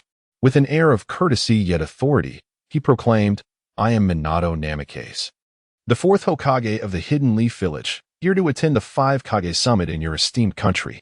A gasp spread among the warriors as they exchanged incredulous glances beneath their steel helmets. Minato Namikaze, the legendary yellow flash of the leaf? We did not expect him to be so young. Minato continued, "The 2 individuals accompanying me are Akimichi CHG and Inazuka Kiba, serving as my personal guards." Clang. The warriors sheathed their swords and knelt on one knee. "Lord Minato, we welcome you to our Land of Iron, though we must inquire about the recent events here." Minato replied, "Indeed, a group of ninjas lay in ambush atop the mountain, launching a surprise attack against us." A group? The warriors glanced at the lone figure of the Phantom Brigade leader lying in the snow, their expressions filled with confusion. At this moment, Akimichi CHG stepped forward, his voice as robust as his stature. Those dozens of enemies were swiftly eliminated by the Hokage at the onset of the battle. The warriors gasped in shock. Eliminated? In an instant? Where are their bodies? "We must report to Lord Mifune," the leading warrior insisted. Just then, Inazuka Kiba, mounted on a large yellow ninja dog, interjected. "This man here is the leader of the attackers. He was captured by the 4th Hokage and, realizing his imminent demise, unleashed a forbidden technique that seals all items within a radius of hundreds of meters into his own corpse. The bodies of his companions are now contained within him." The warriors listened, beads of sweat forming on their brows, stealing furtive glances at Minato. "Let us investigate," commanded one. "Yes." A warrior approached the corpse and reported, "There is indeed a sealing technique inscribed upon the chest." The leading warrior nodded. "I see. In that case, we deeply apologize for the occurrence of such an event within the borders of our Land of Iron. Allow us to escort you to the meeting venue." Minato replied, "There is no need for that. Please attend to your duties." "Very well, we shall comply." The warriors departed, bearing the body of the Phantom Brigade leader away. At this moment, Namikaze Minato seemed to exhale a sigh of relief, addressing the 2 individuals behind him. "Thank you both. I truly struggle to navigate such situations." "No need for formality, little brother. Even after becoming Hokage, you remain unchanged, Minato." Akimichi Tad and Inazuka Kiba, both members of Minato's former team, were older than him. From their past missions together, they had treated Minato like a younger brother. Now that he had ascended to the position of Hokage, the 2 had taken on the role of his protectors. Yet privately, Minato still regarded them as elder brothers. "Let us hasten our journey. I have an unsettling premonition that this summit of the 5 Kage will be fraught with undercurrents." Minato donned the Hokage hat, and within his cerulean eyes, a sharp glimmer danced. Chapter 51, The 5 Shadows Conference. In the Land of Iron. The venue for the 5 Shadows Conference is adorned with the banners of wind, fire, earth, lightning, and water. Seated at a vast circular table facing east and west, the 4 shadows, excluding the Hokage of Konohagakure, have all arrived. The initiator of the conference, the 4th Raikage, occupies the eastern end, his left arm conspicuously absent, yet his presence remains formidable. With a resounding thud, the Raikage's right fist strikes the table as he gazes angrily at the empty seat to his left, exclaiming, "Damn the Hokage! How dare he keep us waiting for him alone? What audacity! If he does not provide a convincing reason, I shall not let him off easily." Raikage-sama. The Hokage encountered an unforeseen situation on his way here, causing a slight delay. "He should arrive shortly, so please remain patient," interjected Mifune, the general of the Land of Iron, seated across from A. As the representative of the neutral country, he is responsible for presiding over this 5 Shadows Conference and maintaining order. Humph. Unforeseen situations. Konoha is always the one with the most troubles. The Raikage scoffed impatiently. That brat from back then has changed a bit. Perhaps that's why he lost an arm at such a young age. From the seat to the Raikage's right. The third Suchikage, Anoki of the two scale, spoke with the tone of one who has experienced much. What did you say? Mind your own back, you old dwarf. The Raikage retorted angrily. Raikage-sama, please mind your language, urged Anoki's elite bodyguards, Karatsuchi and Akatsuchi, stepping forward. Meanwhile, the elite shinobi from Kumogakure, T-Dai and Teroi, also approached the Raikage, creating an atmosphere fraught with tension.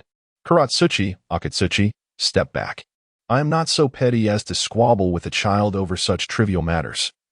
Anoki replied, maintaining a light-hearted demeanor. At this time, he was a notable figure in martial prowess, possessing both cunning and resourcefulness. Having secretly engaged in numerous undertakings akin to Danzo.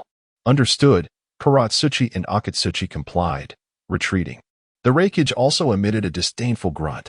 Adjacent to the Konohagakure seat, the fourth Mizukage, Yagura, lounged with his legs crossed, also missing an arm. Curiously, both their arms were taken by the same individual. Standing guard for Yagura were the remaining two members of the legendary 7 ninja swordsmen of the Mist, the recently titled 2 demons of the Mist, Kisame Hashigaki and Mangetsu. Opposite Yagura sat the 4th Kazekage, Raza, flanked by the elite shinobi from Sunagakure, Maki and Yura. Raza rested his arms across his chest, maintaining a detached, aloof demeanor until a figure clad in yellow appeared at the entrance, prompting him to lift his head and gaze intently. I apologize for my tardiness. Thank you for your patience, said Minato Namikaze, the 4th Hokage, as he strode in. Behind Anoki, Karatsuchi clenched his fists, and Akatsuchi openly glared with animosity. The infamous battle at the Kanabi Bridge during the Third Great Ninja War was, in truth, a confrontation between elite teams from Konohagakure and Iwagakure. The team from Iwagakure comprised the 5 most exceptional elite jonin of the time, Mijiru, HK, Ishii, Sumagashi, and the Eastern Deadman. Even the relatively less remarkable HK and Ishii managed to corner Kakashi Hitaki, Obito Uchiha, and Rin Noara into a dire predicament. Ultimately, however, all 5 met their demise. Thanks to the Yellow Flash, this defeat obliterated the advantage Iwagakure had established in the early stages of the Third Great Ninja War, compelling them to sign a peace treaty with Konohagakure. This profound humiliation engendered an intense loathing for the Yellow Flash throughout their village. It was even said within Iwagakure, whoever can end the Yellow Flash of Konoha shall be the next Suchikage. Yet, no one dared to attempt it. For, after all, survival was necessary to aspire to the position of Suchikage. Ignoring the venomous glares directed at him, Minato placed the Hokage hat on the table and calmly took his seat, flanked by Akimichi Tadakoro and Inuzuka Kiba. Now that the Hokage has arrived, I declare the 4th 5-Kage Summit open. Please, feel free to express your thoughts. As the intermediary, I shall witness all discussions and conduct during this meeting, stated Mitsuba. Bang! The Raikage's fist struck the table once more. Hokage, my brother Killer Bee was attacked by your rogue ninja. He is gravely injured. And the 8 Tails has been taken. Konoha must provide me with an explanation. In the face of the Raikage's aggressive stance, Akimichi Tadakoro and Inuzuka Kiba furrowed their brows, but Minato gestured for them to remain calm. He then spoke slowly. Raikage, I understand your feelings. But rogue ninjas are an issue that exists in every nation and every village.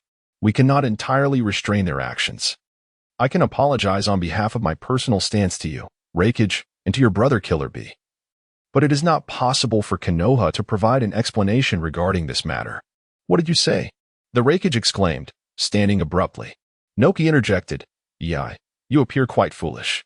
It is not our fault you were outmatched, losing both your men and your resources.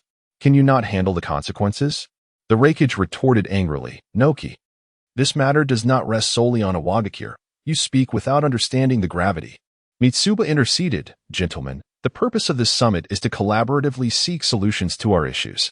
If we intend to resort to violence, we might as well mobilize our forces instead of gathering here. Since we are here, let us engage in meaningful dialogue. Quarrels will not resolve our problems. Humph. The Raikage sat back down. At that moment, Noki spoke up again, Hokage, while I do not condone the Raikage's attitude, The Uchiha clan of Konoha has historically been a destabilizing factor in the ninja world. From the infamous Uchiha Madara to the current Uchiha Bido, the Uchiha clan will inevitably become a malignant growth in the ninja realm. Therefore, for the sake of Konohagakure and the ninja world, I urge Konoha to be decisive and stifle this burgeoning evil. What say you, Hokage? Finally, Noki, you have spoken a sensible word. Uchiha Bido must be eliminated, and the Uchiha clan cannot be spared. The Raikage concurred. My sentiments mirror yours, added the Mizukage, Kuratsuchi. Only the fourth Kazekage, Rasha, remained silent. Namikaze Minato, his mind as clear as a mirror, contemplated the matter of Uchiha-yu, recognizing the perilous brink towards which the Uchiha clan was being pushed. A move to weaken the strength of Konohagakure. He surmised that this was the true agenda of the Five Kage Summit, and he would not allow them to succeed. With unwavering determination, Minato declared, "It is unjust to implicate an entire clan for the actions of one individual. This does not align with my principles, nor does it represent the values of Konoha. The Uchiha clan has contributed significantly to our village. They are our comrades and kin. Therefore, I cannot agree to this decision." In response, a voice echoed with menace. "If you disagree, shall we unite and launch an offensive against Konoha?" The atmosphere in the conference room instantly turned tense, akin to a drawn sword. Both Noki and Yagura fixated their gazes upon Minato.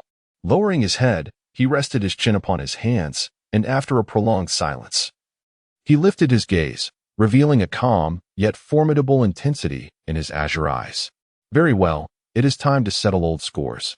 When the first Hokage passed away, the first shinobi world war erupted.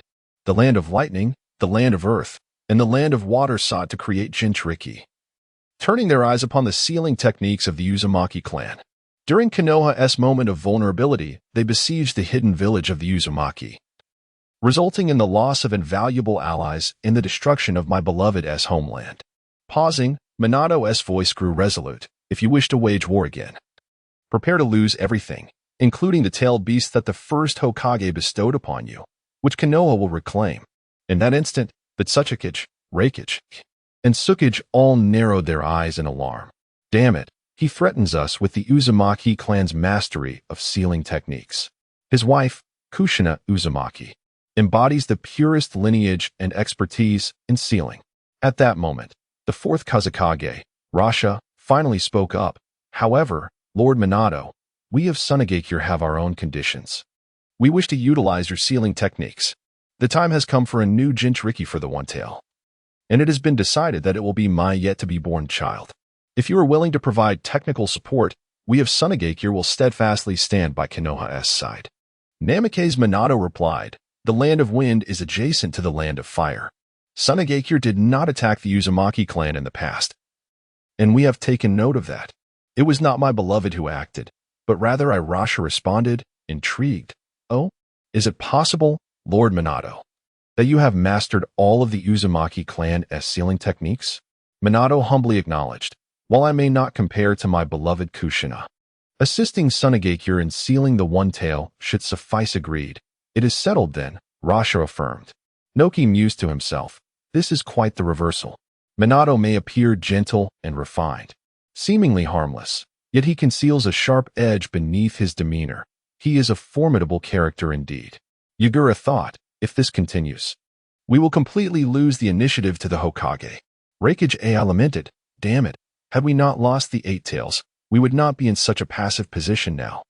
He proclaimed, "As for the matters concerning the Uchiha clan, we may temporarily set them aside, but Uchiha you must perish. Hokage, we of the Cloud Village demand your cooperation in eradicating this rogue ninja. If you refuse to acquiesce, Cloud will sever all ties with Konoha, and you shall bear the consequences." Yagura echoed in agreement. "I too support Raikage's stance.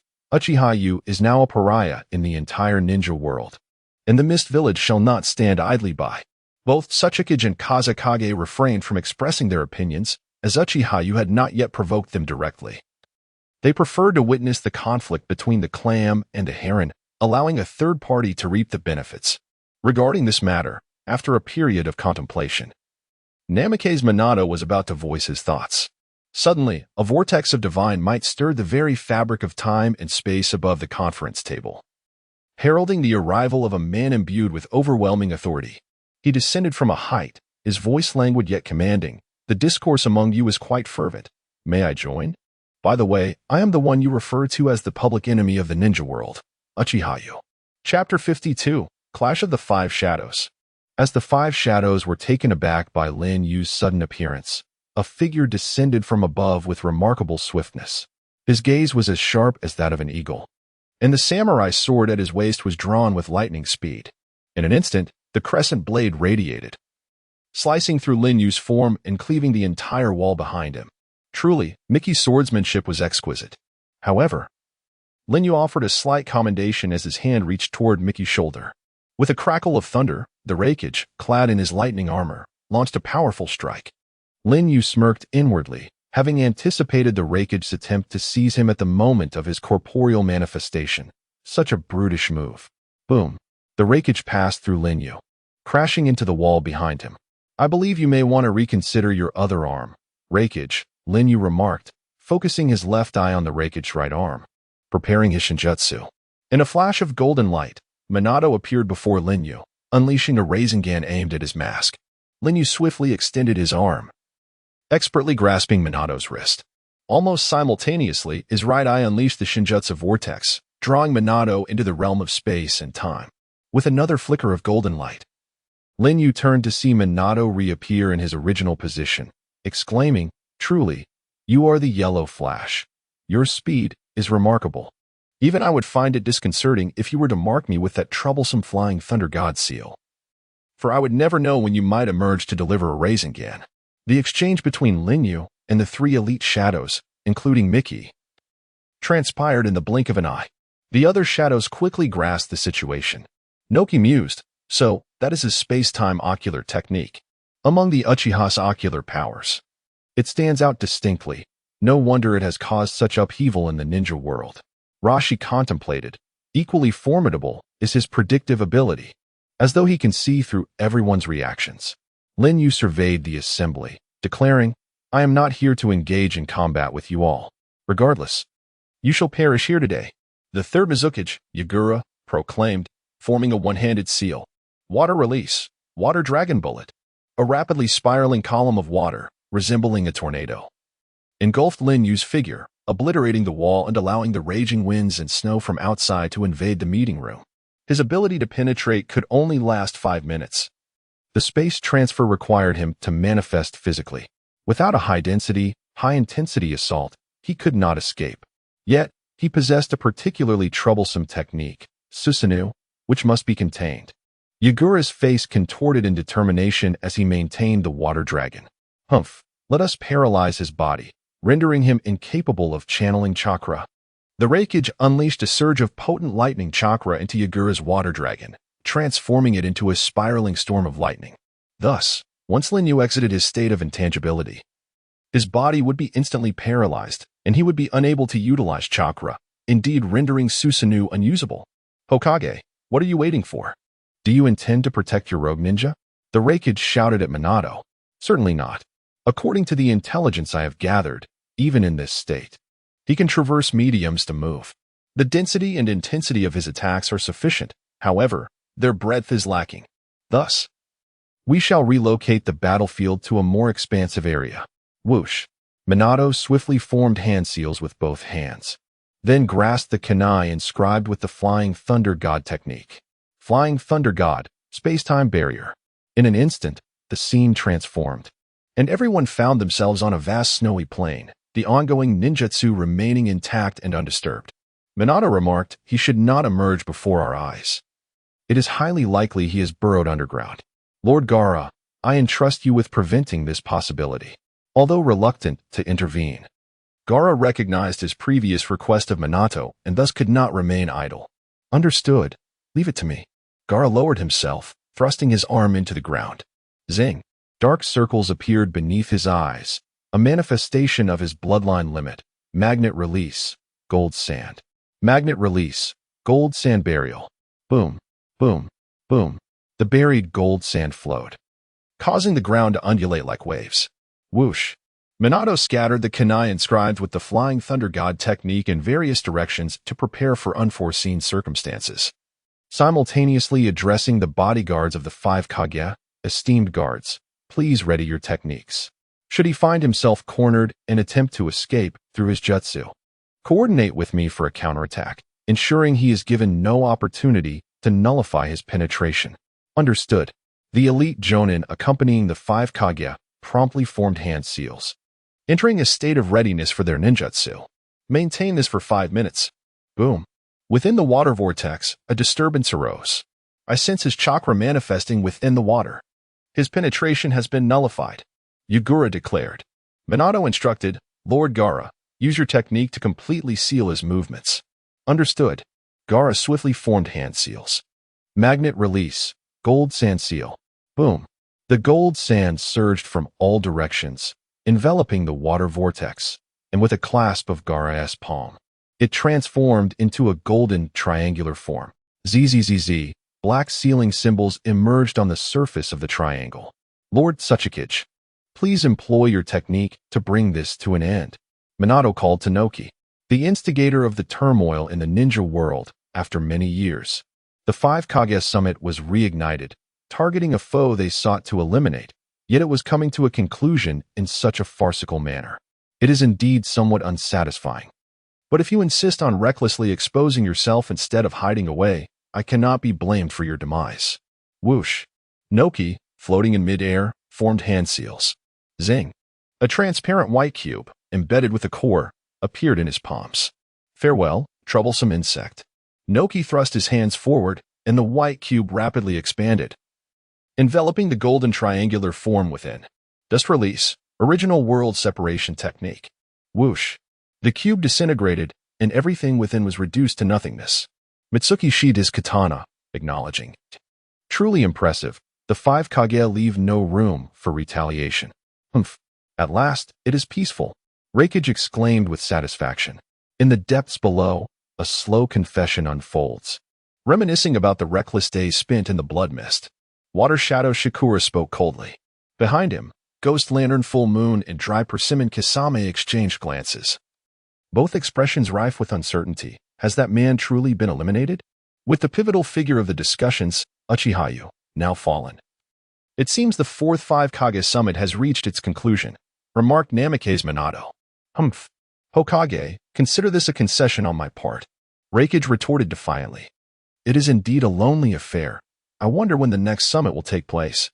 Sighed Inoki. The 5 Kage were ready to disband. Where will you go?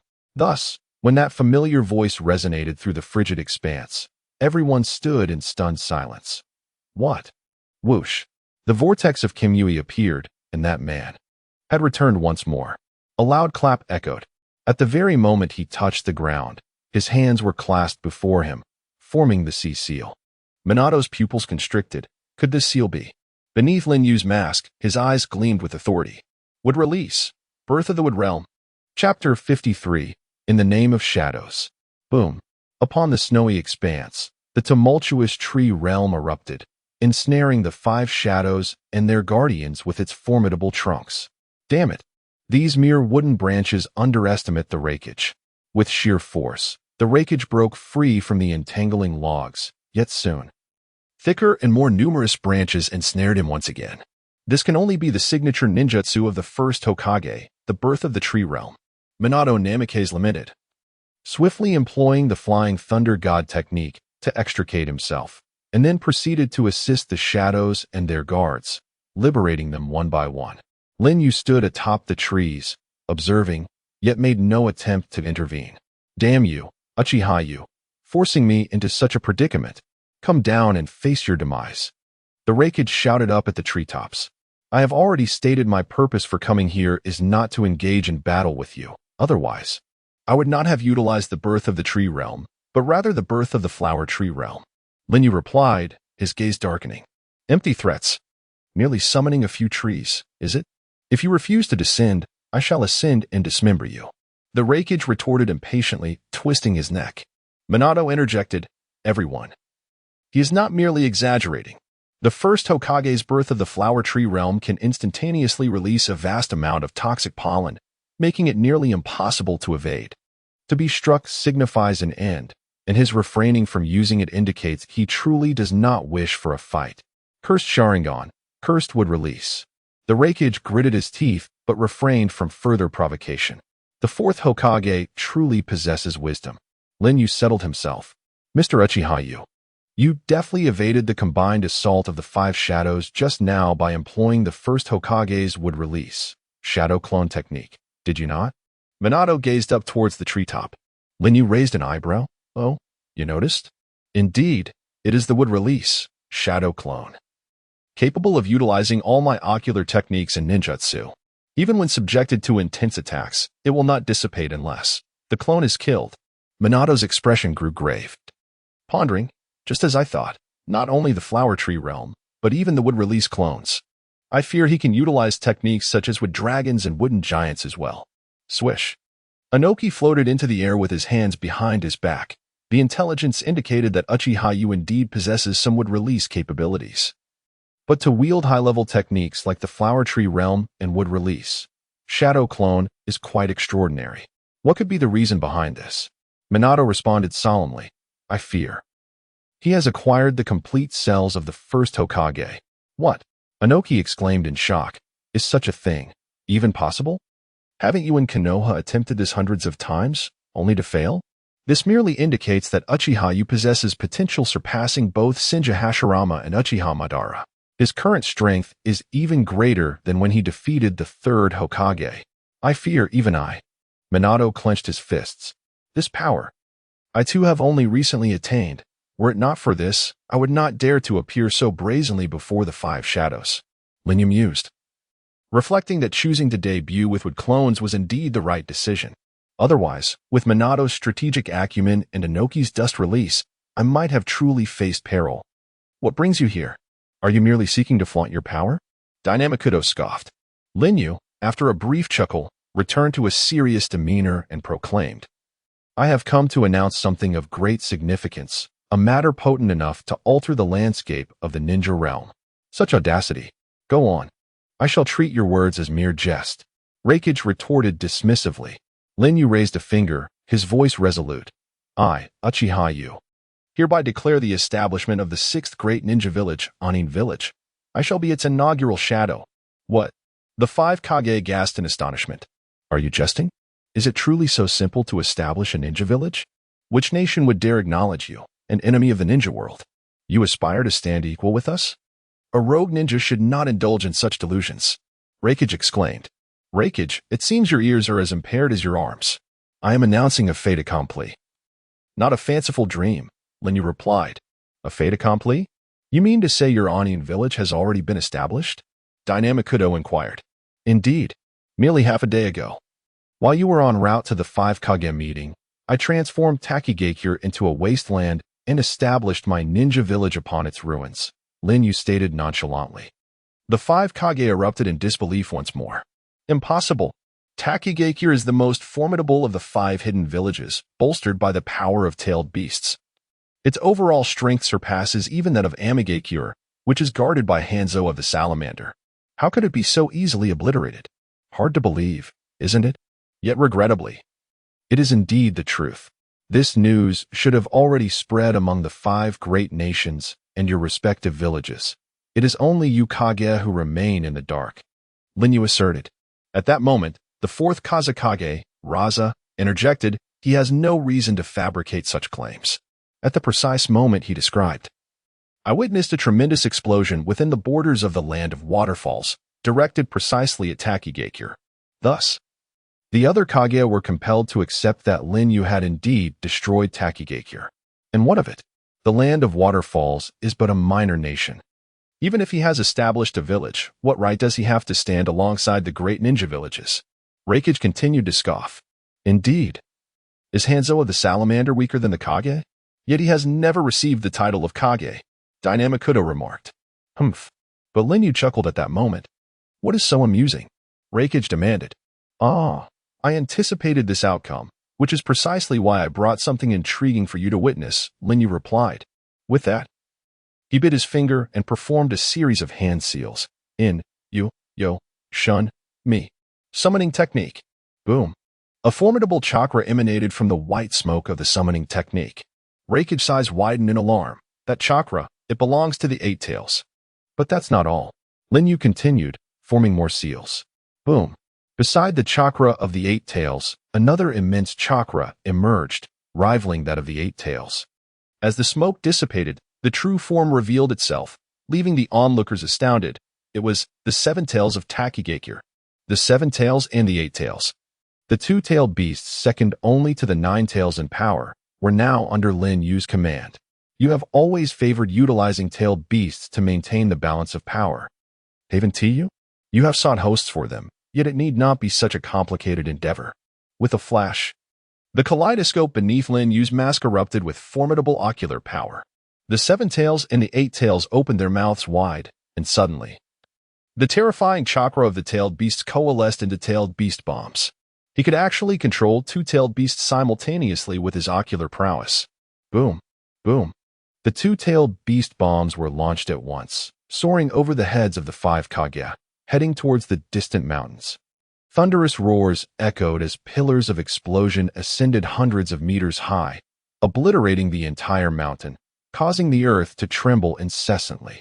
The proud five Kage stood in stunned silence at that moment. From his elevated position, Lin Yu declared, "Now, do I, Uchiha Yu, possess the right to be called a shadow?" Chapter 54, The Compromise of the Five Shadows, The Rise of Shadows. After a prolonged shock, Inoki, the Tsuchikage among the five shadows, was the first to inquire, "Uchiha Yu, who exactly are you, and what is your purpose?" Lin Yu replied without hesitation, "I, Uchiha Yu, am no divine being, merely a mortal who seeks to challenge the gods. As for my purpose, if one must insist, it is freedom." Inoki questioned, "Freedom? The freedom you speak of seems more akin to your own self-indulgence, which could bring calamity to this ninja world." "Perhaps," Lin Yu replied with a meaningful smile. "But your perspective is too narrow. You cannot see that everything you possess and protect is insignificant. When true calamity descends, none of you will escape its grasp." "True calamity?" Minato narrowed his eyes and asked, "Mr. Uchiha Yu, do you know something we do not? Could you share what you know with us? It would help us understand your motives, and perhaps our future strategies may change accordingly." "Hokage, will you truly listen to his absurdities?" Raikage scolded with a frown. Lin Yu gazed deeply at Minato, contemplating.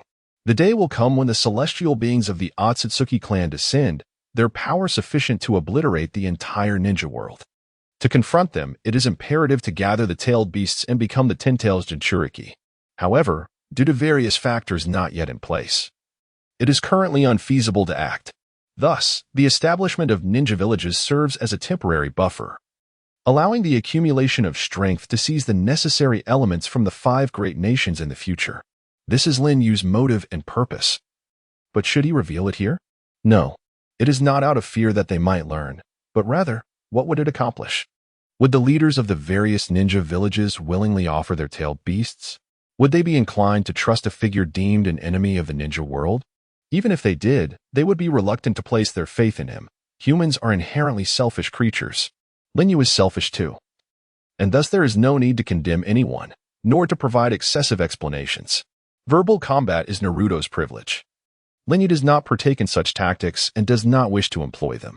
Everyone shall speak through strength, adhering to the rules of this ninja world, where victors claim the spoils. Lin Yu lifted his head and addressed Minato and the other Kages who awaited him. "I have nothing of worth to discuss with you." Minato's expression shifted slightly. Then he inquired, "Will you continue to launch assaults on the various nations and ninja villages as you did before?" Lin Yu chuckled. "There is nothing to conceal from you. Everything that could be obtained has already been taken. Until the next item I desire comes to light, I do not intend to make any moves. After all, a facade of peace can sometimes hold great importance, provided you do not provoke me. Indeed, should war erupt, resulting in the deaths of Jinchuriki and further delaying the resurrection of the tailed beasts, it may be a long time before Lin Yu can become the Ten Tails Jinchuriki." His presence at the Five Shadows Conference served two purposes. Firstly, to elevate the reputation of his hidden village, thereby fostering future development, and secondly, to convey to the shadows that he would refrain from making any significant moves in the near future, preventing nations from using the pretext of subduing him as a guise to instigate war. "Why should we trust your words?" roared the Raikage. "Because you have no other choice." Lin Yu replied, "Mr. Uchiha Yu, I still wish to place my faith in you, said Minato Namikaze amidst the astonished gazes of the assembly. Oh, is that so? Lin Yu's eyes were profound. Minato was well aware that it was due to Uchiha Yu's intimidation of Danzo that the latter ceased his impeachment against him and his targeting of Kushina. Although Minato had the means to resolve the situation himself, he dared not risk Kushina's safety. Thus, he recognized that he owed Uchiha Yu a debt of gratitude. While uncertain of Yu's motives for discreetly aiding him, he felt compelled to repay this kindness. Therefore, Minato solemnly declared, I, Minato Namikaze, on behalf of Konohagakure, acknowledge Mr. Uchiha Yu and his hidden village, as well as the title of Shadow. At this moment, the Wind Shadow, Raza, added, Sunagakure also acknowledges Uchiha Yu, his hidden village, and the title of Shadow, as Uchiha Yu has never caused any disturbances on the soil of our Wind Country. Then I suppose IWA will acknowledge him as well, for the same reasons as the Wind Shadow, remarked Inoki of the two sides, although he was reluctant to concede. The immense power and the two-tailed beasts held by Lin Yu presented a formidable deterrent, since Lin Yu had not previously caused trouble in the Earth Country. Inoki seized the opportunity to step down gracefully while extending a favor to Lin Yu. Seeing the three shadows express their support, the Raikage and the Mizukage wore grim expressions, both harboring deep grievances against Lin Yu, having even lost an arm due to him. Lin Yu observed the indecisive Yakura, a smirk playing at the corners of his mouth as he retrieved an item from the Kamui space, the explosive blade, Mist. He addressed Yakura, Yakura, this blade, Mist, is a trophy from my journey in the land of water. It bears little significance to me, yet it is undoubtedly of great importance to you and your village. Yakura raised his gaze, coldly inquiring, What, do you wish to bribe me? Bribe? You misunderstand. I merely wish to present you with an account.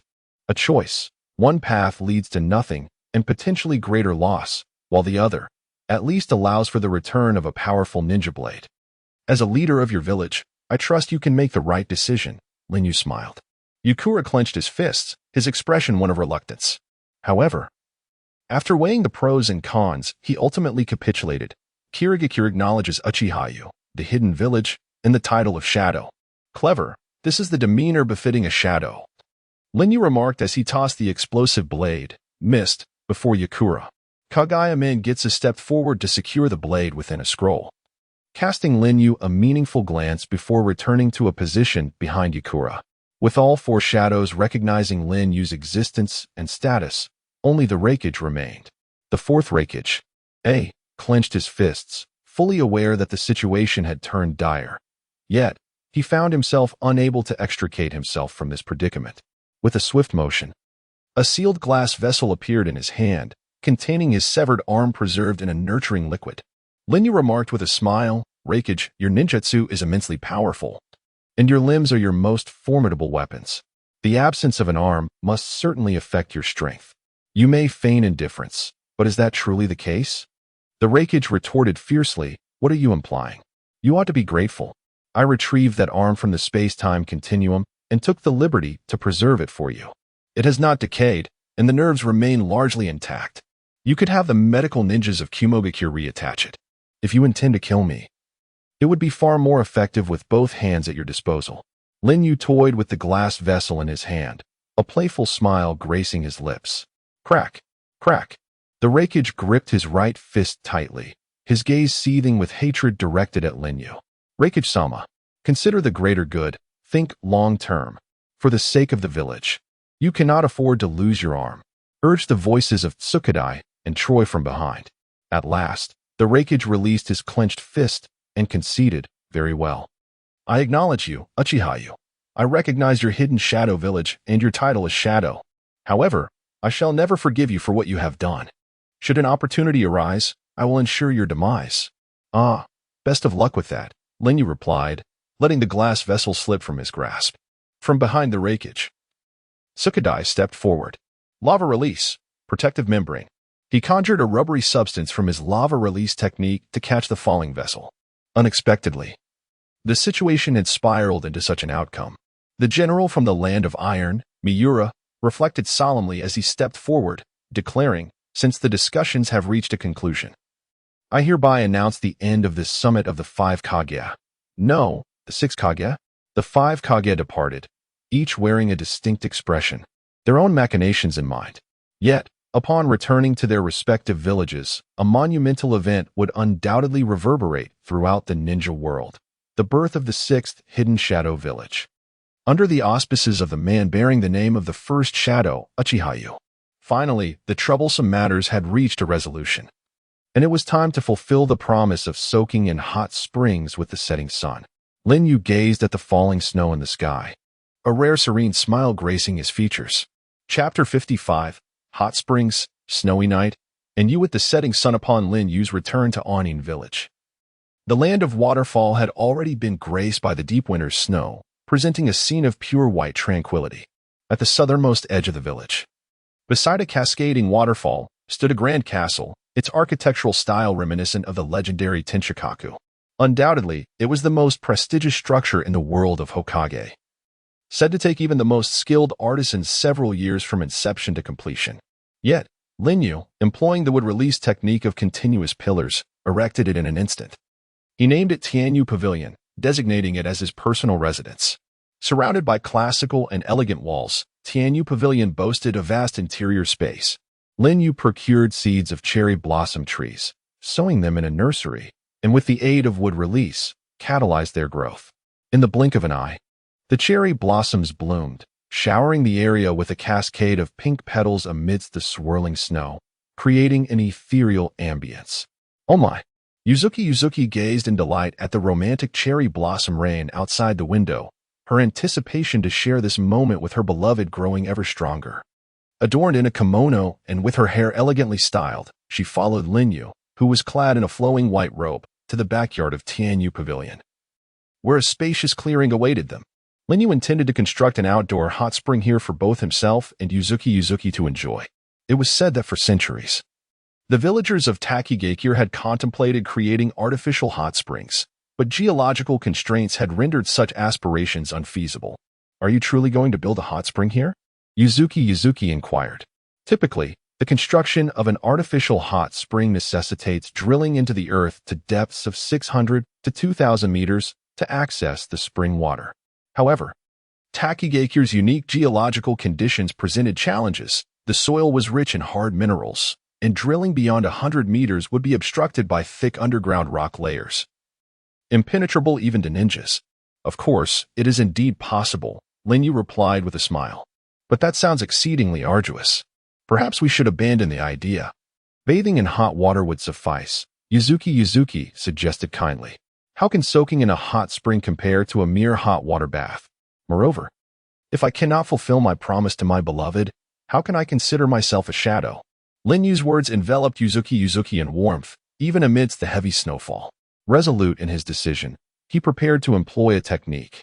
Reflecting on his past battle with the third Hokage, Lin Yu's right arm suddenly expanded to an enormous size. Ninjutsu, partial multiplication technique. Ah, this is the secret technique of the Akimichi clan. Based on the transformation of yang release, you have indeed mastered it. Yuzuki exclaimed in astonishment. Originally, Lin Yu's chakra attributes included fire, lightning, wind, earth, water, and Yin. However, after acquiring complete cells from Hashirama, he finally obtained the yang attribute he had lacked. With a thunderous crash, purple chakra enveloped Lin Yu's right arm. This was the ability of the Senju clan, allowing for precise chakra control, concentrating it in any part of the body, and subsequently unleashing a powerful gust of energy, along with immense physical strength. Tsunade's extraordinary strength was derived from such mastery. However, compared to her grandfather, Senju Hashirama, Tsunade's monstrous strength is but a trivial display. With a resounding strike, her enhanced fist collided with the ground. Crack! The earth instantaneously caved in, forming the nascent shape of a hot spring.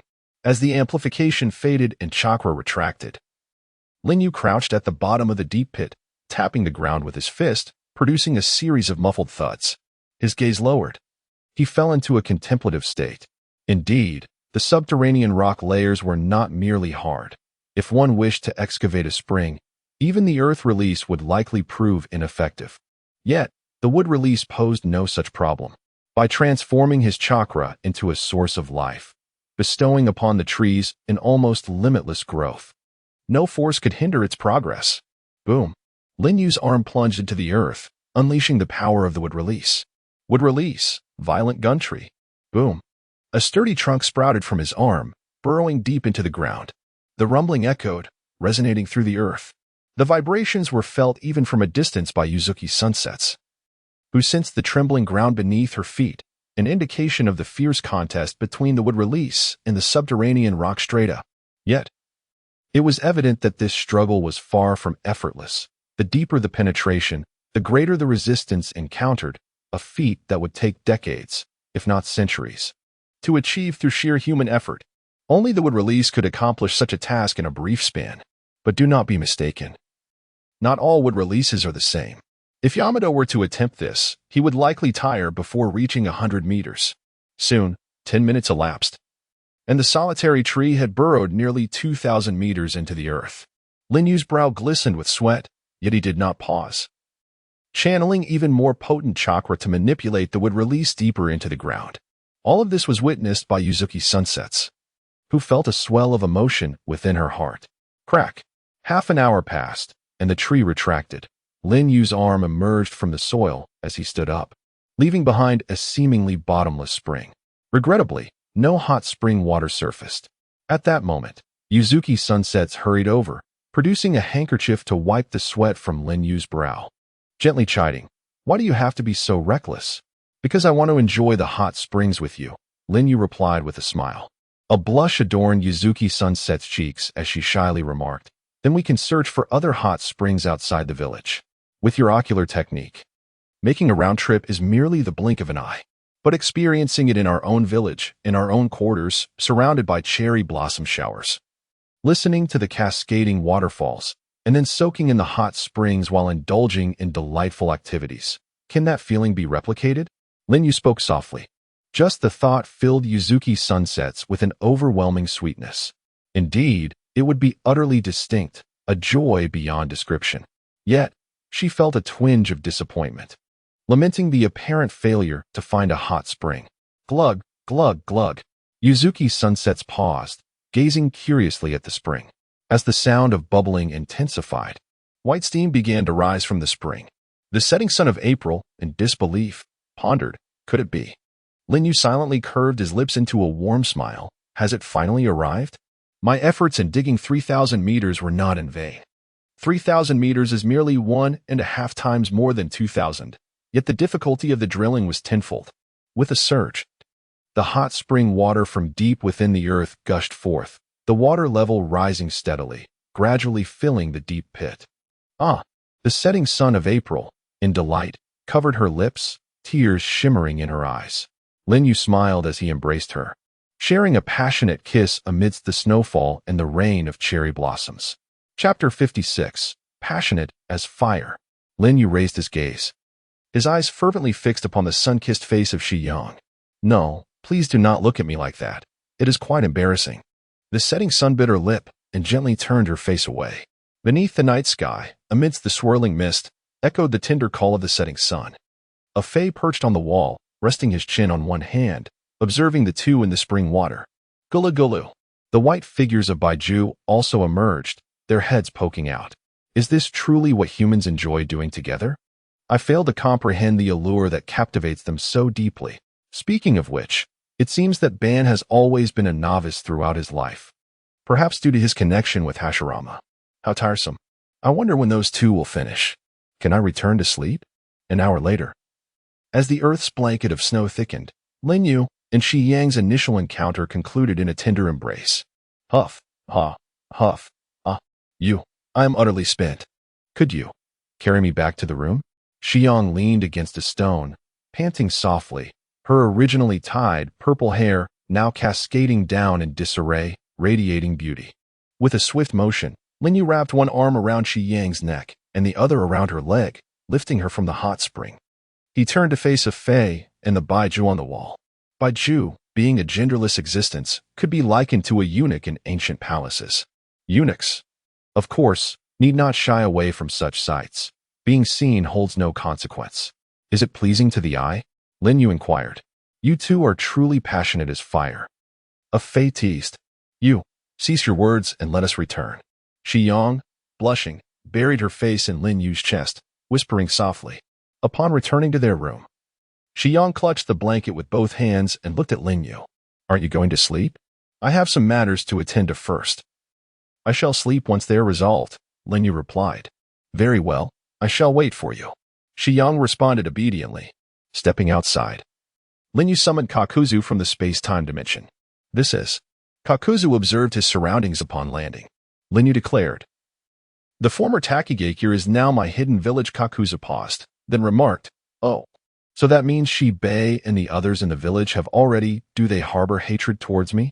Lin Yu refrained from disclosing to Kakuzu that he had spared Shimu Xiong and the majority of Takigakure's ninjas, as this matter had not been made public. Lin Yu wished to cultivate a more ruthless image to avoid unnecessary troubles. Hate? Why should there be hatred? In the world of ninjas, strength reigns supreme. Not all powerful beings embody the benevolence of the first Hokage. In fact, I believe that Uchiha Madara's principles align more closely with the essence of the ninja realm, Kakuzu stated. Kakuzu, would you be willing to remain in this village and work for me? Lin Yu inquired. Kakuzu had already surmised that when Lin Yu fought him, he had intentionally left behind a heart. This was no accident, but a deliberate choice. He refrained from taking his own life, clearly intending to be of service to himself. However, Kakuzu was still somewhat perplexed. Mr. Uchiha, what is it that someone of your formidable strength requires of me? Could you perhaps convey it to me directly? Kakuzu inquired. The village is in need of an accountant, Lin Yu replied. An accountant? What is that? Kakuzu asked, bewildered. Oh. It appears that the term accountant is absent in the world of Hokage. It refers to one who manages the finances. For a village to thrive, it must be supported by wealth.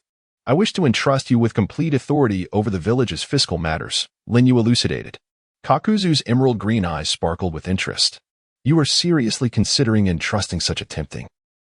No, such a crucial position to me, Lin Yu stated. I am confident that under your stewardship, the village's finances will be meticulously organized. Gulp. Kakuzu swallowed hard.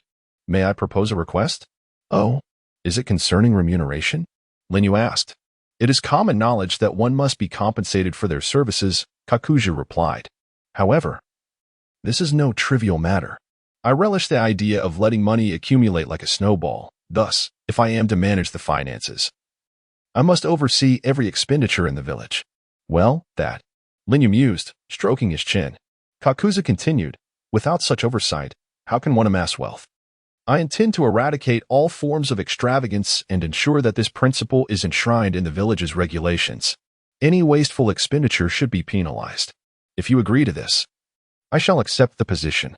Upon finishing, Kakuzu cast a nervous glance at Lin Yu. Logically, before a powerhouse like Lin Yu, Kakuzu should not be making demands. Yet, he possessed a peculiar obsession and fascination with money. Lin Yu observed Kakuzu, reflecting, I never anticipated that his love for wealth would surpass even his own life. In the original narrative, Kakuzu, as a member of Akatsuki, wielded significant financial power, managing the organization's wealth to great abundance. However, if he were to discover that the fortune he painstakingly accumulated was squandered by Conan on explosive tags for a mere 10 minutes of artistry, he might very well rise from his grave in anger. Lin Yu nodded. Very well, Kakuzu. Henceforth, in matters pertaining to finances within this village, your authority shall surpass even mine as Hokage. Upon hearing this, the 75-year-old Kakuzu displayed a childlike smile. Excellent. Mr. Yu, in light of your trust, I am willing to contribute all of my amassed wealth, totaling 1,076,534,200 ryo, to the village. This figure astonished even Lin Yu. His own bounty was merely 100 million, yet Kakuzu possessed enough wealth to purchase 10 of his own heads and more. Was that not astonishing? Lin Yu said, There is no need to contribute it all. Retain some for yourself.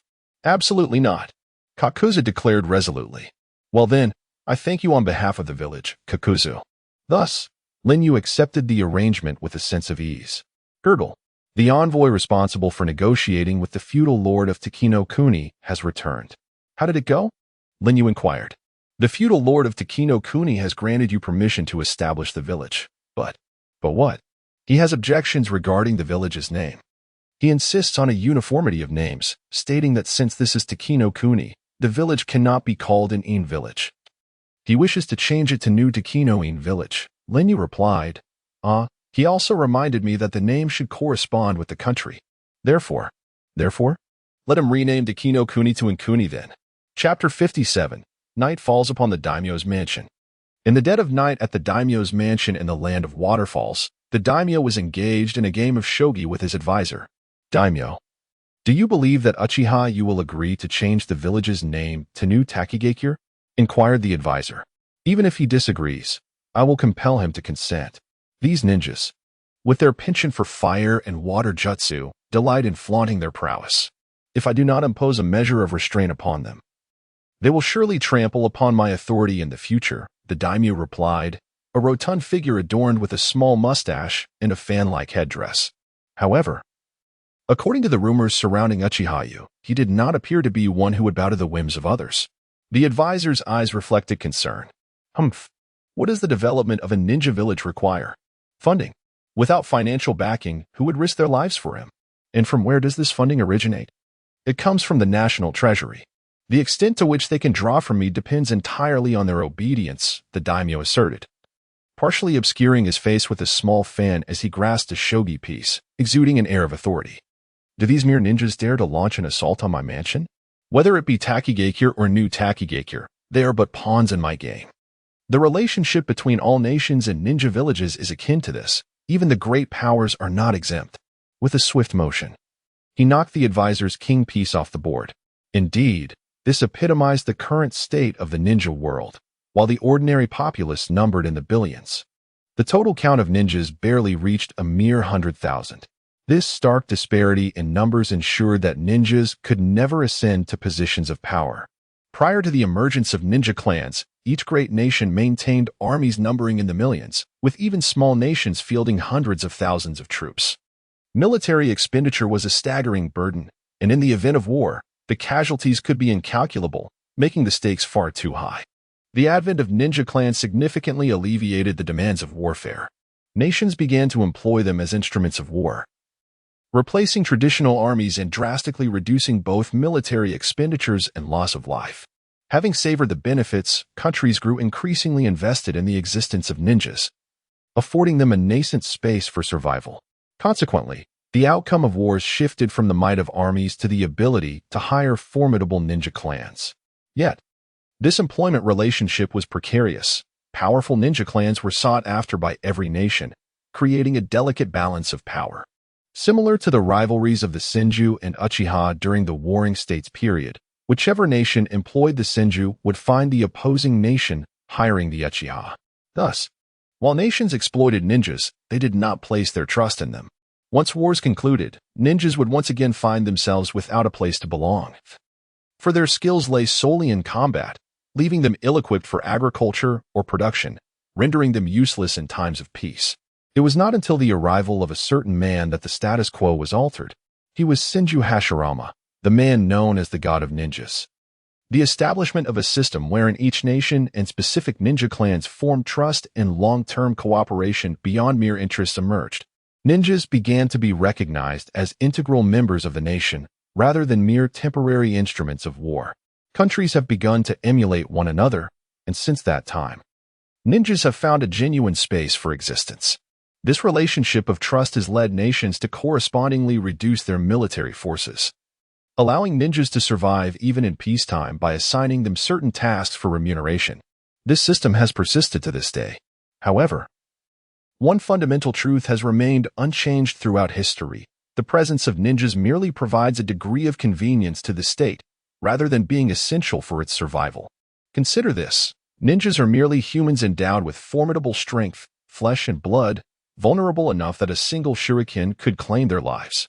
Should a nation choose to disregard casualties and assemble hundreds of thousands, even millions of soldiers equipped with superior armaments to launch an assault, could a ninja village truly withstand such an onslaught? It is likely that a barrage of catapults and a rain of arrows would leave little behind. Some nations have even begun to remain vigilant against ninjas, significantly reducing their funding, with the Wind Country and the desert serving as a prime example. Furthermore, To prevent potential insurrections, several nations have recently bolstered their military forces, a precautionary measure that also serves as a stern warning. Thus, the status of ninjas hangs precariously, as they seek survival in the interstices of power. The narrative of Naruto does not emphasize this aspect, predominantly focusing on the ninjas themselves. What the populace perceives is but a minuscule segment of the ninja world. Beneath this vast shadow lies the ninja's helplessness and pain, which emboldens the feudal lord of the land of waterfalls to confront Uchiha. Yet, this lord seems to have overlooked a crucial fact. The land of waterfalls no longer possesses a formidable military. My lord, Uchiha requests an audience, claiming to have a matter of utmost importance. At this moment, the lord's personal guard reported. The lord's hand, poised over a chess piece, hesitated momentarily, then declared, "Tell him that if this concerns the name of the ninja village, there is no need for a meeting. This matter is non-negotiable. Change it immediately to new Takigakure. Otherwise, bear the consequences." "Understood," replied the guard, retreating. A resounding rumble echoed moments later, quickly settling into silence. What has transpired? The lord and his advisors hurried to the entrance, only to be met with a startling scene. Thousands of soldiers guarding the lord's estate lay defeated, shattered armor and weapons strewn across the ground. Lin Yu approached through the snow, dragging the previously reported guard behind him. "My lord, is this the army that protects your estate? They seem rather feeble." The soldiers were not dead, merely unconscious. The lord's face turned pale, yet he maintained a facade of authority. "Uchiha, how dare you? Do you know where you are?" Lin Yu replied indifferently, "Indeed. I am in the Supreme Lord's estate of the Land of Waterfalls. Hence, I duly reported my arrival beforehand. However, I too have a principle. I respect those who respect me, and if disrespect is shown, I shall not be merciful." With that, Lin Yu tossed the bloodied guard at the feet of the lord, causing him to stagger back in fear. In the vast realm of the ninja villages, Uchiha posed a question. "Have you come here regarding the name of the ninja village?" He pondered the suggestion, acknowledging that the name Dark Hidden Village indeed held a certain charm. "If you wish, I shall permit you to adopt this name," he replied, his demeanor softening. It was evident that those in positions of high authority often placed great importance on their own lives. Were he to possess the gall of a true sovereign, he would not merely be a hereditary lord of a small nation. The lord seemed to have misunderstood the matter at hand. Yet I concurred with his perspective that a nation and its village should share a unified name. Lin Yu, however, revealed a smile that suggested deeper intentions. "Huh?" The lord appeared perplexed. "So, you agree to my suggestion?" "Indeed. But," Lin Yu replied with a grin, "the order must be reversed. From this day forth, the land of waterfalls shall be renamed the Land of Darkness." A thunderous silence followed. The lord of the Land of Waterfalls was left utterly stupefied. Suddenly, his advisor rushed forward, indignantly exclaiming, "Preposterous! The history of the Land of Waterfalls spans hundreds of years. This name is etched in the hearts of millions of its citizens. How can it be changed simply because of your whims?" "Silence! What gives you the right to speak?" In a flash, Lin Yu's Sharingan gleamed ominously beneath his mask. The advisor collapsed, convulsing and frothing at the mouth, before drawing his last breath mere seconds later. The lord, now paralyzed with fear, stammered, changing a nation's name. "Such a monumental matter requires the consent of the populace. Even I cannot unilaterally decide." "My lord," Lin Yu interjected, "I trust you will find a way to address the concerns of your citizens. I am not unreasonable. I shall grant you 3 days to resolve this matter. If you succeed, we shall adhere to the principle of one nation, one village, and embark on a fruitful collaboration. Should you fail, I regret to inform you that many will undoubtedly covet your position as lord, even if you merely govern a small nation. I await your favorable response." With that blatant threat, Lin Yu vanished into the swirling vortex of divine might. The lord collapsed onto the ground, his ornate hat slipping askew, revealing his sweat-drenched brow. Throughout the annals of ninja history, there had been those audacious enough to assassinate a lord, yet never had a ninja dared to overtly coerce a lord through force, particularly one tied to a subordinate nation and a ninja village. Without a doubt, this marked the first instance in the history of the ninja world where a leader of a ninja village brazenly wielded power to threaten the lord of his own nation. No one else would dare to act in such a manner, save for Lin Yu. Chapter 58. Unforeseen Developments. 3 days later. The land of waterfalls was renamed the Land of Darkness, causing a sensation throughout the ninja world. This marked the first instance of a nation aligning itself with a ninja village. The feudal lord of the Land of Waterfalls publicly claimed that the former Takigakure village had attempted a coup, nearly succeeding, until a ninja named Uchiha Yu single-handedly quelled the rebellion. As a reward for his valor, the lord decided to change the name of the country. The populace, naturally, believed in the lord they supported, expressing no dissent and instead viewing him as a wise leader. Uchiha Yu, once seen as an invader, transformed into the hero and legend of the Land of Darkness. His new village, now known as the Hidden Dark Village, gained great notoriety. The ordinary citizens who once resided in Takigakure gradually returned to what is now the Hidden Dark Village. After all, the former Takigakure had been branded as traitors. What treatment could they expect as those who emerged from there? Furthermore, for them, whether it was Takigakure or the Hidden Dark Village was of little consequence. What mattered was their dependence on the village for survival. Thus, the commercial activities of the Hidden Dark Village began to regain order. Even Lin Yu was taken aback by this outcome. He had merely sought to retaliate against the Lord's show of power. He could not help but reflect. One must admit, there are times when authority is swifter than strength. Regardless of whether the Lord acted out of self-preservation or other motives, he ultimately presented a satisfactory report, prompting Lin Yu to personally pen a letter of gratitude to the Lord. After all, the future development of the Hidden Dark Village relied upon the support provided by the nation. The Lord, being in a position of power and possessing a depth of insight beyond ordinary comprehension, quickly accepted the status quo, pretending as if the events of 3 nights prior had never occurred. Having witnessed Lin Yu's terrifying strength, he had too many matters to rely upon Lin Yu for. 2 days later, the Lord's estate sent a substantial sum for village construction, 500 million ryo, half of which was contributed by Kakuzu, demonstrating the Lord's sincerity. Financial support was one aspect. In light of the Hidden Dark Village's pressing need for manpower, a batch of orphans was sent over. Lin Yu personally oversaw the selection, retaining over 100 children endowed with chakra abilities, while providing the rest with a sum of money before sending them back. These orphans were the first wave of reinforcements for the Hidden Dark Village. Once they matured, they would become the backbone of the village. This was a boon from their own territory, but there were also external benefits. The rising fame of the Hidden Dark Village attracted individuals from other villages and countries. Among them was a woman with fiery red hair, emaciated and frail, who entered the village cradling a swaddled infant. She specifically requested to meet Uchiha Yu. Upon encountering Lin Yu, the woman knelt before him, beseeching, "Please, allow me to keep my child." "Stand up and explain what is happening," Lin Yu replied. The woman remained on her knees, lifting her garments to reveal countless gruesome bite marks. Lin Yu squinted his eyes slightly and asked, "What is this?" The woman replied, "I hail from the village of Grass Hidden, born with a unique bloodline. Anyone who bites me can absorb my chakra and heal their wounds. They killed my husband and abducted me while I was pregnant. To protect my child, I endured humiliation, but it seems this child has inherited my cursed bloodline as well. My days are numbered, and they desire this child. I escaped with my life. I beg you, grant this child a safe haven."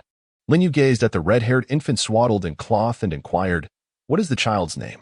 "Her name is Xiang Lin," the woman responded. "Indeed," Lin Yu continued. "Why do you trust me?" The woman explained, "After fleeing to this country, I heard tales of your heroic deeds and felt you were someone worthy of trust. In truth, I had no other options." Lin Yu exchanged a glance with a companion beside him, and Ayazuki Sayaka stepped forward to gently take the swaddling from the woman, her heart aching for both the mother and the child. "Stay with us," Lin Yu urged. "I have no attachments left in this world. With my child entrusted to you, I can finally find peace." Blood trickled from the corner of the woman's mouth as she collapsed to the ground. Ayazuki Sayaka knelt down, checking the woman's breath, then shook her head. "Did she poison herself?" Lin Yu murmured, "Let us lay her to rest. This child shall be nurtured well, and when she grows, I will personally teach her the ways of ninjutsu." A Fae approached Lin Yu, saying, "That ability, that red hair, it cannot be mistaken.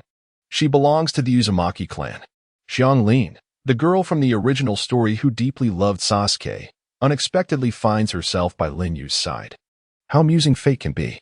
Yet, the intricacies of destiny are far more profound than mere amusement. That evening, under the full moon, Ghost Lantern Manway arrived at the village. You arrived sooner than I anticipated, Lin Yu remarked. Having witnessed your grandeur at the Five Kage Summit and contrasting it with our own Mizukichi, I believe aligning with you is the true path forward, Ghost Lantern Manway replied. A wise choice, Lin Yu acknowledged. How ironic it is, he had just returned the exploding blade, due to the Mist Village, and now Ghost Lantern Manway approached him with 5 ninja blades. Excluding the Samahata and Raging's Fong, pledging allegiance.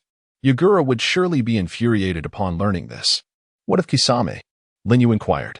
He has also left the village. But he intends to join the Akatsuki, Ghost Lantern Manway informed. As I suspected. Kisame has indeed chosen this path, Lin Yu mused. Furthermore, this is Suigetsu. My brother, the one you mentioned previously. I brought him along, for if Yagura learns of this, he will not let him off easily. Ghost Lantern Manway revealed the small figure hiding behind him. Like Manway, he had light blue hair, sharp teeth nibbling on his fingers, and innocent eyes gazing at Lin Yu. After Xianglin, is it now Suigetsu? By the way, I also brought along a rather troublesome group waiting at the village entrance. Ghost Lantern Manway suddenly said with a serious expression. Oh, then we must go see them, Lin Yu replied, raising an eyebrow. Upon arriving at the village entrance, Lin Yu beheld a gathering of individuals awaiting him. Their hairstyles, steeped in ancient tradition, were adorned with 2 crimson hearts above their brows. And their expressions were universally tinged with a frenzied exuberance. The Kagaya clan of Mist-Hidden Village, he mused, his gaze deepening with contemplation. Ah, Lord Uchihayu, cackled the foremost figure, upon hearing of your illustrious deeds, we have come to believe that you are the divine warrior sent to guide us.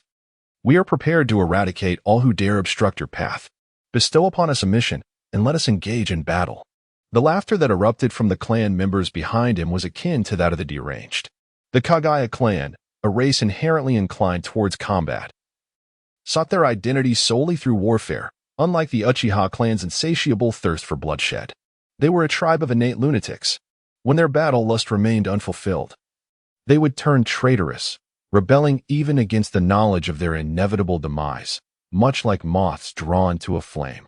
Lin Yu, however, had no intention of allowing such individuals to remain within the village, for he was averse to instigating conflict at this juncture.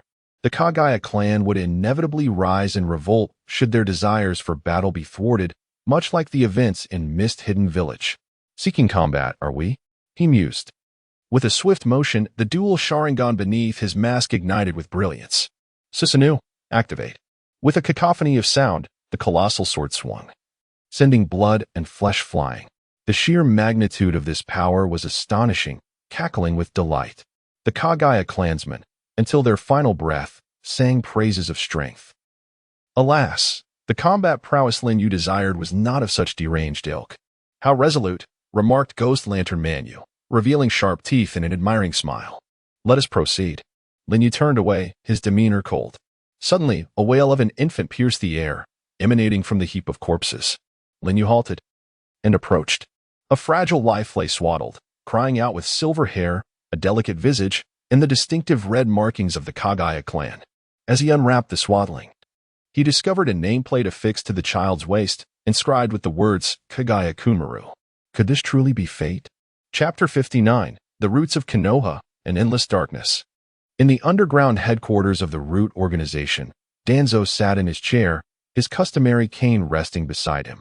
The rise of the Hidden Shadow Village had become an unstoppable trend, with Uchihayu standing alongside the 5 Kage as the 6th leader of the ninja world. They were now actively recruiting defectors and exiles from various hidden villages. We must seize this opportunity to embed our influence. Yuin, do you understand why I have chosen you? An inexperienced child? Danzo gazed at the 9-year-old girl with violet hair, kneeling before him, Uzumaki Yuin. Ever since her sister became a rogue ninja, bearing the heavy burden of having slain her comrades, Yuin had suffered the disdain and bullying of her fellow villagers, leading a life fraught with hardship. At last, Danzo and the hands of Root had reached out to her. The essence of Root is darkness. When a once innocent girl's heart is tainted by this darkness, she becomes a vessel for its potential. Within the organization, There are many children who harbor such dark potential. Young Yuin spoke words that starkly contrasted with her tender voice. I know, because my sister was deceived by the shadow Uchiha Yu, leading to the death of her comrades and her defection from Konoha. She hesitated momentarily before continuing. Lord Danzo wishes for me to persuade my sister to return to Konoha. Incorrect. Danzo interrupted Yuin, asserting, your sister, Uzumaki Yuin, can never return to Konoha. From the moment she chose to betray the village, she was forever branded upon its pillar of shame. Thus, Yuin, your singular mission is to infiltrate the hidden shadow village under the guise of Konoha's rogue ninja and the sister of Lady Uzumaki Yuin. You must employ any means necessary to gain Uchiha Yu's trust, ultimately seizing the opportunity to eliminate him and retrieve his eyes for me. Yuin's small hands clenched tightly. Can I truly accomplish such a task? He is someone even the Hokage cannot contend with. Danzo replied, fear not. Even the mightiest possess vulnerabilities and often let down their guard against those they trust most. When that moment arrives, taking his life will be effortless. Yuin, there is no rush. You may wait until you have matured, using your beauty as a weapon. After all, you and your sister are both exquisite in form. Though young, Yuin comprehended Danzo's intent, recognizing that he wanted her to seduce him. The female ninjas of Root had undergone similar training to achieve their objectives. However, for this conservative girl, it remained. Yet Danzo was astute in understanding human nature. He dangled a bait Yuin could not refuse. Yuin, should you succeed in your mission, Konoha will grant mercy to your sister. Yuin was momentarily stunned, ultimately yielding. But won't he suspect me? Danzo assured her, I have orchestrated everything for you. Uzumaki Yuin, you have faced discrimination and abuse in the village due to your sister's crimes, leading you to the brink of rebellion against Konoha. Even Danzo's gaze deepened, suddenly turning sharp. During your defection, you will eliminate your childhood friend, Moonlight Gale. The pupils of Yuzuki Yugao suddenly froze. This is my own affair, unrelated to the Gale. Danzo interjected imperiously. This is not merely your concern. It pertains to Konoha. For the sake of Konoha, such a trivial sacrifice is essential. I have already brought the person here for you. Bang. Several members of Root forcefully threw the bound figure of Moonlight Gale onto the ground. Clang. Danzo tossed a shinobi blade before Yuzuki Yugao, commanding her, who was momentarily stunned. Kill him with your own hands. Yuzuki Yugao's pupils trembled violently, her emotion surging. No, I cannot do it. Danzo retorted, do not forget. It was Root that provided you refuge when you were at your wit's end. To survive within Root, one must possess the potential for darkness. Come, let me see if you possess such potential. It will determine the fate of your sister, Yuzuki Yugao. Gasping for breath, Yuzuki Yugao struggled as oxygen deprivation overwhelmed her, collapsing to the ground while clutching her heart. Yugao, a voice called from in front of her. She lifted her head. Gale, she whispered. Yugao? Don't. Moonlight Gale implored. Tears welled in her eyes as she gritted her teeth, picked up the blade, and unsteadily approached Moonlight Gale, raising the weapon. Yugao. Please don't. Moonlight Gale cried out with increasing fervor. Tears streamed down Yuzuki Yugao's cheeks. Forgive me, Gale. Ah. Crack. The blade pierced. Blood gushed forth from beneath Moonlight Gale. Do not plunge alone into the boundless darkness. Moonlight Gale murmured, his dilated pupils fading, devoid of the vibrancy of life. On that moonlit night, he departed like the gale itself. Moonlight Gale once again fulfilled the destiny his name foretold. Thud. Yuzuki Yugao collapsed to the ground, staring at her bloodied hands, utterly entranced. Very well. Danzo rose, gripping his cane.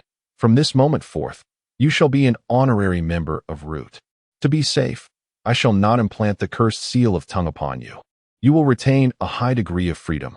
Complete this task, but do not let me down. For the sake of Konoha and the ninja world, Uchiha Yu must die. He grasped Yuzuki Yugao's chin, gazing into her tear-streaked, lifeless eyes. Now, take this man's head and report to the Hidden Darkness Village. Remember to injure yourself. Konoha will dispatch pursuing forces to symbolically chase after you. Thus, under Danzo's instigation, Yuzuki Yugao set forth carrying the head of Moonlight Gale, her silhouette already shrouded in profound darkness. After her departure, an elite member of Root, Inuzuka, appeared. Lord Danzo. The attempt to assassinate the unborn child of Uchiha Makoto has failed. What happened? You cannot manage to deal with a pregnant woman. No, it is Uchiha Itachi. At a tender age, he possessed the Sharingan, discovered our presence, and engaged with us until other Uchiha members arrived. Uchiha Itachi, the son of Uchiha Fugaku, attained the Sharingan at merely 5 years old, a feat unprecedented in the annals of Uchiha history. Danzo's gaze grew profoundly contemplative. Lord Danzo, although the mission has failed, we succeeded in eliminating 3 Uchiha members and procuring their Sharingan. Terai presented a vessel containing precisely 6 3-tomo Sharingan. We did not expose our identities, did we? Rest assured. Lord Danzo, it is foolproof. 6 in total, just enough to replenish the eyes I expended during my battle with hate. Danzo unwrapped the iron plates and bandages from his hands to refill the 6 eyes consumed through the use of his Anaji. Then, he pressed his palm against the bandaged right eye, his gaze deepening. There remains a right eye, yet a mere Sharingan will not suffice. I must acquire a Mangeki Sharingan. Chapter 60. Orochimaru, Awaken. Sister, I have endured enough of that village. They beat and scold me every day. I escaped, and I want to be with you. Shi-young, it is all my fault for causing you to suffer. Upon seeing her younger sister, disheveled and battered, tears streamed down Mao Shi-young's face as she embraced her sister tightly. Linyu stood not far behind, his Sharingan glimmering beneath his mask. What became of the Konoha ninjas pursuing her? Before they fell into our hands, they all took their own lives, Akatsuki replied. Linyu narrowed his eyes. So, interrogation is out of the question. Why? Do you sense something amiss? Indeed, I have an unsettling feeling. Linyu gazed at the lifeless head of Moonlight Shippu on the ground. This dark and bloody style evoked memories of a certain individual, the embodiment of darkness in the ninja world, Danzo. Linyu stepped forward. This is Shi-young, my sister.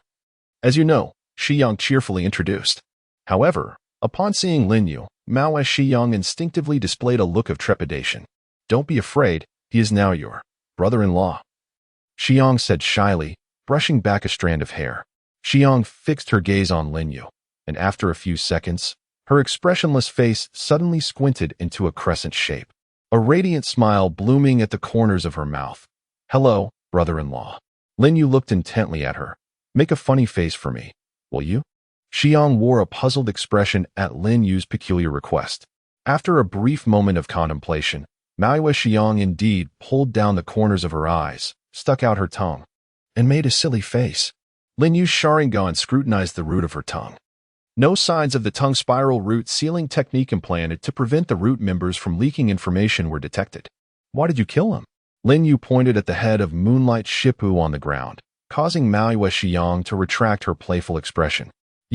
Shi-young exclaimed, a hint of urgency in her voice. Shippa tried to prevent me from leaving the village. If I hadn't done this, unnecessary entanglements would arise. I no longer wish to have any ties with Konoha. Brother-in-law, do you think what I did was right? Mao Shi-young tilted her small face, a juxtaposition of innocence and morbidity flickering across her features. To the adults, she would appear as a child deeply scarred, her personality twisted. Linyu gazed at Mao Shi-young for a moment before extending his hand with a smile. Shi-young, welcome to the Hidden Darkness Village. Shi-young reached out her small hand, but hesitated, pulling it back halfway. My hands are dirty. I'm afraid I might soil my brother-in-law's hands. Shi-young, your brother-in-law wouldn't mind such things, Shi-young reassured her. Has she changed? That gentle and strong Mao Shi-young has descended into darkness. Linyu had not deliberately orchestrated anything, nor had he given it much thought. He had whimsically altered Mao Shi-young's fate, leading to this outcome, which he had not anticipated. After all, he was just a youth himself. However, he does not regret taking away Yuzuki Yuyo. Can the affairs of the world ever align with one's desires? Life is filled with countless matters beyond one's control. A truth equally applicable to the strong. When confronted with challenges, one must simply seek solutions. Yet, to speak candidly, had Linyu not observed the Naruto world from an outsider's perspective, had he not witnessed the true essence of Yuyo, her compassion and dedication to the village, he might have been deceived by Danzo's grand scheme of subterfuge. Linyu firmly believes that a person's character cannot be distorted to such an extent in such a brief span of time. Thus, he has seen through Danzo's conspiracy. He perceives the truth, yet remains silent. Indeed, he compelled Yuyo to betray Konoha, a betrayal that Yuyo, who dearly loves her village, could never accept. Danzo exploited this vulnerability and magnified it. Had Yuyo not taken the drastic step of eliminating Moonlight Shippu, perhaps misunderstandings could have been clarified. However, observing Yuyo's current demeanor, she has evidently succumbed to darkness. Such a predicament cannot be resolved with mere words. Should Yuyo realize her exposure, she might even contemplate ending her own life. If only he had forcibly brought Yuyo back from Konoha during his last visit. Lin Yu felt a pang of regret. Yet, upon reflection, it became clear. The previous hesitation to take Yuyo was due to the immaturity of the situation. The Hidden Shadows village had yet to be established, and carrying a naive girl in such circumstances would have been imprudent. Furthermore, who could have anticipated Danzo's swiftness? Ever since that night, when Lin Yu had intimidated Danzo, he has remained glued to Konoha, doubling the number of guards, fearful of being caught alone outside the village, with only 4 minutes of Izanagi remaining, insufficient even for a retreat. Thus, Lin Yu found himself in a somewhat passive position. It is said that a wise judge cannot resolve household matters, and Danzo, I must concede, you have indeed made a brilliant move. Well, in any case, what I possess in abundance now is time, so let us engage in this game. That evening, Yuyo was guiding her sister through the familiar surroundings of the village. The villagers went about their respective tasks, all in a state of order and flourishing vitality. The rock statue of the first shadow, nestled against the mountainside beside Hidden Shadows village, was also under construction. Although Lin Yu possessed the ability to conjure it instantly, the statue represented the faith of the villagers and the dignity of the village leader. It would be inappropriate for him to construct it himself. Leaning against a pillar, Lin Yu gazed at the moonlit sky. Nearly a year had passed since his arrival, during which he had faced numerous battles of varying scales, and he had yet to experience defeat. In the current ninja world, could anyone still pose a threat to him? The answer is unequivocally yes. After all, during the Warring States period, even the mightiest Senju clan only established their absolute dominance after allying with the Uchiha clan to quell the chaos. Lin Yu was acutely aware of his own limitations, recognizing that he was still significantly outmatched by the likes of Senju Hashirama and Uchiha Madara. Moreover, he lacked a supporting faction, as the Hidden Shadow village was still in its developmental stages, even though the current generation of shinobi remained distant from their illustrious ancestors. Lin Yu did not delude himself into believing that he could dominate the ninja world at this moment, not to mention the two formidable beings residing on the moon, Otsutsuki Shurin and Otsutsuki Kagaya. The Ten Tails Jinchuriki was a distant goal, at least a decade away. Shursue's eyes were still nurturing their potential. Thus, there were certainly matters to attend to in the present. As you predicted, upon my awakening, the ninja world has undergone a profound transformation. At that moment, a hoarse voice emerged from the shadow behind him. Oh, you are awake. Lin Yu turned his gaze, catching a glimpse of the figure. Then let us commence with our next plan. With a graceful stride, Orochimaru appeared from the shadows, clad in an ethereal white robe. Chapter 61. A New Plan. In the secret chamber, Lin Yu sat opposite Orochimaru, his leg crossed nonchalantly, propping his chin with one arm, exuding an air of authority. In contrast, Orochimaru maintained a more conventional posture. The table before them was adorned with flickering candles. One might wonder why the lights were not on simply because the village had yet to be electrified. Lin Yu declared, I have acquired the complete cells of Senju Hashirama. Thus, the next objective is to attain the pinnacle of Uchiha ocular power. Orochimaru's eyes gleamed with intrigue, the eternal Manjiki Sharingan. Oh, you are aware of it. Lin Yu replied, Indeed.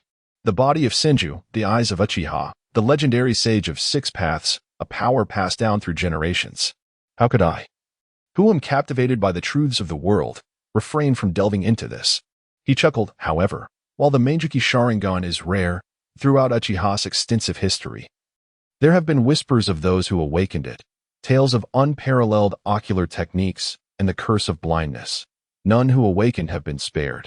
It was only when Uchiha Madara, on the brink of losing his sight, transplanted his brother Izuna's Manjiki that he inadvertently unraveled a significant secret of Uchiha ocular evolution, the eternal Manjiki Sharingan.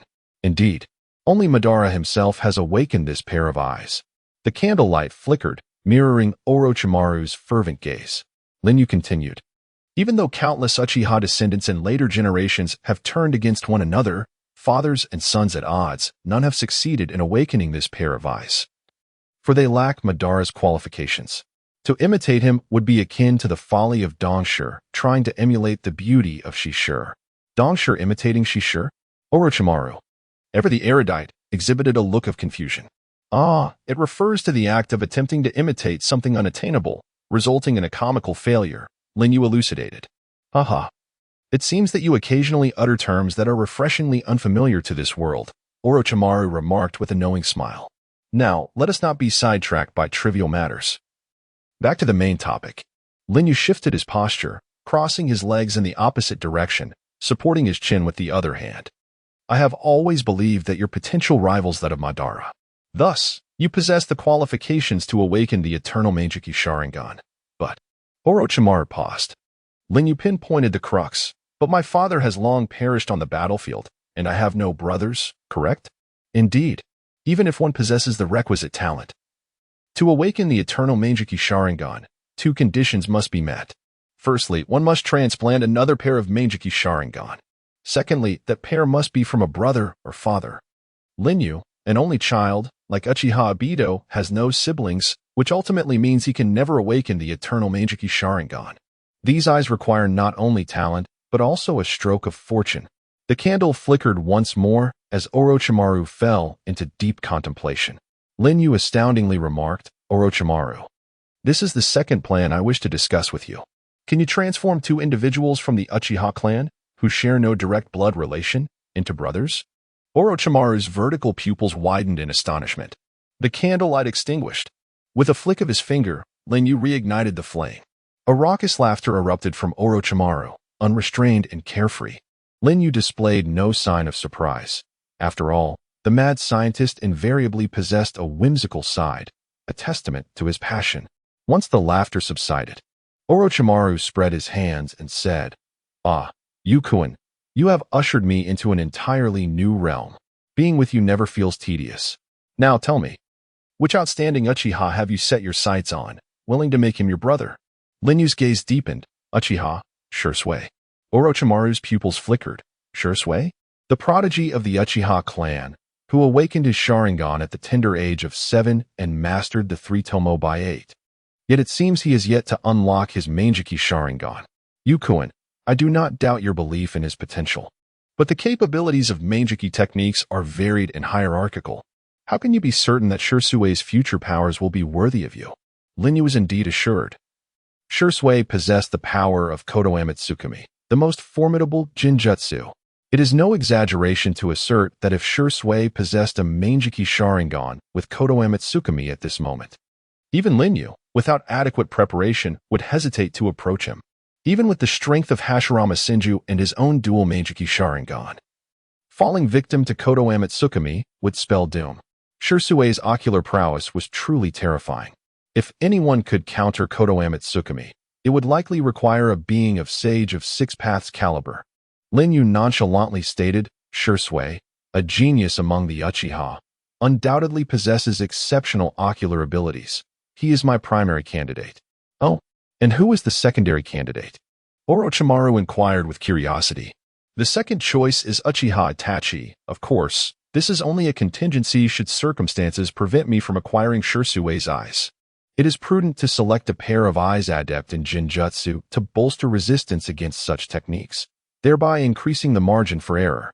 Kodoamatsukami is the primary choice. While Tsukuyami serves as the alternative, this was Linyu's initial consideration. When the time comes, I shall inform you, Orochimaru. Now tell me, is it within your capabilities to achieve this? Linyu questioned. Orochimaru replied, theoretically, it is feasible, but the specific methods require further research to ascertain. How long until a method can be determined? Linyu pressed. Orochimaru pondered, if we have sufficient experimental subjects, perhaps a month. You mean living subjects, correct? Linyu's eyes narrowed in focus. Indeed. Great achievements are always accompanied by sacrifice. In the past, there was D, a genius of medical ninjutsu, capable of allowing my experimental subjects to be reused. Unfortunately, he is no longer with us. Orochimaru sighed. Lin Yu remained silent. Orochimaru's experiments had a bloodstained and cruel side, yet they were essential. So, for the sake of experimental progress, should we capture innocent lives to serve as Orochimaru's guinea pigs? Although Lin Yu upheld a cold and ruthless worldview, he could not commit such heinous acts. In other words, if a medical ninja could be found to replace D as an assistant, there would be no need for so many experimental subjects, right? Lin Yu inquired. Exploring a different avenue. That could be said, but such medical ninjas are quite difficult to find, Orochimaru replied. Lin Yu rose to his feet and, with a swift motion, summoned two individuals from the Kamui space. It was none other than Wai Kurenai from the roots of Konoha and Pakken, one of the 7 ninja swordsmen. During past battles, Lin Yu had absorbed them into the time-space, constantly applying genjutsu to control them, ensuring they received sustenance daily to prevent death. With the hope that one day they would prove useful, you may use these 2 experimental subjects for now. I will find a way regarding the medical ninja. Lin Yu stated. Ha ha ha, this very scene evokes a strong sense of DJVU. Orochimaru couldn't help but reminisce about the events concerning Yamato. Lin Yu exited the conference room, deep in thought. Currently, the strongest medical ninja was undoubtedly Tsunade, but taking too large a step could lead to unforeseen complications. Therefore, a medical practitioner whose skills were not inferior to D's and was practical, the only person Lin Yu could think of was Tsunade's primary disciple and assistant Shizun. Very well, let us capture Shizun, Lin Yu resolved. Chapter 62. Capturing Shizun. Ever since the 4th Hokage, Minato Namikaze, returned to Konoha from the Land of Iron, Tsunade has once again departed from the village, embarking on a journey with her beloved apprentice, Shizun. At this moment, within the borders of the Land of Fire, Tsunade finds herself deeply engrossed in the pleasures of a gambling den. Tsunade-sama, it's about time we leave. Isn't it? Shizun gently urged from her side. No.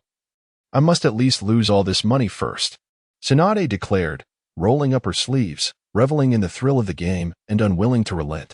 Indeed. This is a matter for adults. Little girls should refrain from meddling. The gamblers at the table grumbled, unwilling to let their prize escape. Yes, Shizun, at this moment, is indeed a mere 16-year-old girl. Watching Tsunade, who was lost in the excitement of gambling, Shizun sighed inwardly. The royalties from Jiraiya-sama's novel reprints would likely be all but gone. Then, Tsunade-sama, may I go next door to soak in a hot spring? Shizun inquired. Oh, go ahead, Tsunade replied without turning her head. Thus, Shizun ventured alone to the hot spring. One might wonder where Tsunade's beloved pet, the adorable pig, was during this time. Truth be told, it had not yet been born. Shizun, wrapped in a white towel, approached the hot spring. Jiraiya-sama was anxiously awaiting news of Orochimaru's defection to the Hidden Rain Village, yet Tsunade had come to indulge in gambling. The dynamics between these 3 esteemed individuals were truly perplexing. As Shizun murmured to herself, she prepared to remove her towel and immerse herself in the steaming waters. Oh, Miss Shizun, considering what is about to unfold, it would be wise not to remove that covering just yet. A haunting voice suddenly called from behind her.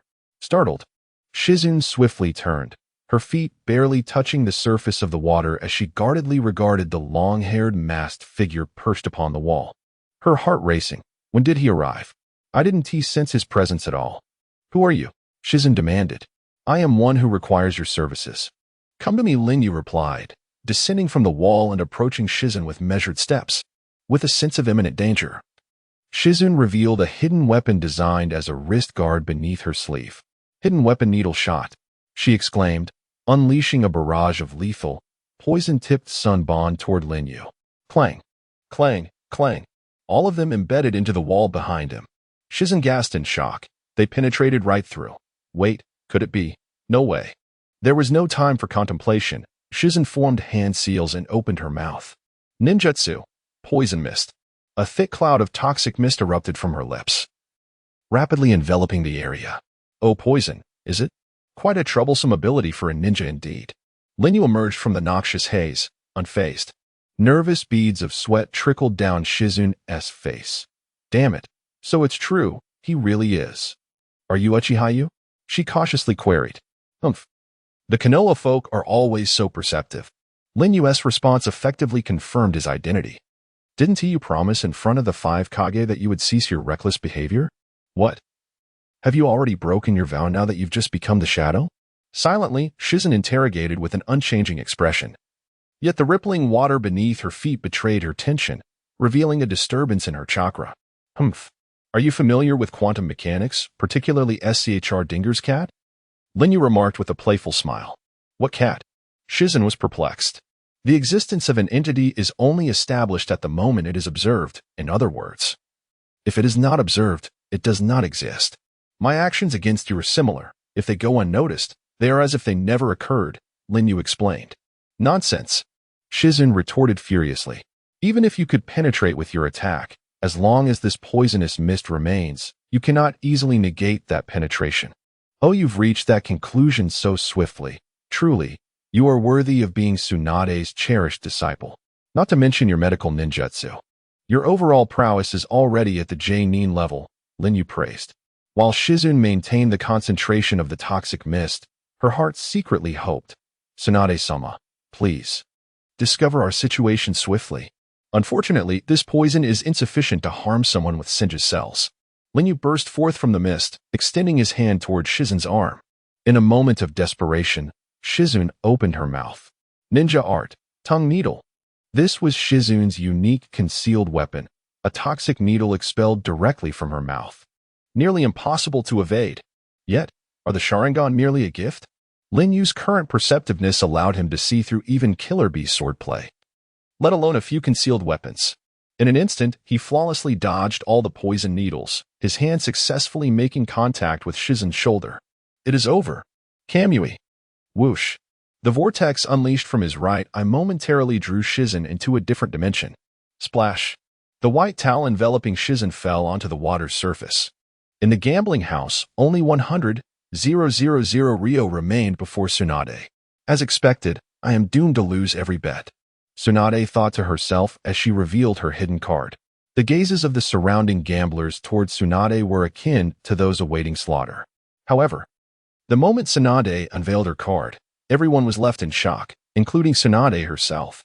Impossible, the perennial loser Tsunade actually won. Having won, Tsunade's brows furrowed deeply.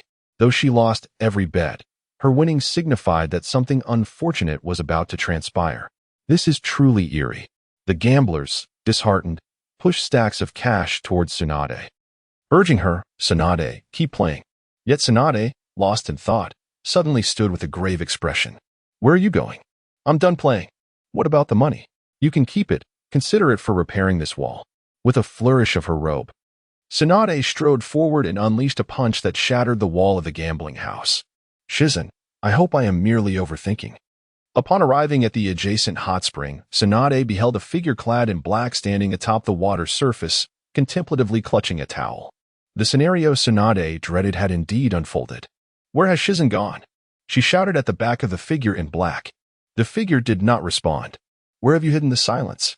Tsunade exclaimed angrily, leaping into action with a powerful fist aimed downward. Humph! The cloaked figure, Lin Yu, let out a derisive snort, tossing the towel behind him to obscure Tsunade's line of sight.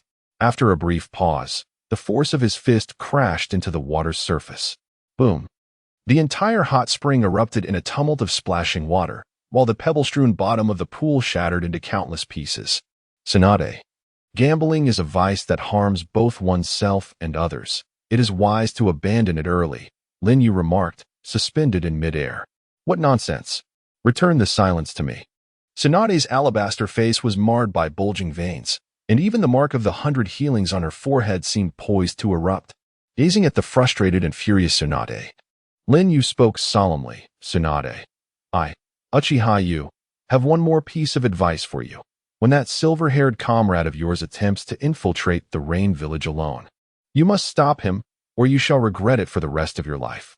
Whoosh! Accompanied by the whirl of divine might, Lin Yu vanished into the air, leaving Tsunade seething in place. Bang! With a fierce punch, she struck the ground.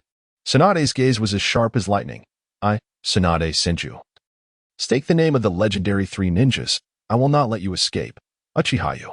Chapter 63, Persuasion of Shizen. After taking Shizen away, Lin Yu returned to his Tianyu pavilion, where the sunset awaited in the empty room. Where is Shiyang? Lin Yu asked, removing his outer garment and hanging it on the rack. I have placed her in the adjacent room. The child has endured much hardship in Konoha and is reluctant to sleep too far from me, Shiyang replied, tidying up the bedding with a hint of tenderness in her voice. I see. Lin Yu mused for a moment before donning a loose robe. Did you enjoy yourselves tonight? Yes, I took her to the village market. She seemed quite interested, and I even bought her a doll, Xiang said with a smile. That's good to hear. Lin Yu nodded. By the way, Xiang, I believe the child is experiencing some psychological turmoil. When I heard her speak of killing her childhood friend, it sent chills down my spine. She used to be so kind-hearted, unwilling to harm even small creatures. Yet, Xiang's voice faltered with emotion. Do not be sorrowful. Time heals all wounds, Lin Yu consoled, sitting beside her and embracing her gently. Xiang nestled against Lin Yu. In a moment of tender gazes, the two naturally began to loosen their garments, savoring the serene night upon the moonlit bed. You, hold me, huff, huff. On the other side of the wall, Shizen pressed her ear against it, withdrawing it numbly. Her pupils devoid of light as she gazed at the doll with its head severed on the floor. Then she picked up a knife and began to extract the cotton from the doll, murmuring, Hey, Wani-chan, shall I chop off the head of my brother-in-law? That way, Wani-chan will surely awaken, right? Early the next morning, Lin Yu led Shiyang to his soundproof room. After closing the door, he said, Shiyang, I now need to engage in a mental persuasion for someone, a female ninja from Konoha. Whom have you brought this time? Shiyang asked in surprise. Shizen, the apprentice of Tsunade. Orochimaru requires her for his experiments. With her medical ninjutsu, we can minimize the number of innocent subjects, Lin Yu explained candidly. You.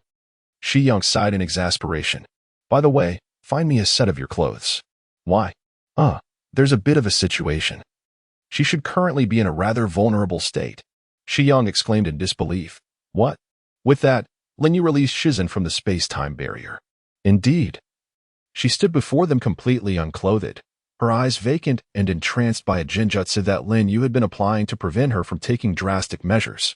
Upon dispelling the illusion, Shizen gasped, quickly covering herself and glaring fiercely at Lin Yu. He laid a set of clothing before her. Put on the clothes and then we can talk, he said, turning away to allow her some privacy.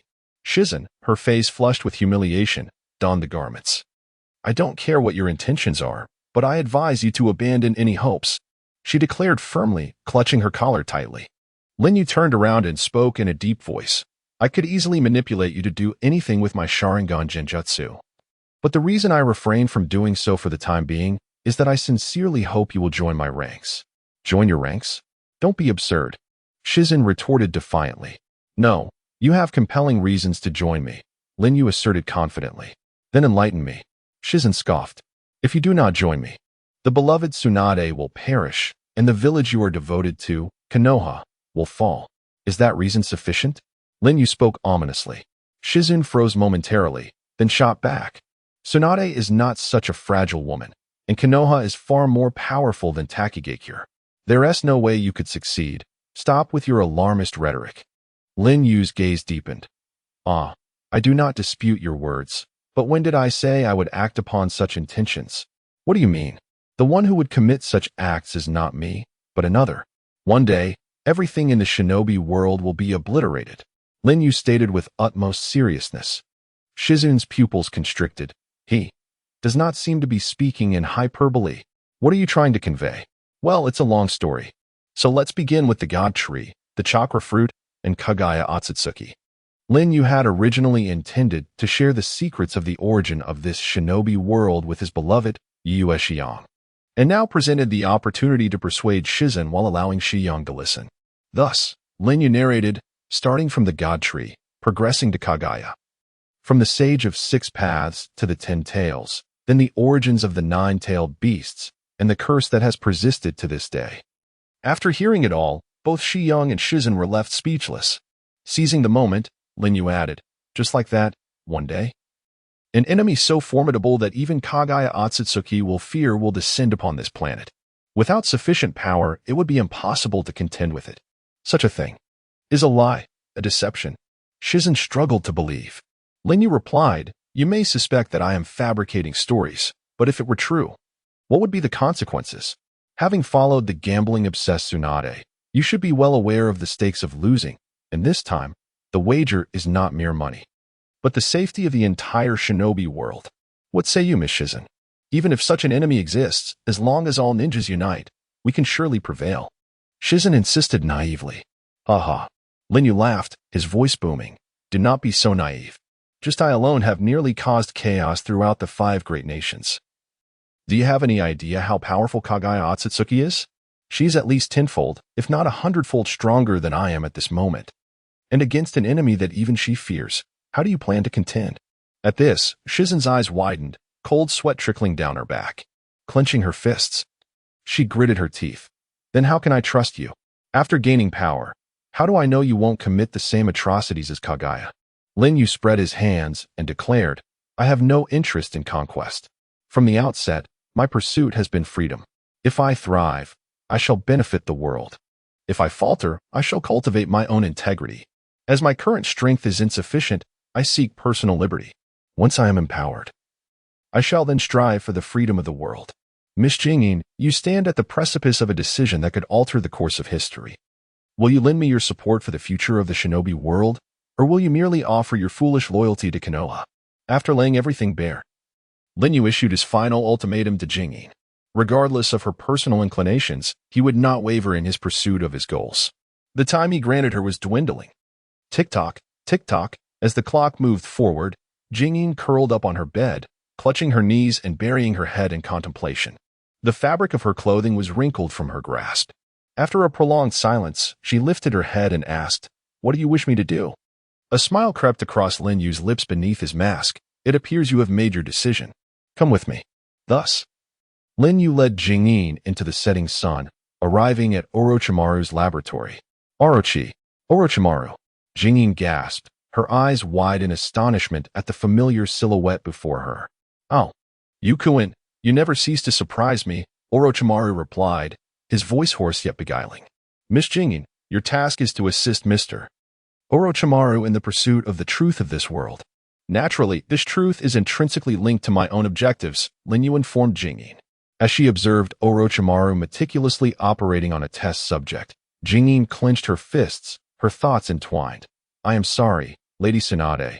I am sorry to everyone in Konoha. I do not know if my choice is right, but to bear the weight of sin and remain unnoticed in the shadows is the way of a ninja. If I am mistaken, I shall atone with my life." "I understand." Jingyin resolved to assist Orochimaru and Linyu. Chapter 64. The establishment of the Hidden Village and its 3 major institutions. With the arrival of the esteemed medical ninja, Shizen, Orochimaru's research has finally gained momentum. In a month's time, he is expected to present his findings. Following the provision of water and electricity, the construction of various facilities in the Hidden Village is now on the agenda. As a ninja village, there are 3 paramount institutions that must be established.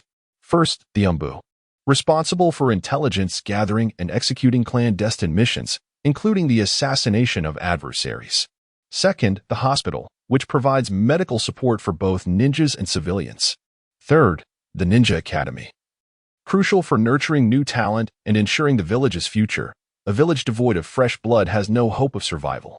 The establishment of these 3 institutions hinges on 2 critical elements: funding and talent. The initial capital for the Hidden Village stands at 1.5 billion ryu, a substantial sum, more than sufficient for its needs, a feat that must be credited to Kakuzu. However, the second element, talent, poses a significant challenge for the newly formed Hidden Village. Apart from Hayabusa, the Shadow, and Kakuzu, the accounting expert, the elite scientific ninja Orochimaru, and the elite medical ninja Shizen, as well as elite ninjas like Kirigakure's Getsu Mangetsu and Yuzuki Yugao, the pool of highly skilled personnel is alarmingly limited. While the White Zetsu can effectively fulfill the intelligence-gathering role of the Umbu, Hayabusa has other plans for them. Consequently, he has entrusted this formidable task to Getsu Mangetsu. "Mangetsu, you are the strongest ninja in this village, second only to Kakuzu and me. Given Kakuzu's singular focus on finances, I must assign you the arduous role of Umbu captain," Hayabusa declared. "Well, I have mentally prepared myself for this. After all, I did not come here to idle away my time, Mangetsu replied, displaying his reliability. Currently, I cannot provide you with capable subordinates. It will take time for the new generation of the village to mature. Thus, for the foreseeable future, you will be operating solo. Compared to the Umbu captains from other villages, your situation is indeed somewhat meager, Hayabusa expressed with a hint of regret. Do not say that. Every newly established ninja village faces such circumstances. Take Kirigakure as an example. The Umbu only truly took shape during the tenure of the second Mizukichi. However, in the present ninja world, where the Umbu system is already well established, we are merely at the beginning. Admittedly, it is challenging, but with you, the most formidable shadow of our time. At the helm, I believe we will find solutions to our challenges. The most formidable shadow of our time? Hayabusa remained non-committal on that point. In terms of tangible strength, the only significant threats he faced were the third Tsuchikichi, Anoki, and his formidable dust release techniques. Even the resilience of Hashirama's cells would be rendered futile if struck directly by dust release. Yet, when considering potential threats, Minato Namikaze stands as the greatest risk among the current shadows. His mastery of the Flying Thunder God technique, utilized to its fullest extent, could even surpass Kamui in certain contexts. Most alarming is Minato's unparalleled battle intellect, surpassing even that of the Nara clan, enabling him to turn the direst situations to his advantage.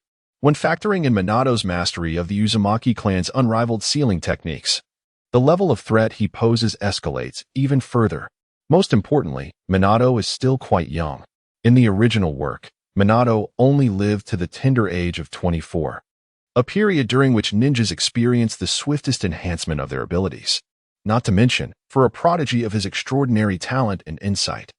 Let us not linger too long on this. If another 10 years were to pass, I can scarcely imagine the heights of Minato's prowess. He would undoubtedly be a formidable adversary for Linyu. You might argue that the strength of Namikaze Minato is somewhat exaggerated, considering he lacks any bloodline limits.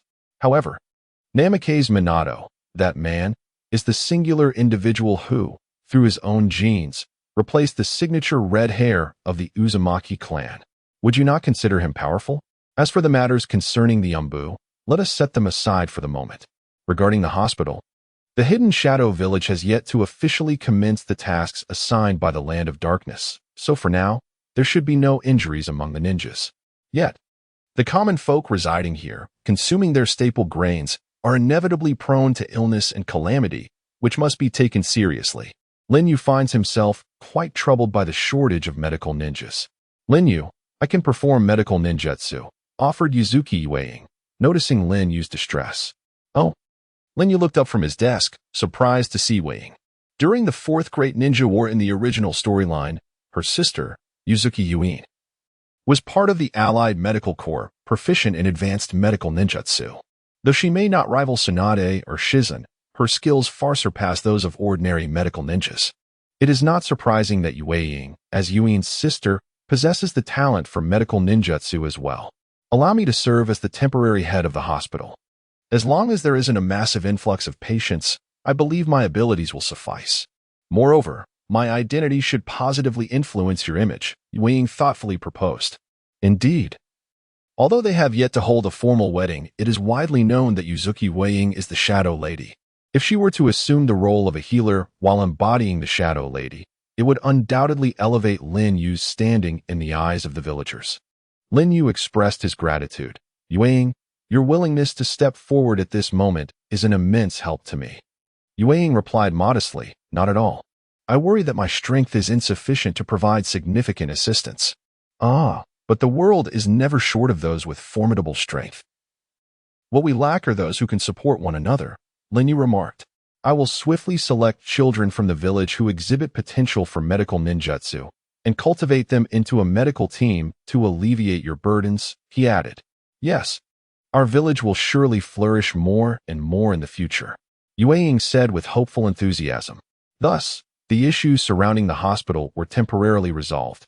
Finally, we arrive at the most crucial educational matter, the ninja school. The ability to provide quality education at an earlier stage is vital to determining when the hidden shadow village can emerge and stand alongside the 5 great ninja villages as a formidable organization. It is essential to recognize that no ninja village can survive a calamity without the leadership of its village chief. Only in the Hidden Shadows village at this stage.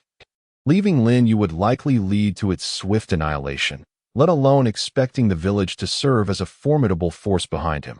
Thus, the issue of education must be promptly addressed, with the foremost task being the appointment of teachers for the ninja school. Unlike the responsible ninjas who lead the lower ranks, the teachers must possess strength at the level of Jonin, while those at the level of Chunin and above will suffice for the ninja school. Lin Yu summoned all 47 of the White Zetsu, including Ah-Fei. Lord Shadow Yu, what is the occasion for gathering us? They inquired. Why would you not indulge in the company of beautiful women and instead think of us? I assumed that with your recent elevation to shadow, you had forgotten us. The White Zetsu, as always, engaged in playful banter, teasing Lin Yu. Sitting atop the eaves of the attic, Lin Yu smiled and replied, How could I possibly forget you? I remember vividly when we bid farewell to Madara. It was you who guided my training daily, teaching me how to control chakra, walk on water, traverse walls, master hand seals, and utilize various ninjutsu techniques, including chakra nature transformations and form changes. Without those 6 months of rigorous practice, I would not be who I am today. It would not be an exaggeration to call you my mentors. Oh, at least you have a conscience. So, is this gathering for recognition of our contributions or for bestowing important positions? The White Zetsu expressed their excitement. Lin Yu gazed up at the moonlit sky and said, Indeed, it is a matter of great significance. I wish for you to take up the teaching staff and become the instructors of the ninja school, educating the future blossoms of our Hidden Shadows village. Chapter 65. All is prepared. I grant you the time to wield divine might. Speak once more. What shall we undertake? The White Zetsu were all aflame with fervor. Whoosh! From the vortex of divine might, Lin Yu descended from the eaves to the ground. I wish for you to assume the future of the hidden village of darkness. It is a sacred and significant mission, entrusted solely to those I hold in utmost faith. I trust you as far as I can throw you. Do you think we are like those female ninjas you deceived? Each one of them brainwashed. In our presence, Madara is but a junior, cough cough. Of course, I refer to his age. Indeed, this is no exaggeration. These White Zetsu are the descendants of individuals who fell into Kagaya's infinite Tsukuyomi thousands of years ago. They slumber within the Outer Path's demonic statue. It was only decades ago, during the battle between Uchiha Madara and Shinja Hashirama, that Madara bit off a piece of Hashirama's flesh and transplanted it into his own body, awakening the Rinnegan in his later years and summoning the Outer Path's demonic statue. He then utilized this statue as a medium to cultivate Hashirama's cells, awakening a portion of the White Zetsu that share his power. In truth, the vast majority of White Zetsu remain in slumber within the Outer Path's demonic statue. Their numbers exceed 100,000. Each of them has endured millennia, truly akin to ancestors. As for their strength, let us refrain from that discussion and focus solely on lineage. Faced with the protest of the White Zetsu, Lin Yu surprisingly displayed a look of grievance, lowering his head and covering his face with his hand. Huh? You, what troubles you? Lin Yu replied, Zetsu, you are my longest companion since I arrived in this world. In truth, I occasionally send you on errands. Not occasionally, but frequently, I would say. One White Zetsu retorted. Yet I genuinely consider you friends, even family. Lin Yu spoke with heartfelt emotion. Even if you say that, though you share the same code name, bear identical faces, and exhibit personalities molded from the same caste, your individual presence is rather faint. Hey, such remarks are quite rude. Each of us possesses subtle differences. For example, one of us has a large backward-facing spine, and another bears more wrinkles upon their face. What do you understand? My spine can serve as a weapon. The wrinkles on my face, in botanical terms, are known as growth rings. As the discussion progressed, the White Zetsu became embroiled in a heated argument amongst themselves. Then, do you not desire unique names for yourselves? Lin Yu's sudden inquiry plunged the White Zetsu into silence. Such matters we have never contemplated, Zetsu. This is the code name bestowed upon us by Madara. The only one among us with an actual name is Obito, one white Zetsu remarked. Obito, clad in a black cloak, sat silently upon the wall. Linyu spoke earnestly. I have pondered this matter for quite some time. I wish to grant each of you present an unparalleled name. From now on, your existence will be as unique as your names. Those who wish to receive a name, please line up here. The white absolutes exchanged glances, and then, as if in unison, emerged from the ground, forming a line before Linyu. He gazed at the foremost absolute, the one with a colossal barbed appendage beneath him, who had initially been one with the black absolute. With a flick of his fingertip, a flicker of chakra ignited, and he inscribed the character upon the shoulder of the absolute before him. Your name shall be one. One? How cool. You truly are a genius at naming, one exclaimed, giving Linyu a thumbs up. Linyu then approached the second white absolute, the one with a face full of wrinkles, who had once served as an envoy to the hidden waterfall village in the daimyo's residence. Upon his shoulder, Linyu inscribed the character, declaring, Your name shall be Two. Two. I have a name now, ha ha ha ha. I finally have my own name. Two. What a delightful name. Two triumphantly raised his long arms above his head, bouncing with joy as he kept rhythm.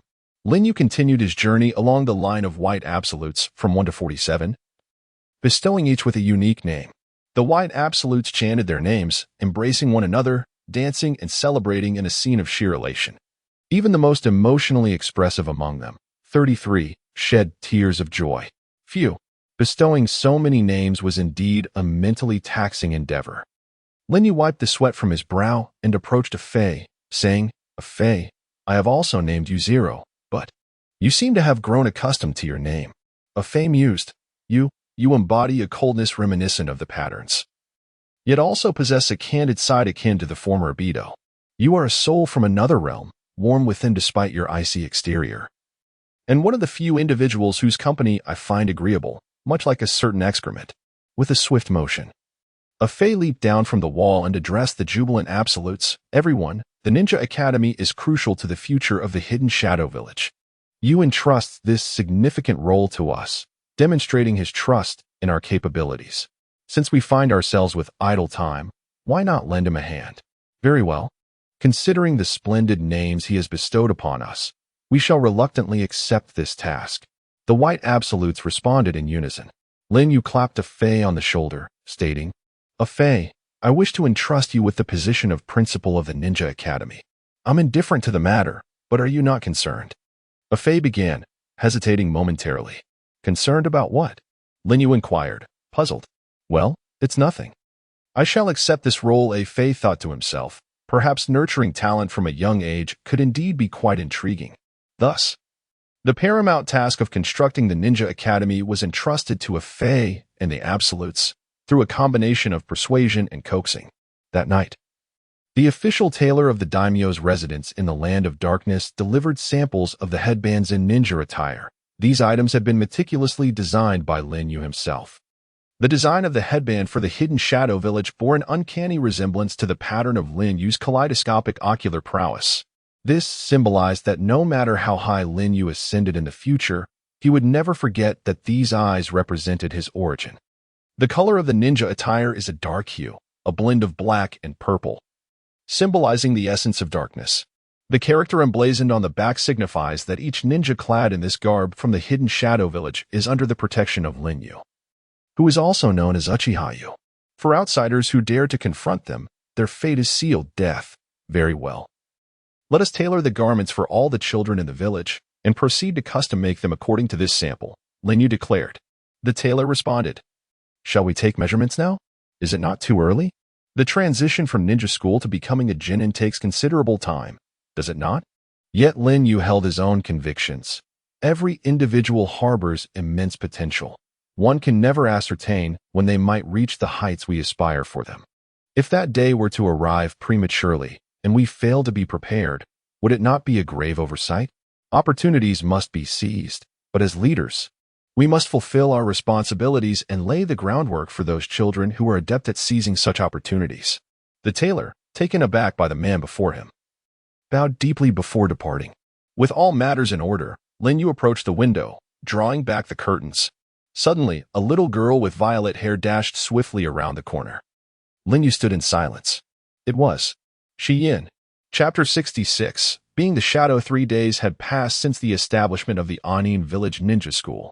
On this day, Fei and the others donned the distinctive garb of the village's ninjas and made their way to the training grounds of the school. 564 children sat on the ground, handpicked by Lin Yu from the thousands of orphans sent from the land of Waterfall, each possessing the innate ability to wield chakra. The children, with a roughly balanced gender ratio, appeared somewhat scant in number compared to other ninja villages. Yet it was hoped that their ranks would swell in the future. These children had tragically lost their parents too soon for various reasons, some even abandoned. Having tasted the bitterness of solitude, they often exhibited traits that set them apart from their peers, such as reticence and an introverted demeanor. The founding of this inaugural ninja school bore a significant historical weight for Anin village, compelling Lin Yu, as the shadow, to personally address the children. Draped in the cloak of the first shadow and clad in the ninja attire of Anin village, adorned with the emblem of the land of darkness at his waist, he wore a hat inscribed with the character for shadow, beneath a sky shrouded in dark clouds. He stood upon a platform and proclaimed to the gathered assembly, "I am Uchihayu, your shadow and village leader. From this day forth, you shall embark on a 3-year journey of fundamental ninja education here at the Anin Village Ninja School. The 564 of you will be divided into 47 classes of 12 students each, with your respective teachers standing before you. Children, behold the individuals who will guide you." Suddenly, a discordant voice erupted from the crowd. "I don't want these pale-faced fellows. I want the Shadow Lord to teach me personally." The speaker was a boy named Yamashiro Ryufeng. "Ryufeng, that is quite impolite." A timid girl chided from the side. "You know, Miru, I am not like these useless ones." Ryufeng retorted disdainfully, rising to his feet and looking down upon his peers. "What did you say, you brat? Do you dare to challenge me?" A tall boy, dark as the night, stood up, rolling up his sleeves, ready to confront Ryufeng. "Enough, Miro-jin. Don't stoop to his level." The surrounding children urged him to refrain. "Humph. Just you wait and see, you useless lot," Ryufeng declared proudly, forming hand seals before him. With a puff of white smoke, a perfect clone of himself appeared. Ninjutsu. The children who had never witnessed such techniques were left in awe. On the platform, Lin Yu mused, "Oh, he has already mastered the shadow clone technique. No wonder he feels superior. However, it is merely a basic shadow clone. Wei Ying had learned this long before attending the ninja school," remarked Yusuke Wei Ying beside him. Ryufeng then shouted, "Shadow Lord, do you see?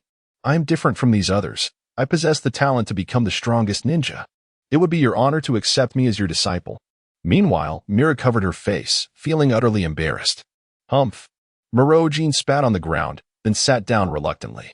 Lin Yu remarked, "Your talents as a ninja may indeed be remarkable." "Humph. That goes without saying," Shanxing Lufeng replied, pride evident as he pinched his nose with his fingers. "However, as a person, your qualities leave much to be desired. First, you must understand the importance of respecting your teachers and valuing education." Lin Yu addressed number 1 Baiju. "Okay, leave it to me." Number 1 Baiju stepped forward. "What are you trying to do? I'll teach you a lesson," Shanxing Lufeng exclaimed, clenching his fists and charging forward. With a swift motion, Baiju caught Shanxing Liufeng's fist, tripped him, and struck the back of his neck, leaving him incapacitated on the ground. "Ah, that hurt. You prickly creature." Shanxing Lufeng rolled on the ground, clutching his neck and howling in pain. "Hey, you little brat. Do you dare to threaten me?" Baiju was somewhat irritated. "That's enough." Lin Yu intervened, saving Shanxing Lufeng from further harm. He then descended from the platform, approached Shanxing Lufeng, and said, "If you wish to become my disciple, it shows you have ambition and refuse to be left behind. However, you must take steady steps and graduate from ninja school first. But I want to avenge my parents. The people from Awagakure killed my mom and dad, and also Yumi's sister. I'm too weak. I want to grow stronger." Shanxing Lufeng wept. Yumi also wiped her tears. After a moment of silence, Lin Yu reached out and lifted Shanxing Lufeng, asking, "How old are you this year?" 10 years old, Shanxing Lufeng replied. Lin Yu continued, "Here's the deal. If you, Yumi, and Miro-jin all advance to Chunin level within 3 years, I will personally teach you all ninjutsu." "Ah?" Shanxing Lufeng was taken aback. "Huh?" Yumi was equally astonished. "WWWW. Me? Did I hear that right?" Morojin pointed at his own face, disbelief etched on his features. Lin Yu affirmed, "You heard correctly. Once you three graduate from ninja school, you will be placed in the same class. Only if all three of you advance to Chunin within 3 years will you receive my guidance." Shanqing Lufeng said, "I don't need to mention it." "But what about the other two?" Lin Yu interjected, "I value teamwork more than individual prowess. Starting today, the three of you will progress together. If one of you falls behind, the others must help him catch up. This is my challenge to you." Upon hearing this, Shanqing Lufeng, Yumi, and Morojin exchanged glances, then stepped forward to stack their palms together. "You better not hold me back," Shanqing Lufeng warned, a bandage on his nose as he glared at Morojin. "Humph. Don't think you're impressive just because you can use the shadow clone technique. I'll surpass you in no time," Morojin retorted defiantly. "You too. Please don't argue," Yumi gently urged, trying to mediate between them. Gazing at this scene, the other children felt a mixture of envy, emotion, and a tinge of inferiority. Lin Yu surveyed all the children and declared, "Opportunities are equal for everyone. Henceforth, I shall closely monitor your growth. With diligence, there will always be a moment to shine. In Anin Village, no exceptional ninja will ever be overlooked. I will soon assign you to your respective classes, from the same starting line. The heights you achieve will depend entirely on your own efforts. I have high hopes for each of you." After the inauguration ceremony of the ninja school, Lin Yu and Shi Yang strolled together in the gentle rain. As they discussed the class assignments, it appeared that Shi Yang's name was conspicuously absent from the list. Shi Yang stood tall, fingers clasped at her back, and remarked, "That child has long surpassed the level of the ninja school. Keeping her there would hinder not only the growth of the other children but also her own development." Lin Yu nodded in agreement. "Then, how shall we arrange for Shi Yang?" she inquired. Lin Yu, his gaze profound, responded, "Effective immediately. I shall personally oversee Shi Yang's training." Chapter 67. Yu and Shi Yang. In the dead of night, at the foot of the grand waterfall behind Anin Village, Lin Yu and Dazuki Shi Yang stood facing each other atop the shimmering water, clad in a purple outfit with shorts. Shi Yang's slender legs were wrapped in white cloth, and a small ninja blade was secured at her waist. With her brown eyes, she gazed innocently at the man before her. "From this moment onward, I shall commence your training in ninja skills," Lin Yu declared. "Understood, brother-in-law," Shi Yang nodded. "During training, you should refrain from calling me brother-in-law." "Got it, master." Upon hearing Shi Yang utter this title, Lin Yu felt a wave of complexity wash over him, yet he nodded in acknowledgement. "Let us begin. Now, demonstrate the skills you acquired at ninja school. I shall use this to assess your prowess." Swish, swish. Shi Yang deftly extracted 2 shurikens from her ninja tool pouches and hurled them at Lin Yu. Lin Yu's Sharingan observed the trajectory of the shurikens. Dual-handed shurikens. Their flight paths converge precisely at my brow. Your throwing technique exhibits considerable proficiency. Clang, clang. Lin Yu casually threw a shuriken, simultaneously striking down both projectiles. Splash. Drawing her ninja blade, Shi Yang charged across the water with astonishing speed, leaping to slash at Lin Yu's shoulder. Lin Yu remained rooted to the spot, slightly shifting his body to evade the strike. Swish. Shi Yang executed a horizontal slash, and Lin Yu leaned back to avoid it once more. Ya. Ha. Ha. Shi Yang gritted her teeth, exerting herself as she swung the blade, while Lin Yu moved with the grace of a willow, effortlessly evading her attacks. Your swordplay is swift, yet your movements are overly broad. By the time you retract your blade, your opponent could very well take your life. As the two passed each other again, Lin Yu gently tapped Shi Yang's shoulder, causing her to stumble forward, splashing water in her wake. Huff, huff, huff. After barely regaining her footing, Shi Yang gripped her ninja blade tightly, breathing heavily. Lin Yu glanced at Shi Yang's silhouette, closed his Sharingan, and retrieved a bell, attaching it to his waist. Once more.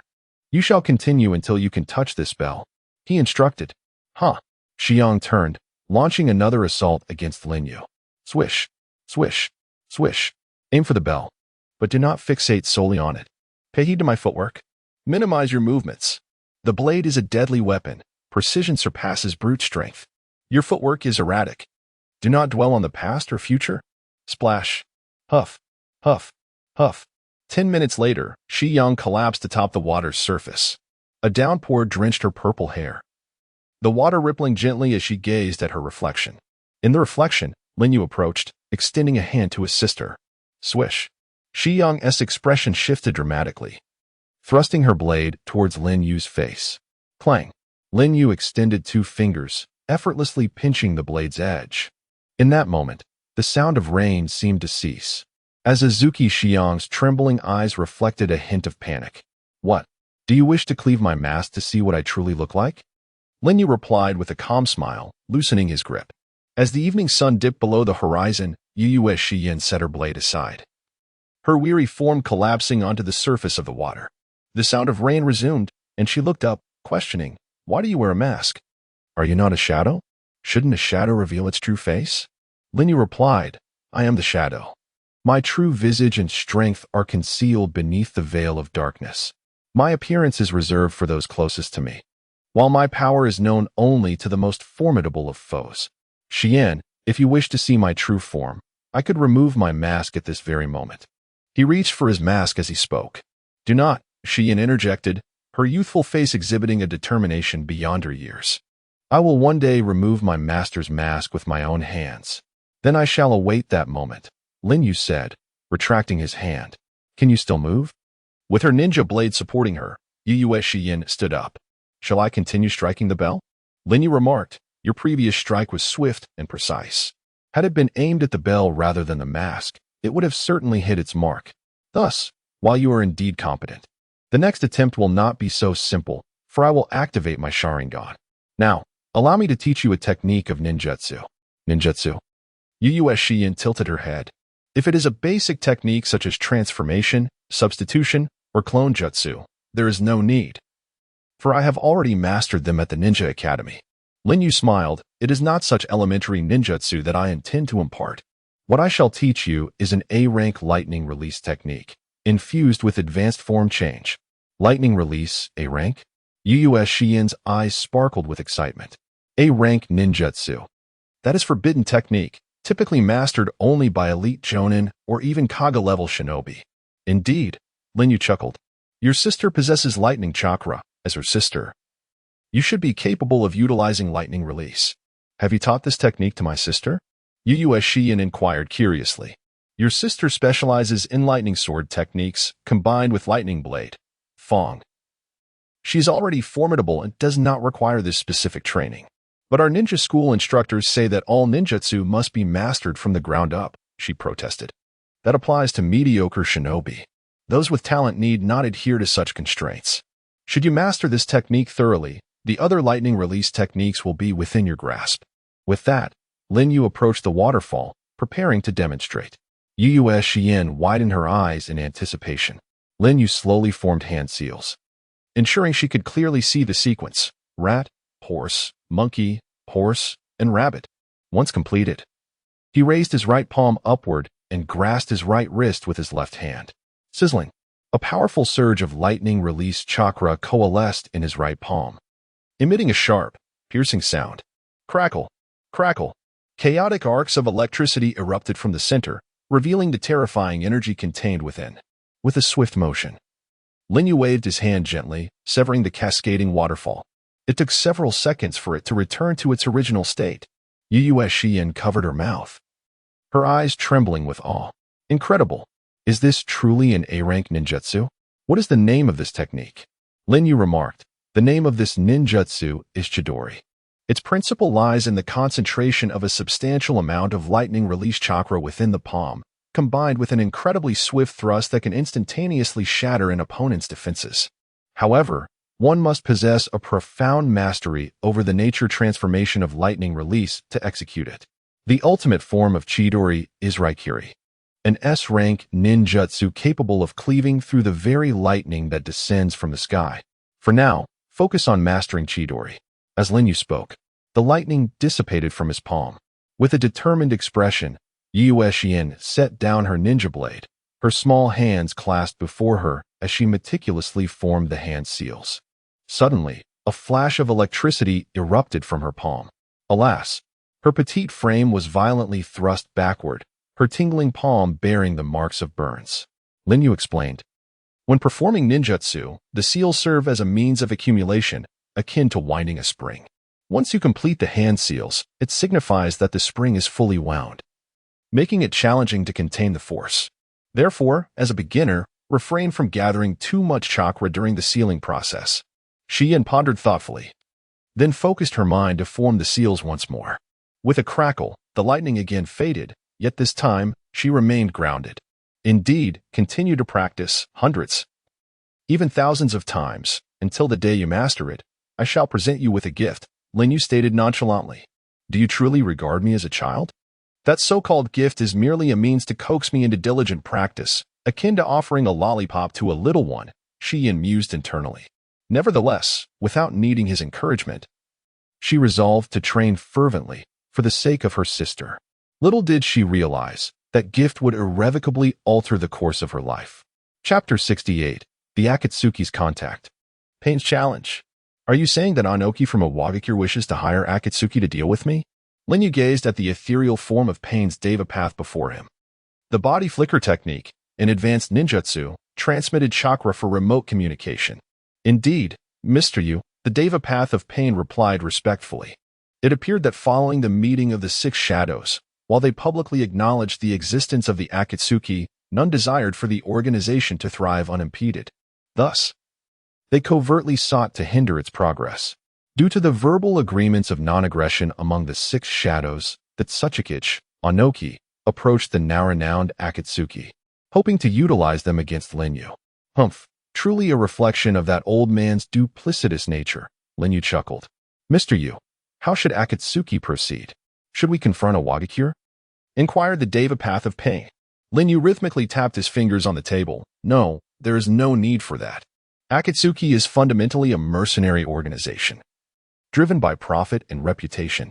Engaging in underhanded tactics would tarnish their name, resulting in a net loss.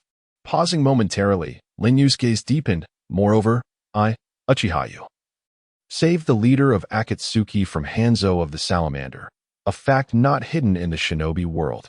Anoki cannot be oblivious to this, yet he still employs Akatsuki to eliminate me. This is likely a test of our true relationship. The Deva path of Pain realized. He seeks to ascertain the genuine connection between you and Akatsuki. Lin Yu nodded affirmatively. Indeed. As I surmised, this matter involves Hanzo and even Danzo's shadow. They aim to uncover our entire background. The Deva path of Pain inquired gravely. Then how should we address this? Should I decline the commission? Lin Yu smiled. No need. Since the opportunity presents itself, why not seize it? This is also an excellent chance for Akatsuki to enhance its reputation. Nagato, let us engage in a battle for the 5 great nations to witness.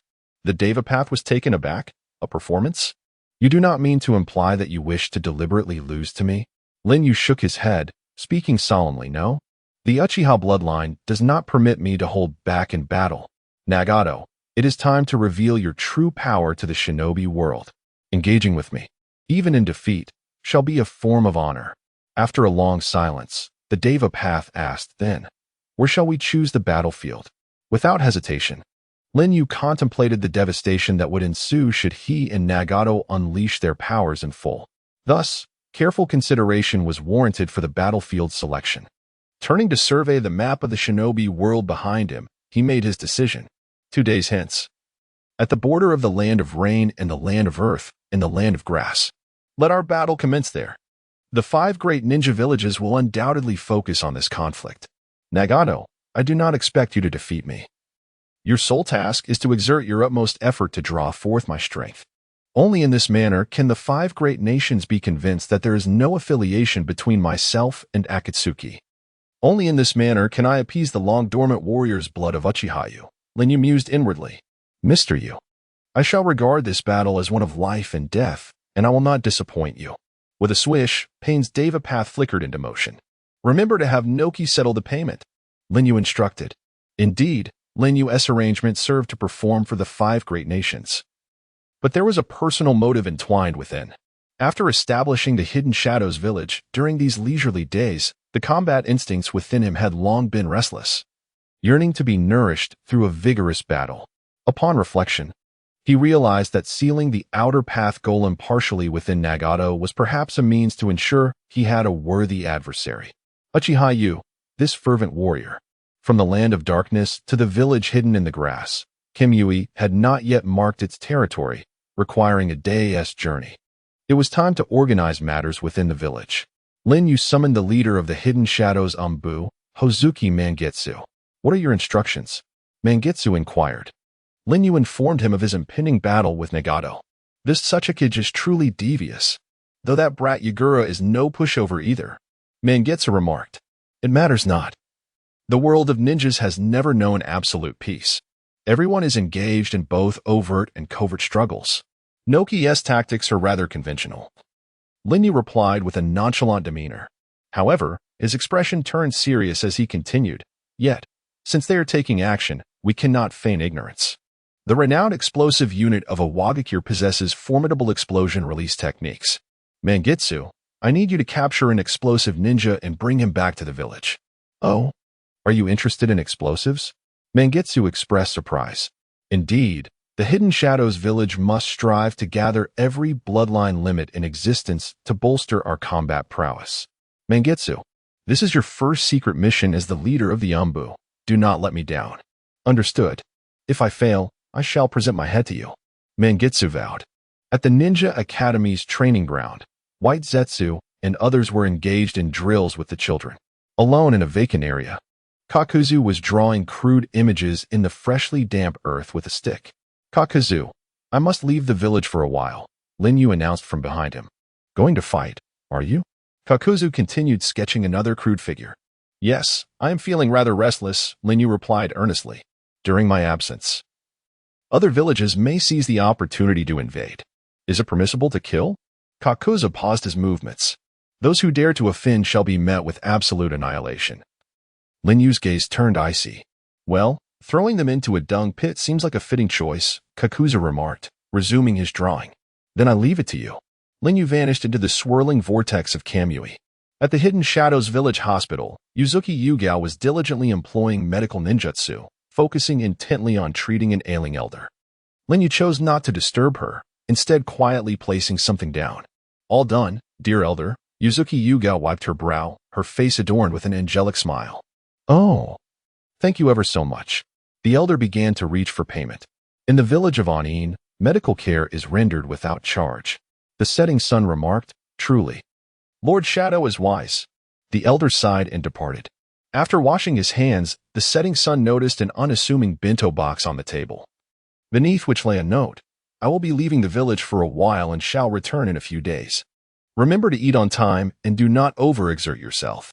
A blush crept onto the setting sun's fair cheeks, her heart swelling with sweetness as she pouted. Honestly, I am not a child anymore.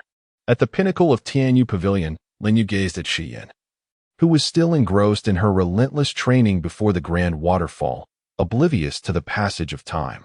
He averted his gaze, closed the window, and retrieved armor from the Warring States period from his wardrobe, donning it with care.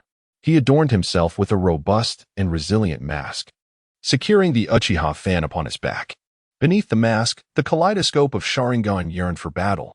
Nagato, let me witness the current state of your Rinnegan. Whoosh. Lin Yu, or rather Uchiha-yu, vanished into the vortex of Kamui. A cataclysmic battle was on the verge of reverberating across the universe. Chapter 69, Uchiha-yu versus Pain of the Six Paths.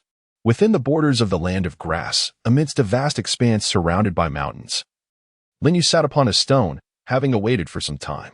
Suddenly, a figure descended, a man clad in a fiery cloud robe, his long orange hair flowing.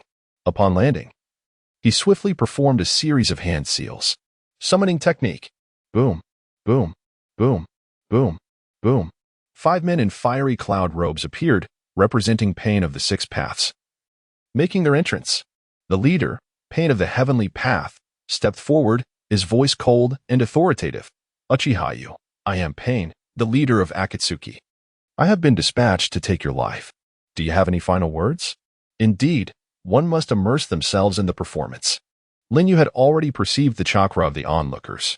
With a detached demeanor, Lin Yu responded, Pain, I was mistaken in saving your leader Nagato from Hanzo.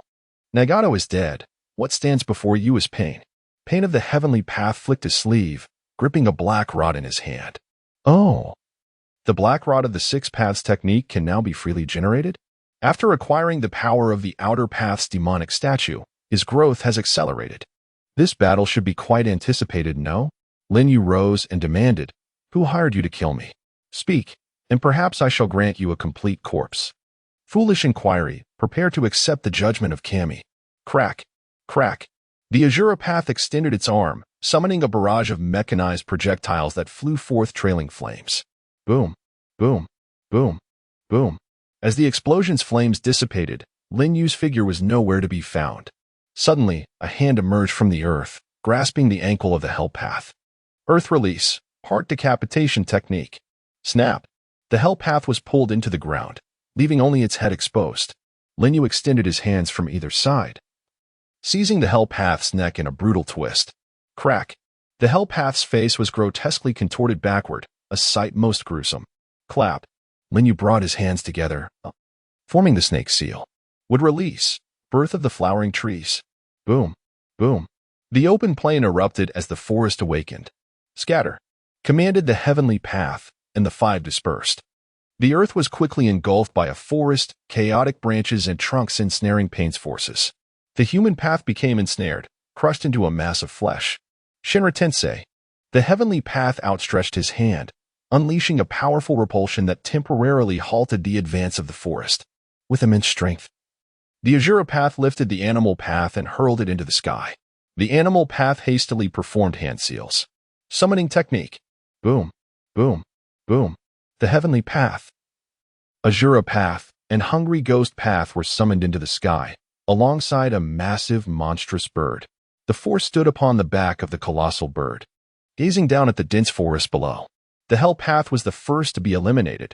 It was no coincidence, mister. You truly understood the abilities of Pain of the Six Paths and had no intention of holding back. The Heavenly Path remarked gravely. Lin Yu stood atop the great tree, gazing at the monstrous bird in the sky, a smirk curling beneath his mask as he formed the goat seal. Fire release. Great fire annihilation. Roar. A tempest of flames engulfed the heavens. It was my first encounter with such an exaggerated fire technique. Even the sky was not spared. However, the Deva Path could only sigh in resignation. Suddenly, the Hungry Ghost Path advanced. Sealing technique. Absorption. A semi-transparent shield materialized before the hands of the Hungry Ghost Path. The overwhelming inferno, akin to being drawn into an abyss, swiftly dissipated. Oh, indeed. It seems that all ninjutsu holds no significance before the Rinnegan. How shall we proceed now?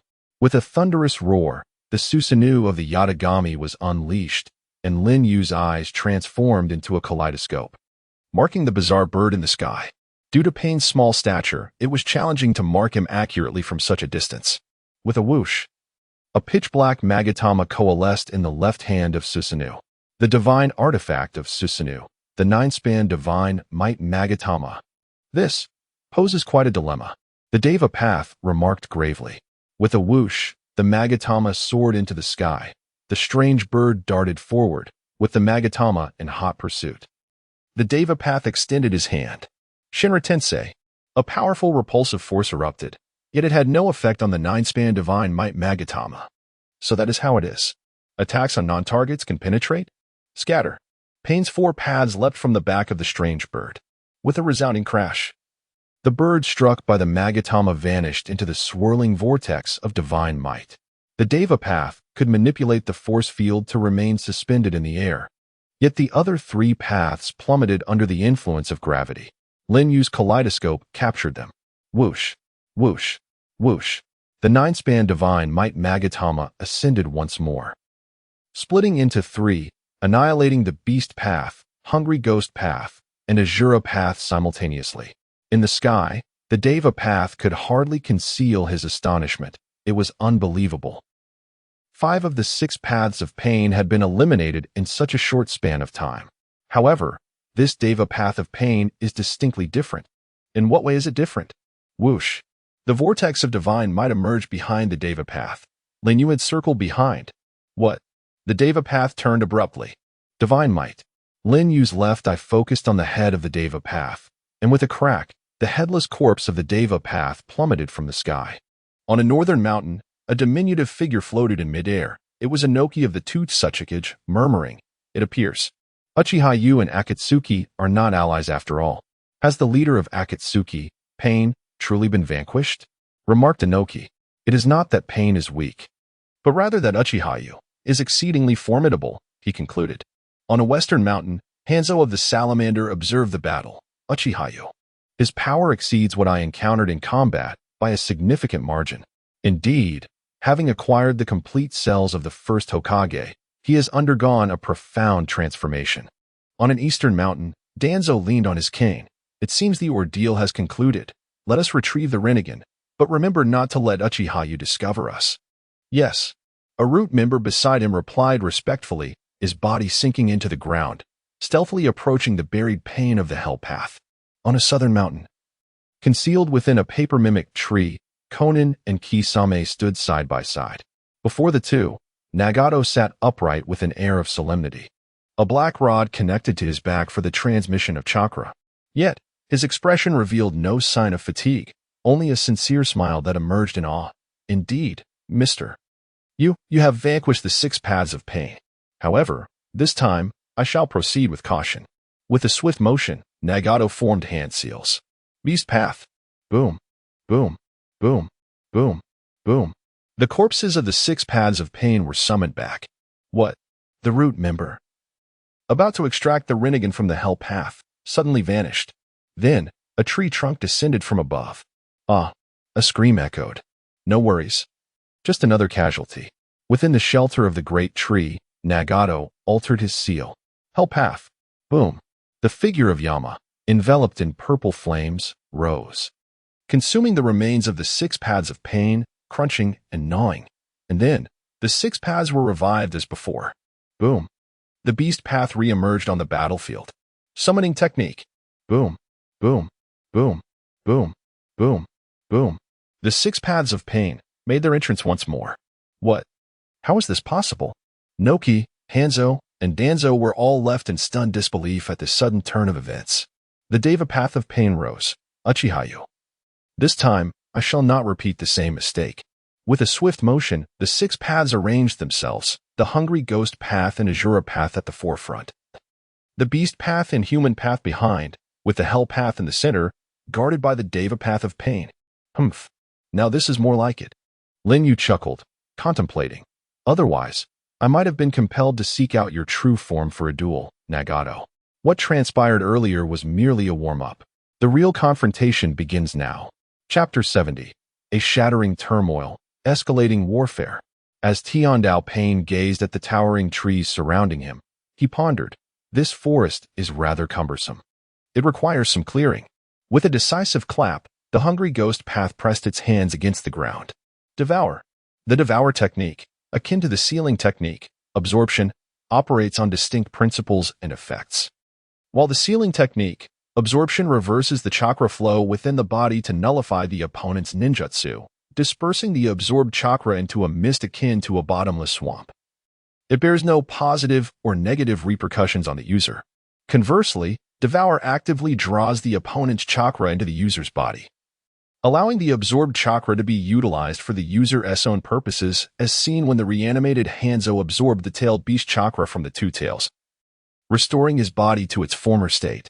Unlike the sealing technique, chakra drawn through Devour can yield both beneficial and detrimental effects. For instance, the Hungry Ghost path transforming into a stone frog due to the nature of Sage chakra.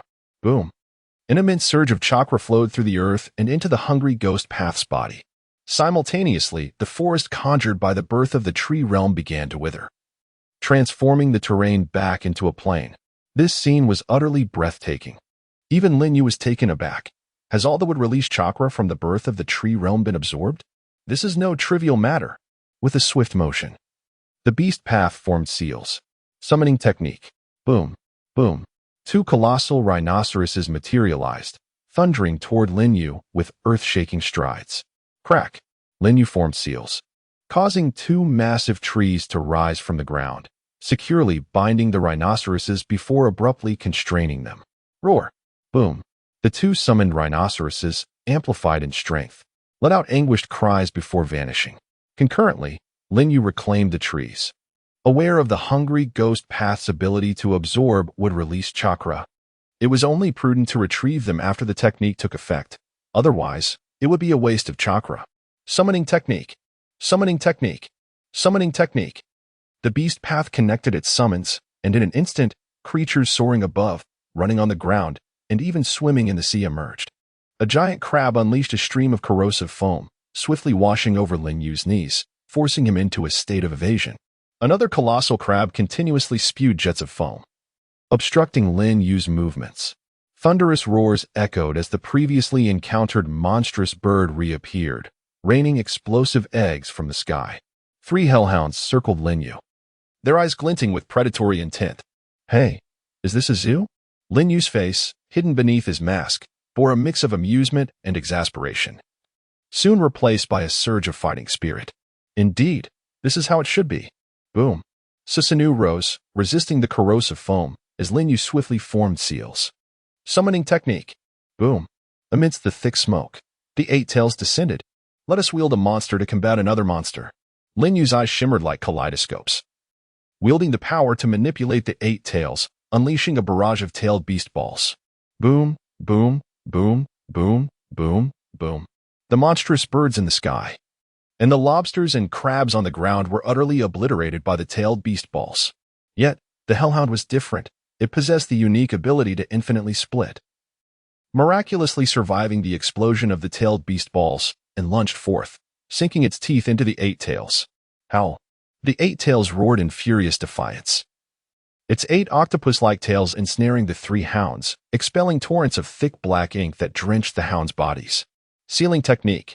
Million anger endures flowing servitude. Crack. Crack. Mere seconds later, the 3 hounds were ensnared by the solidified ink, rendered immobile. Lin Yu gazed at the distant pane's 6 paths, murmuring, "Let us give it a shot." Whoosh.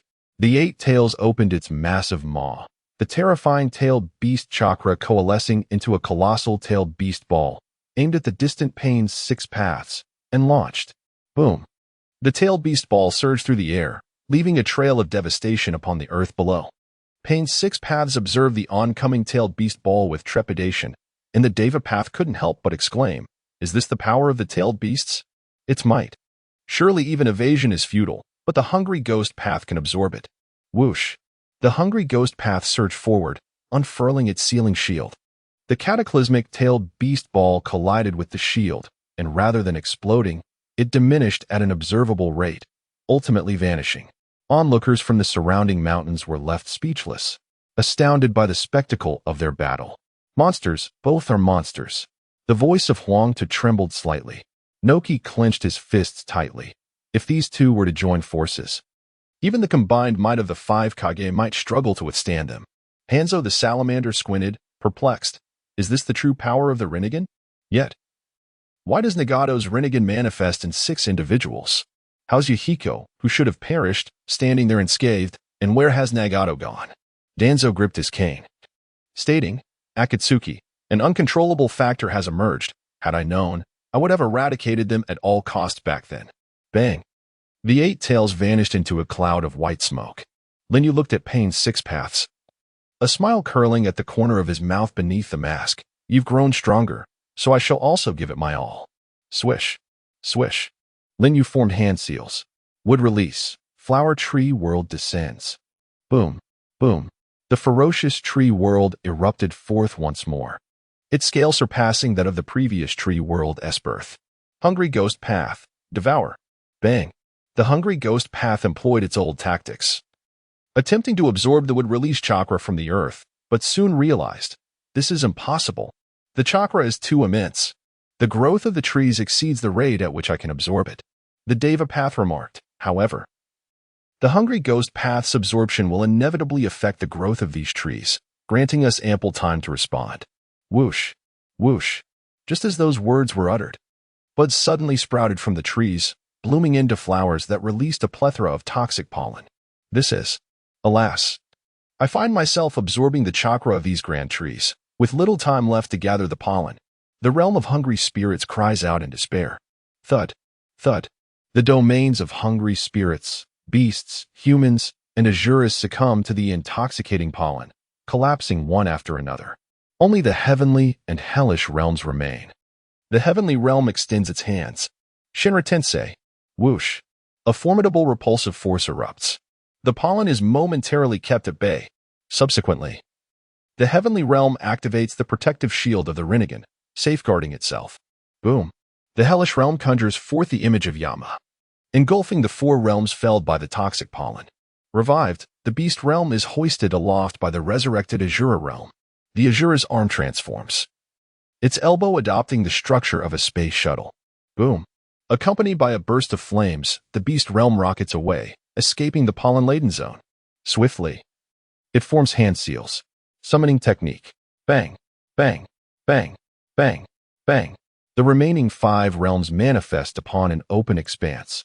The protective shield dissipates, and the heavenly realm gazes upon the hellish realm, which has succumbed to the pollen at the final moment, sighing, "Were we too late after all?"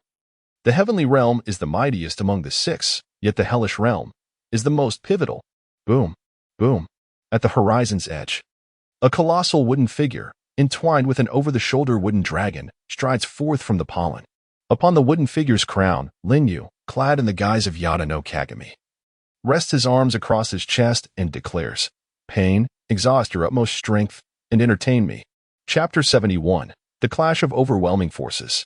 Would release. Wooden Man. This technique is on par with the complete body of Susanoo, a superlative would-release ninjutsu. Shinja Hashirama has utilized the Wooden Man on numerous occasions, engaging in fierce confrontations with Uchiha Madara, who wields the full Susanoo, without ever conceding an inch. The Wooden Man clenched its mighty fist and struck down with tremendous force. Boom. The impact reverberated through the earth, causing it to crack and the air to swirl tumultuously. Pain's 5 paths swiftly retreated, disregarding even the corpse of the Hell Path.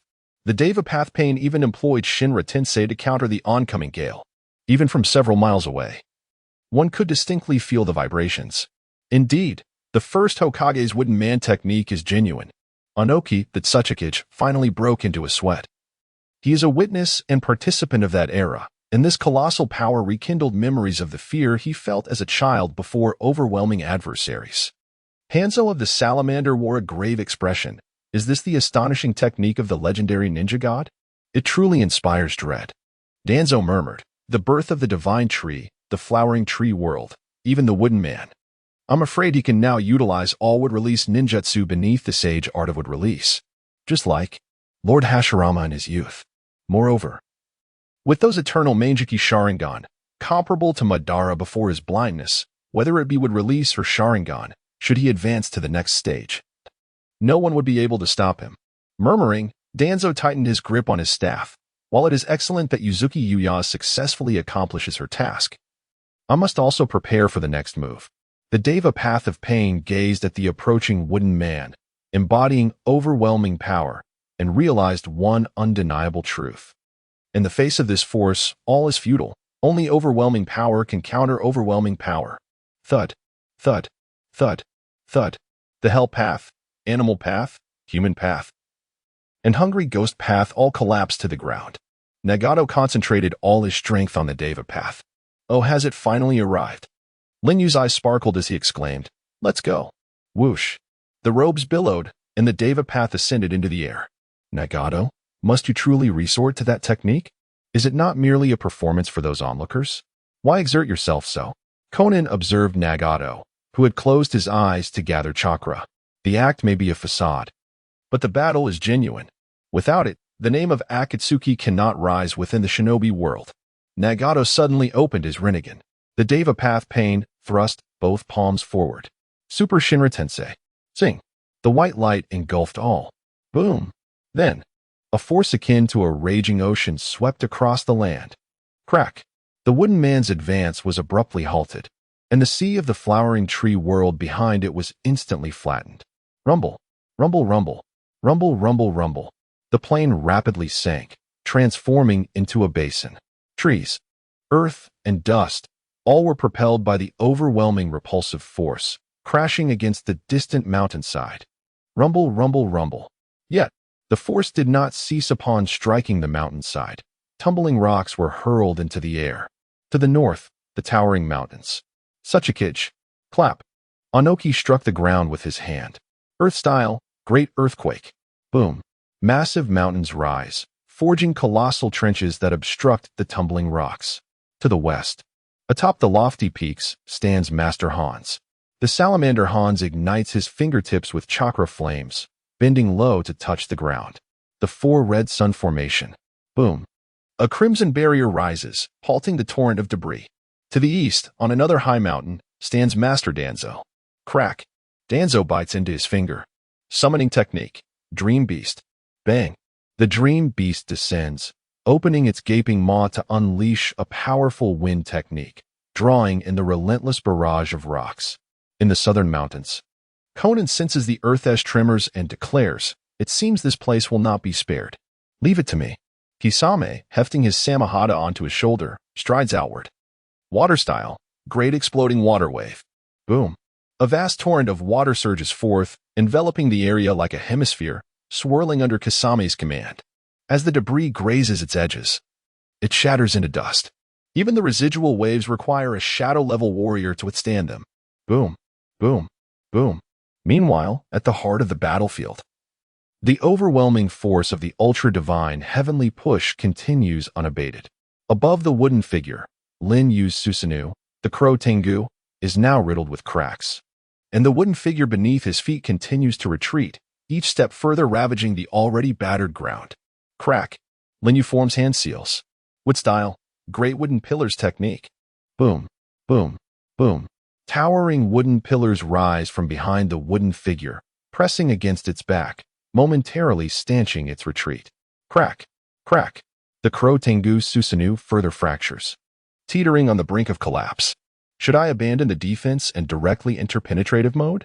Lin Yu's expression turns grave, but then he thinks, no. If the wooden figure and Susanoo are destroyed by pain in one fell swoop, where will I find my dignity in the future? Veins bulging on his forehead. Lin Yu clasps his hands fiercely against his chest. Wood style, infinite forest. The infinite forest signifies the endless birth of trees, continuously sprouting without regard for chakra expenditure. Theoretically, as long as chakra is not depleted, the forest shall never cease to grow. Boom. Boom. Boom. In the vacuum created by the wooden figure's obstruction, countless trees burst forth, forming a buffer zone. The wooden figure collides with this thicket, finally coming to a halt. Sizzle. Lin Yu's eyes ignite with kaleidoscopic brilliance, blood vessels bursting, his ocular power surging. On the brink of disintegration, the crow Tengu Susanoo once more forges its proud armor. Boom. Boom. Boom. Thus, after a minute passes, the ultra-divine heavenly push has finally been fully subdued. As the dust settles, gazing at the wooden figure merely a few hundred meters away, Pain's Devapath gasps. Could it be that it has withstood this? Indeed, the ultra-divine heavenly push, powerful enough to obliterate Konoha in a single blow, has been entirely endured by Lin Yu, combining the might of wood style with Susanoo. Boom. The wooden figure fulfills its mission. Kneeling on one knee, it stands still regal. Whoosh. The crow Tengu Susanoo dissipates. Come now. Let us engage in a true battle. Lin Yu smirked, grasping the Uchiha fan from behind, leaping down from the wooden figure's head, charging towards Pain's Devapath. After the overwhelming Shinra Tensei, the Devapath's power would be in a temporary state of vacuum. This is bad. The Devapath swiftly retreated. The Animal Path, Azure Path, Hungry Ghost Path, and Human Path rose to their feet and advanced. The Animal Path quickly formed hand seals. Summoning technique. Not a chance. As Lin Yu dashed forward, his left eye sharply focused on the Animal Path's head. Kamui. Whoosh. The space distorted, and the headless corpse of the Animal Path fell to the ground. Chapter 72. Ultimate, intensified. After vanquishing the beast's path with divine might, a searing pain erupted in Lin Yu's eyes, blood trickling from the corners, blurring his vision. He covered his eyes and, after a brief moment of adjustment, his sight gradually returned to clarity. Lin Yu murmured, "My ocular power has been depleted. The kaleidoscope can no longer keep pace with the Hashirama body." Suddenly, the Azure Path manifested a three-headed, six-armed golden figure, revealing its fully mechanized form as it brandished its fist towards Lin Yu, who was several dozen meters away. Monster rockets. Boom. Boom. Boom. Lin Yu did not activate his penetration ability. Instead, he maneuvered while running, evading the trajectory of the rockets. Whoosh. Whoosh. Whoosh. The mechanized rockets altered their course, relentlessly pursuing him. A smirk crept across Lin Yu's lips as he abruptly changed direction and charged toward the Azure path, activating his penetration mode just before the rockets struck his back. Whoosh, whoosh, whoosh. The rockets pierced through him, striking the Azure path directly. Boom, boom, boom. In the midst of the explosive flames, the battered Azure path crashed heavily to the ground. Crackle. His right hand condensed the Raikiri, transformed into an obsidian hue due to the infusion of divine power. Die, abomination. Lin Yu charged forth. Divine might Raikiri. Crack. At the moment of impact, a vortex of divine might emerged, entombing the Azure path within the fabric of time and space. Simultaneously, the human path launched a surprise assault against Lin Yu. Its method of attack deceptively simple, grasping towards Lin Yu's shoulder. However, the effects were terrifyingly potent. The human path soul extraction technique could extract a soul from its body the instant it made contact. Without interruption from an external force, the target was doomed. Fully aware of the capabilities of the 6 paths of pain, Lin Yu was not caught off guard, as he unleashed the divine might Raikiri against the Azure path. His peripheral vision had already registered the human path's movements. With a swift motion, he brandished the Uchiha fan behind him. Clang! The human path's palm struck the fan. Lin Yu stomped his foot, causing a tree trunk to rise from the ground beside the human path, binding him. As Lin Yu leapt backward, fire release, great fireball technique. While leaping, he expelled a fireball from his mouth, striking the human path and igniting the surrounding trees. With basic wood release and fire release techniques that required no hand seals, Lin Yu skillfully combined them to eliminate the human path. The beast's path, Azure path, and human path were all defeated. Only the hungry ghost path remained before the Deva path. This entity, capable of absorbing all ninjutsu, posed a formidable challenge. With his ocular power already depleted, he would temporarily reserve his divine might. To defeat it, he would have to rely solely on physical techniques. Yet, the visual sharing between the Rinnegan was also a nuisance. Very well then. Calculating in his mind, Lin Yu stowed away the fan and formed seals with his hands before his chest. Ninjutsu would release shadow clone technique. Whoosh, whoosh, whoosh, whoosh. 4 would release shadow clones materialized, surrounding the hungry ghost path. You have 2 pairs of eyes, so I shall employ 4 would release clones to deal with you. Thud, thud, thud, thud. The 4 clones launched an assault against the hungry ghost path, which quickly began forming seals. The imprint. Lin Yu furrowed his brow.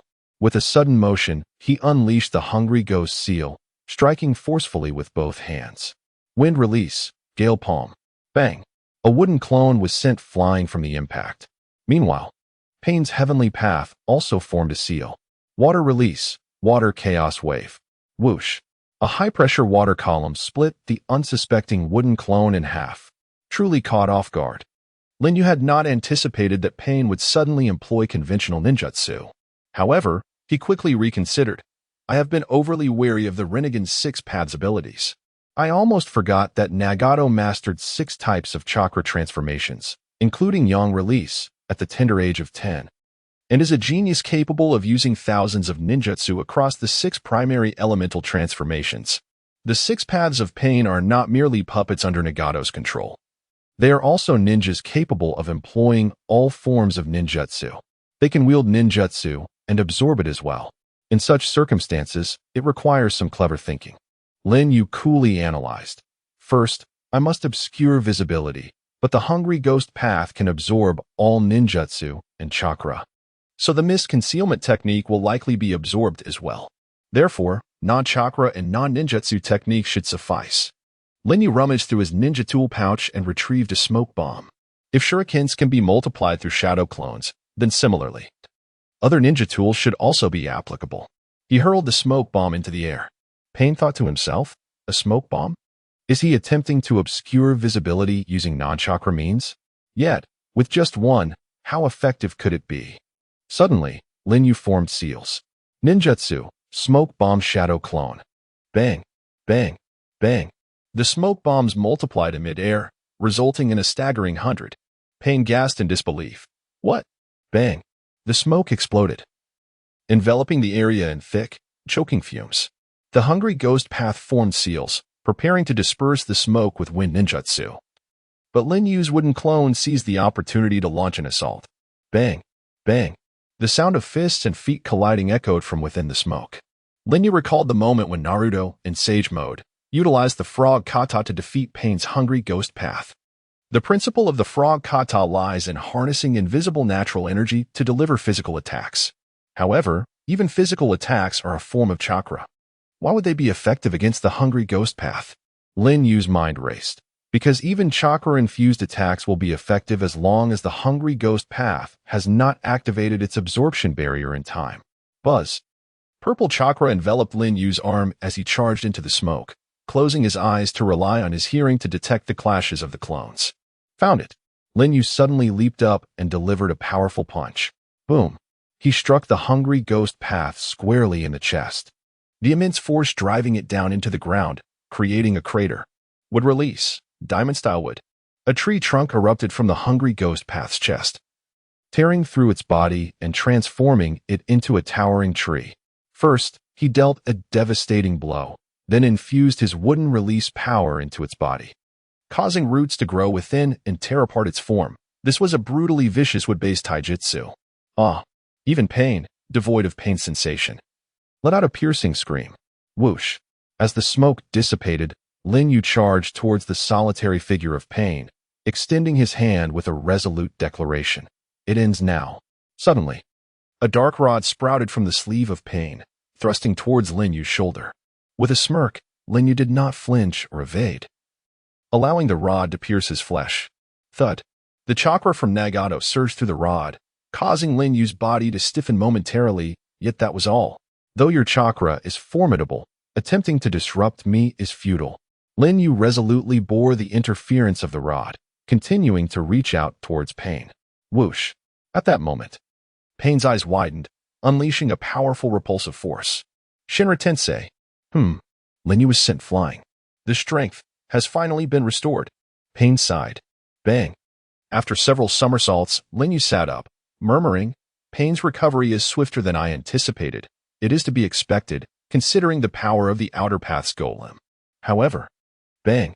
Lin Yu yanked the dark rod from his shoulder and discarded it aside, hissing as his wound began to heal automatically. Crack! Crack! Rising to his feet, Lin Yu stretched his neck, gazing thoughtfully at Pain, conveying with a profound smile, if you do not employ a more powerful technique, nothing will change. Pain regarded Lin Yu with a resolute glance before turning southward and sprinting away. A shadow of a deep smile curled at the corner of Lin Yu's mouth beneath his mask as he pursued him. In a mountain cave, Nagato, stop. That technique you have only recently grasped. You have yet to wield it in practice. The risk is too great, Conan urged. Her voice laced with urgency as Nagato closed his eyes, gathering chakra and ocular power.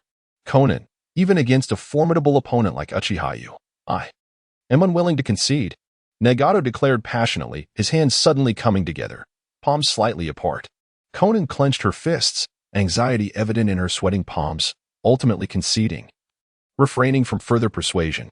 As a witness, Kasame marveled internally at the omnipresence of Yu's influence, reflecting that Akatsuki would indeed be more engaging than he had imagined. Zzz. A dim light emanated from the void between Nagato's palms. His closed rinnegan opened, beads of sweat adorning his weary face.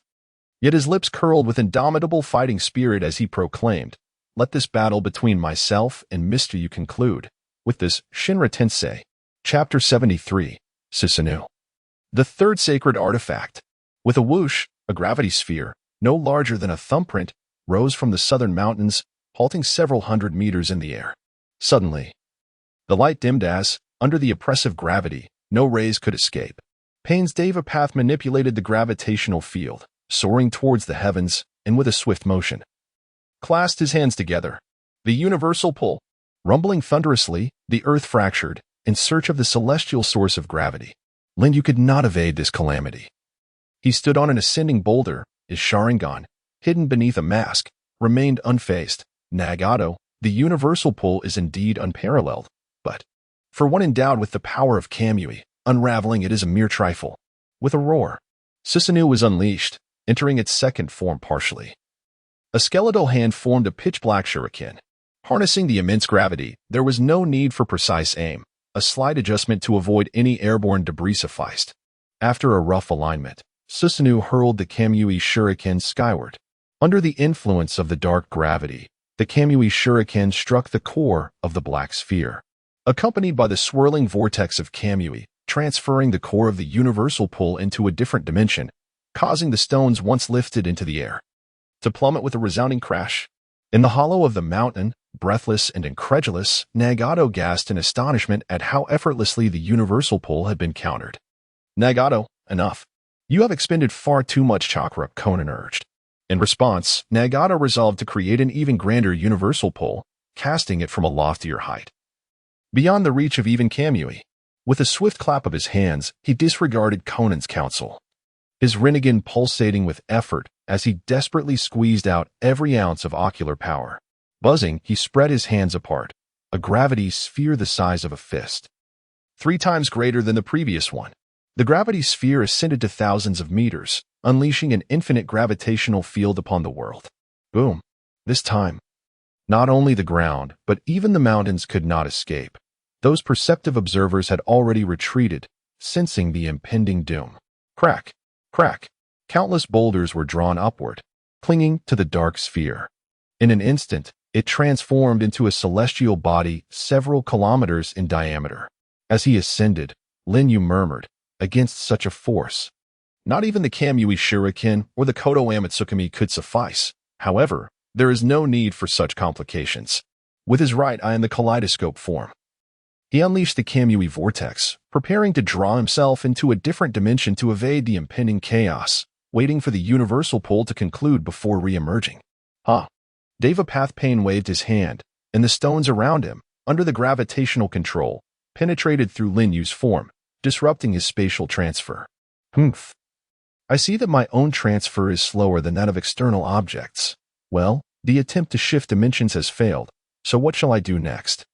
Linyu chuckled playfully, activating his Yatagarasu Susanoo. Boom. The Crotengu Susanoo collided heavily against the ground explosion star, swiftly buried under the subsequent stones. The intense and substantial pressure brought Susanoo to the brink of collapse in an instant. A fierce roar erupted from Pain's Devapath as he clasped his hands tightly to his chest.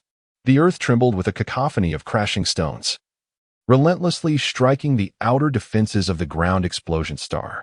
Within mere moments, the size of the ground explosion star had doubled. This scale surpassed even the time when Nagato captured the tailed beast transformed Naruto. While it may not fully contain the 9 tails, entrapping half of its power was more than sufficient. It could be stated that scarcely any entity could escape from this ground explosion star. In the distance, Anoki floated in midair, emboldened by his confidence, reflecting, I never expected that the Akatsuki I hastily employed could truly eliminate that Uchiha Yu. With that, the threat to our interests is eradicated, and there shall be no second Madara. It is time to return and wrap things up, Hidden Stone Village. What an annoyance. Hanzo the salamander clenched his fists, foreseeing the grim prospects. Has the Akatsuki become this troublesome? Danzo, with his cane in hand, remarked with shrewd cunning. This is the power of the Rinnegan, truly remarkable. If only we could harness this power, unification of the ninja world would be within reach. The Akatsuki could also be utilized. With a thud, Pain's Devapath landed upon the ground, now several hundred meters deep, gazing up at the suspended ground explosion star, murmuring, Mr. Yu, I am aware you must be in your intangibility mode at this moment, so you are safe for now. Do not worry. I shall unravel the ground explosion star before your intangibility reaches its 5-minute limit. Although this outcome may be somewhat regrettable for you, alas, I have triumphed. A crisp crack echoed through the sky, causing Pain's Devapath to squint his eyes. The onlookers preparing to depart halted, turning back in disbelief. Could it be? A fissure appeared on the ground explosion star, and the Crotengu Susanoo emerged, wielding an enormous dark gray sword that appeared to flow with an otherworldly essence. It was evident that this was no ordinary weapon. With a swift motion, the sword extended to an exaggerated length, easily surpassing that of Susanoo itself. As it swung, it cleaved through the ground explosion star as if it were mere tofu, causing it to shatter into countless fragments. In the void, Mirrored cracks remained, remnants of the sword's passage, which gradually settled moments later. Rather than merely severing the ground explosion star, it seemed to have cleaved through the very fabric of space itself. Susanoo. Third artifact, 10 Directions Divine Sword. The divine might contained within the sword reached its zenith, slicing through space and everything within it, the ground explosion star included. Pain's Deva Path gazed skyward, remaining silent for a long while before finally exclaiming, "Mr. Yu, you have proven to be extraordinarily powerful." As the stone plummeted to the earth, it emitted a deafening roar. In the realm of Yada no Kagami, Lin Yu's eyes streamed with blood. This power I have never revealed to anyone until now. Pain Nagato, you have performed admirably. You are worthy of commendation. The Susanoo brandished the 10 Directions Divine Sword, wildly swirling downward. 10 Directions Divine Slash. The sword waves surged like a tidal wave, each one imbued with the force of destruction, capable of annihilating anything that stands in its path. Should there be even the slightest chance of obstruction, the divine might it harbors would be unleashed, transporting the hindrance to a different dimension. This is the mightiest Susanoo, wielding the most powerful artifact, executing the supreme sword technique, the 10 Directions Divine Slash. Let it be obliterated. Boom, boom, boom. Chapter 74. The battle concludes. Pain's defeat. A formidable wave of sword energy surged forth, and Pain's Deva Path was not inclined to sit idly by. He immediately manipulated the gravitational field, moving countless boulders scattered by the earth explosion wave skyward to meet the impending onslaught. Boom, boom, boom. Yet, the boulders were utterly obliterated, and the momentum of the sword wave remained unabated. The Deva Path clasped his hands together, deciding to gamble everything on one final effort. Super Shinra Tensei. Boom. A blinding white light illuminated the surroundings, causing the earth to tremble once more. The overwhelming wave of sword energy collided with the immense repulsive force of the Super Shinra Tensei, finally halting its advance, subsequently triggering the power of the Shinra Tensei. Swish, swish, swish, swish. In the heavens above, dozens of Shinra Tensei vortices resonated with one another, distorting the repulsive field of the Super Shinra Tensei. It was no longer a mere repulsive force. It had transformed into a chaotic field of energy, exploding in all directions. Bang! In the midst of it all, the Yada mirror was instantaneously annihilated, forcing Lin Yu into a state of permeation. Pain's Deva Path fared even worse. His body was torn apart at the molecular level as if caught in a jutsu of dust. However, the chaotic energy field did not dissipate with the Deva Path's demise. It surged forth like a wild stallion, beyond any semblance of control. Boom, boom, boom. Beneath this tumultuous energy, the earth twisted and warped, continuously reshaping itself as if molded by the hands of a child playing with clay. The skies roared with thunder, and the chaos of the energy field wreaked havoc upon the climate. Boom, boom. Lightning cleansed the earth, while hurricanes wailed in the heavens. This apocalyptic scene endured for a full 5 minutes before finally subsiding, coinciding perfectly with the critical point of Lin Yu's permeation state. Had it persisted even a moment longer, Lin Yu himself would have been unable to escape unscathed. Breathing heavily, Lin Yu surveyed the battlefield, reminiscent of a Picasso masterpiece, before casting his gaze toward the mountains to the south. Among the 4 peaks, the southern mountain had suffered the least damage, yet it was still nearly leveled by half, leaving only a solitary pinnacle standing. When previously struck by the black rod, Lin Yu had discerned Nagato's location through the chakra that had entered his body. Although not as precise as the Sage Mode's reverse tracking, a combination of terrain analysis indicated that Nagato's physical form lay in that very spot. Lin Yu murmured, "Nagato, you are indeed worthy of cultivation, capable of drawing forth 80% of my current strength. Once I attain the eternal Meijiki Sharingan, your Rinnegan should have reached another realm as well. At that time, let us engage in battle once more, not against Pain's 6 paths, but against your true self." Swish.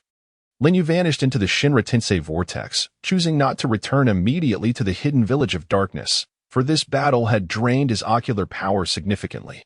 He required time within the space-time continuum to recuperate his painfully strained eyes. In the hollow of a tree, Nagato gasped heavily, beads of sweat cascading down his cheeks and back. Throughout this battle, he had exhaustively employed the 6 paths of the Rinnegan, even rebooting Pain's 6 paths at one point. alongside 2 Earth explosion waves and 2 Super Shinra Tenseis.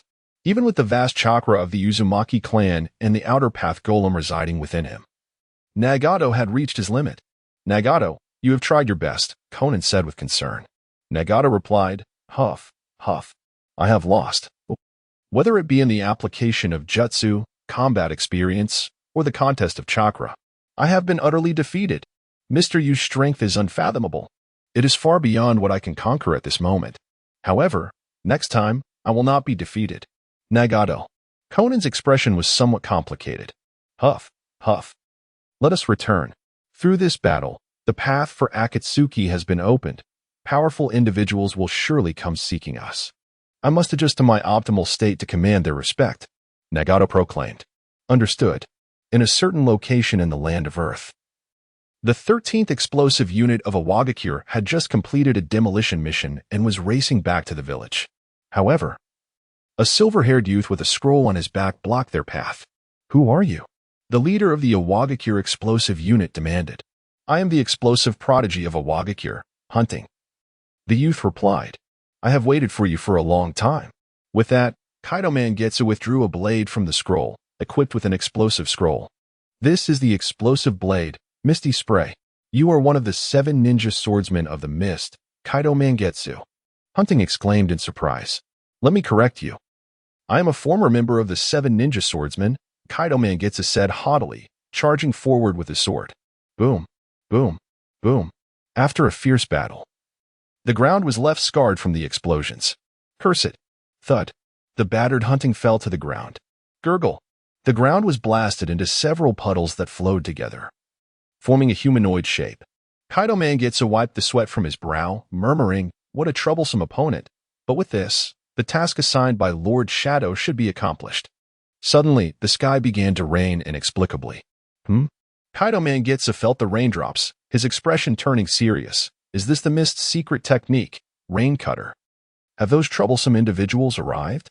The rain cutter technique can weaken all ninjutsu and chakra within this rain. Even the unique water transformation ability of the Mangetsu clan cannot be utilized. This technique has long been mastered by the pursuit unit of the mist, renowned throughout the ninja world. Sure enough, not long after, figures clad in the garb of the mist's umbu, wearing masks and wielding ninja swords, surrounded Kaido Mangetsu. Kaido Mangetsu. We are under the orders of Lord Shikazura to retrieve your ninja sword. Why not seek out Kisame to reclaim the Samahata first? It's only a matter of time. There is no escape for those who betray the blood mist. In the land of darkness, before the hidden darkness village, a large number of masked ninjas gathered. Word had spread about the battle between Uchiha Yu and Pain, the leader of the Akatsuki, in the land of grass. Some with ulterior motives sought to take advantage of this opportunity to launch a surprise attack on the hidden darkness village, aiming to annihilate it in one fell swoop. Who are these individuals with ulterior motives? They may not belong to any ninja village, or they could belong to any ninja village. This distinction is irrelevant. For the hidden darkness village, they are invaders. With the absence of the shadowy Uchiha Yu, this presents a remarkable opportunity to annihilate the hidden darkness village. Our orders are clear. Whether ninja or civilian, young or old, man or woman, all must be exterminated, thus conveying to the entire shinobi world the fate that awaits those who join the hidden darkness village. The leading masked ninja spoke with an icy demeanor. Indeed, if such a calamity were to transpire, the hidden darkness village would be utterly doomed, and no one would dare to ally with them. However, an unusual figure emerged before these invaders. Who is this? A mere lackey of the hidden darkness village? They halted in their tracks, gazing at the individual before them with derision. Yet at that moment, the peculiar figure posed an absurd question. Relief. Yes, relief. Do you understand what relief feels like? Well, I suppose it might be akin to the exhilaration of taking a life. Chapter 75, The Terrifying Afei. Merely a lowly minion, cease your grandiloquence and eliminate him. The masked ninjas hurled their shurikens. Ah, if you were to throw excrement at me, I might find it somewhat more amusing. Clang, clang, clang. All the shurikens came to a halt before Afei. Yet, this was not the repulsion akin to Shinra Tensei. Gulp, gulp. The shurikens inexplicably melted into molten iron before Afei. How is this possible? What kind of technique is this? He hasn't done anything at all. The masked ninjas were taken aback. Afei murmured, "It's quite simple. I release my chakra to halt the shurikens, and then utilize the heat of the chakra to liquefy them. Is such a basic principle beyond your comprehension? How could this be? Even a shadow cannot accomplish such a feat. He is charging towards us." Boom. Afei's fist pierced through the chest of one masked ninja, the tree within him expanding, and with a resounding bang, he exploded into a spray of blood that rained down from the air. Afei stepped through the blood towards another individual. "No, don't come closer." That person collapsed to the ground, scrambling backward with hands and feet. Afei approached him, grasping his head firmly, murmuring, "I often hear people say, your head is filled with dung, and I am curious, are human heads truly made of excrement?" Zzz, barbs sprouted from Afei's fingertips, burrowing into the skull, suddenly growing. Bang! The scene was akin to a watermelon bursting, blood splattering across Afei's face. A monster. This guy is a monster. The masked ninjas, who had boasted of destroying the hidden darkness village, were utterly terrified and fled in panic. Afei formed hand seals. Would release. Mechanized bird. The peculiar mechanized bird, born of would release, took flight, and Afei leapt onto its back, standing tall with arms crossed over his chest, leisurely pursuing the fleeing ninjas. What does it feel like? To have a bowel movement? No one dared to respond, only fleeing with greater desperation. Afei remarked, "Really, is the answer to this question so difficult to articulate?" With a rustle, sharp wooden branches shot forth from the holes at the lower edges of the mechanized bird's wings. Several individuals in the rear were struck and fell to the ground. Afei initiated another series of hand seals. Wood release, insertion technique. The wooden branches sprouted barbs, piercing through their bodies, the scene too gruesome to behold. The mechanized bird continued its pursuit, and Afei inquired, "Then let us change the question. Who sent you here?" It was Danzo. One individual stammered in reply. Danzo? His subordinates should not be so spineless. Well, it matters not. Those destined to die will have this debt laid at his feet. Afei said nonchalantly. Crack. The mechanized bird's maw opened wide, and a wooden arrow, generated from wood release, shot forth. Afei declared, "This is my invention. Wood release. Laxative technique. It may be somewhat painful, but relief will come swiftly." Bang.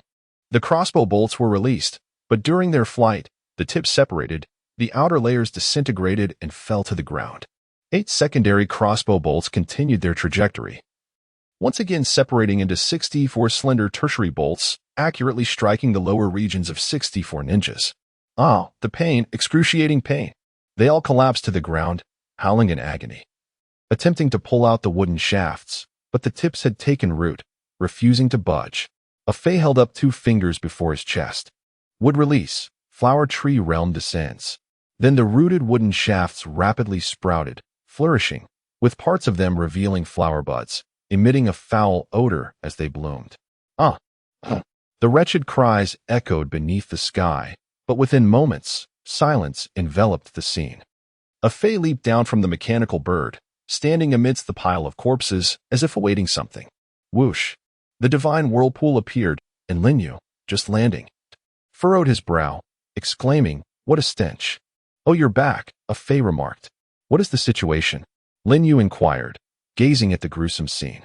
"As you can see, these fellows attempted to create chaos in the village while you were away, but I dealt with them appropriately." Afei replied. "Did you uncover the mastermind behind this?" Linyu asked. Afei casually remarked, "They mentioned Danzo, but whether that's true remains uncertain." Linyu pondered thoughtfully, approaching a corpse and removing its mask, revealing a face contorted in indescribable pain, clearly indicating a brutal demise. Linyu showed little concern for the manner of death, instead focusing on the forehead protector. It was from Konoha. How contrived. They clearly intended to tarnish Konoha's reputation after their failure. Linyu stroked his chin, murmuring, "Harboring animosity towards us, and towards Konoha, could it be the work of those from Kumogakure? Yet, this does not align with the fourth raikage style. Although the simplicity of thought is a shared trait." After a while, lacking any leads, Linyu shook his head. "Forget it. They are merely ants, insignificant dust." "They're coming," Afei suddenly declared. "Who is coming?" Linyu questioned, puzzled. Then the flower buds fully bloomed, revealing monstrous blooms. The center of the blooms exuded a mysterious power, gathering with palpable intensity. The sensation was unmistakable, that feeling of imminent emergence. A face suddenly grew excited. No way could it be. Lin Yu exclaimed in panic. Boom. A resounding explosion sent foul gas scattering. It worked, huzzah, huzzah. Came a Fei's triumphant cheer from within. A Fei, you son of A. You've covered me in filth. Lin Yu cursed in exasperation. After bathing, Lin Yu doused himself with deodorant several times before donning a clean outfit. He attempted to contact Ghost Lantern Full Moon, but the connection was lost. Lin Yu sat upon a chair, his gaze imbued with an inscrutable depth. The night was shrouded in darkness. A bloodied man lay outside the hidden village, dragging a half-dead captive in his grasp. After the urgent healing administered by the setting sun of April, the man finally regained consciousness. Mandu, you are awake. What transpired? Lin Yu inquired as he stood before the bedside. Mandu replied, I had just captured the explosive release user from Yin-Yin. When the pursuing ninja from Wuyin arrived, I barely fought my way through the encirclement and returned to the village. By the way, that explosive release ninja, rest assured, he is still alive. Your mission has been accomplished splendidly. Now, take your rest. I shall handle the other matters. Lin Yu rose, exited the chamber, and stood by the corridor window, gazing at the luminous moonlight, his eyes reflecting profound contemplation. The Arrow warehouse, you say? Very well, having more puppets may not be detrimental. With that, Lin Yu vanished into the whirlpool of divine might. Chapter 76. The Return to the Hidden Mist, Enslaving Yagura. With a swift motion, Lin Yu traversed through the divine might, instantaneously arriving from the hidden village to the land of water, wherever he had previously visited. He meticulously marked the location with his gaze, allowing him to return in the blink of an eye. His purpose for this visit was straightforward, to turn Yagura into his puppet, akin to what Obito had once done. However, the motivations diverged slightly. Obito harbored a deep-seated hatred for the Hidden Mist village, which had been the cause of Rin's demise. Even though the Umbu of that day were mere puppets controlled by Madara. Consequently, Obito manipulated Yagura with his Sharingan, transforming the already brutal blood mist into a true hell on earth. In contrast, Lin Yu's intentions were simple. Yagura was an impediment to him. In accordance with the ways of the Hidden Mist, as long as a rogue ninja remained alive, the pursuing forces would never cease their relentless hunt. Lin Yu was protective of his subordinates, he cherished them dearly. Unless his approach was inherently one of utilization, akin to Nagato's methods, this did not apply to the likes of Ao. If his younger brother faced grievances, Lin Yu, as the elder brother, would step forth to rectify the situation. Thus, he had come. Surrounding the Hidden Mist village lay a dense fog, said to contain the village's unique dissolution technique. Any intruder who dared to trespass would be dissolved into blood. This was also the reason the Hidden Mist village had not deployed sensory barriers, confident in their invulnerability. Yet, regrettably, this was ineffective against Lin Yu. It took merely 4 minutes to traverse the thick fog, even less than Lin Yu's maximum limit of 5 minutes for penetration. After 4 minutes, he emerged from the mist, successfully infiltrating the depths of the Hidden Mist village. Disregarding all distractions, he fixed his gaze upon a deep blue edifice in the distance, the Mizuki's mansion. Having marked his location, he activated his divine might, arriving beneath the Mizuki's residence, then boldly entered through the entrance. For reasons unknown, there was an eerie absence of guards. Lin Yu ascended the steps, the light diminishing and the air growing more humid. He soon found himself in a long, dimly lit corridor, at the end of which stood a tightly shut stone door. Behind it lay Yagura. Upon reaching the stone door, Lin Yu extended his hand. Indeed, this was it. Power surged and expanded within him. Suddenly, a chilling laughter echoed from the other side of the stone door, causing Lin Yu's hand to pause briefly before he pushed against the door. With a thunderous sound, the stone door creaked open, and upon witnessing the scene within, Lin Yu could not help but furrow his brow.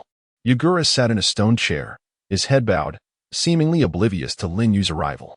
His left arm, severed at the joint, was unnaturally connected to a massive appendage covered in spines, certainly not a human arm. From this grotesque limb emanated a terrifying chakra. It was the chakra of the Three Tails. Lin Yu pondered, what is happening? Has the Three Tails revived?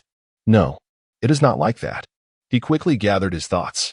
Indeed, the chakra of tailed beasts often lingers in fragmented forms in the world. The 8 tails horns, the 8 tails tentacles, and the golden and silver horns of the Cloud Village, which had been within the belly of the Nine Tails, thus acquiring a portion of its chakra. The Three Tails has long resided in the lakes of the Land of Water, so it is hardly surprising that Kirigakure has had dealings with it. During these interactions, acquiring one of the Three Tails' limbs is quite understandable. Although the tailed beasts can regenerate their mutilated bodies, the lost portions still harbor considerable tailed beast chakra. Linyu remarked, I see, having lost an arm, you compensate with the limb of a tailed beast to gain a power akin to that of a Jinchuriki. Distasteful as it may be, it is not without its merits. Upon hearing this, Yagura raised his head, revealing thorn-like protrusions on the left side of his face that mirrored his missing arm. His left pupil had transformed into a red hue reminiscent of the Three Tails' eye. Upon seeing Linyu at the doorway, Yagura snarled, Uchihao? Linyu replied in a low voice, it appears you are still quite lucid. You must know why I am here, then. Yagura coldly asserted, Kisame Hashigaki, Mangetsu. The traitors of Kirigakure who have betrayed our village and stolen our treasured blade, as the creator of the Blood Mist. I shall not allow such a travesty to go unpunished. Traitors must face the most severe retribution. Indeed, were I in your position, I would likely be even more ruthless. However, it is unfortunate for you that they are now under my command. You cannot harm them, Linyu declared with unyielding arrogance. Uchihayu, do you think you can leave this place alive today? Yagura's chest swelled as he unleashed the water release, water shark bomb technique. Linyu countered with an equally potent water shark bomb, neutralizing Yagura's attack. Knowing you possess tailed beast chakra, I cannot kill you. After all, I pride myself on being a perfectionist, Linyu stated calmly. Curse it! Yagura roared in fury. With a surge, crimson, semi-transparent tailed beast chakra erupted from his body, compressing into a brilliant red cloak adorned with three tails, resembling a miniature version of the Three Tails. Such a commotion caused only a slight tremor in the Mizuki's residence. Without even dislodging a single tile, Linyu mused, a room fortified with seals. Roar. Yagura, partially transformed into a tailed beast, opened his mouth, releasing scalding steam. Indeed, in this confined space, I will unleash an unrelenting barrage of attacks. Your fate shall be death. Whoosh. The tailed beast chakra coalesced in Yagura's mouth, transforming into a small tailed beast ball. Boom. The tailed beast ball was launched, its range alarmingly short. The explosion reverberated throughout the cramped space. As the blast subsided, Yagura shielded himself with the Three Tails' arm, bracing against the blast. Linyu, adorned in half of a Susanu's skeletal form, rapidly repaired and perfected the other half that had been destroyed. Coral Palm. Yagura launched a furious assault, slamming his arm against the Susanu. Crack! Crack! The point of impact saw coral sprouting, rapidly spreading across the entire Susanu. With a powerful strike from Yagura's palm, both the Susanu and the surrounding area shattered into fragments. Slap. Linyu clasped his palms together in front of his chest. Wood release. Thorny killing technique. Numerous wooden tendrils erupted from the ground at Yagura's feet, binding him tightly. Damn it.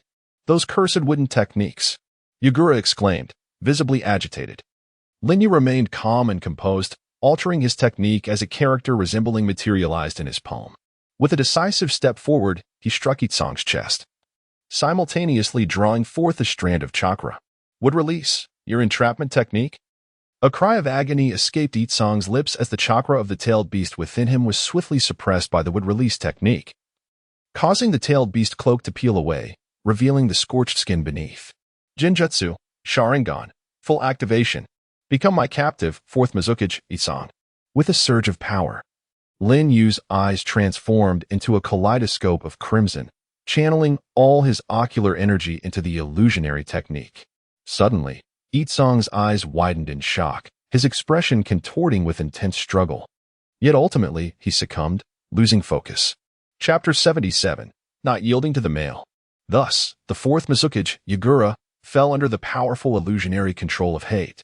Although this illusion was not on par with the likes of Kotoame Tsukumi or Tsukuyami, it was certainly not a mere trick that could be easily dispelled. It would continuously compel Yagura to make decisions favorable to hate. With a vacant gaze, Yagura stood before hate, who rubbed his swollen Sharingan. Imposing long-term illusionary control on such a formidable opponent was no trivial task and required a tremendous amount of ocular power. Hate felt that. With the enhancement of his Manjiki Sharingan, the side effects were becoming increasingly pronounced, and even the cells of Hashirama Senju were proving ineffective. After all, the Manjiki Sharingan bore a curse that gradually led to its own closure. Lowering his hand, Hate murmured to himself, "Once, Obito possessed but one eye," which turned out to be a blessing in disguise, as the side effects were nearly negated by the cells of Hashirama. Had he possessed both eyes, he would have likely been blind by now. Whoosh! Hate vanished into the vortex of Kamui, leaving behind the now puppet-like Yagura. For a time thereafter, everything in the hidden mist village remained unchanged, appearing no different from the previous blood-soaked mist. The pursuit of their rogue ninja by the tracking forces had ceased. On a bridge in the village, a girl clad in a blue robe stood leaning against the railing, her emerald eyes piercing through the mist toward the Mizuki's residence, reflecting a depth of thought beyond her years.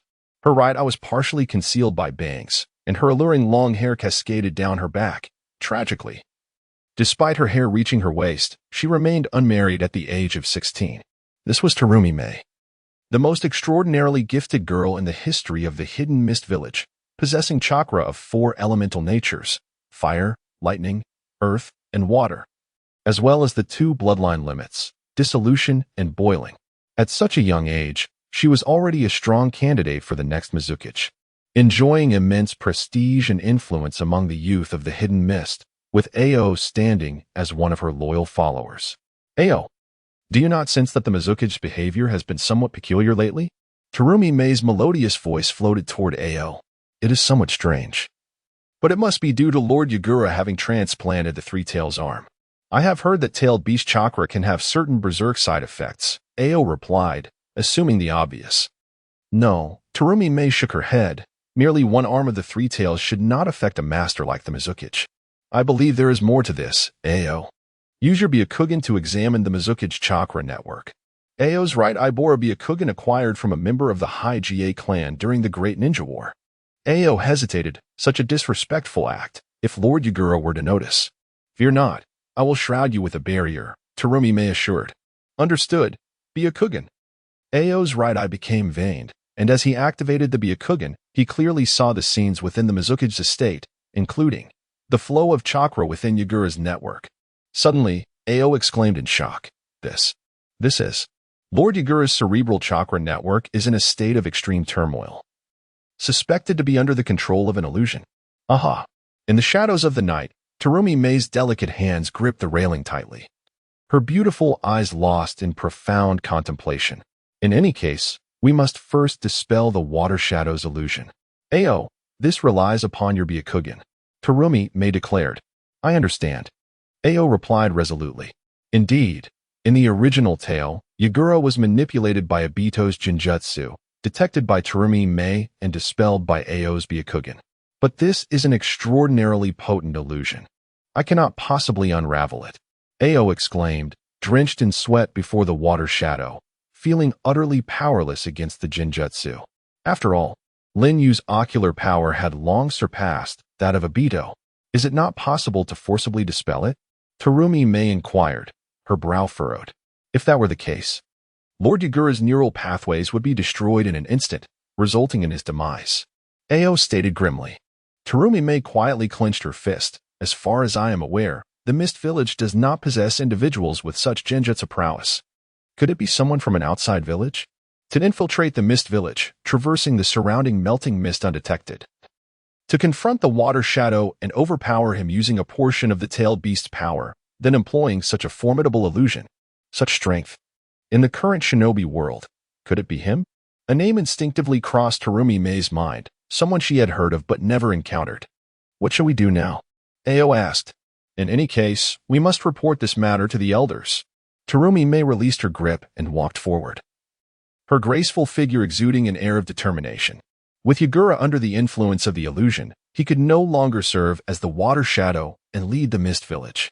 In that case, regarding strength, who could inherit the title of the fifth water shadow? Ao gazed meaningfully at Terumi Mei's silhouette. Yes, I have come to a realization. The era of the blood mist must come to an end. Terumi Mei affirmed with unwavering resolve. At the Anin village. In the Tianyu Pavilion. Oh, has it been discovered so swiftly? The people of the Mist Village are unexpectedly competent. Linyu sat up from his bed. What is wrong, you? Yuzuki Yukari also rose, her smooth form fully visible. Nothing much, it seems yet another era may soon become history.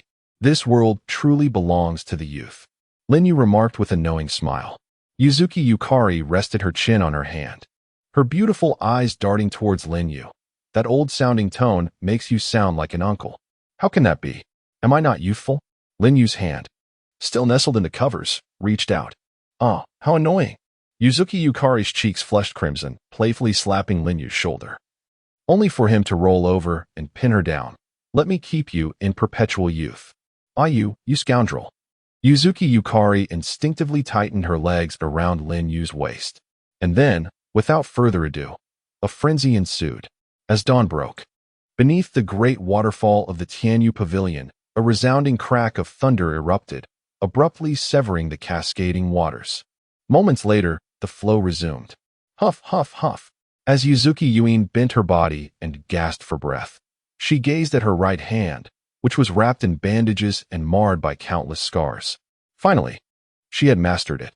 Indeed, after more than half a month of relentless practice, she had succeeded in learning the A-rank ninjutsu known as Sunbird. For a mere 9-year-old girl, this achievement was nothing short of miraculous. Yuin was truly extraordinary. Not far away, Yuzuki Yuyo watched her capable younger sister, her eyes betraying an unreserved pride and admiration. Thus, it was time for me to fulfill my promise and present her with a gift, Linyu murmured, turning towards the Heavenly Feather Pavilion. Chapter 78, The Gift of You. Linyu entered a room within the Tianyu Pavilion, extending his hand towards the wall. With a swift motion, the wall undulated to reveal an entrance, and Linyu stepped inside, approaching a box. This box was sealed with a powerful enchantment, impenetrable to anyone but him. Release. Linyu dispelled the enchantment, opening the box to retrieve a glass vessel and return to the majestic waterfall. Shiyang, as I previously mentioned. Upon your mastery of Chidori, I would bestow upon you a gift, and this is it, Linyu declared, letting the glass vessel slip from his sleeve and presenting it forward. What is this? A shocked Mitsuki Shiyang exclaimed. Inside the vessel, a vibrant green liquid encased a Sharingan. This eye was the substitute for the left eye of Madara, which had been transplanted to Nagato. After Madara's demise, Linyu preserved this eye. According to Akatsuki's information, this eye belonged to Uchiha Kagami, an ancestor of Uchiha Shisui, a disciple of the second Hokage and comrade of the third Hokage in Danzo. The whereabouts of the right eye remained unknown. Indeed, when Linyu imparted the technique of Chidori to Mitsuki Shiyang, he had already contemplated gifting her the Sharingan, as the technique's speed could hinder one's ability to perceive their adversary, necessitating the Sharingan for optimal effectiveness. Logically, Linyu should not impart a technique with inherent flaws to his sister-in-law, even though she appeared intent on eliminating her brother-in-law. Is this appropriate? Mitsuki Shiyang's gaze was laden with complexity. Linyu replied, Shiyang, the choice to accept lies within your hands. Shiyang turned to her sister, finding her transfixed by the vessel. Though surprised, her demeanor was surprisingly composed. I want it. Moments later, Shiyang stated, accepting the vessel from Linyu. Linyu cautioned, however, you will need to replace your left eye. That's inconsequential. With a sudden resolve, Shiyang audaciously removed her left eye, blood cascading over her closed eyelid. Transplant it for me, brother-in-law? Mitsuki Shiyang gazed at her sister in disbelief, suddenly realizing something profound. She seemed so engulfed in the joy of their reunion that she overlooked the chilling transformation in her sister, a coldness that appeared to extend not only to outsiders, but also to herself. A wave of unease washed over Shiyang. Has Shiyang truly changed merely from being bullied in Konoha? Did nothing else occur? Linyu regarded Shiyang intently before turning away. Follow me. We shall proceed with the transplant. Shiyang, you too, your medical ninjutsu will be required. In the room's bed, after receiving anesthesia, Mitsuki Shiyang lay serenely. The left eye of Uchiha Kagami now nestled in her left eye socket. Mitsuki Shiyang performed the subsequent medical procedures, her gaze shadowed by concern. Is everything going to be all right?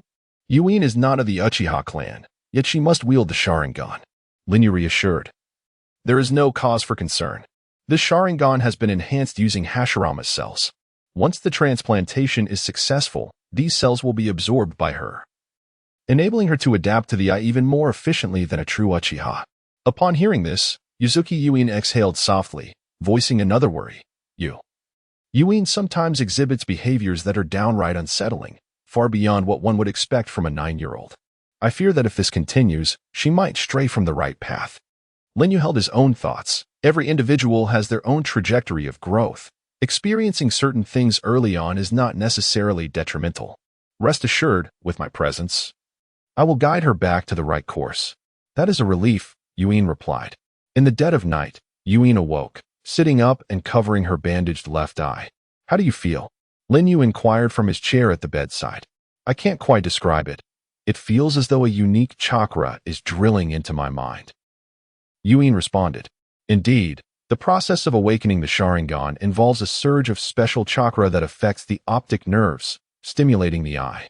Conversely, if the Sharingan is transplanted, the process is reversed, requiring the brain to adapt to the eye.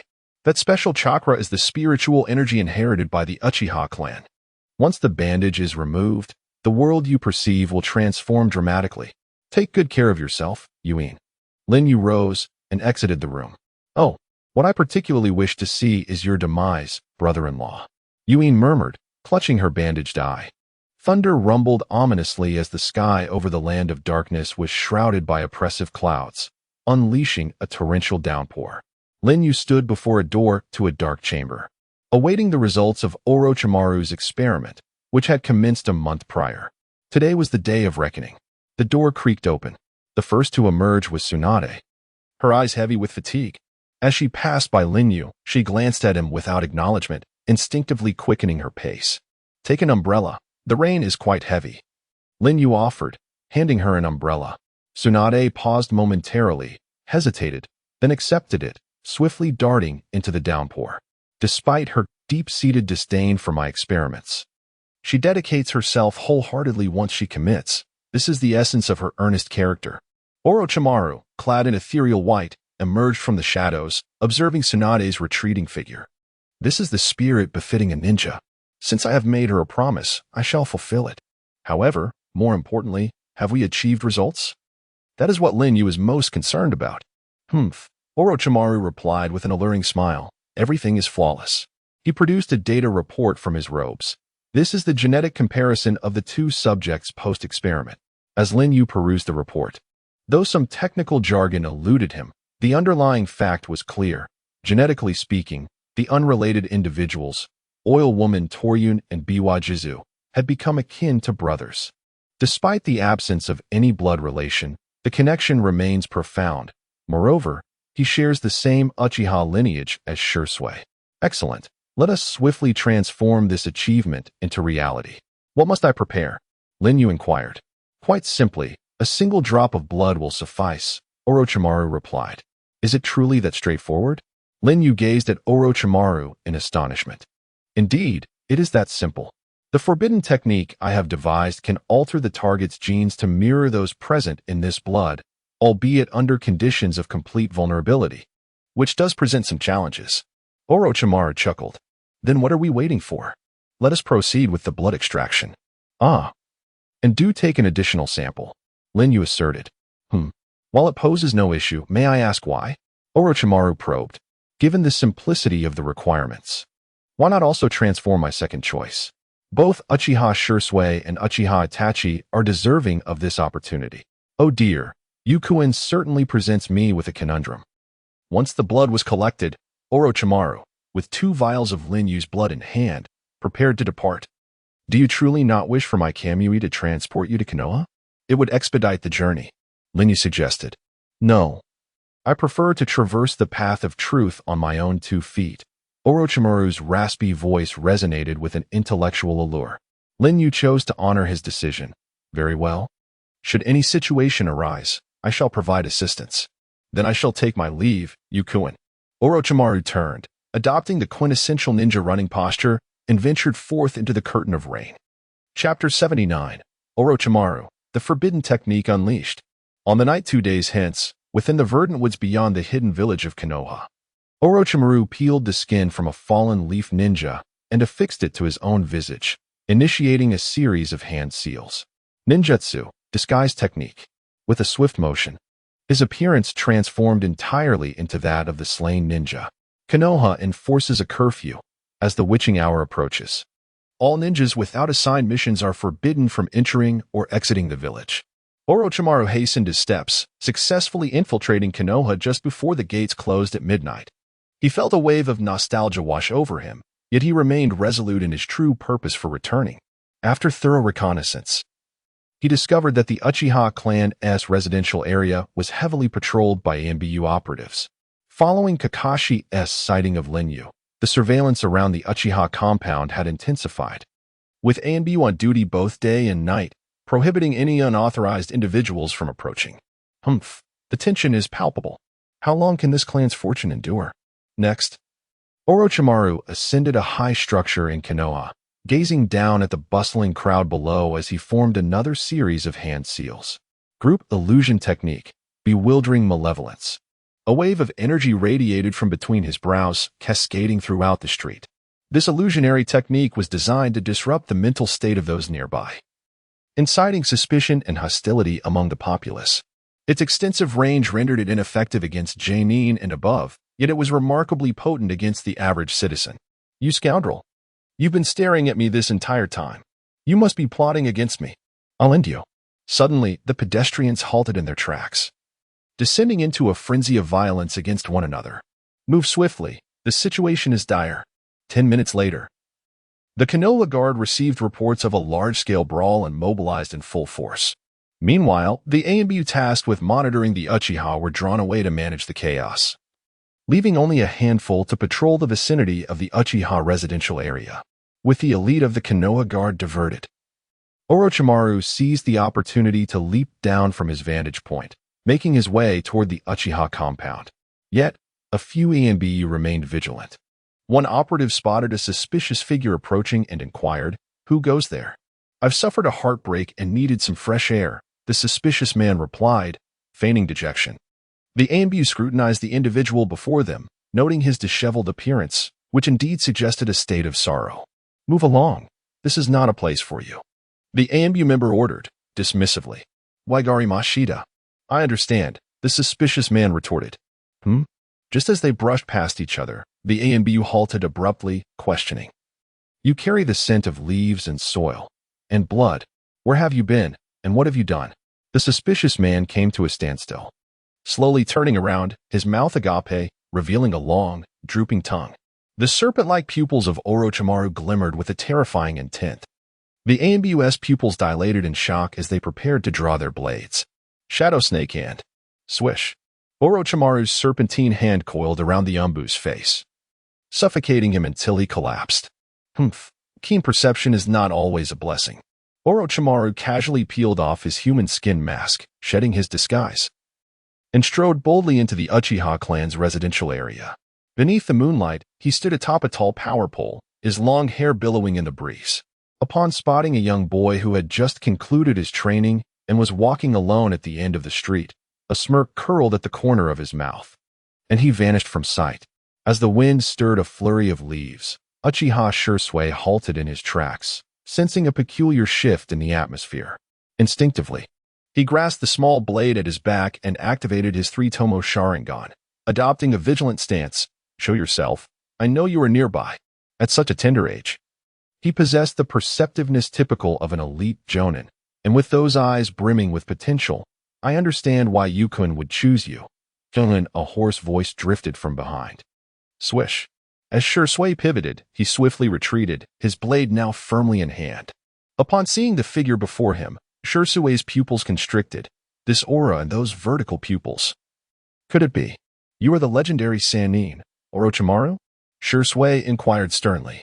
Orochimaru's expression grew more appreciative as he replied, "Since you comprehend the situation, do not futilely resist.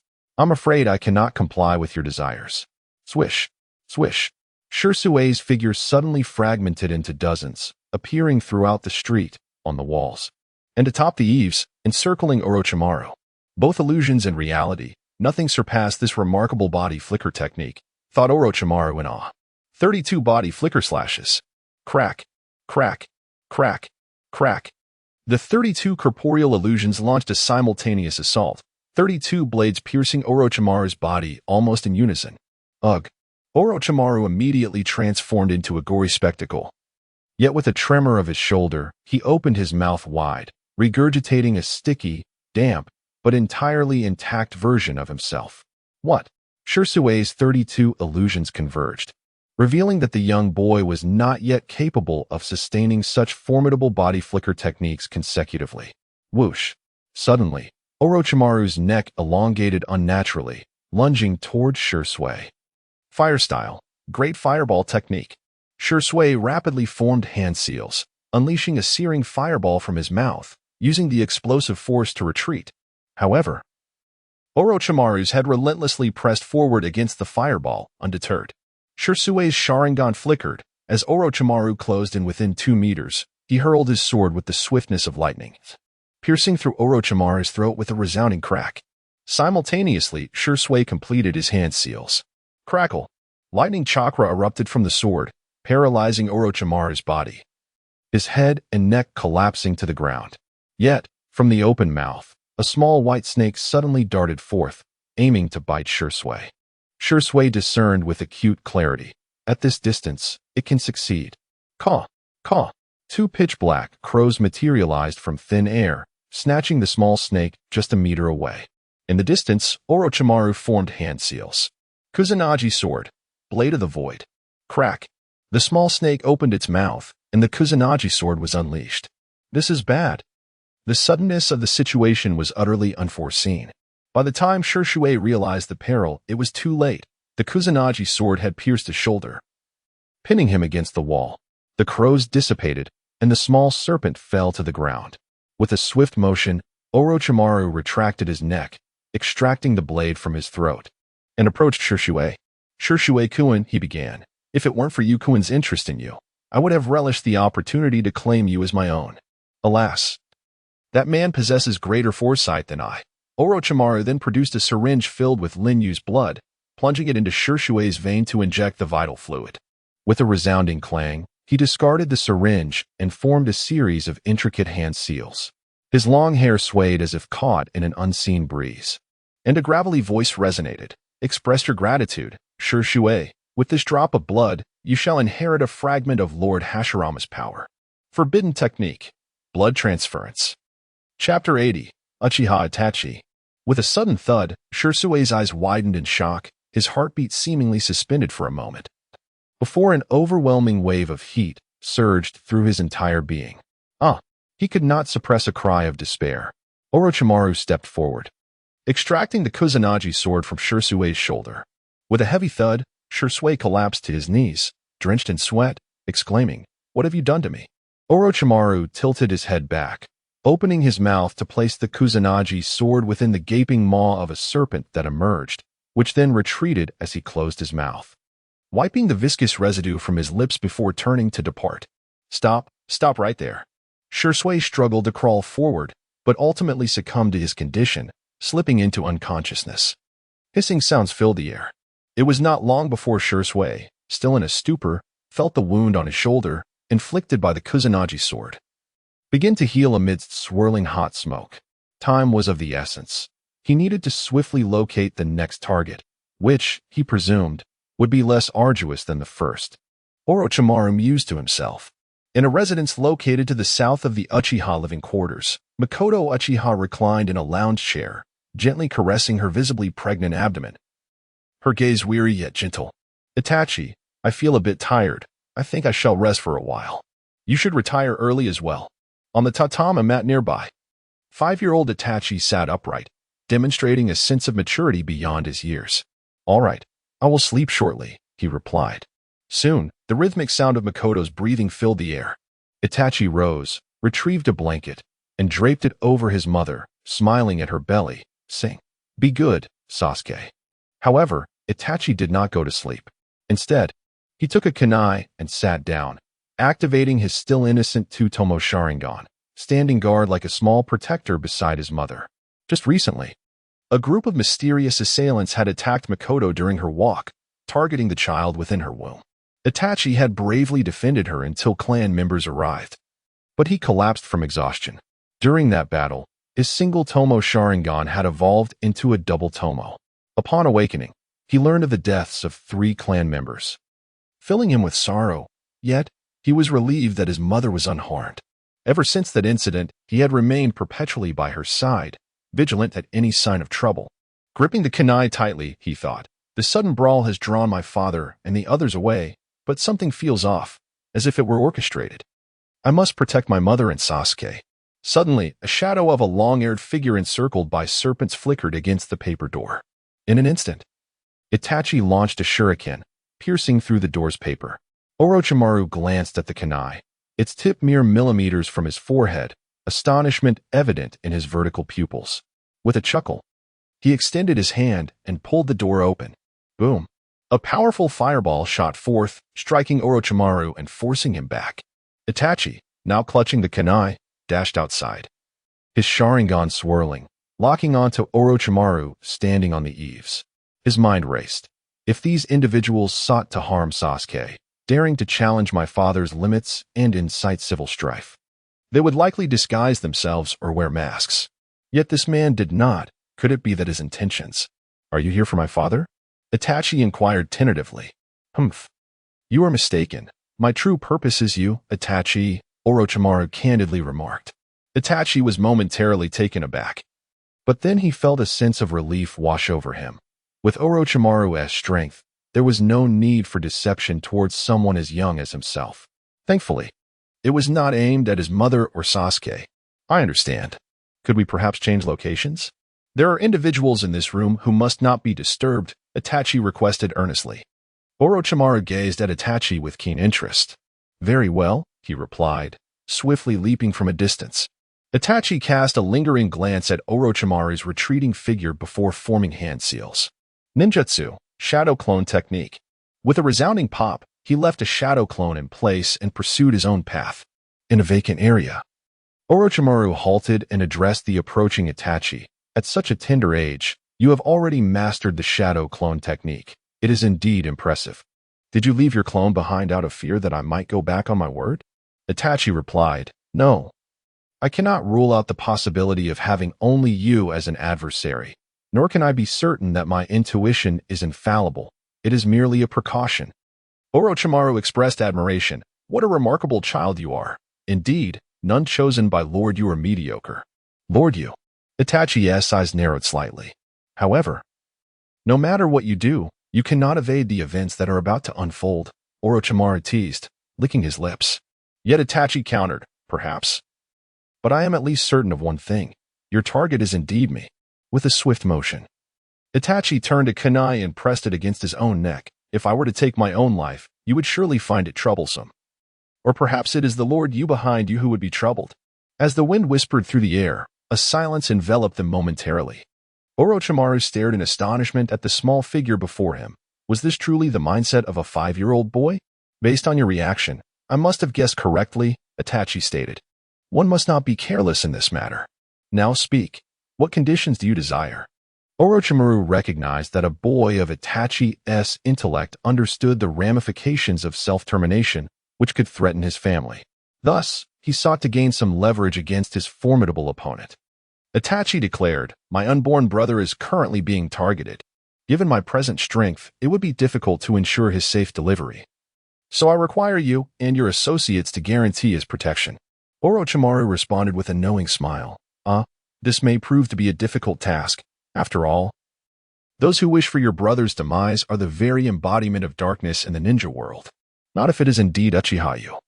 He possesses the capability to protect. Itachi's eyes were clear, and his next words once again astonished Orochimaru. It appears I have guessed correctly once more. The legendary Sannin, Orochimaru. You betrayed Konoha and joined the hidden darkness village, serving none other than the shadowy Uchiha. Furthermore, your reluctance to kill me thus far indicates that you require my existence. As he spoke, Itachi lowered the kunai and closed his eyes, stating, Please convey to Uchiha that if Sasuke encounters misfortune before his birth, I shall take my own life immediately. If you comprehend my terms, feel free to act accordingly. Uchiha Itachi, I shall concede. Aside from you, you are the most astonishing Uchiha I have encountered in my lifetime, as declared by Orochimaru with solemnity. He produced a second syringe he had prepared and approached Uchiha Itachi. Itachi's expression remained tranquil, devoid of any struggle or resistance. For his eyes possessed the ability to not only perceive the world, but also to fathom the depths of the human heart. Orochimaru pierced the syringe into Itachi's vein, injecting Lin Yu's blood. Discarding the syringe, Orochimaru formed hand seals and once more invoked the forbidden technique, blood transfusion. Bang! Itachi left behind a shadow clone, which vanished. Ugh! The real Itachi collapsed in agony, and as he teetered on the brink of unconsciousness, his Sharingan fixated intently on Orochimaru. Buzz! The third tomo began to rotate, manifesting within the depths of his pupils. Under the trembling gaze of Orochimaru's vertical slit eyes, Itachi imparted a final admonition. Remember my words. Buzz! The tomo vanished.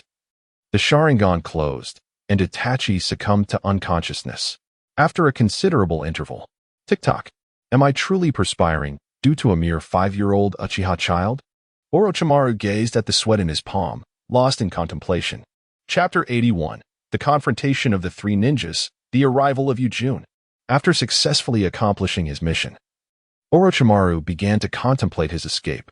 As the most notorious rogue ninja of Konoha, being discovered in this village, teeming with formidable opponents, would leave him with no chance of survival. Thus, he resolved to retreat without delay. With a swish, he transformed into a fleeting shadow, leaping gracefully between the buildings. However, as his gaze inadvertently drifted downward, he suddenly came to a halt. A girl was approaching on the street, her short hair neatly styled, tied back casually. As she relished a dumpling, Orochimaru descended from the eaves and halted before her. The girl looked up in innocent surprise. Orochi-sensei? It was rare for Orochimaru to regard anyone with such a complex expression, especially his sole disciple, Mitarashi Anko. In an instant, Orochimaru elongated his neck, revealing his fangs, and savagely bit into Anko's delicate neck. Thud. The dumpling fell from her grasp as Anko collapsed to her knees, clutching her bleeding neck, crying out in agony. Orochi-sensei, what have you done? Anko, time is of the essence. I cannot offer you more. It is now in your hands. With one last glance at Anko, Orochimaru vanished in a flash. A cursed seal manifested on the nape of Anko's neck. With excruciating pain. Anko was drenched in sweat, screaming as she lost consciousness. The commotion drew the attention of passers-by and ninjas alike, and swiftly, news of Orochimaru's presence and his assault on his former disciple spread throughout Konoha. In a cozy, warmly lit house, the Hokage, Minato Namikaze, returned home after a long day's work. He was in the kitchen, preparing a meal for his pregnant wife, Kushina Uzumaki. Suddenly, a panicked voice rang out. Fourth Hokage. We have a grave situation. It was Yamado, from the Konoha Intelligence Division, who had contacted him through a secret technique. Is this true? I will head over immediately. Minato replied, gripping the spatula tightly, his expression troubled as he pondered how to apologize to Kushina. At that moment, Kushina, her red hair cascading about her shoulders, and her belly slightly rounded, appeared at the kitchen door, gently saying, Minato, you go ahead. I'm perfectly fine here. Minato, filled with remorse, replied, Kushina, I'm sorry.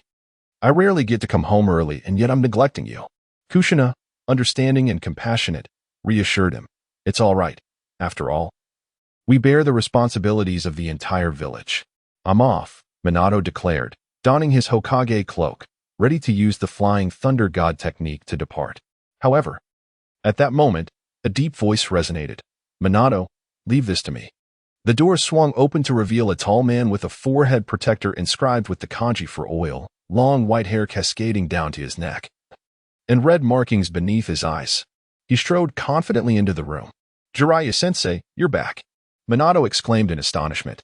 I returned to deal with the situation regarding Orochimaru. Please, leave it to me. Jiraiya stated resolutely. Seeing the determination in his teacher's eyes, Minato understood the bonds he had sought for years. He solemnly replied, I understand, Jiraiya-sensei. Please, take great care. Spend quality time with Kushina at home. Also, please take good care of this. Jiraiya placed a telescope on the table and turned to leave. Kushina picked up the telescope, puzzled, and remarked, What could teacher Jiraiya possibly need this for at such a late hour? Well, perhaps he has recently developed an interest in astronomy. Minato scratched the back of his head, a somewhat forced smile gracing his lips. Thinking to himself, I can't possibly say that the teacher is likely engaged in some voyeuristic activities at the women's bathhouse. At the Konoha women's bathhouse, the door swung open with a clang as Tsunade emerged, clad in somewhat damp clothing and exuding a fierce aura. Tsunade, is this really necessary? This matter could simply be left to the third and fourth Hokage, spoke a fellow Kunoichi, a contemporary of Tsunade. Enough chatter. I'm about to confront that scoundrel Orochimaru to clarify where his esteemed master, Uchihayu, has taken Shizen. Tsunade's gaze was filled with a sharp intensity. At this moment, Orochimaru was approaching the gates of Konoha, his mind swirling with doubts. Why has Team Minato shown up yet? Could it be that he is unable to act personally? Suddenly, Orochimaru halted, for ahead, atop a building, stood Sarutobi Hiruzen, draped in a red and white ninja garb and a conical hat, his cloak fluttering in the breeze. What a serendipitous reunion of teacher and student, Hiruzen. Though Orochimaru's tone was casual, his demeanor was rife with caution, for he knew the terrifying power of his former mentor. Sighing deeply, Hiruzen cast a complex gaze upon Orochimaru and finally spoke. Orochimaru, you may go. In this way, we owe each other nothing. He referred to the earlier incident when Orochimaru had pleaded for him before hate. You still remember that trivial matter? Truly, you are a tiresome old man. Orochimaru murmured, dashing towards the Konoha gates. As he swept past, Hiruzen lowered his Hokage hat, as if to conceal the sorrow that flickered in his eyes.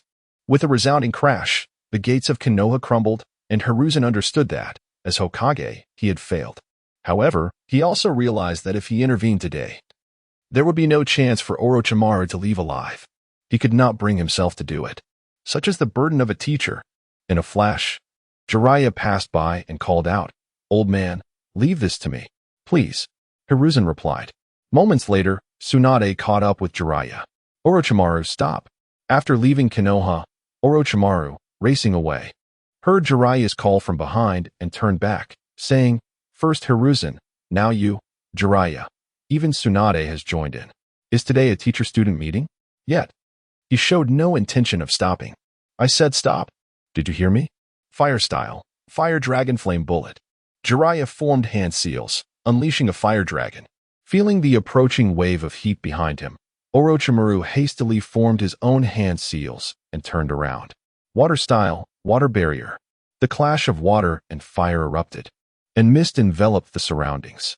Tsunade emerged from the mist, her fists imbued with formidable strength, striking the ground before Orochimaru. Boom!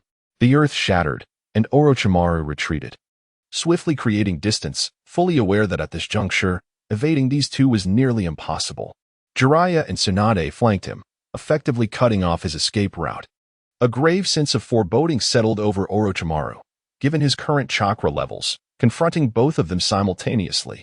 He had already endured 32 days without rest, and had invoked forbidden techniques twice in rapid succession. Orochimaru, elucidate why you chose to follow such a perilous individual. Jiraiya demanded. What has become of Tsunade now? Answer me. Tsunade pressed. Well, who knows? Orochimaru shrugged, clearly unwilling to respond. It appears you have no intention of answering truthfully. Do not blame me for the severity of my actions. Tsunade's fist cracked ominously. Orochimaru, as a former dear friend, I will prevent you from straying onto a misguided path, even if it means breaking your limbs.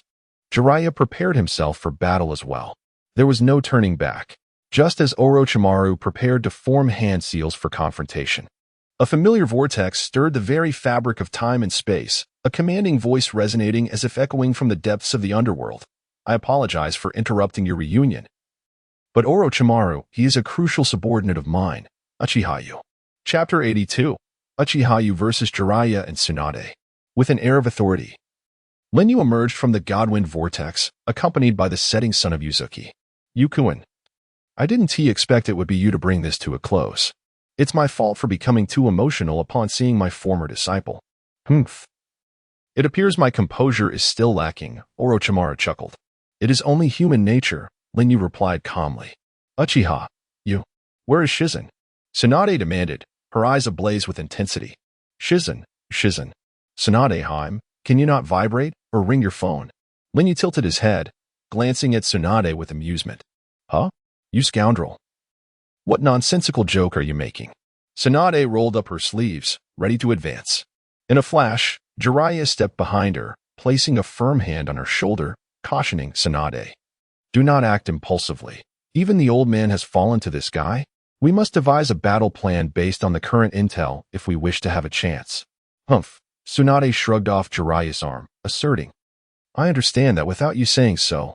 Linyu stated flatly, may I interpret this as an indication that both of you wish to engage me in combat? Indeed. But if you were to escape using your adept space-time ninjutsu, that would be a different matter, Jiraiya replied with a knowing smile. Humph. Although it is a rather crude provocation, very well, since I have nothing else to do, I shall entertain you both. Lin Yu's voice resonated with a deep laugh beneath his mask. He then turned to Yuzuki with a command, Evening, go to Orochimaru's side. Please be careful. I have grown up listening to tales of the two of them. Evening responded, stepping back to stand beside Orochimaru. Orochimaru crossed his arms, inquiring, Oh, little girl. Am I being intentionally overlooked as one of the legendary Sannin? Without glancing away, Yuzuki replied, No, your stories are told to me as cautionary tales by the adults. To serve as a warning. Orochimaru laughed. Oh dear, I truly apologize.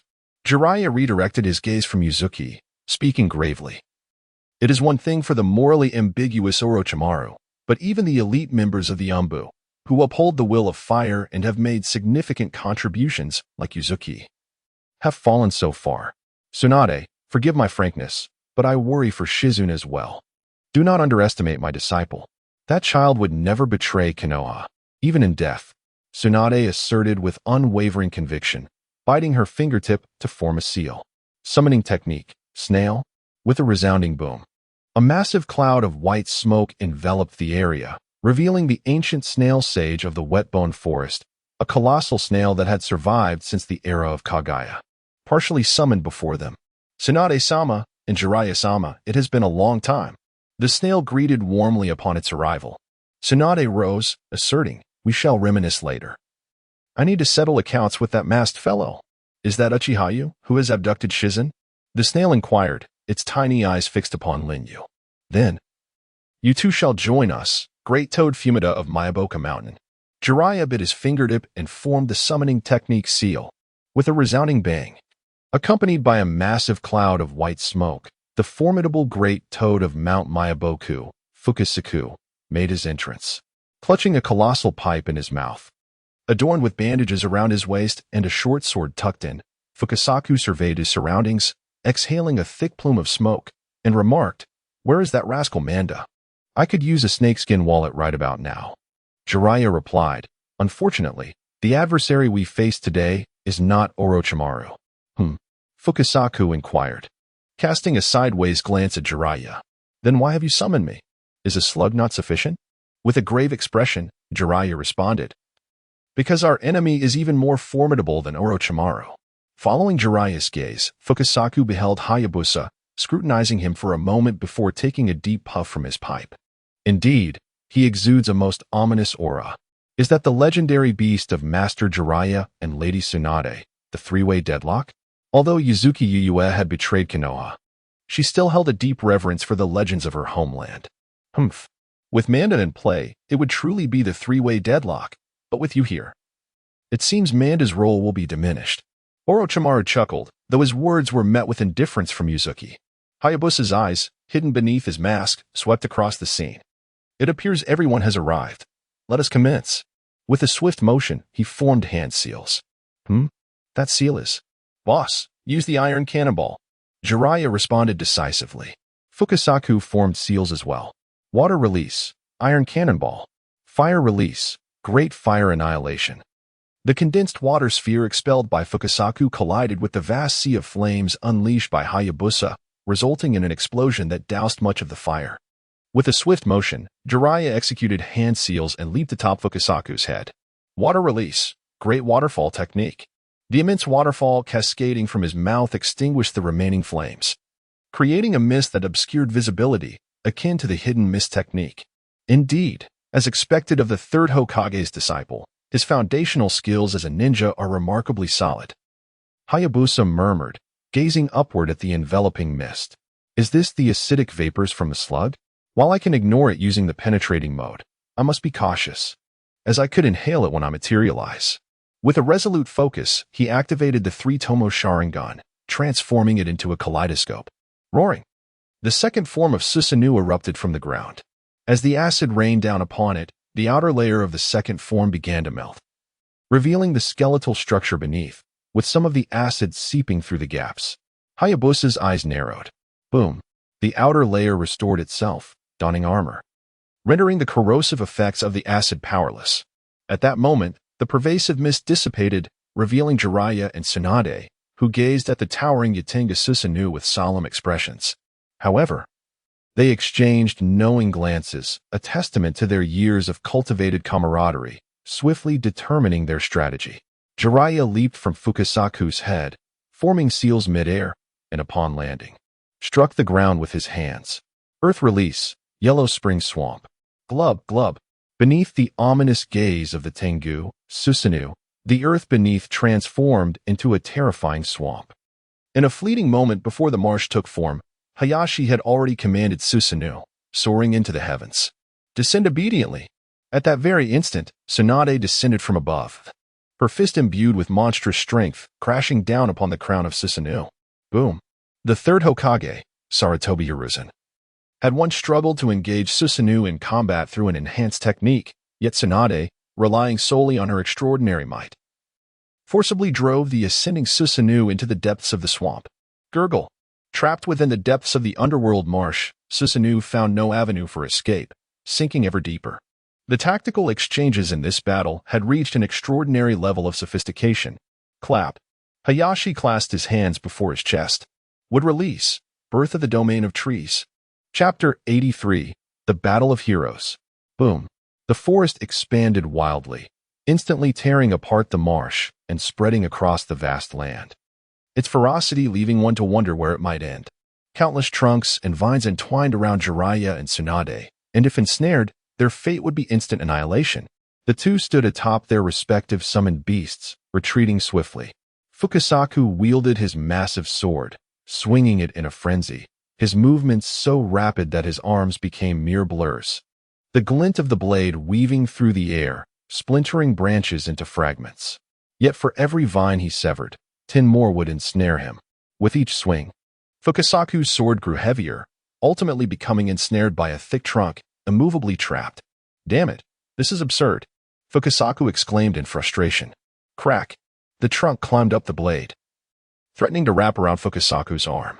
Boss, forget the sword, retreat now, Jiraiya shouted from above. This is humiliating. Fukasaku relinquished his weapon and, utilizing the impressive leaping ability of the toad, made several great bounds backwards, narrowly escaping the forest's grasp. However, on the other side, Tsunade and the slug had a more arduous task ahead, for the slug, being a creature of the ground, could not leap like the toad. Its slippery form continuously exuded acidic fluid to fend off the encroaching trunks, but it was only a matter of time. Even my grandfather's would release power has been acquired by him. This must be the work of Orochimaru. Tsunade fumed. Tsunade-sama, quickly take shelter within my body, the slug urged, spraying acid forward to slow the advance of the forest. What nonsense. I am Tsunade, she declared boldly, leaping from atop the slug, performing a graceful backflip. Her long legs raised high as she descended towards the earth. Taijutsu's secret, heavenly foot. Boom. The ground beneath her, extending for dozens of meters, crumbled like a spider's web, halting the advancing forest for several precious seconds. With a swift maneuver, Tsunade returned to the slug's head, and the slug scurried away, escaping the forest's ominous embrace. With a single move, the forest had transformed into a dense thicket, carving out a precise clearing amidst the sprawling wood release. Yun, your mastery of wood release has become increasingly refined, Orochimaru remarked, his arms crossed over his chest, a satisfied expression on his face as he observed the scene from a nearby clearing. Beside him, Yuzuki Yukari felt a sense of elation upon hearing this praise. It is often said that while felling a mountain is easy, the delicate art of precision is far more challenging. The power of wood release is indeed vast, and the ability to reap with such accuracy speaks volumes of one's skill compared to the mere act of sowing on a grand scale. Yuyun replied nonchalantly, "Of course. If I cannot reach the level of the illustrious Hashirama Senju, what sort of stature would I possess?" At that moment, a shadow loomed overhead, prompting everyone to look up and behold Fukasaku leaping to a height of several dozen meters above. Above Fukasaku, Jiraiya formed hand seals, his chest swelling with energy. Toad oil. Splash. A cascade of deep yellow toad oil poured down like a waterfall. Yuyun observed with a slight frown. "Ah. It seems this forest has been turned to our advantage." Whoosh. The toad oil engulfed the multitude, splattering countless droplets as it spread throughout the vast forest. Jiraiya once again formed hand seals. Fire release. Toad oil flame bullet. A blazing inferno erupted, and upon contact with the toad oil, it transformed into a raging sea of flames, rivaling even the great fire annihilation. Coupled with the trees that fueled the fire, the entire forest of the tree realm was consumed. Thick smoke billowing as even the moisture in the soil was scorched dry. It is no exaggeration to say that this was the most powerful fire release to date. Crash. Toad One-Tai landed beside the slug. Gazing at the roaring sea of flames, Tsunade remarked, "Can it be destroyed?" To incinerate these great trees will take at least 5 minutes, exceeding the time he can penetrate. There is theoretically still a chance of success. Jiraiya replied. Theoretically. Tsunade's eyes flickered with the firelight as she clenched her fists. Whoosh. Suddenly, a massive spatial vortex emerged within the inferno, and as it whirled, the searing flames surged into it. Once the flames dissipated, the Yatengu Susanoo stood tall, shielding Orochimaru and Yuzuki Yugugo within its embrace. The mirror in Yatengu's right hand had absorbed the flames from the spatial vortex. Susanoo artifact, Kusanagi mirror. Jiraiya's expression grew solemn. If he just used that, the underworld swamp would be a mere afterthought. Linyu chuckled. That won't do, Jiraiya. How can a square cube be exchanged for my spade A? Jiraiya clenched his fist. Is it merely a spade A? Whoosh. In the left hand of Yatengu Susanoo, a pitch-black magatama formed.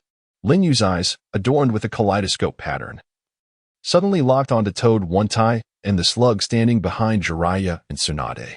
Susanoo artifact, Kusanagi magatama. Boom. The magatama was hurled forth. Such a thing. Toad One-Tai protested, unleashing an iron cannonball, which, however, passed right through the magatama. This is not good. Jiraiya's eyes widened in alarm. Tsunade-sama, retreat. The slug urged. With gritted teeth, Tsunade began to pull back. Whoosh. The magatama split in two, targeting One-Tai and the slug. Is it coming for the boss? There's no choice. Jiraiya decisively canceled the summoning jutsu. Bang. The summoning was lifted, and Toad One-Tai vanished, returning to Mayaboka Mountain. The Kusanagi magatama, having lost its target, paused in midair before returning to Susanoo's hand. As expected, relying on space-time ninjutsu can indeed counter this technique, Linyu murmured, then turned his gaze to the slug struck by the magatama. Whoosh. The swirling vortex began to transfer the slug's massive form. Bang. Suddenly, the slug's body exploded, dispersing into thousands of smaller slugs, with hundreds managing to survive the spatial distortion. Upon landing, they reassembled, albeit their size reduced severalfold. In this critical moment, the slug had used its splitting technique to barely preserve a portion of its body. Tsunade-sama. I fear I will not be able to contribute much in this battle, the slug expressed with regret. That's all right. You've done well, slug. Return now. Tsunade replied. Please take care, Tsunade-sama, Jiraiya-sama. Bang. The slug vanished into a cloud of white mist. Jiraiya and Tsunade gazed at the formidable figure before them, their expressions laden with gravity. It seemed that capturing Orochimaru today was an impossibility. Tsunade, with all due respect, retreat might be the wisest choice, Jiraiya suggested. If we miss this chance, it may be exceedingly difficult to get another opportunity to be so close to this man. Whether for the sake of Shizen or Konoha, we absolutely cannot retreat. Tsunade declared resolutely. Jiraiya closed his eyes, a smile gracing his lips as he thought, Tsunade, perhaps this is what I admire most about you. With a snap, he opened his eyes, bit his thumb, and began to trace intricate patterns across his face. Once completed, he brought his hands together and intoned solemnly, "Please, Tsunade. I need to enter Sage mode. Buy me some time."